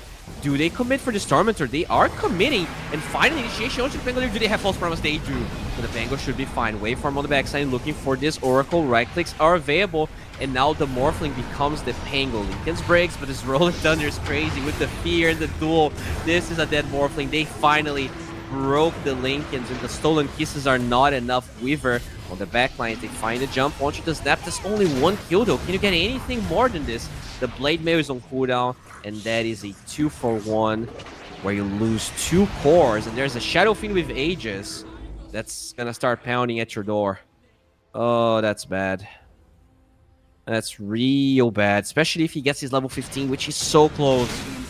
If he got the 15 there, that would have been a lot of minus armor on the buildings. But regardless of that, they even have the Shard of the Oracle. I think they actually got it out of that Tormentor. Yeah, till the end got it from the Tormentor. Are fortified.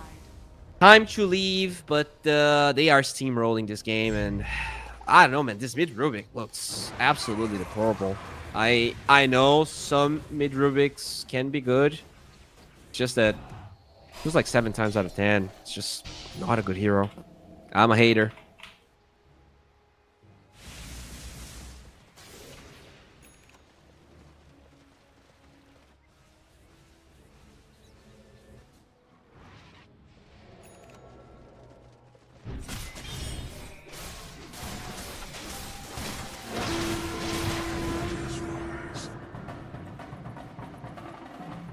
Okay, so they're gonna get a halberd on the LC, so that's gonna be an easier way to break the Lincolns for Paul. He's gonna be really fast to wait for him as soon as he hears the Lincolns break sound. V-Tune by himself here, but still has the Aegis, has the Oracle nearby. That's a mech Oracle on top of it.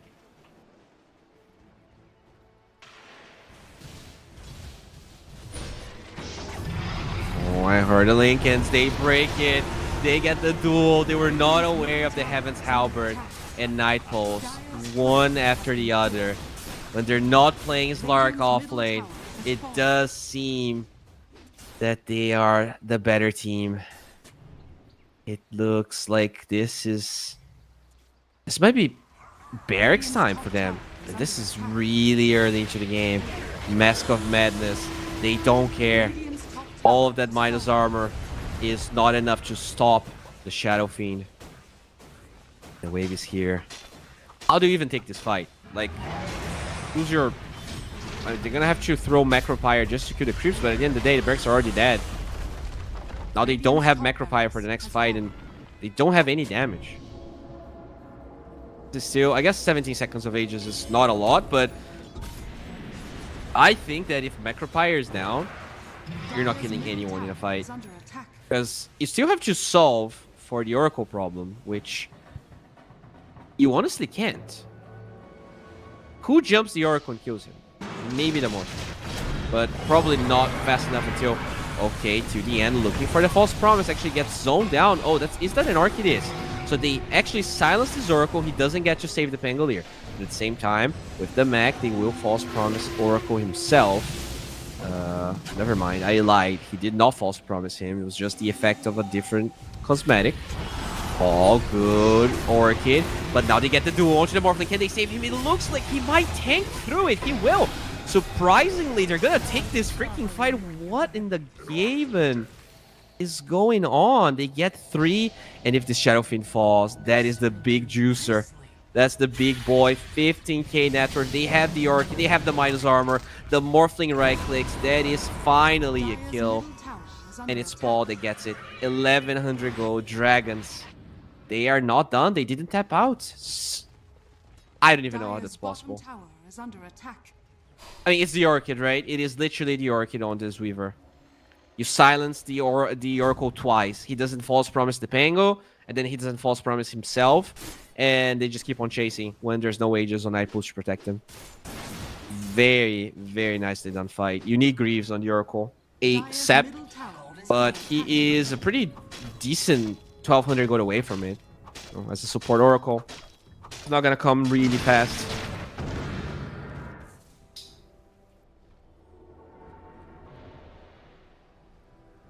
So this gives time for the Morphling to get his Manta. Now he can push waves, push side lanes without showing himself. A bit harder for the Morphling to get the kill. This might be a Sanjin Yasha game for the Morphling. I know he has... Okay, he already like bought out for a Daedalus.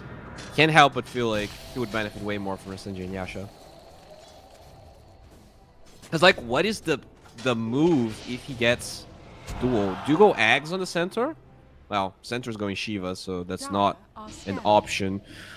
Do you go Ags on the Weaver? No, because Weaver's going Blowthorn. I don't really know what the plan. I guess the plan is Morphling doesn't get caught. That's the plan.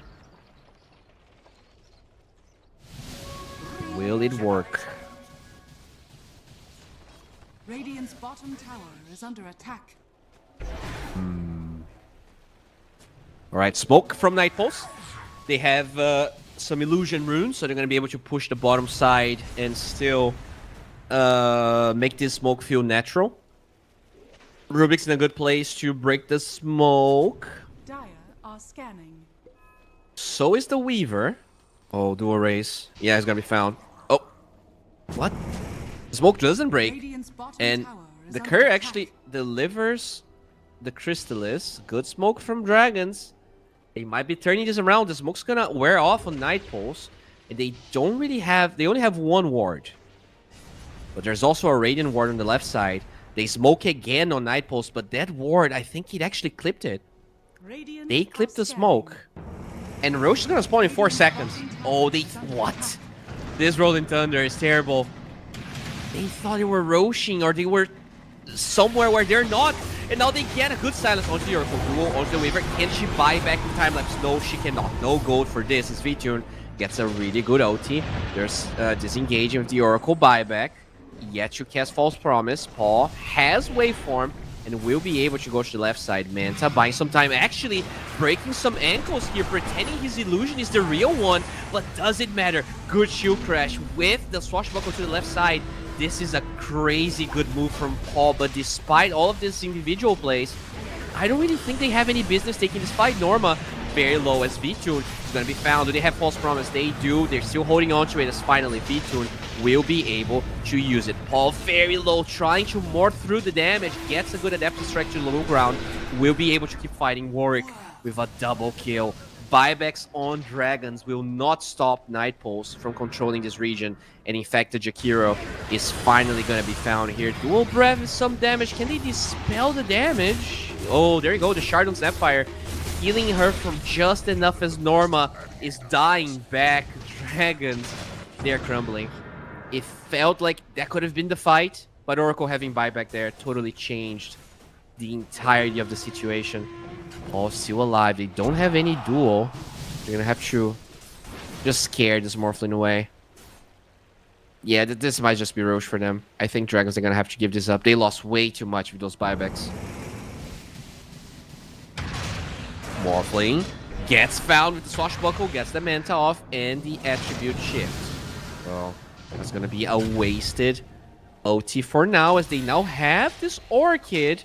No Dispel on Warwick. They have a couple of heroes nearby. Is that enough damage to Dispel from the Legion and just delete this Weaver? Finally time to move away. They were doing a good job at poking Night Pulse, forcing them out of the pit, but you lost way too many heroes with this shenanigans. It was kind of close, but yeah.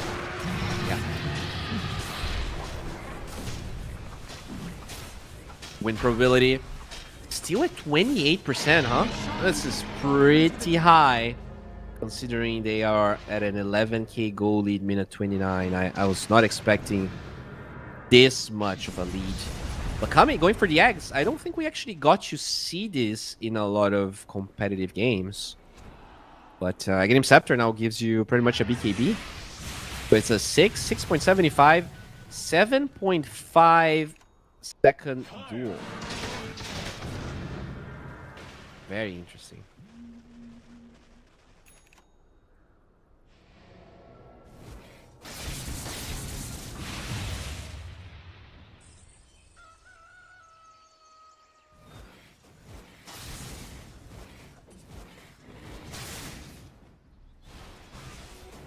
Precious bounty.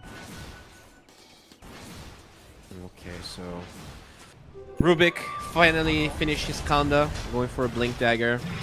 We have almost Shivas on Norma. Probably want that against this Oracle. But you know, it's an Oracle that has Reign of Destiny, Mac, False Promise. You have the heals from the Cookie. This is a really hard fight to take. And Dragons, they are on the low ground. The smoke's gonna break. Actually doesn't. Silence onto the Legion. So there's not gonna be any duel. Can they disengage the roof? He's actually stuck there. Duel onto the Weaver, gets the kill. On the right side, they're gonna find another. Two supports that on Night Pulse though. Can they actually disengage for the Dragons? Buyback on the Weaver. Right clicks from this Shadow Fiend actually hurt like a truck. Lightner holding V-Tune. The Morphling tries to hold his ground, but you gotta be very careful, buddy.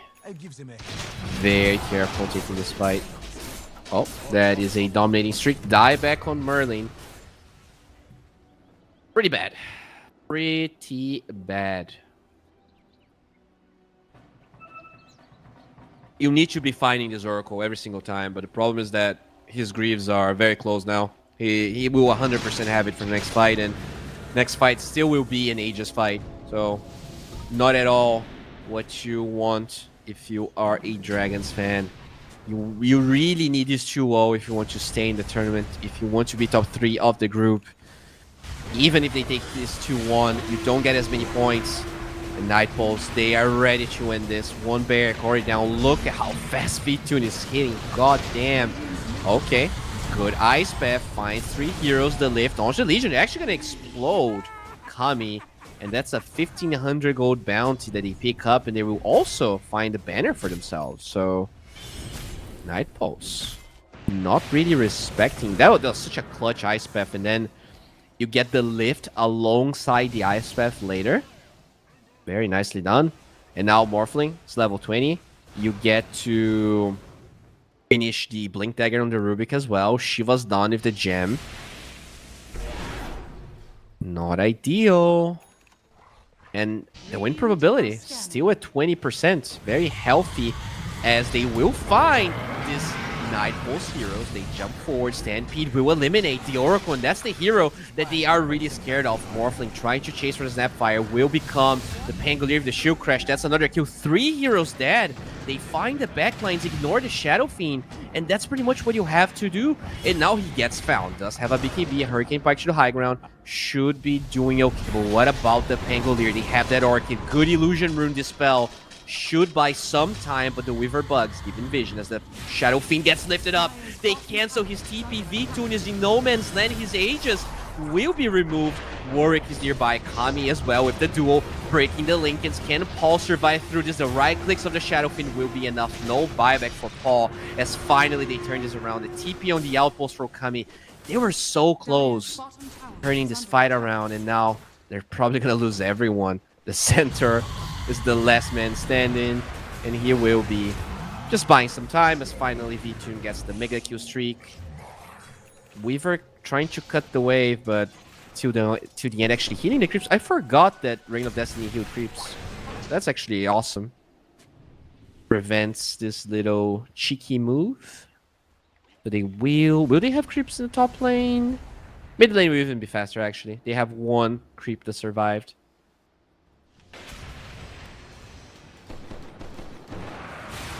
That's at least 1 lane of barracks. You have, okay, they're gonna get a good duel. Onto the Rubik Ice Path, buying some time, but that's a BKB Legion Commander because of the Egg, so you cannot lock the Legion down.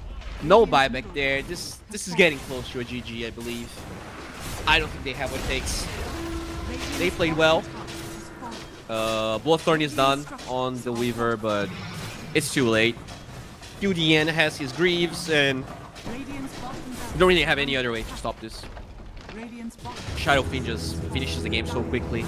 Shadow Fiend is like the Luna of this patch. Once you get the minus armor talent, this is... I mean, he has minus 15 armor. What? Minus 15 armor? Is that right? Like, yes. Yes, it is. 8 from the facet as the Morphling gets duel, taking a lot of damage with the kisses. This should be enough. No way to protect him, and this should be GG. They're holding, but finally Paul calls it. It was honestly pretty close. It was much better than I anticipated, even with this draft. Dragons really trying to make a stand, trying to hold down for their lives. Because if they lose this series, they are pretty much done with this tournament. You know, they're still gonna have to play, but it is mathematically impossible for them to qualify. So they will need to step up in game number 3. I think they actually played better than I thought. You know, I kind of wanted to attribute the first loss to mostly the offlane Slark, but they actually had some moments. They had some decent moments. We'll see how game 3 is going to pan out. I'm Bowie. We're going to go on a short 10-minute break, and then we're going to have not only game 3 of this series, but also another series. So don't go anywhere. Subscribe to the channel. We're going to be back.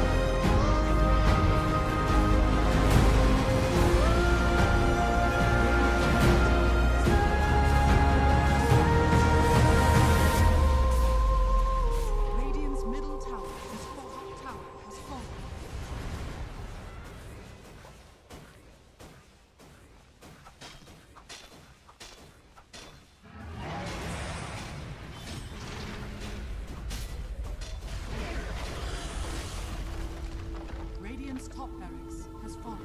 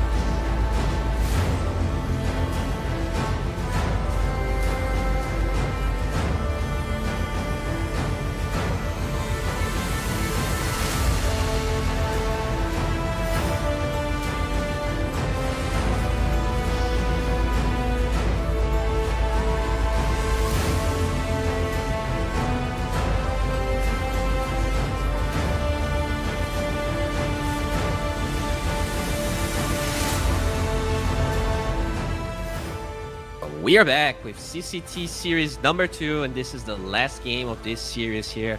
A series that initially I thought at least was going to be a very easy walk in the park for our boys of Night Pulse, but that was not the case at all. They actually struggled against Dragons, not only in game number 1, where they lost, but game number 2 was pretty action-packed. It was back and forth, but yes, Night Pulse did prevail, which puts us in game number 3, where I think Dragon, they're gonna have to figure out a way to deal with. I think this first phase has really been the biggest problem for them. The fact that Night Pulse can get this Shadow Fiend that early and make it look that incredible is a problem. I think they didn't really had a lot of ways to catch the Shadow Fiend. He died a couple of times, but in general, that center pick where they're like, okay, we're gonna hunt this Shadow Fiend with the center. They couldn't because there was an Oracle. They also couldn't disengage from the duel. So you couldn't hide, you couldn't hunt, and they were in this really weird position where you kind of needed Night Pulse to play their fights poorly. You basically need them to like duel a creep or do something like weird, which they kind of played around well. I think the Orchid on the Weaver was fine, but yes, I think that Shadow Fiend was a problem. I also think that the Rubik they drafted was atrocious. So hopefully, we're gonna find a way around this. Definitely not the best use of their picks. They actually banned the Oracle, huh? They banned the Oracle and they picked the Shadow Fiend. What? Why would you ban the Oracle? Like, don't you want that on your team when you're Shadow Fiend? I don't think that would be the respawn. I don't think you would respond with Oracle. if Shadow Fiend gets picked up. I guess you can Ember if you're Night Pulse. We've seen Embers beat Shadow Fiend in lane. We've seen Embers do everything. And this time, the hero actually goes through because Oracle gets somehow banned in the first phase. Invoker. Alright. But they want to make sure that the Shadow Fiend is going to struggle if he's mid. He can still flex it to the safe lane, but overall, it is still kind of a weird...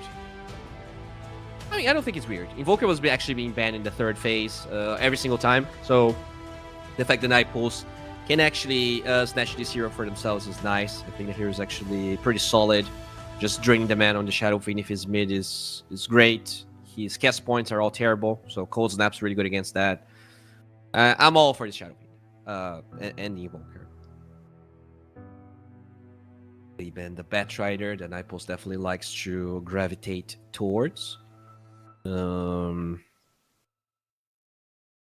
What do you want to ban here if you're Dragon? Maybe... So Phoenix is in the pool. I don't really think you have to address the Phoenix. Shadow Fiend's pretty good against that. A lot of attack speed with his spells. He builds tons of dispels items. He has a lot of attack range as well. They take away the Ursa. I mean, this is nice. Not only is it a good matchup against Shadow Fiend, but he's one of VTune's best heroes. We saw him looking pretty good in game 1 despite the fact that they lost. And now Night Pulse. What are you taking away? Maybe some protection for the Shadow Fiend. Clock doesn't strike me as a bad ban. But, I've been casting a lot of Southeast Asia, and that hero is contested and paired with Shadow Fiend much more than I've seen it today, or even in the European games that I've cast recently. So maybe they're not really going to care about the Clock. Maybe they can draft Clock for themselves. Good setup for the Sunstrikes later on. Not bad to drain the mana of the Shadow Fiend, gap close on him. We saw Center being a good response against SF as well. So I think Clockwork kind of works very similarly. And or they ban Oracle. So unlike Dragon in game number 1, there's no save for the Shadow Fiend. You can actually Centaur. And eventually you're going to have Sunstrikes. You're going to have ways to follow up on that Centaur lockdown. Jakiro already has a lot of cast range as well. Maybe you need to pick Centaur if you're Dragon. What if you... You do kind of want to pick LC though. Into a Jakiro lane. You get the Dispel off. You get Catch for the Invoker.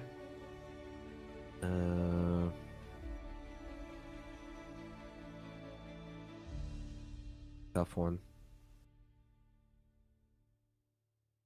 But I still like the Clock. Clock against Jakiro is good. It's not bad against Invoker. Oh, wow. That's a hero right there. That is a soft Oracle in tons of ways. You are picking that into an Invoker, but I guess the Abaddon, unlike the Oracle, can protect himself, right? You can Dispel the Vessel, the Cold Snap. You still struggle against the EMP mana drain, but I guess as long as you have mana boots on Abaddon, you should be able to still kind of do something in the fights. Okay. So this is probably going to be Shadow Fiend 2 with Abaddon 5. Oh my lord, not the Rubik. Okay, let's hope this is going to be a 4 Rubik. Not bad against the Jakiro. Now for Night Pulse, what are you going to do? Pretty bad LC game for Night Pulse. Pretty... Do you want to go Centaur here? Maybe you do.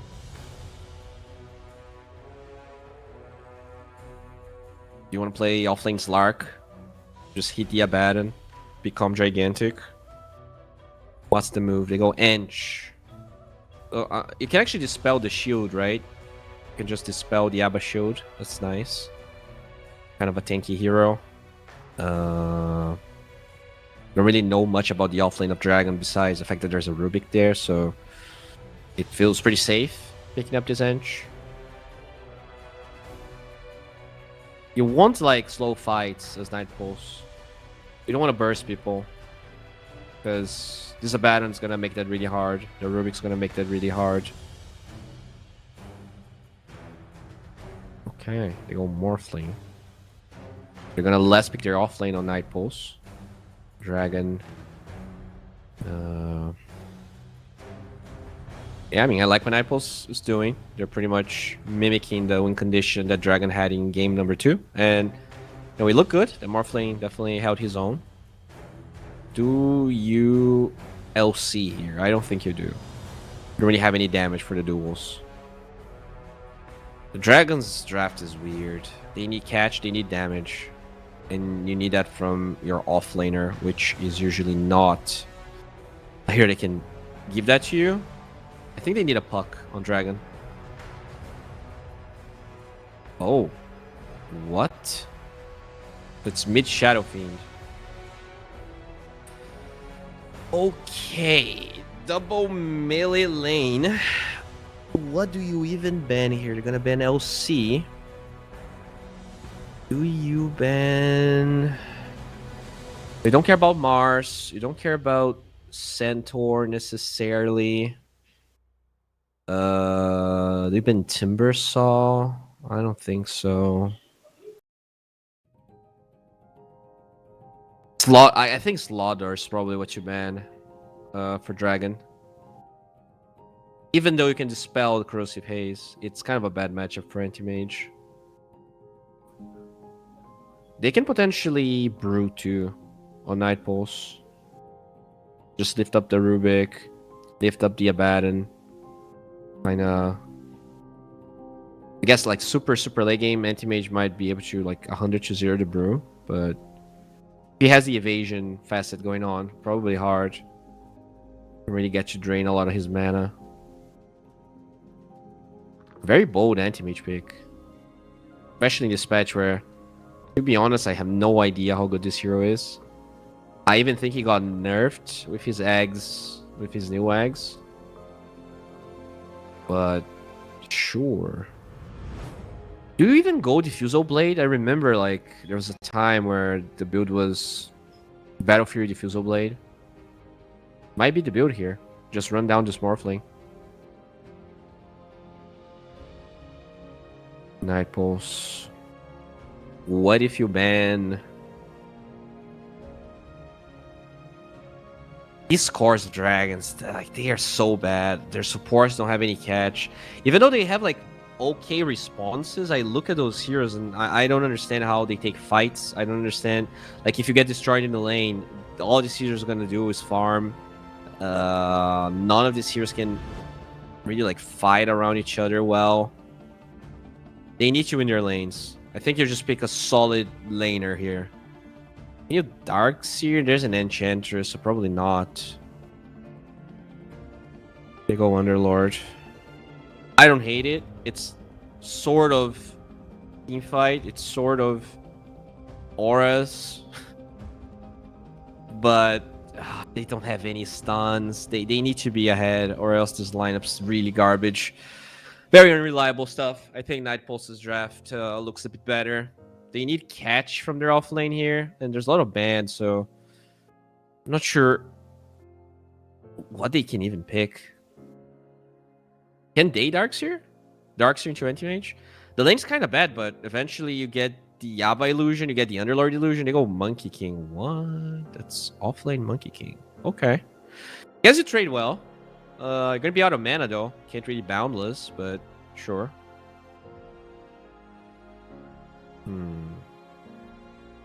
Now that is not the hero I was expecting at all. I think the lane is good, but I'm very curious to see how he's going to itemize. I don't think it's an easy itemization game. Maybe you can go Orchid and like kill the Rubik a lot. I am confused, to say the least. This is a very unique draft. Anti-Mage, Abba, offlane Monkey King. Again, a lot of new heroes, a lot of new stuff in this patch. So it is exciting in a way, but I'm trying to like digest what I'm seeing because it's hard to predict how these lanes are gonna go. I haven't seen an Anti-Mage carry in a while, especially against a Monkey King offlane. I would say Dragon lanes are not awful, but if they somehow lose 2 of the 3 lanes, I don't know how you play this game. You might need to go like this YOLO Diffusal Burn late first item on Anti-Mage or some... I don't even know. I don't even know. Their draft is really hard to execute. You know, you can see GG winning with something like this, but that's because they're GG, not because the draft is necessarily synergistic or easy to play or even good to that, to that matter.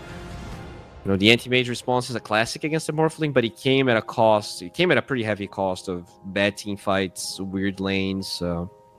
We'll see if it's gonna pan out here. There's a bad pick is another one that, you know, Abba was rare even in the latest patch. You know, they changed like the facet, they changed some spells. We'll see what Merlin is gonna be able to do. He starts with the quickening, so Prepare for battle. oh, what I genuinely thought he was gonna go for the other one, the one where like your shield just reflects stuff. I'll pretend I didn't enjoy So this. every time a unit dies with him for 900 radius, his cooldown's reduced by 0.2 seconds. If they're a creep or 4th tier hero, I am speechless. But yeah, let's just go with the flow here. I don't know what's gonna happen. I'm pretty sure all of you don't know what's gonna happen. And all right, let's check all of the other facets. Morphling going for EBB, Invoker going for Elitist, the Jakira going for the pretty standard Liquid Frost, Spellbound on the 30 Enchantress, seconds to battle. and the Simian Stride for the Monkey King. DRT with the standard Arcane Accumulation. Anti-Mage for Mana Thirst. So, passively grants attack damage when an enemy hero's mana falls between 60%. Oh. I mean, it's actually a lot of damage. If you actually had the old Abaddon spell, I would... Oh, wait a second here. Anti-Mage forced to get his Blink level 1, but he's against 4 heroes, gets Blood Grenaded, and that anti-mage pick starts with the Monkey King getting first blood. It could not get worse than this. Yikes. Yeah. Not the start that you want, that is for sure. Surprisingly also, the Abaddon is bottom. And this is gonna be a Rubik anti-mage lane. Holy moly, that is a terrible lane. Okay. Yeah, this... I'm not sure this is gonna look good, guys. This is definitely not gonna be looking good. Yeah, let's just pray here. Pray for dragons. Because their side lanes are garbage. Their mid lane is alright. But I think it kind of gets better for the Invoker as he gets more levels. Like, is there a worse lane than Anti-Mage Rubik? Like, this smells like... I don't know. But what do you even do here as the Rubik? You just poke. And then... on the other side, you have no pressure. Like, this Abaddon does nothing. He's a melee hero. I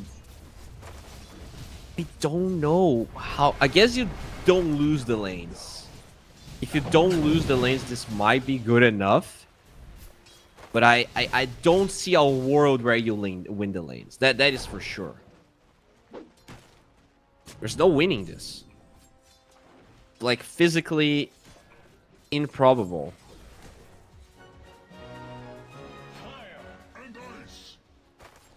Well, they are not losing too hard. First blood is definitely a problem. CS-wise, the Invoker is already ahead of Shadowfiend, which is very, very problematic. And after slow Norma, forced to get his Pit of Malice level 2. Not usually the build as Vitun being chased down. Blood Grenade with the damage will be able to attribute shift to a better position. Okay. Very tanky heroes on the side of dragons. And we'll be able to push them back. Now, There's a big wave. I wonder if they are going to be able to punish this somehow. I don't think they can. Norm is too low. They don't have their level 3s. And yeah, Vitun should be having an okay time. They killed the monkey. What? Paul getting a second kill as well. That's low. Pretty good. They don't get it. DRT. Oh, maybe it's better that Jakir lives, right? It has to walk back to the base now. This is actually better. I mean, you would love the gold, but it probably hurts the Monkey King a bit more.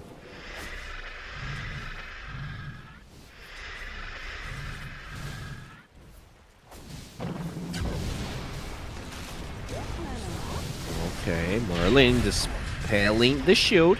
They will get that kill. Vitun now trying to step against this Underlord. A right click from Norma will pick that kill up. So it is a 1-for-1. But Nightpole's definitely benefiting a little bit more since they got the kill at the start. Now DRT can slow down.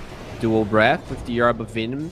The lift will help DRT protect himself. Kamido getting all of his HP back with that boundless strike. Dual raise. Being pushed around a little bit here. 14-3 against the 19-5 of the Invoker. All that mana drain. Very problematic Vitun. Being chased down, but past level 3. Very hard to pressure this water hero. Enter. Got himself a Purge Creep, so that's the second Dispel now. Even if you use the slow aggressively, you can actually... Even if the shield dispels the slow, you get a second shield, a second slow, and a dispelled shield. Alright. So are you going Magic Shadow Fiend this game? Because at the end of the day, it is hard to get some good ultis off this game. You know, there's Cold Snap, you kind of need BKB, but you also need Blink, Q-Scepter, and Kayash. There's so many items. It's not an easy Shadow Fiend game, but at the end of the day, this is a first phase Shadow Fiend pick. He's not supposed to win the game. It's really on the other heroes. But they picked Anti-Mage Underlord. That really is the problem.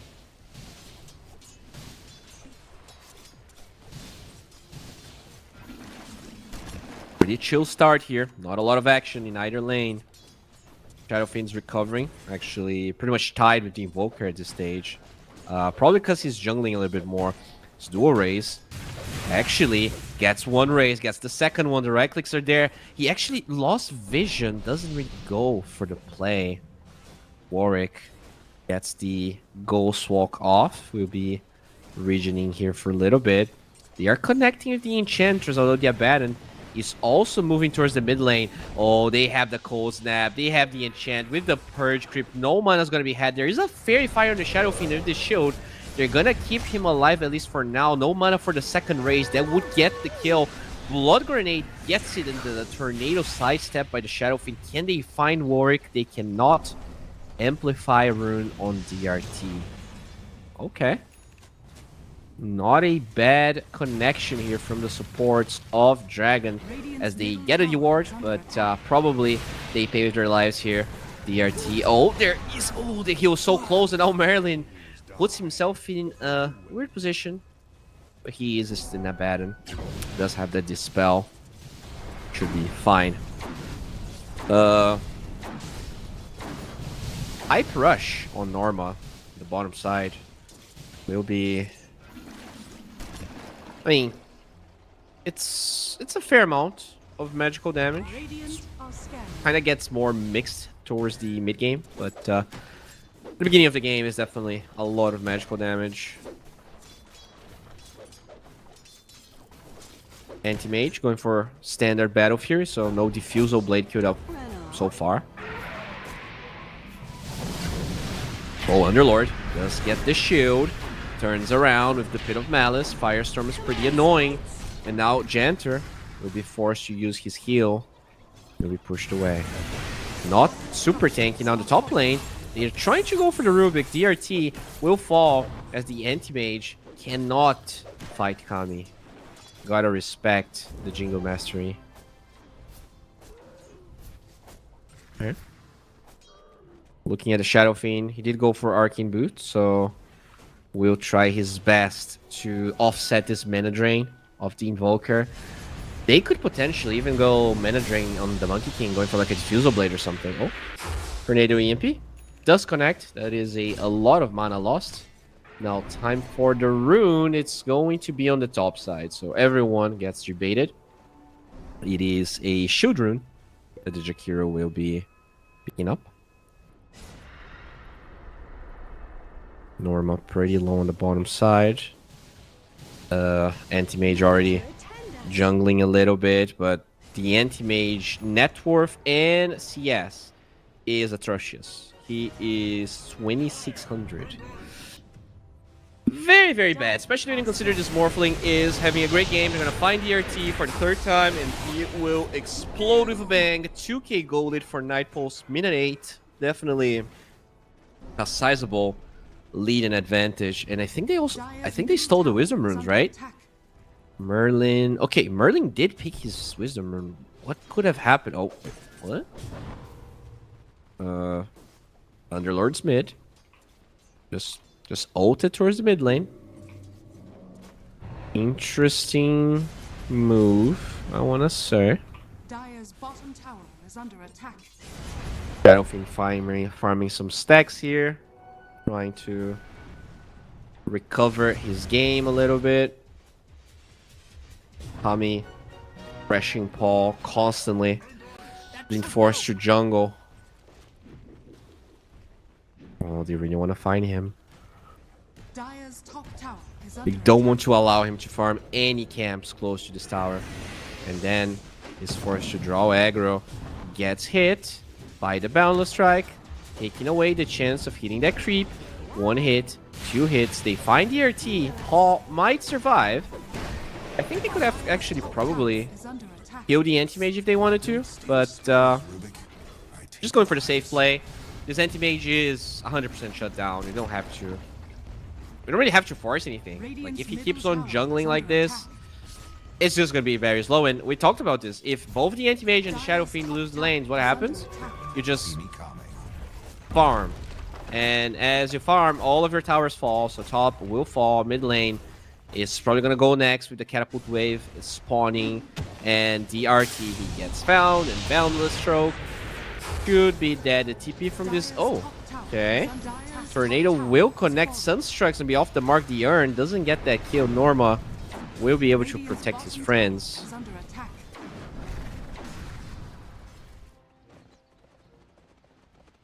Okay. Monkey King, though. A big pain in the butt. Good rotation to the mid lane. Despite all of these rotations, significantly ahead of the Anti-Mage. And that's what happens when you have a position 5 Rubik and an Anti-Mage. Can't really think of Dire's middle tower many weaker lanes than that. Maybe if you're playing Harry Crystal Maiden with position 5 techies, maybe that's a bit weaker. Mid lane, they send the Centaur, they have Alacrity on the Catapult, Warwick already working towards his Midas, doesn't even want to finish a Vessel in this game. You're against an Abaddon after all, so might as well control the map, play for your farm, should be in a good position. Norma will fall for the Sunstrike of Warwick. Yeah, I mean, this game, it's kind of sad. It's just like a slow downfall. I cannot see this game changing unless Night Pulse makes huge Dire's mistakes. bottom tower is under attack. Good position from Merlin here, kind of predicting a move into the Anti-Mage, and he is Dire's bottom very correct that something is gonna happen. The problem is, okay, so Anti-Mage actually going towards the Jakiro here. The ZMP is gonna drain a lot of his mana. Does he have a way out? He doesn't have any mana. No stick, no mango, no lotus. He will be slowly run down. A couple of good heals. There's more time. Sunstrike's going to be off the mark. Good sidestep. Heal and shield. Finally, Paul gets enough mana with that Cornucopia to blink out. Alright, Abaddon definitely doing a lot, but Dual Raze is going to fall in the mid lane. Kami is still alive. One right click is what they need, but they don't get it. the overtime damage of the Firestorm be nullified by the Wisps of the Enchantress, and Norma's gonna be okay. Like, their draft is so bad on Dragons. It's been a while since I've seen a draft this bad, and we actually got to cast an offlane Slark game against a Weaver. That draft was not as bad as this one. Oh my god, dude, this anti-mage is being bullied to extents. Okay, the cold snap is there. Despite the blink, he falls. The tower hits are not enough. One right click, goddamn, 17 HP as the Raze finds that Warwick out of spells. So at least they get a trade, but it's probably the smallest fry you could have wished for.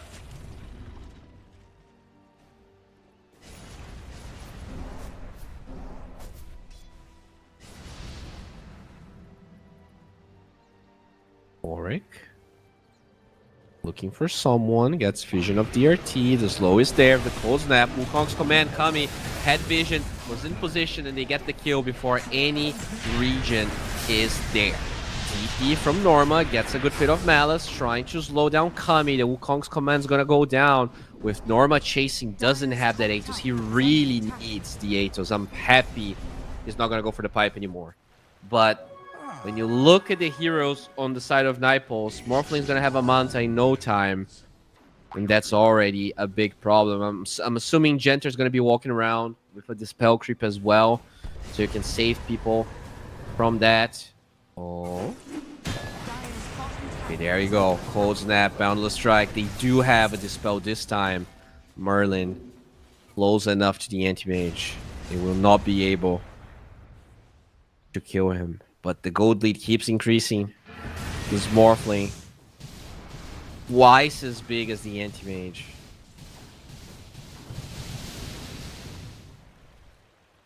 They're just casually taking a tier 2 tower, minute 14. I don't even know what you're supposed to do.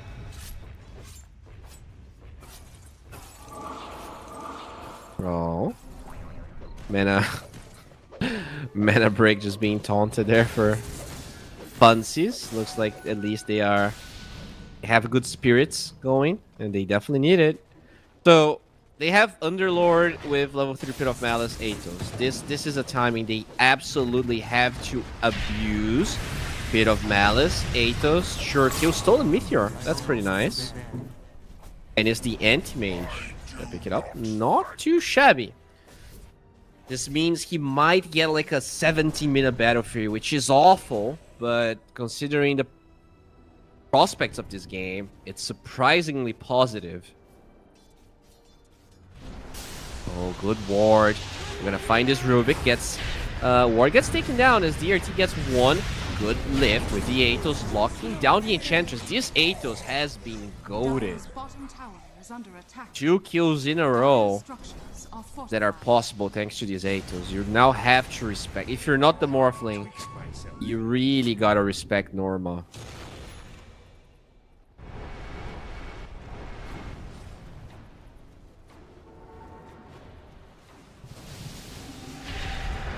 Oh. Morphling becomes the Underlord. Gets the Pit of Malice going. They don't have enough regen. Merlin cannot save the Underlord. Still, not a bad position from Dual Rays. Holding the high ground. Actually, he rushed a Kayasha. Disappointment. Ball being chased down, but that Sunstrike's not gonna connect. His Battlefield is still not done. Still 180 gold. 17-minute Battle Fury.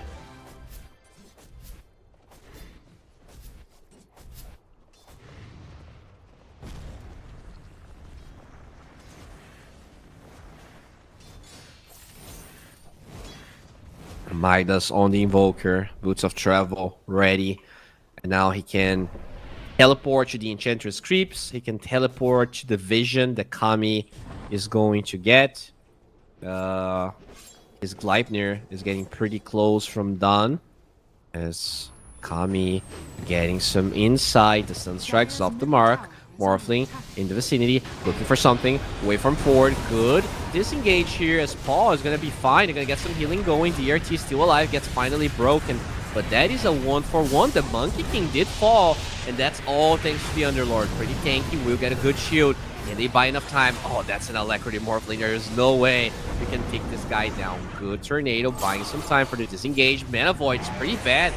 Force seeing this anti-mage away. Can they get it? If they can somehow find the Morphling. Cold Snap with the urn, slowing down. Paul, he's gonna have another blink forward, looking for the vision. Actually blocks the Morphling. 1, 2, 3. He doesn't get it. The mana drain, not enough. Oh, that's unfortunate. If they could get that Morphling kill, that was so worth it. He is 1100 gold at the moment. Still, they kind of held. They did kind of held. This Underlord Atos is huge. I am honestly so surprised this build isn't as popular. Like in the past, that was the build. And now I always see like Greaves every game, and I don't know. Not a big fan of it.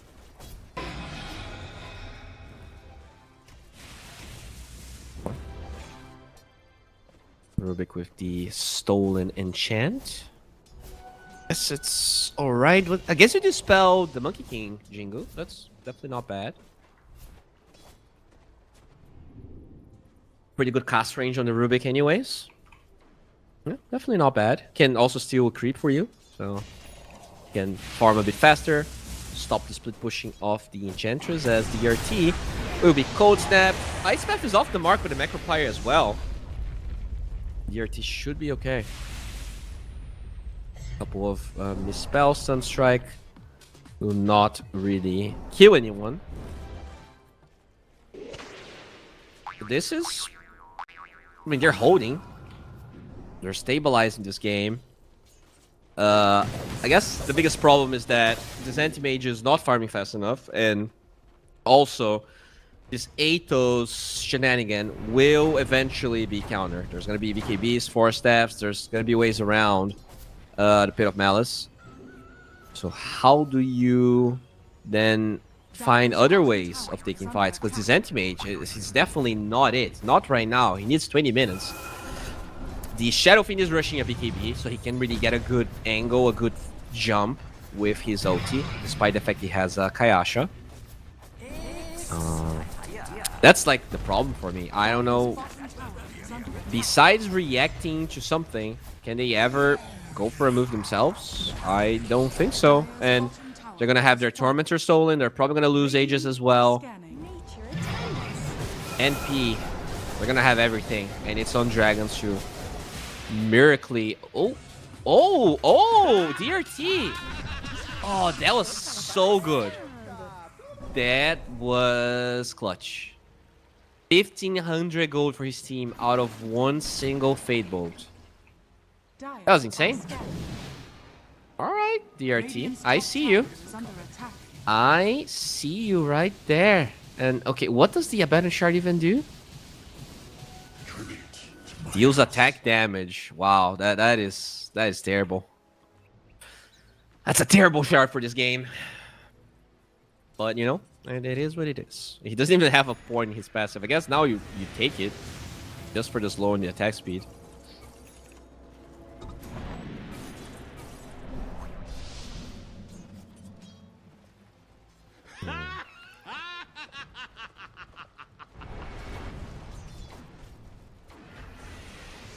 Okay. So this is going to be a free Roshan for Nightpulse. Nothing really that can be done by the Dragons, and this is probably for the better. Taking this fight would have lost in the game. Thunderlord very close from completing his pipe. The Shadow Fiend does have a BKB. Now he needs a Blink, and then he needs a Set of Eyes or a New Scepter. He's gonna need a lot of stuff. That's kind of the problem.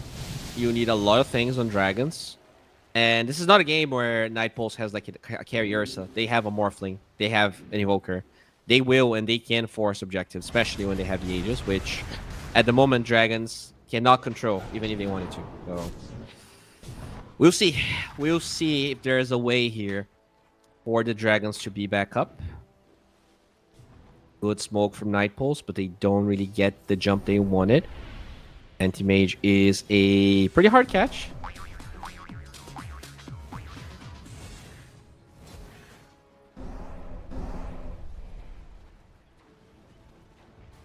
Dire's middle tower is under attack.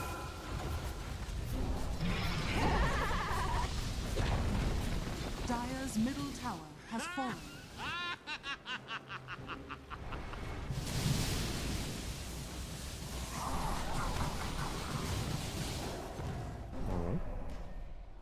Some Sunstrikes flying out. Tier 2 towers being taken away.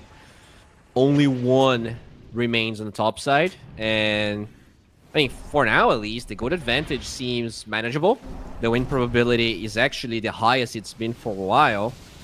But can you defend this high ground? Like, what even is your plan defending high ground? Because you don't really have any jump. Oh, they're gonna find this Underlord, and if he dies, this is very problematic. He gets his pipe off. No time for Merlin to get the spells off. He could have actually dispelled the Boundless Strike and potentially saved the Underlord. He doesn't have a buyback. This glyph is gonna cost them greatly. Tornado wants to dual raise. Will be able to disengage, but now the barracks are exposed. The anti-mage, he has no business being here. This is gonna be a free lane of barracks. I think you kind of have to give it away. Just hope and pray. Oh, the actually Vector Protection finally activates. Morphling very low. And they kill him. The stolen Boundless Strike. One hit's not enough. Finally, they will get that kill with the Mist Coil. Melee Barracks still alive. Second life is here. No glyph on the Dire, which means they will be losing. Oh, denied by dual raise. Cheeky man gets the deny. Doesn't really matter that much as everyone will disengage and there's nothing they can do mid lane. The anti-mage was going for some split pusheroo. Got the tier 1 tower. He needs 2 items too. Like this, they're only winning this game if by a miracle Dragons holds for 15 minutes. You need like Abyssal Scotty on this anti-mage. I'm assuming. Okay, he's going BKB Scotty. Scotty definitely necessary against the Morphling. Even the Enchantress, to some extent, actually gets hurt a lot by it. Dire are scanning. Oh. Enchantress will be found.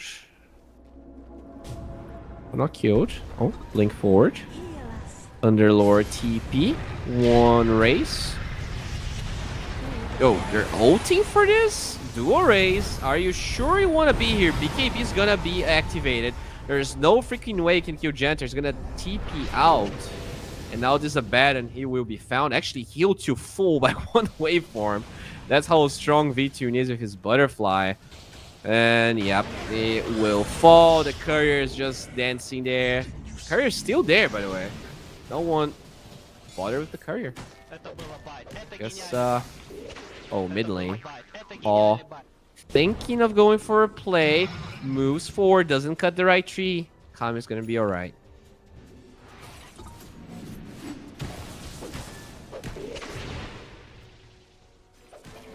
Illusion.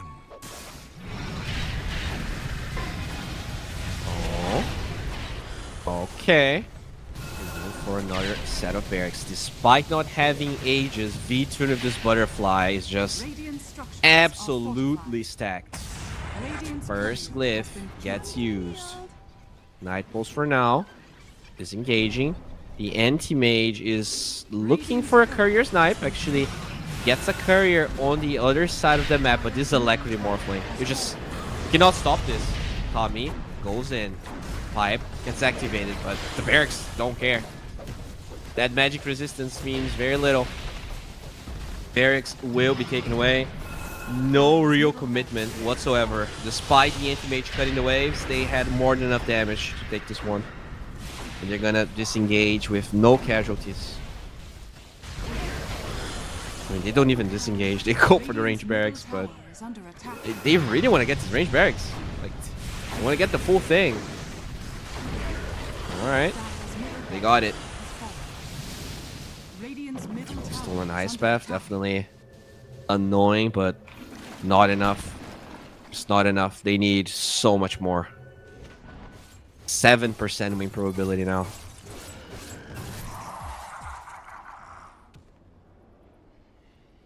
Gotcha.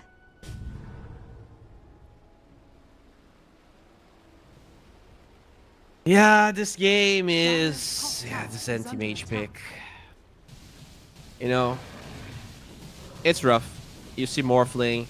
You just feel the need to counter it Dire's top at tower is the under point attack. where you're like, okay, now I have to play carry AM with Rubik 5 into a Monkey King.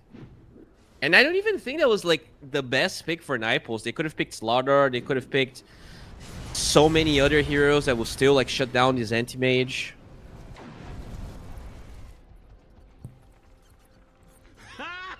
This time I think Norma was their MVP even. Like, the Atos idea was great. He did pretty well. I think Dual Rays, he got such a good game one. Dire's This game he top was tower is destroyed under attack. by this Invoker of Warwick. Warwick played really Dire's well. top tower has Great fallen. rotations. I think V2 was also very clean. No deaths. Joined the fights when needed. Instant butterfly. They can potentially end this game. I mean, they will get the second Aegis. I just don't see a world where Dragons can contest it. Are scanning. Scotty is done on Paul, but how do you contest this Roche? Like, you have no jump. Your jump is your anti-mage, which is not reassuring whatsoever. Probably dies if he jumps. Then I guess Shadowfiend has a blink. But he needs level 20 and Ags and maybe a Side of Eyes. And even with this Ags, like, I don't think they're killing anyone. I'll be honest.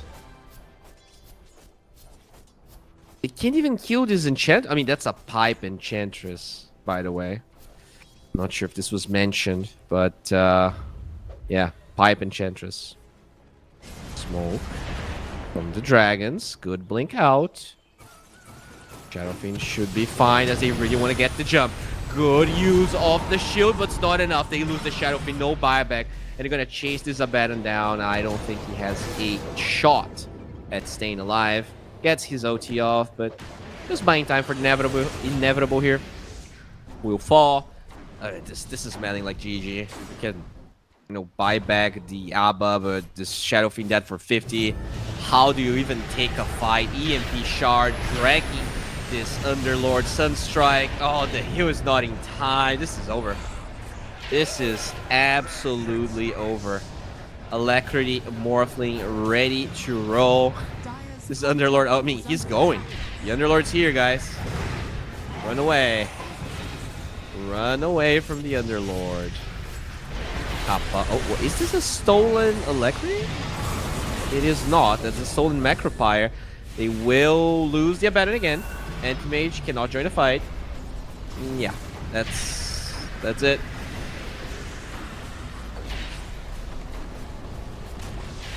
Dire's top That tower is it. has fallen. Like, if the old Ags on this anti-mage was a possibility and he got it at a reasonable time, I could have seen...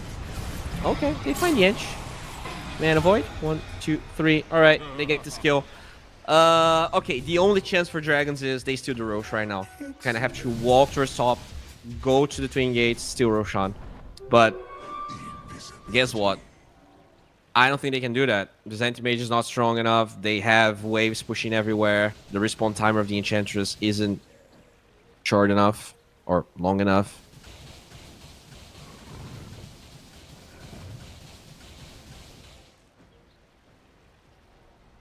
Rough game. Haste!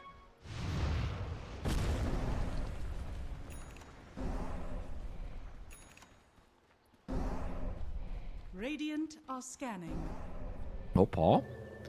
Finds the Jakiro. Pokes the tower. Alright, that's... I mean, a lot of TP is forced, but at the end of the day, that is still a free Roshan for a Night Pulse, unless Dragons does something drastic. Which, first of all, Underlord forced to TP to the top side to deal with the waves. Can still come back. Can they go for a smoke? It has to be now. Roshan yelling, AT Mage. Not close enough. His Basher not done, and they have too much damage. This Roshan's already dead. It is already dead. They will pick up both the Aegis and the banner. Dragons. Sunstrike is there. Pit of Malice finds Janter. Definitely not the hero you want to initiate on. They're still holding on to the pipe. Finally, it gets used. Boundless Strike on 2 with the OT. Double raise. Trying to do something here. Stolen Boundless Strike. Paw just doesn't have the mana. Gets killed. There was not a single point in this game, even though it lasted for 33 minutes, where it looked reasonable for Dragons to win. Like, they were relying pretty much only on mistakes for Night Pulse, and they didn't come. No, Night Pulse, they were a bit shaky, a bit sketchy in game 1, but when it mattered, they definitely looked very good. Their drafts more stable. I don't think they were like trying to counter Dragons as much. You know, Dragons, it felt like they were very reactive in the draft, whereas Night Pulse, they have their ideas. Sometimes they were weird, like Slark offlane and you lose game 1, but in the other games they were very stable, and they took a solid win. So kudos to them. I guess impressed is not really the word, because they were looking pretty good, but you know, after struggling game 1 and even to some extent in game 2, I thought that maybe Dragons had it. But their draft was all over the place. You know, the draft definitely did not help them. I think Dragons drafted quite good in game 1 and 2. Game 3 was a disaster. So they are pretty much out of the tournament now. Night Pulse, they are pretty much qualified because they have 3 wins in a row. 2 of them being 2-1s, but still a very reasonable result, I think. Maybe they're not going to be qualified first place, but they are, I think, mathematically qualified. So yeah. We had a pretty long series, which means we're going to go on a break because series number 4 is going to start. So stay tuned. I'll be back in about 10 minutes.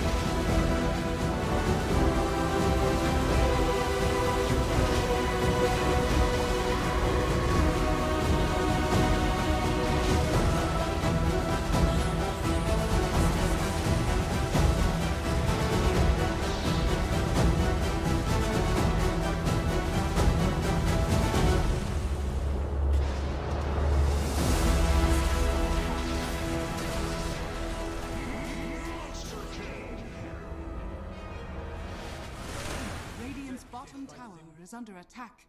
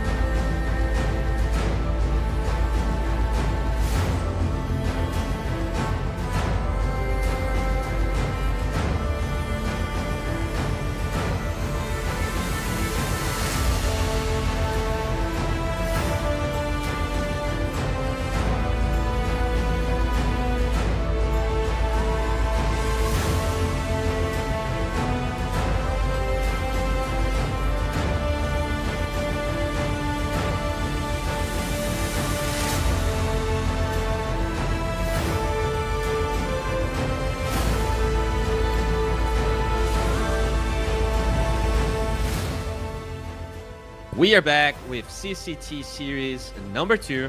And yeah, this is going to be the last series of the day. A pretty good one. DMS versus Just Better.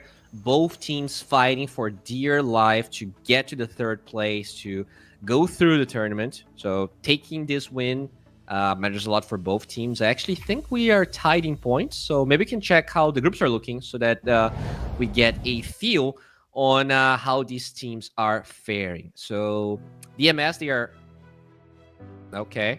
DMS are -1, Just Better are 1. So if DMS takes this 2-0, I think they go 2-1, and they pretty much swap places with Just Better. In case they take a 2-1, they should be tied, I think. So yeah, it is very important. DMS slightly behind Just Better, so taking this as 2-0 is definitely the better path towards securing a place here, at least to move forward in the tournament. And yeah, hopefully we will have a draft very soon. Everyone's already in the lobby, guys, so don't you worry. This series will be up in no time. And there you go. That's the roster for DMS. We have Rinsey Q as their carry, Meloju for the mid lane, the Hawk as an offlaner, so that's kind of an interesting change here for him. He used to be a carry for a long time, but you know, carries transitioning to offlane is probably the most common transition. Then we have Problems as their 4, as well as Ike in position 5. Moving on to Just Better, we have a really good lineup of Focus in the carry position, Panda as their mid laner, he's from Ukraine. We have Krilat and LeBron playing 3 and 4 in the offlane, and Spartan being Focus buddy in the safe lane. Who do I think is gonna take this? I'm not entirely sure. DMS, they have a, I guess, standing, at least Wikipedia says she gets supposed to be their old carry, and you know, we do have this new player. I would say Just Better is probably my favorites for this series. Sure, they are ahead in the groups, but just also looking at the players, they have a good mixture of pub stars and seasoned players with a lot of experience. Whereas for DMS, you know, the Hawk is probably the only player that have a lot of experience. You could argue Ike does have a little bit as well. He played for a lot of like tier 1.5 teams. I remember him playing for Liga at some point. He played for Yellow Submarine. He played for Namiga. But yeah, he's kind of that player that has been trying to find a place, you know, trying to find a team where he can build a legacy behind him. But yeah, we'll see if it is going to happen here in this tournament. So far, we do have an Enigma ban and a Dragonite ban. So interesting. Enigma was not really in the bingo for first phase ban heroes, and I mean, they're really focusing the offlane here, but Enigma and Visage being taken away, not at all the standard practice. And DMS also going for a lot of mid heroes, although you could argue that DK is a bit more flexible, can be a carry as well. Wow, what even is happening here? Very specific player bans rather than, let's say, the usual, let's ban everything that's meta. Let's ban everything that has a high win rate. So far, pretty weird bans. As the Beastmaster is probably the one of the few that are more common. Brewmaster gets taken out. They're gonna go Batrider. What do you do here? You could go Weaver. That is a decent hero against the Batrider. You don't really get run down. You can time lapse a lot of the damage. Wouldn't hate the Weaver. You can go Jakiro. You can get a Dispel as well. Something like an Oracle. Although Oracle first phase is very rare, but Darkseer is not banned. So with that in mind, if you think the Dispel is worth it, you're effectively banning Darkseer with your Oracle pick. But I guess Enchantress is probably a more common hero that also fits this game. Wouldn't hate seeing Enchantress as a response. You just place that hero in the Batrider lane, and you're usually gonna be pretty happy about it. Phoenix, huh? Okay. Not a hero Batriders. I mean, it's fine, right? You can just dive away from the Batrider. Batrider doesn't really kill the egg. I'm assuming you pick Jakiro then, because if you don't, it seems like a very easy Jakiro pick for DMS, and you can ban Jakiro second phase, but it feels like kind of wasting, let's say, a pretty important ban. DMS, they are banning supports, so they are not even necessarily thinking about this Jakiro possibility here. Banning... If you think they're gonna go Jakiro, you probably don't ban a support and take away course. What else would you remove? Rubik, you know, it's fine. Has some good steals against the Batrider. Brew would definitely be very good. Ember's already out of the pool.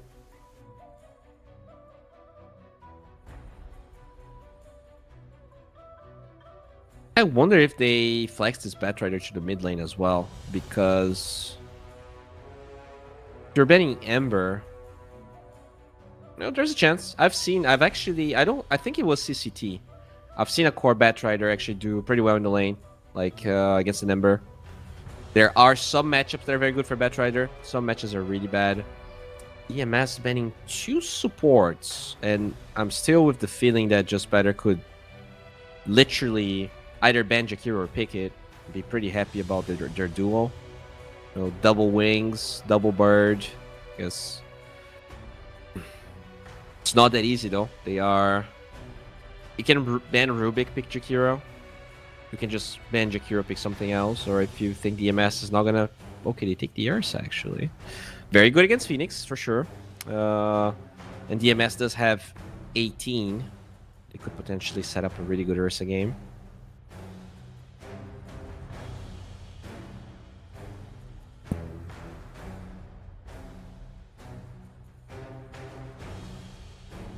What is it going to be then? Pretty open-ended part of the draft here. This is one of those picks that are kind of hard to predict, because you can just pick a support, but you can also just like pick a strong mid hero. Although most of the strong mid laners were taken away.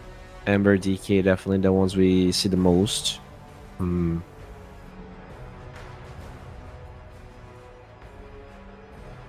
They are really taking their time here, working through a lot of reserve time.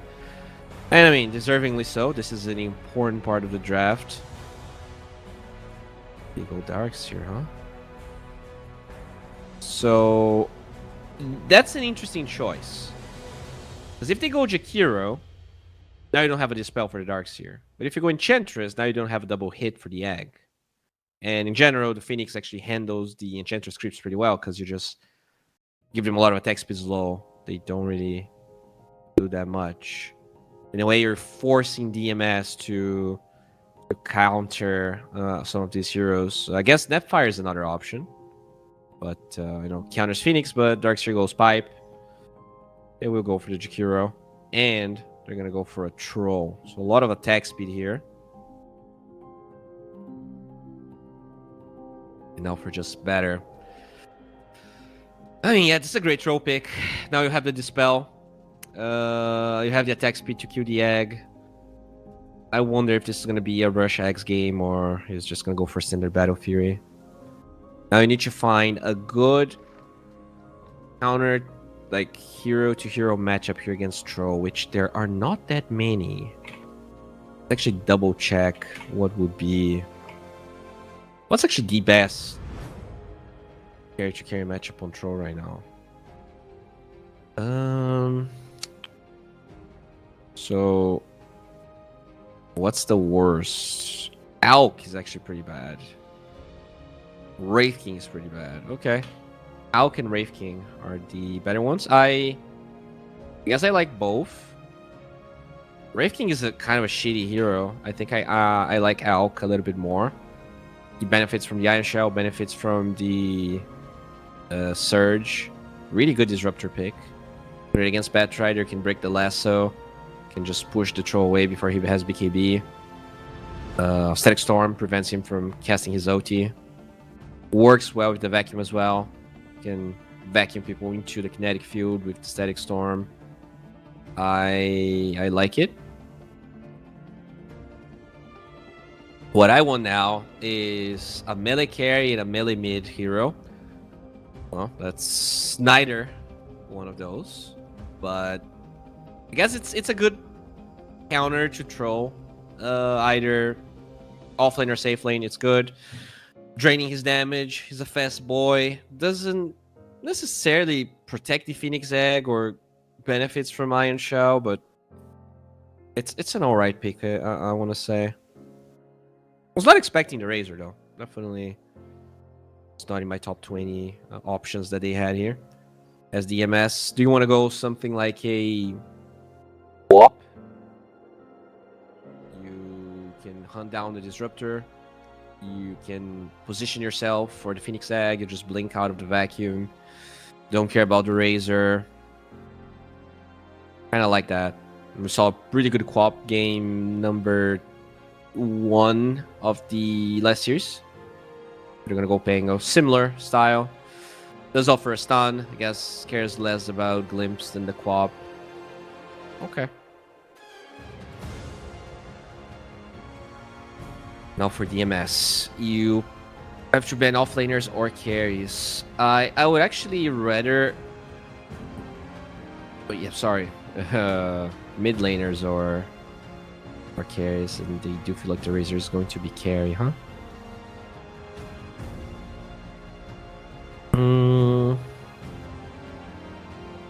Just better. Gotta ban offlaners here. What do they need? They have a lot of displacement, right? Rolling Thunder with Flame Break.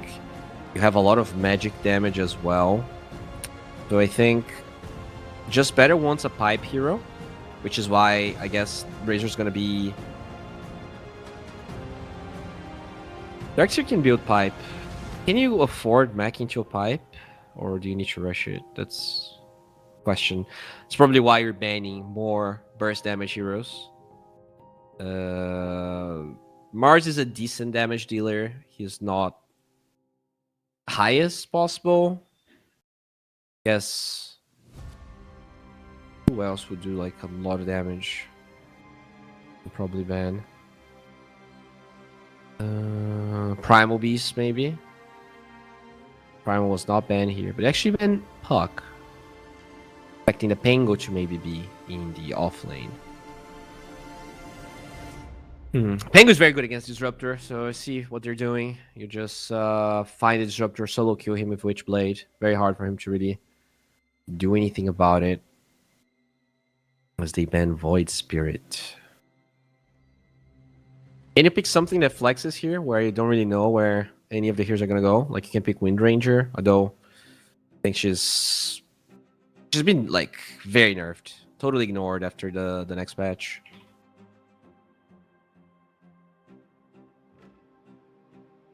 Can you play Snapfire Core for the Phoenix Egg?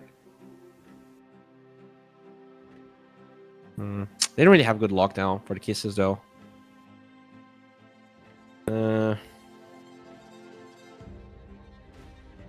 I don't know.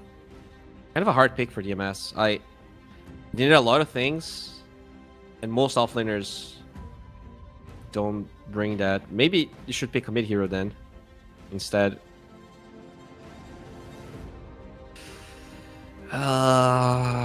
Yeah, I think you need burst damage. They have a lot of damage over time. Troy is their only burst damage. But Puck and Sand King are out, so what even is that hero? You... Oh. What? Is this core bad?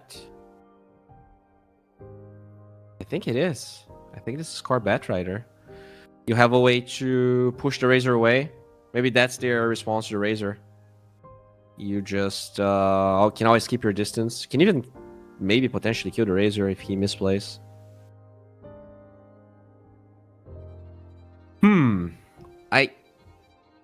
I guess I'm okay. This probably means you can like rush a BKB on the Batrider and you don't care about the Disruptor.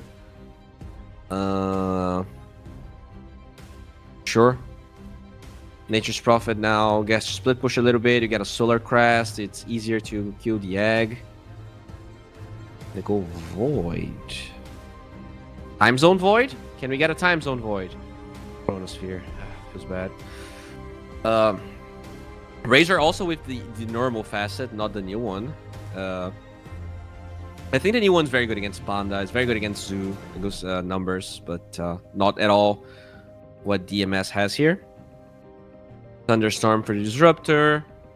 Nature's Prophet with the new one, or like the Treant one, which is like what makes this hero good right now. Insensitive for the Troll. Yeah, nothing too crazy. And yeah, oh, that's offlane Nature's Prophet, by the way. It's a Dahak NP with a mid Pangolier and a position 4 bat. So I'm assuming Flame Break doesn't break trees, even though it has break in the name. So you can probably push people back into the Sprout is what I'm assuming you can do here. Can body block with your treants. It's a fine lane, I guess. There's a lot of damage over time, which Void is... Oh, Time Zone. There you go. I do like this one. Very good at kiting the Troll. Very good at kiting the Troll. That's all I have for you. And Dying Light Phoenix. Alright, this is gonna be a cool one. And Razor did change his facet as well. Does have the Thunderhead now.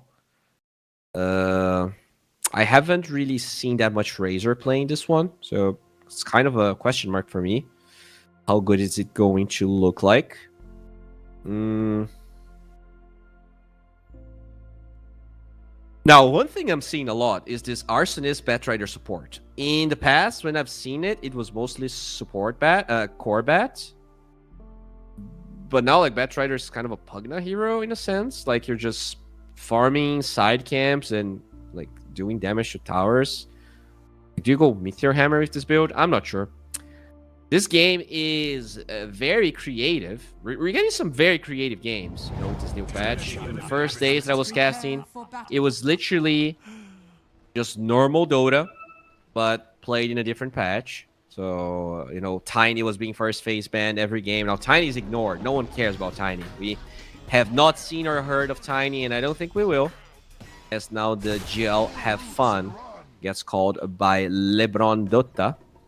All right, let's see what's gonna happen. If I had to choose a draft, I kind of like Just Better slightly more, but not by that much. I think the Troll is a good matchup into the Void.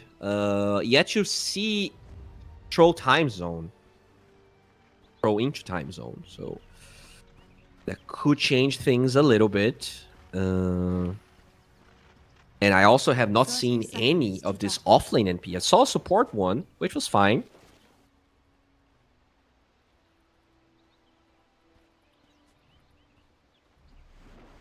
The Hawk, though, very creative player.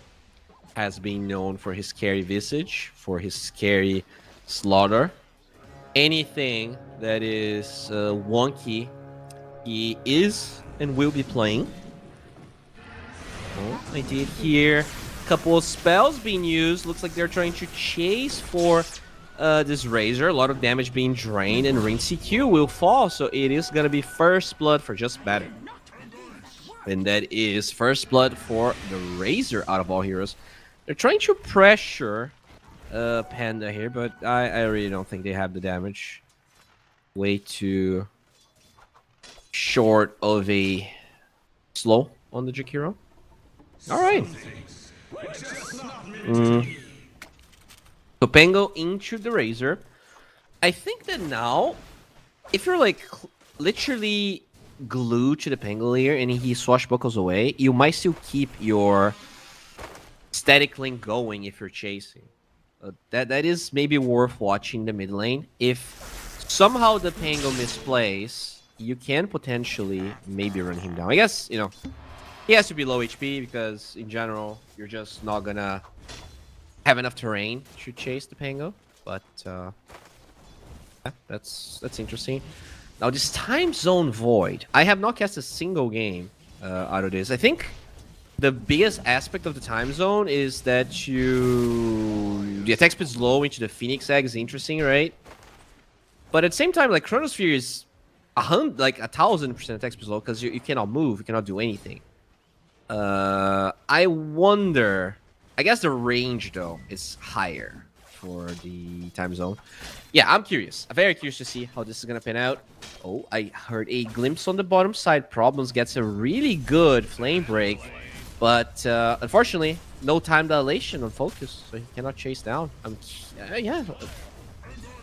Time dilation seems very straightforward in this lane. Kinda crazy. He ended up choosing the bash instead. Top lane. Pretty. Oh, we actually didn't mention this, but Void has 2 CS. That is pretty absurd. Guess he's been out denied by the Treant. Now with this Neo freaking Giga Treant, it's pretty much like you have 2 heroes. There's gonna be a glimpse on the bottom side again, but they have no follow-up. This is no time dilation Void is pissing me off. They could have killed this Batrider twice in a row. Yeah, pretty bad. Mid lane is a little bit of an advantage for Pangolier, which is expected. The Razor can't really pressure that much. The base damage is bad. The attack animation doesn't really help. In top lane, that is a dead Krillet. He will be taken down by this very annoying Jakiro troll lane. Can't really do that much against that. TP from Problems, they do not have a glimpse, so the Batrider is gonna be okay. He actually TPs to his tower. Very greedy TP. Doesn't have any region whatsoever. Doesn't have a courier coming to him. Only a salve, which he will pop.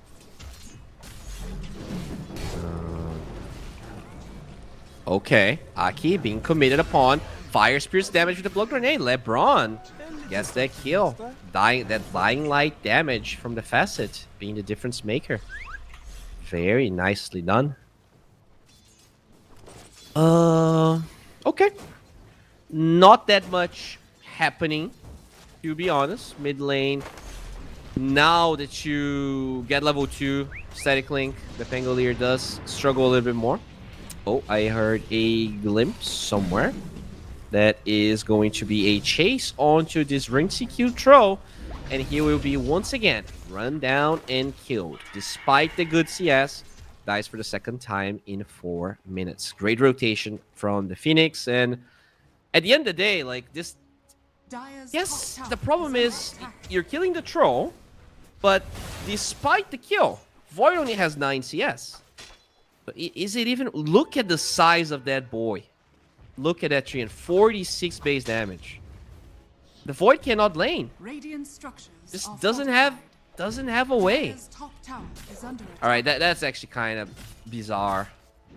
How do you lane against this? It's just one freaking gigantic treant. Okay, well, let's not watch the Void. He's very sad right now. You do not want to be watching him.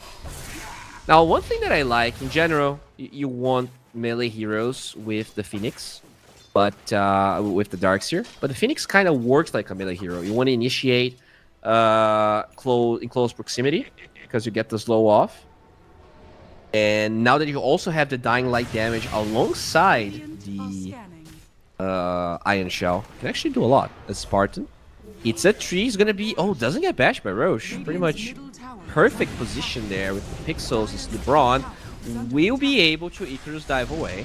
They're still fine. Good glimpse onto Ike. This should be a kill. They run down the Jakiro. Sunray damage. Chasing Risiki. If he falls again, this could have been terrible. But no other spells here for the Phoenix to chase. Very low in HP. Risiki will not only hold his ground, but finish his phase boots as well.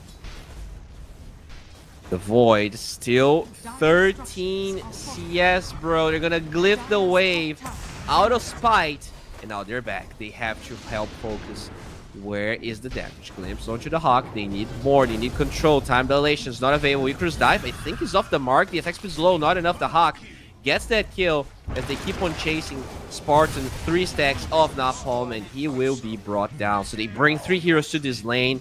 and they lose because that treant, that one single wood hero is more than enough to take them all down. Panda gets found, gets good fairy fire, but doesn't matter. Jakir is somehow in the mid lane. This void, I mean, this is a disaster.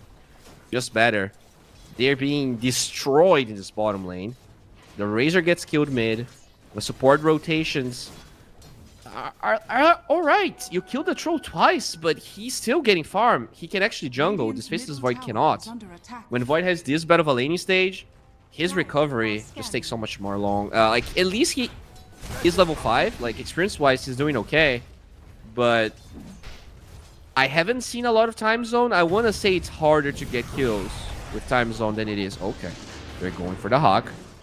Glimpse is going to be there. Time dilation, slowing him down. They need a bash. They get one. They need two. Oh, focus. You're just gone. You are dead and about to be surpassed by a Jakiro Spartan. Trying to get a deny on the Ancients. Doesn't get it. Meloju with a killing spree. 3,000 gold. Lead minute 7. Yikes.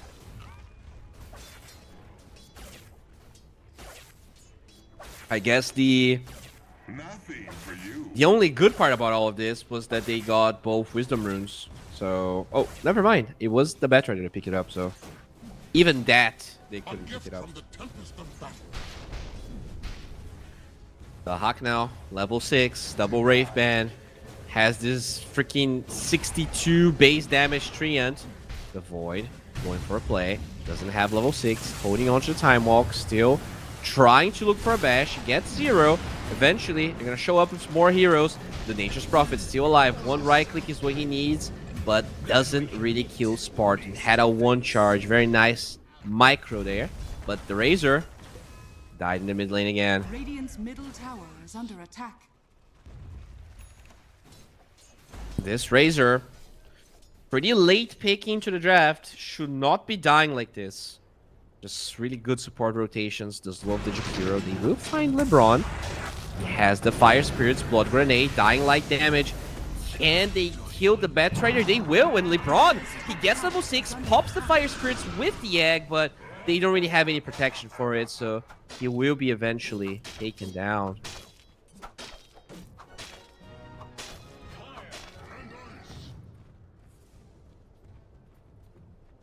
Okay. Darkseer. The Darkseer is giga farmed. Can a single Darkseer turn this game around? When you look at illusions, they're pretty bad. So it's not like Wall is great. But when you look at how the damage is applied, a lot of it is damage over time. They don't have burst in general. So the auras are going to be a good part of the next fights, which he will acquire because he is very, very big. Focus now, looking once again for the Hawk, holding on to his spells for now. He gets time walked and exploded. There's a level 6 Jakir with a Macrofire to just kill him. And now Krillette, he rotates for this, but he was a little bit too late, I guess. I want to say. Just couldn't really assist the Void. He was looking for a good chrono. Just so poor. He really is so poor. Sheesh.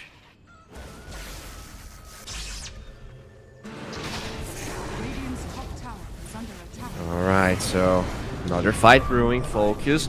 Looking for the time zone. Gets one bash. Can he get a second one? Okay, they had the kinetic field on top of it, so this will be a kill. I'm assuming time zone also gives true sight, right? Does it have the same properties? The same space-time properties of Chronosphere? Blah, blah, blah. I mean, it doesn't actually say, but I will assume... Did they have a sentry there? They did have a sentry. Maybe it doesn't give true sight. Well.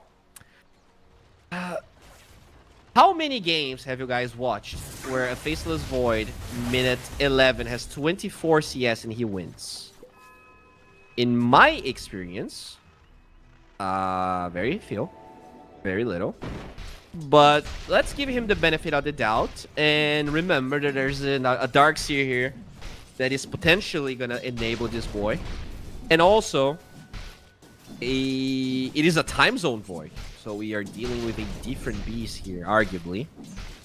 We'll see if it's gonna look this good, as he's going Midas. He's done. He needs a miracle, and that is what the Midas is supposed to provide this game. Ring CQ going for Battle Fury, so no Aghanim Scepter so far, which means this Darkseer will still have relatively decent impact in the game. He already finished his mech. Oh, I heard a couple of spells being used, but just a little pokeroo with the Flame Break. Now time for the runes. Can they stop the Rolling Thunder? They can't. Spartan's still level 5, minute 12. Oh boy. Rune is stopped though.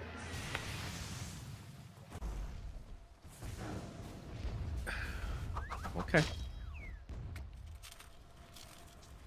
This is gonna be... Yeah, this is kind of a weird game. You wanna pressure as DMS, but you need... What do you even need? Because like this Nature's Prophet is not a normal offlaner, right? He can TP to fight. Like, who's gonna set up the fights? It's the Pango, and the Pango needs his Blink Dagger, and that's what they're waiting for. Yeah, makes sense. So you wait for the Blink on the Pango, and once you have that, you smoke with the supports and PTPs when he finds a good opening, and you kill everyone. That's kind of what they want to do. You're also gonna have the Giga Treant, and you take towers after that. I think that's their plan. At the same time, though, it is just better that goes for a little smoke route. They find a Jakiro, which, let's be honest, it is not the target that you want. In fact, he's still alive here, 24 HP. Eventually, though, with the Surge, they're gonna run him down. They also have an Arcane Rune, so... Okay, Rolling Thunder will cancel the Glimpse.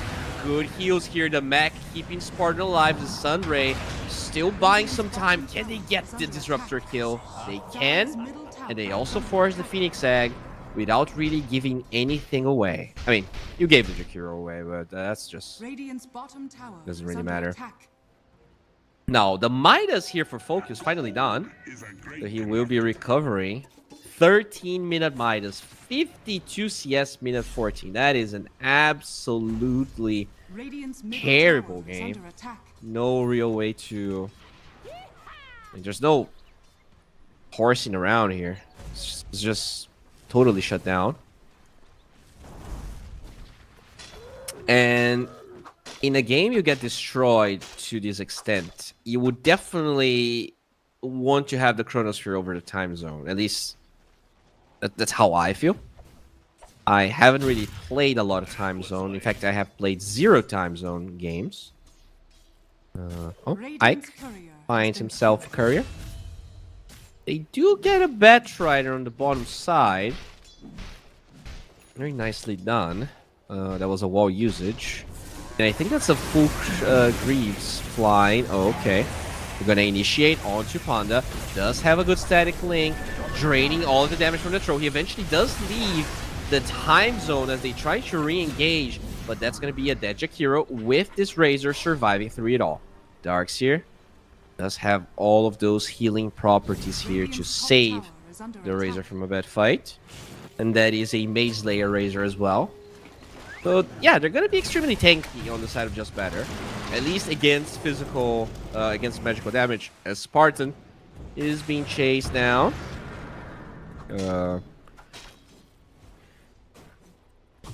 Definitely not Spartan's game. You know, he's being chased everywhere. He didn't really get a fast level 6. I don't think we saw a single Static Storm the entire game. And Panda, they're looking for him. No blink on the bat though, so it's a weird, kind of a weird game. Did hear a troll OT, but I think he's just mostly farming stacks. Dire's middle tower is under attack. Okay. Dude, the Hawk is like literally AFK this game. He's been farming for 5 minutes. All he wants is to finish this BKB, which is actually very close to. Even gets a stack there in the top side, so he will be a big force. And, you know, against time zone, BKB is really good. I don't think you can walk normally inside of it, but you can just right-click as... Oh, there you go. Finally. That's a big static storm, but at the same time, they still want to take the fight. Despite the throw being dead, good initiation. They're going to get the disruptor, but that's a pretty small fry if you only get that for your throw. Trilat does have a surge, no way to lock him down. Blink forward with the shield crash, still very healthy TP out. No ice path and a tanky boy equals happy Darkseer. Dire's Okay. bottom tower is under attack. It is going to be alright.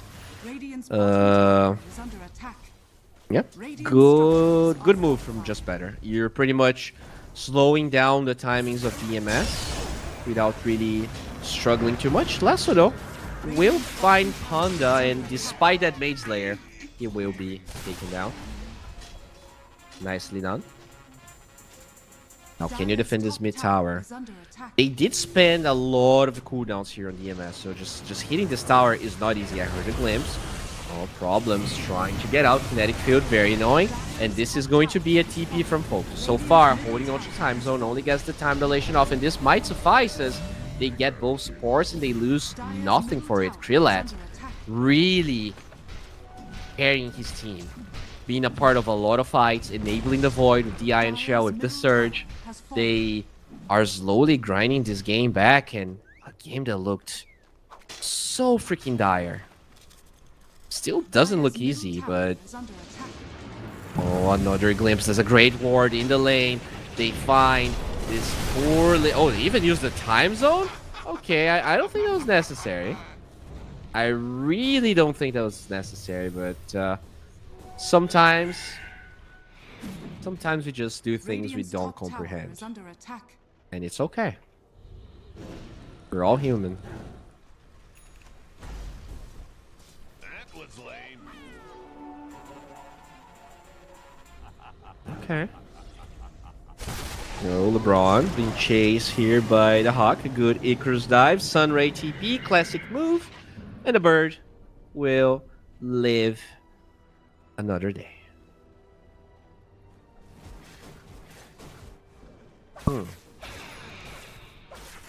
Focus finds the Hawk. Teleport is available, but you gotta be watchful here. Off the bashes is now Focus. Oh my lord, what have you done? Yeah, that is a play that was made and very quickly regretted. Very quickly. Oh, and this is gonna be Roche now. Yeah, it's gonna be Roche. The Giga Treants are gonna be tanking some of that damage. Have some attack speed as well. Alright, EMS back on the driver's seat. Void going... Yeah, I don't really know how to explain that play.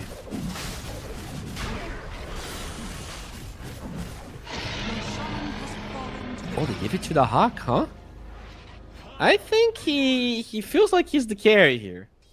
Like, even his net worth kind of tells us that he's the carry. Is 3,000 go to have this throw? And I mean, let's be real. He's been delivering 2-1 and 9. Like, he's been farming all of the ancients. Like, this throw is kind of relegated to be farming the shitty parts of the map, and the Hawk's just feasting like a king here. Getting some stacks for himself. We'll go for a Tormentor here as a team. Very peak endeavor for Just Better. Spartan gets the shard. It's alright. LeBron definitely wanted his a bit more. Might even have to buy it, to be honest.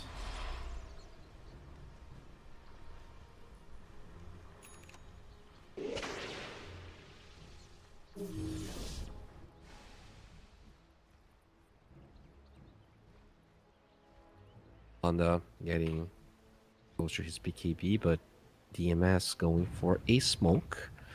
There's drums on Batrider. They see Spartan. They're taunting the Rolling Thunder, but that is not the hero that you want. You don't want to Rolling Thunder against the support 5. They're looking for something better. Ice Path will click the Disruptor. Can they lock down Spartan? For now, he's alive. Still tanking a lot of damage. The Sunray is not going to be enough to save him. But they're still holding on some clutch spells. Darkseer gets the Greaves off. Will be able to run away as the Hawk just zones everyone with his right clicks. I think it's smart of just better not to take this fight. Catapult Wave's going to die.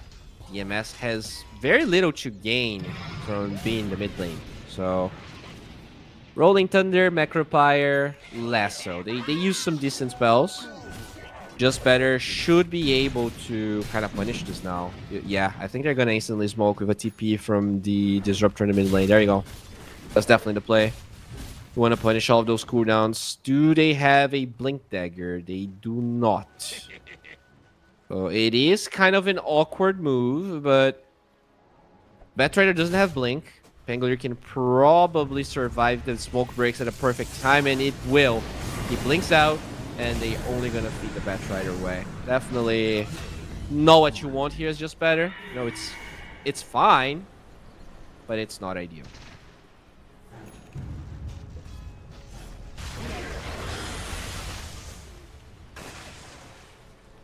Spartan being poked.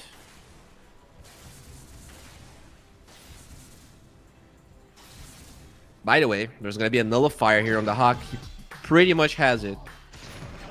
Full BKB, Nullifier, Gleipnir, minute 22. That is a big, fat Nature's Prophet. The thing is, though, you can always die to Faceless Void. All these range heroes, they hate gap closers, and they have a fair amount on the side of... just better. Dire are scanning. Oh. Dire scan. Looking for Panda. He will be safe, and he has a BKB anyways. Rolling Thunder. Kinda poorly used. Do they know? Do they know about Rolling Thunder being used? I don't think they do. They're gonna get a glimpse onto the Troll Force. Your BKB. Can they stop Ike? They cannot. EMS forced to pretty much waste their Aegis timing. They wanted to do something with it, but they don't really get to jump the correct hero.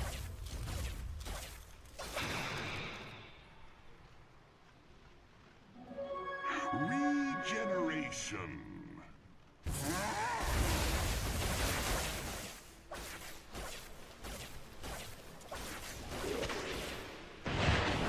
Okay. So, mid lane, there's kind of a fight going on. The Hawk against the World has BKB, 28 seconds, really wants to force something here. Nullifier to take some of those spells away as the egg gets used. Really timed perfectly here with the NP. Time zone is there, stunning this Nature's Prophet. He cannot run away. Good flame break, forcing focus on the opposite side.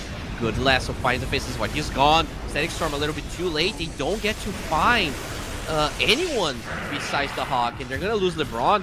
OT from the Troll. Can he lock onto anyone? The slows from the range attacks are not gonna be enough, but with the flame break, they actually bounce the Razor to the low ground, but it doesn't matter. They're gonna lose 3 heroes, maybe even more. Blink Dagger finds the Disruptor. This Darkseer is probably the sole survivor, but I mean, good play from the Hawk. That's all I can say. Like, he forced Chrono and, Time Zone and Egg for his 20-second Aegis duration. Just better. They got played like a fiddle there. They got baited. And that's a fight without the Troll Eggs. Now Troll has a Battle Fury, BKB and Eggs. There's a Nullifier. So, all of those auras. All of the effects that Krillet was kind of applying to his team, they're in jeopardy now. They're not going to be as efficient, not going to be as good.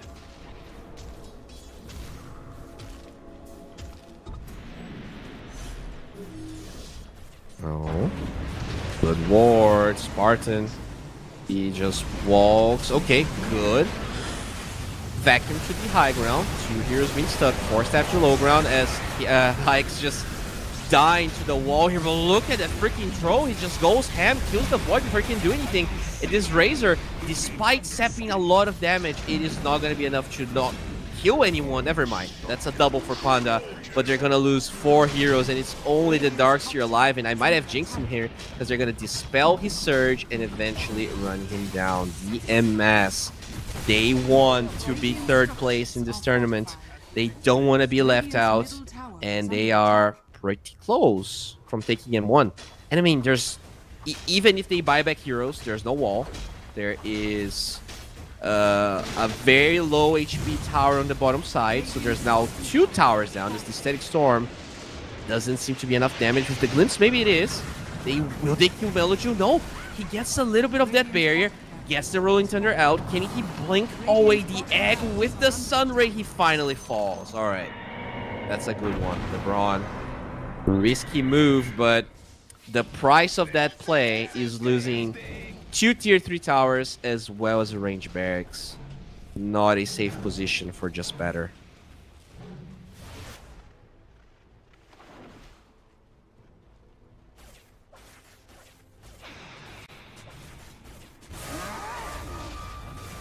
Okay.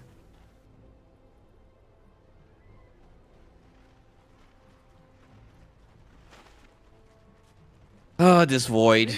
This Void is very unhappy.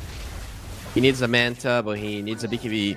But he also needs damage items. It's a sad day if you're focused. Dire are scanning. Did finish the Manta now. Very long respawn timer, which is advantageous for Just Better. Right now, all they want to do is buy more time. Problem is, this Nature's Prophet is twice as farmed as the Void. Twice as farmed as the Razor, pretty much. So, yeah. He did go for a Lotus Orb. Not really an item I expected when you go for such a greedy build like this one. But the Lotus is interesting, right? What exactly? I guess it's good versus the Razor. That's how he can man up on the Razor, because with only BKB, he still gets drained.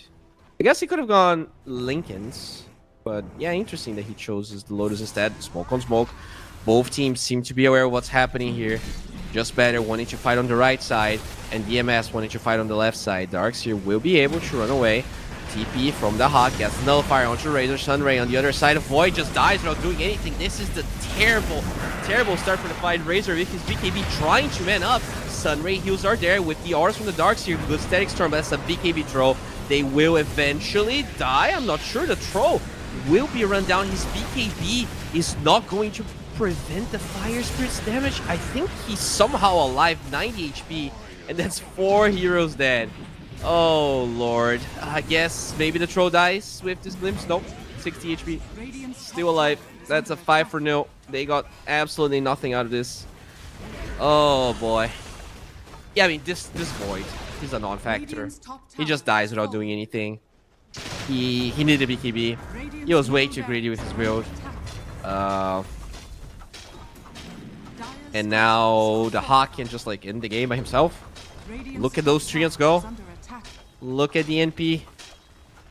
That's another tier 3 tower falling. That's a melee barracks falling. That's I really don't know what you're supposed to do here as Just Better.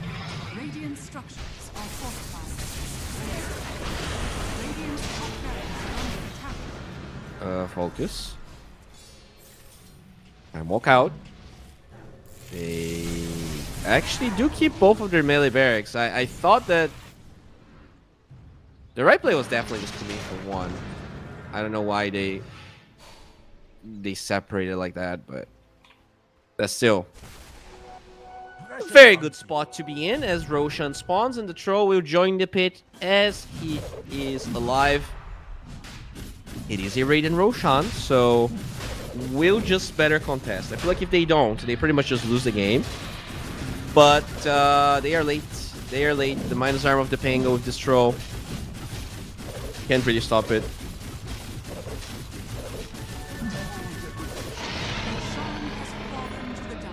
Free Roshan, amplify damage on the Hawk. He is right-clicking for 450. Then they're 450. Titanic, Lotus Orb, Gleipnir, BKB Nullifier at 30 minutes with a freaking Paladin Sword. This game, I don't know how you win it. I really don't. Chrono is just not impactful enough. I guess Diamond Zones was not impactful. Maybe Chrono would have been. But it is what it is. Radiant are scanning. Radiant scan, expecting DMS to be a smoke closer to the base. Finally, no, he doesn't clip. Boblin's pretty much in the maximum range there. As Rinsecure ready to move forward. Rolling Thunder being baited. Spartan, wait, what? He TP's it? What? He TP'd in front of everyone. He's dead. That's sure. He's gonna buy back and they get a good glimpse. They're looking for someone, but now look at Spartan. He just gets found. Sunrays buying some time. The right clicks are not gonna be fast enough because this fire spirits are slowing down the Hawk. But what about your barracks? Can you stop Rinsecure? The static link is on cooldown, so Rinsecure just gets megas for free. You gotta do something. You gotta use your spells. This time dilation is not strong enough. This is a disaster. That's a terrible static storm. The wall barely does anything. Sunray might kill Meloju, but they have a dispel. Good barrier on the ping of 4 step away. Should be okay. They don't have range for a glimpse. Spartan gets lasso. This should be his dieback. Chronosphere or time zone still being held. Alright, the troll gets his OT off. He's slowed down. I mean, that's... yeah. Yep. Game number 1 is a pretty convincing victory here for DMS. It's also an argument for NP being removed, which is... maybe you don't have to ban it. I think the Faceless Void pick was just bad. I'm not sure. Maybe they didn't realize it could have been played in the position 3. You know, it is a new iteration of the hero. The Hawk is also a very inventive player. This could have been something he's been cooking up. But yeah, Void was a terrible decision. The time zone facet is alright, but it can help but feel like Chrono would have been better. And yeah, the Darkseer played well. That's all I can say really for just better. Everything else kind of crumbled.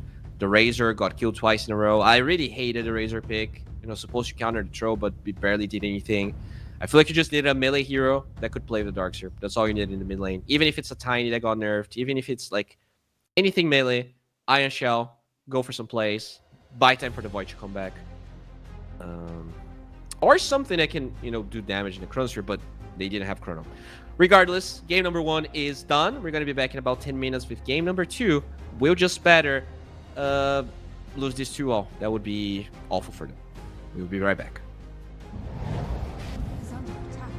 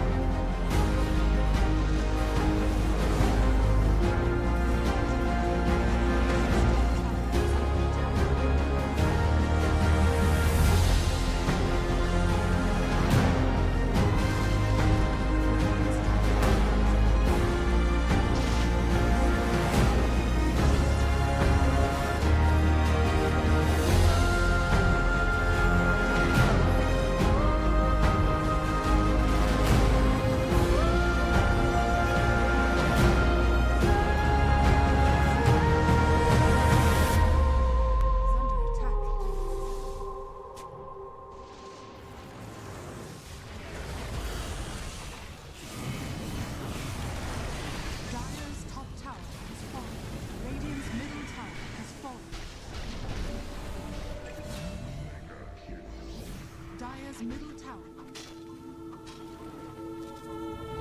Dire's middle tower is under attack.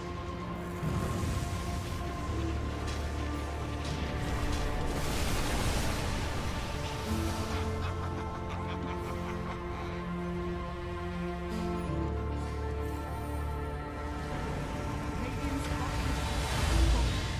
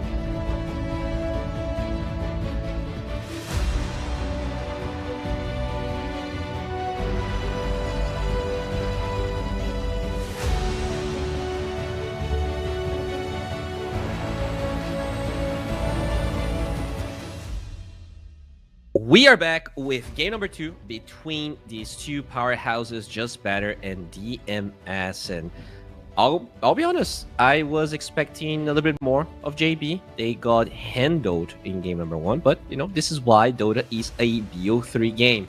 Will they be able to recover? We're gonna figure out here. In terms of the bans, I kind of like what they had. I think the Void to me was the biggest blunder out of everything that they played. So if I could change something, it would probably be banning the Nature's Prophet if you want to pick Void, or not pick the Void if Nature's Prophet gets picked. I still feel like that hero isn't that good, but the laning stage is really a problem, right? You need something that can deal with the Treants.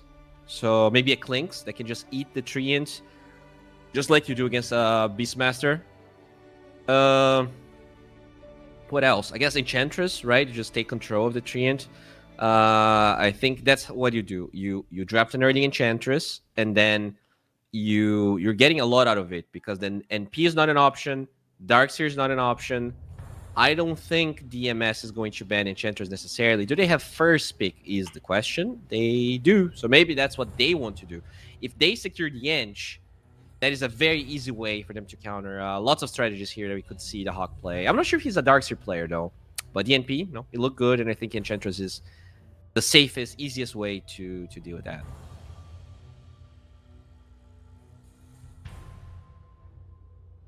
So they ban Brew. Okay. They go Sven. All right. Could be their 5. Could be their 1. Could be their 4. Very open-ended hero here.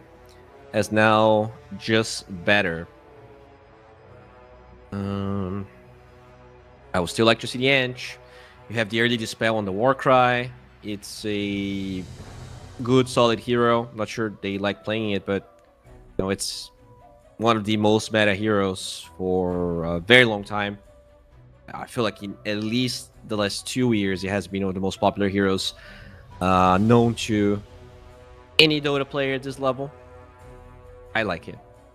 I would pick Ench here. They go Bird again. Okay. I mean, the Phoenix was definitely not a problem. And I guess the rationale is that the Phoenix is supposed to counter the Treant. But it honestly didn't. Like, this Phoenix was forced to rotate. Void was alone. Maybe the problem is, like, if you have a different hero, then you can actually, like, fight it. But, yeah, if that's the read, you know, the problem was the Void. Sure, keep the Phoenix. You also gotta be careful about the Jakiro. You know, we talked about it in game 1. Jakiro, Snapfire, definitely 2 heroes that are potentially very scary to play into if you're the Phoenix. They did not ban the Snapfire, but they did at least address the Jakiro in a way.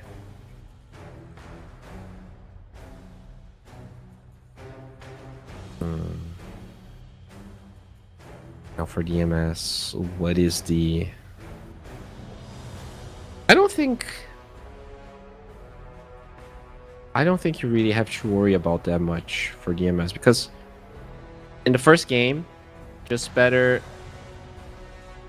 like the Faceless Void didn't work, so they have no pressure to ban it, and they know a way to make to counter the Void. At least it's kind of on Just Better to, if they want to run a similar draft, defuse what DMS wants to play. And it already looks like they're going for a totally different idea with this van. It's very different from game number 1, and surprisingly, they're the ones that banned the Ursa. I was definitely not expecting that. It was Just Better, I think, that took away that hero as their last ban of the second phase. This is odd. This definitely smells of something here.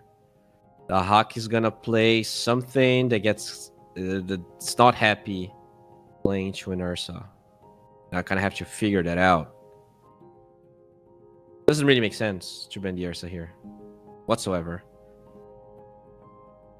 Even supports Vent is like kind of okay with that, right? You get move speed, you get armor, you can stun the Ursa, you get drums. There's definitely like tons of ways that supports Ven can kind of kite the Ursa if the game's even.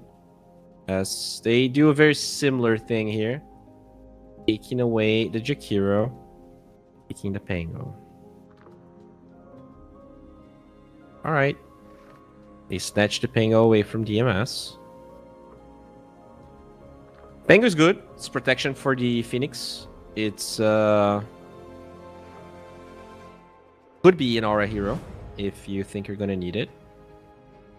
Do you pick the Snapfire here? Do you go like center Snapfire? Now you have a way to disengage from the egg. You have a way to kill the egg. You have a strong lane. And you... Yeah, that's about it. Could go Mars as well.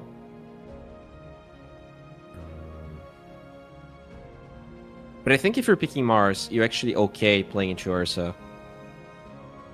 They go Beastmaster. Alright. Interesting. You do have a lot of attack speed, so you can potentially kill the egg by yourself. You...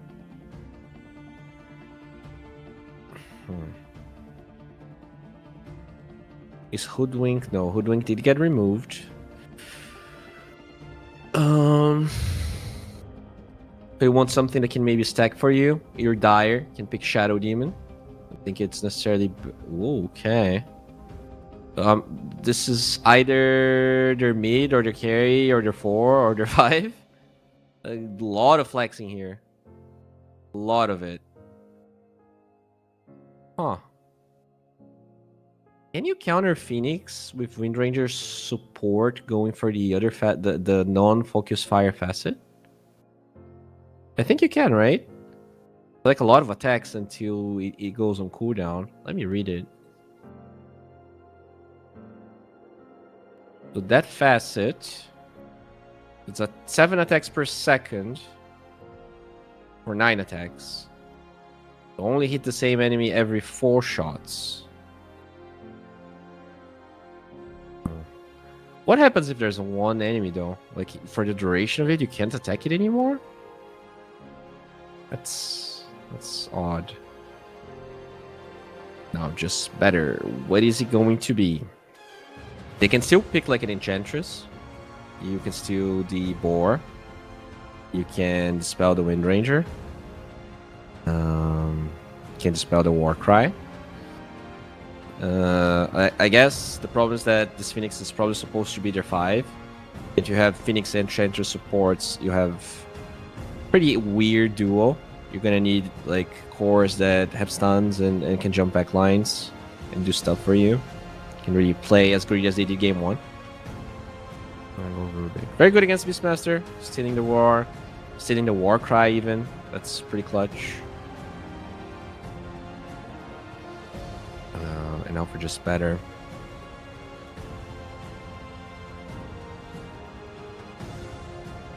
Probably pick a flexi mid laner.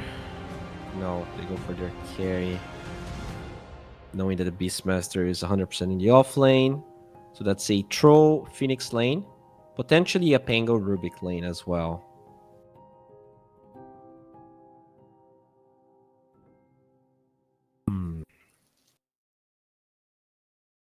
So you probably want to keep your flex here as EMS. You don't have 24. You should pick a mid hero. Right? Something that does potentially well against Pango. Maybe even a mid hero that flexes a little bit. DK is banned, Windranger's picked, Pango is picked. Maybe a... Death Prophet. A lot of people are saying this hero is broken. Haven't really cast a game of the hero yet.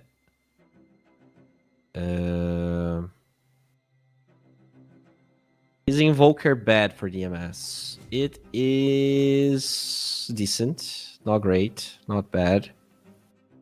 Alacrity on Sven or Windranger is great. They get the Razor, huh? Okay. Not really what I expected. Not necessarily a response to the Phoenix. It's alright against the Troll, but we saw game 1 what happens when the Troll just kind of overpowers you. They are going to take away the Quap. Expecting not the Pango to be mid.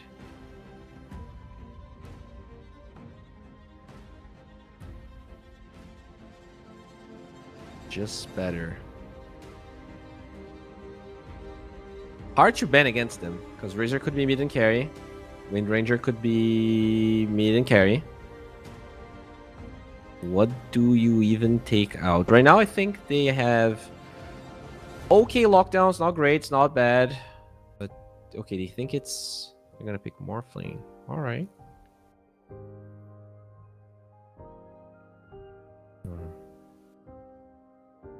EB looks awful for DMS. Medusa looks okay, but not great. I guess the armor doesn't really benefit her at all. I would like an Auk for DMS. Like if you have Blink Concoction, any other hero follow-ups is gonna be kill. They actually then the Ench that we were talking about initially. Huh. Are they even picking here?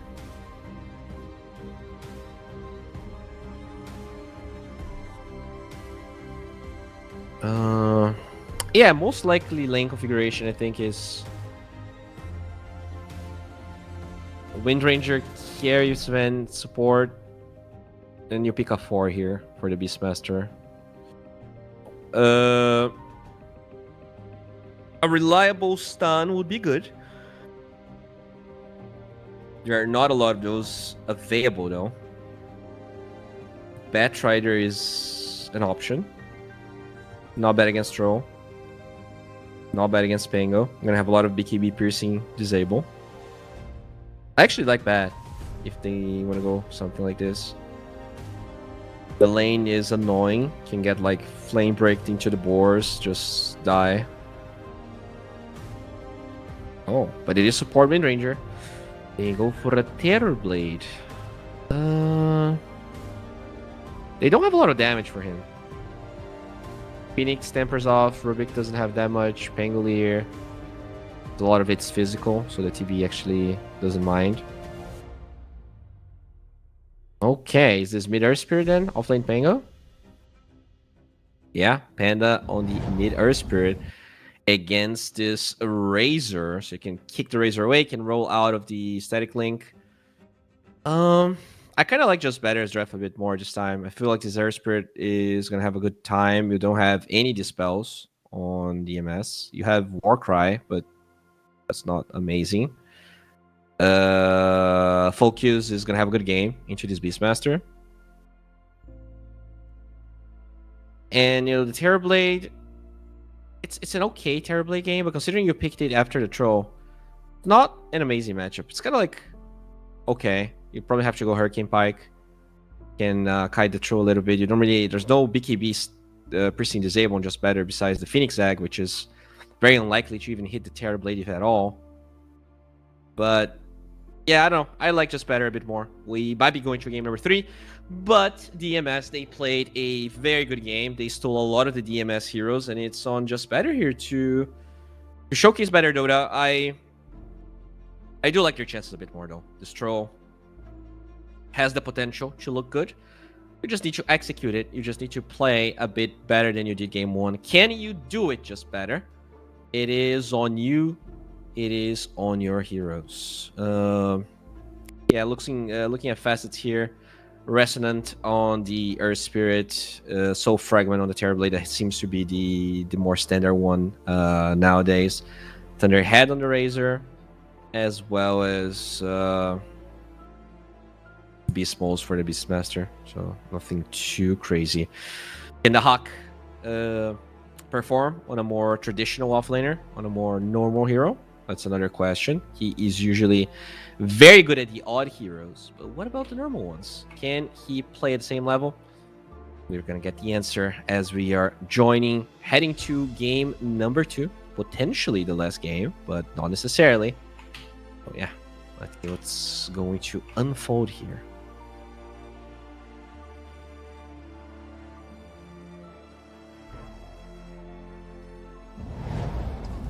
There we go. I almost feel bad. My gratitude. So, I'm finished with uh, when you looking at the lanes, I definitely like DMS's lanes quite a bit. You know, even though the troll is okay against the Beastmaster, there's going to be a lot of poke.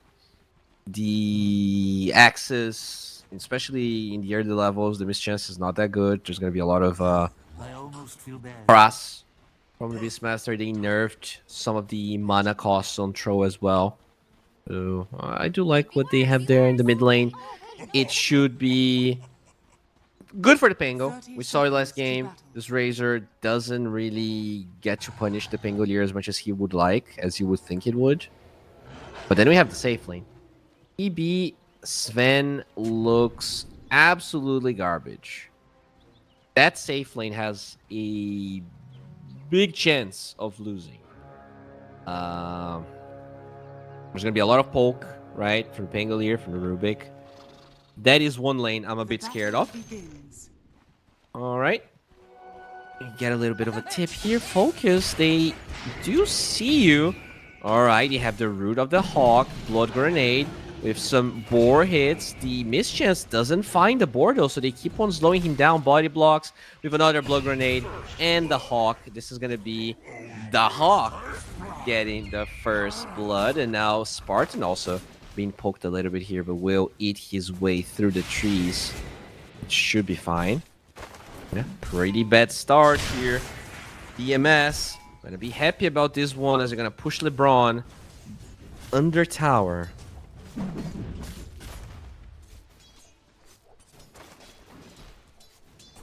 Okay.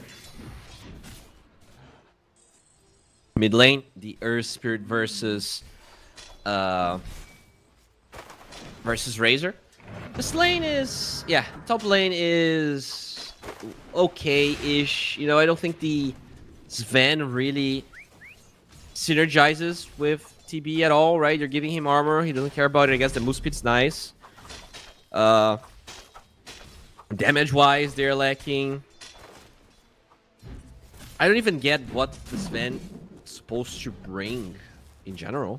You know, I guess he offsets a lot of the minus armor of the Pangolier, but I have pretty high armors on DMS. It's kind of...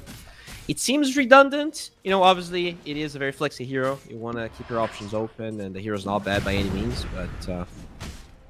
I look at your support duo, and it does seem a bit odd, as we do see the roll away. Very hard to get a lot of damage sept against the Earth Spirit, which is why they picked it. And it became super popular in the past couple of days. They didn't even change that much about the hero. They just introduced a new facet that is more support related anyways, and yet I'm seeing a lot of core Earth Spirit at the end of the day. Tibito getting really good farm. I expected him to maybe struggle a little bit more, but 10-0 is a good start.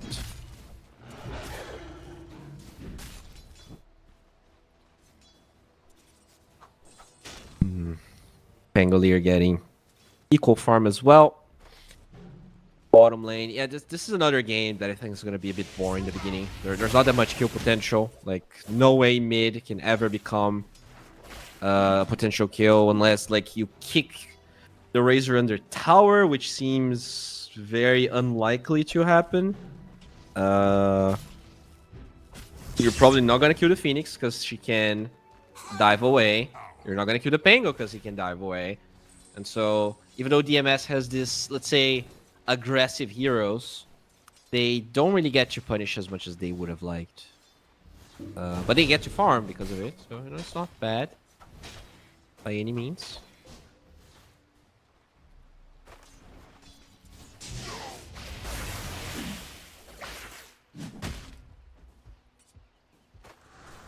A lot of poking. The Tro is actually, yeah, struggling in this lane. That first blow definitely hurts. The Hawk with extra mana, extra levels, extra resources being a big pain. And it's the X versus X matchup. Lots of X's being thrown. Lots of garbage being thrown. Of flames and axes and arrows.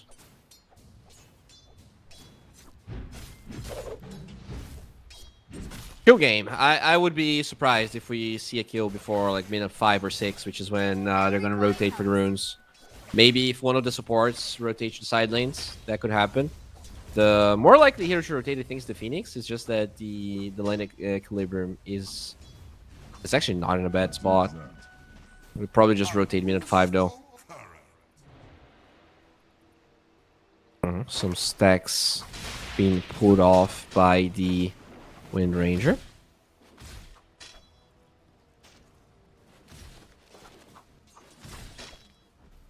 Actually, one thing that probably makes Terrorblade really good is just the HP, right? This Bracer makes him so tanky that now he gets to lane in places he would never be able to lane in the past. Like, all of that extra HP makes a lot of difference. He's not a hero that really needs the sheer pure damage, and he didn't even like Bracer in the past. So it's pretty cool. Really like this Bracer TB. He did get 1. It's probably, you know, the most you get. TB is very slot reliant. You don't want to be buying a lot of small items you're not gonna want for long. But at least winning lane makes a lot of sense here as they rotate with Ike, and they will instantly kill Focus. His second death of the game as the Hawk. Looking very dominant here. 2 kills, 2 lanes where he absolutely crushes. And this time, picking his hero much earlier into the draft. We're gonna go back with the stun off this man. Good access, doing a lot of damage. The board trying to dive Spartan. Do they have enough damage? Ike is gonna be alive. The TP doesn't really punish at all what's supposed to happen. The Phoenix gets killed by the power shot. Oh boy. And Focus. Do they have more damage? Power shot again. Shackle is there. They only need another axe. They need 1 root from the Hawk. Dude, this game is crumbling. Just better. Absolutely demolished. 3 deaths on your carry, minute 6. This is unacceptable. This shouldn't happen.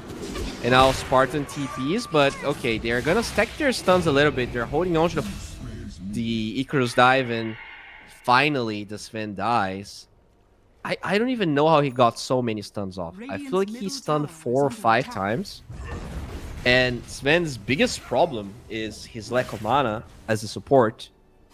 I don't know where he got all that mana from. Melojo. That's a bottle refill.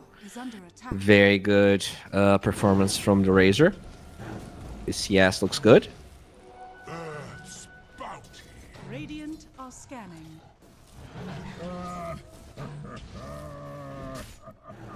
Radiant's middle tower is under attack. Radiant structures are fortified. Radiant are scanning. Radiant's middle tower is under attack. Okay, rotation looking for problems. They will find a problem, but the magnetize off pond is going to be enough damage. Look at that gigantic stack. So many creeps. Can they actually farm this? Oh my, they're gonna try. They have a lot of AoE here. Pretty much every single hero does a lot of AoE, but look at that. Melojo wants to stop this. The neutral creep kills Spartan as they're trying to punish anywhere else. TP from Pun is going to be successful. LeBron will be found. They actually clip Focus with that plasma field, so this is going to be enough. Despite the fact that they steal the stack, that's a double kill for the Razor, and a 4th death for Distro before minute 8. Oh boy. It looked good in the beginning, but net worth-wise, Distro is being demolished. Absolutely demolished. Dire's top tower is under attack.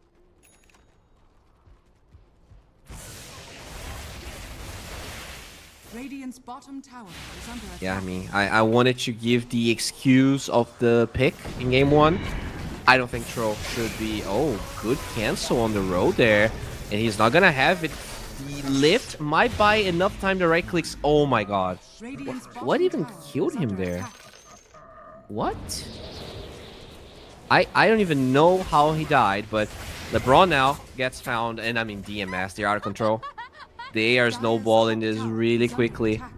And Troll is just not a hero as supposed to lose the laning stage. That should never happen. Not to this degree.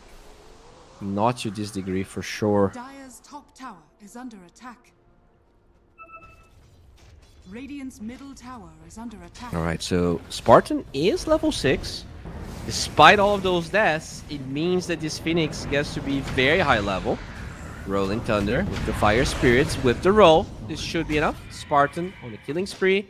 And at least they get some punish somewhere else. The Terrorblade not having the greatest of games. He's actually only 600 behind the show after death, so it is maybe not as bad as he looks. The problem is the Hawk. He is set to have like a 12-minute eggs. That is definitely a problem because there's a lot of damage over time, and you know Beastmaster is great against that. He's gonna be that very tanky boy. Eggs gets dropped with the urn, roll off the mark, and the Hawk gets the move speed from the Warcry. Should be able to disengage. Stun finds the Sven, so Spartan will be able to run away for now, as he doesn't have a TP to go somewhere else.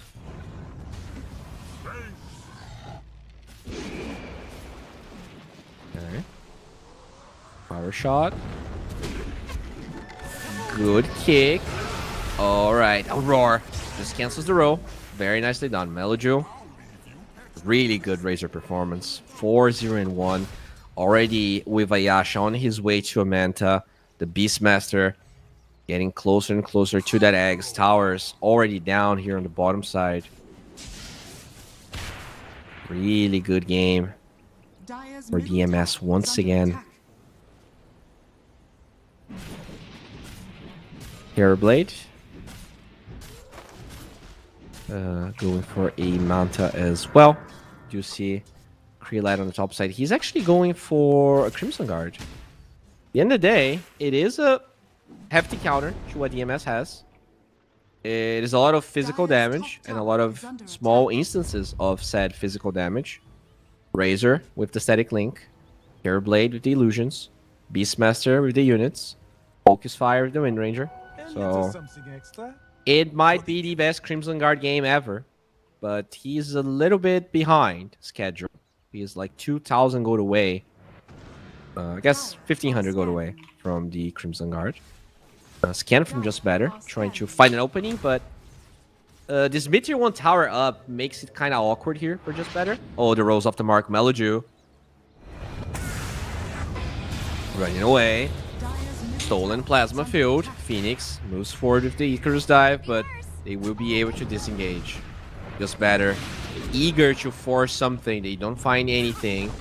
Gonna lift this Wind Ranger, and they will get the kill. They can get this tower. This is the ideal scenario, and I think it's for the better here that DMS gives it up. This Beastmaster wants to finish his Aghanim Scepter.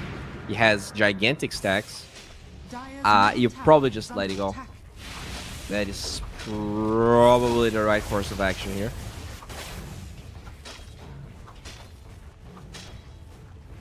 Mid-tier 1 tower will fall, but at least the Hawk is now what? I think if he farms the stack, he should get the full Aghanim Scepter. Good position here by Ike to maybe dissuade them to stealing the stack. The Hawk, he needs 1 axe. 1 axe. Alright, there you go. Not only he finishes the eggs, he gets the stack. Really good positioning there by Ike, just preventing Just Better to instantly go up the high ground. They never really placed a ward, so they didn't know what was happening. Roar onto Trillet. They will stack their stuns perfectly and kill the Pangolier before he can even think about anything else. Really good stacking of their spells. I think the team fighting on DMS has been quite on point. Bro's going for a Maelstrom this game. Just feeling too behind to get a Battle Fury. Pretty good against high armor heroes as well, right? It's a Sven, it's a Razor, it's a Terrorblade. Just so, and also Wind Ranger that you can hit when you proc your Chain Lightning. It's a great Maelstrom game, even though he's also very much shut down and needs to start farming a bit faster, basically, as the Hawk gets spotted, but... Okay. TP's... Oh, so close. Radiant's middle Panda. tower is under attack. Very close. If he actually was level 10, that could have been a kill with the Rolling Boulder distance talent. Rolling Thunder. Oh, the move speed. That's a fast razor. It takes so long for them to connect, and now a lot of the spells are off the mark. They were not able to do enough. And now it is a DMS trying to engage Plasma Field, slowing them down. Good kick from the Earth Spirit. Haste on Ike, but they don't really have a quick way back into that fight. It's just a wasted Rolling Thunder, pretty much.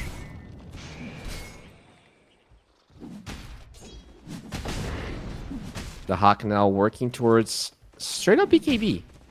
Doesn't feel like they need initiation. He just wants to be the first point of contact and be able to press his spells.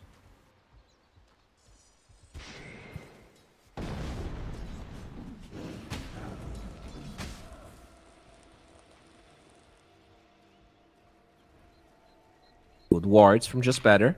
Trying to take control over the triangle. They're gonna drop another one. Pretty deep one on the right side there. Very nicely done by Spartan. That one might be...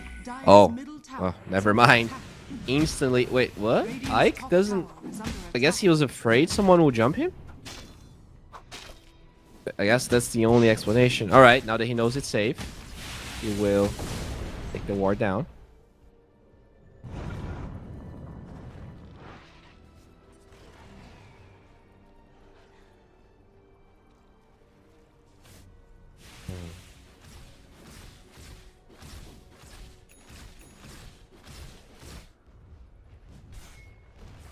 Okay.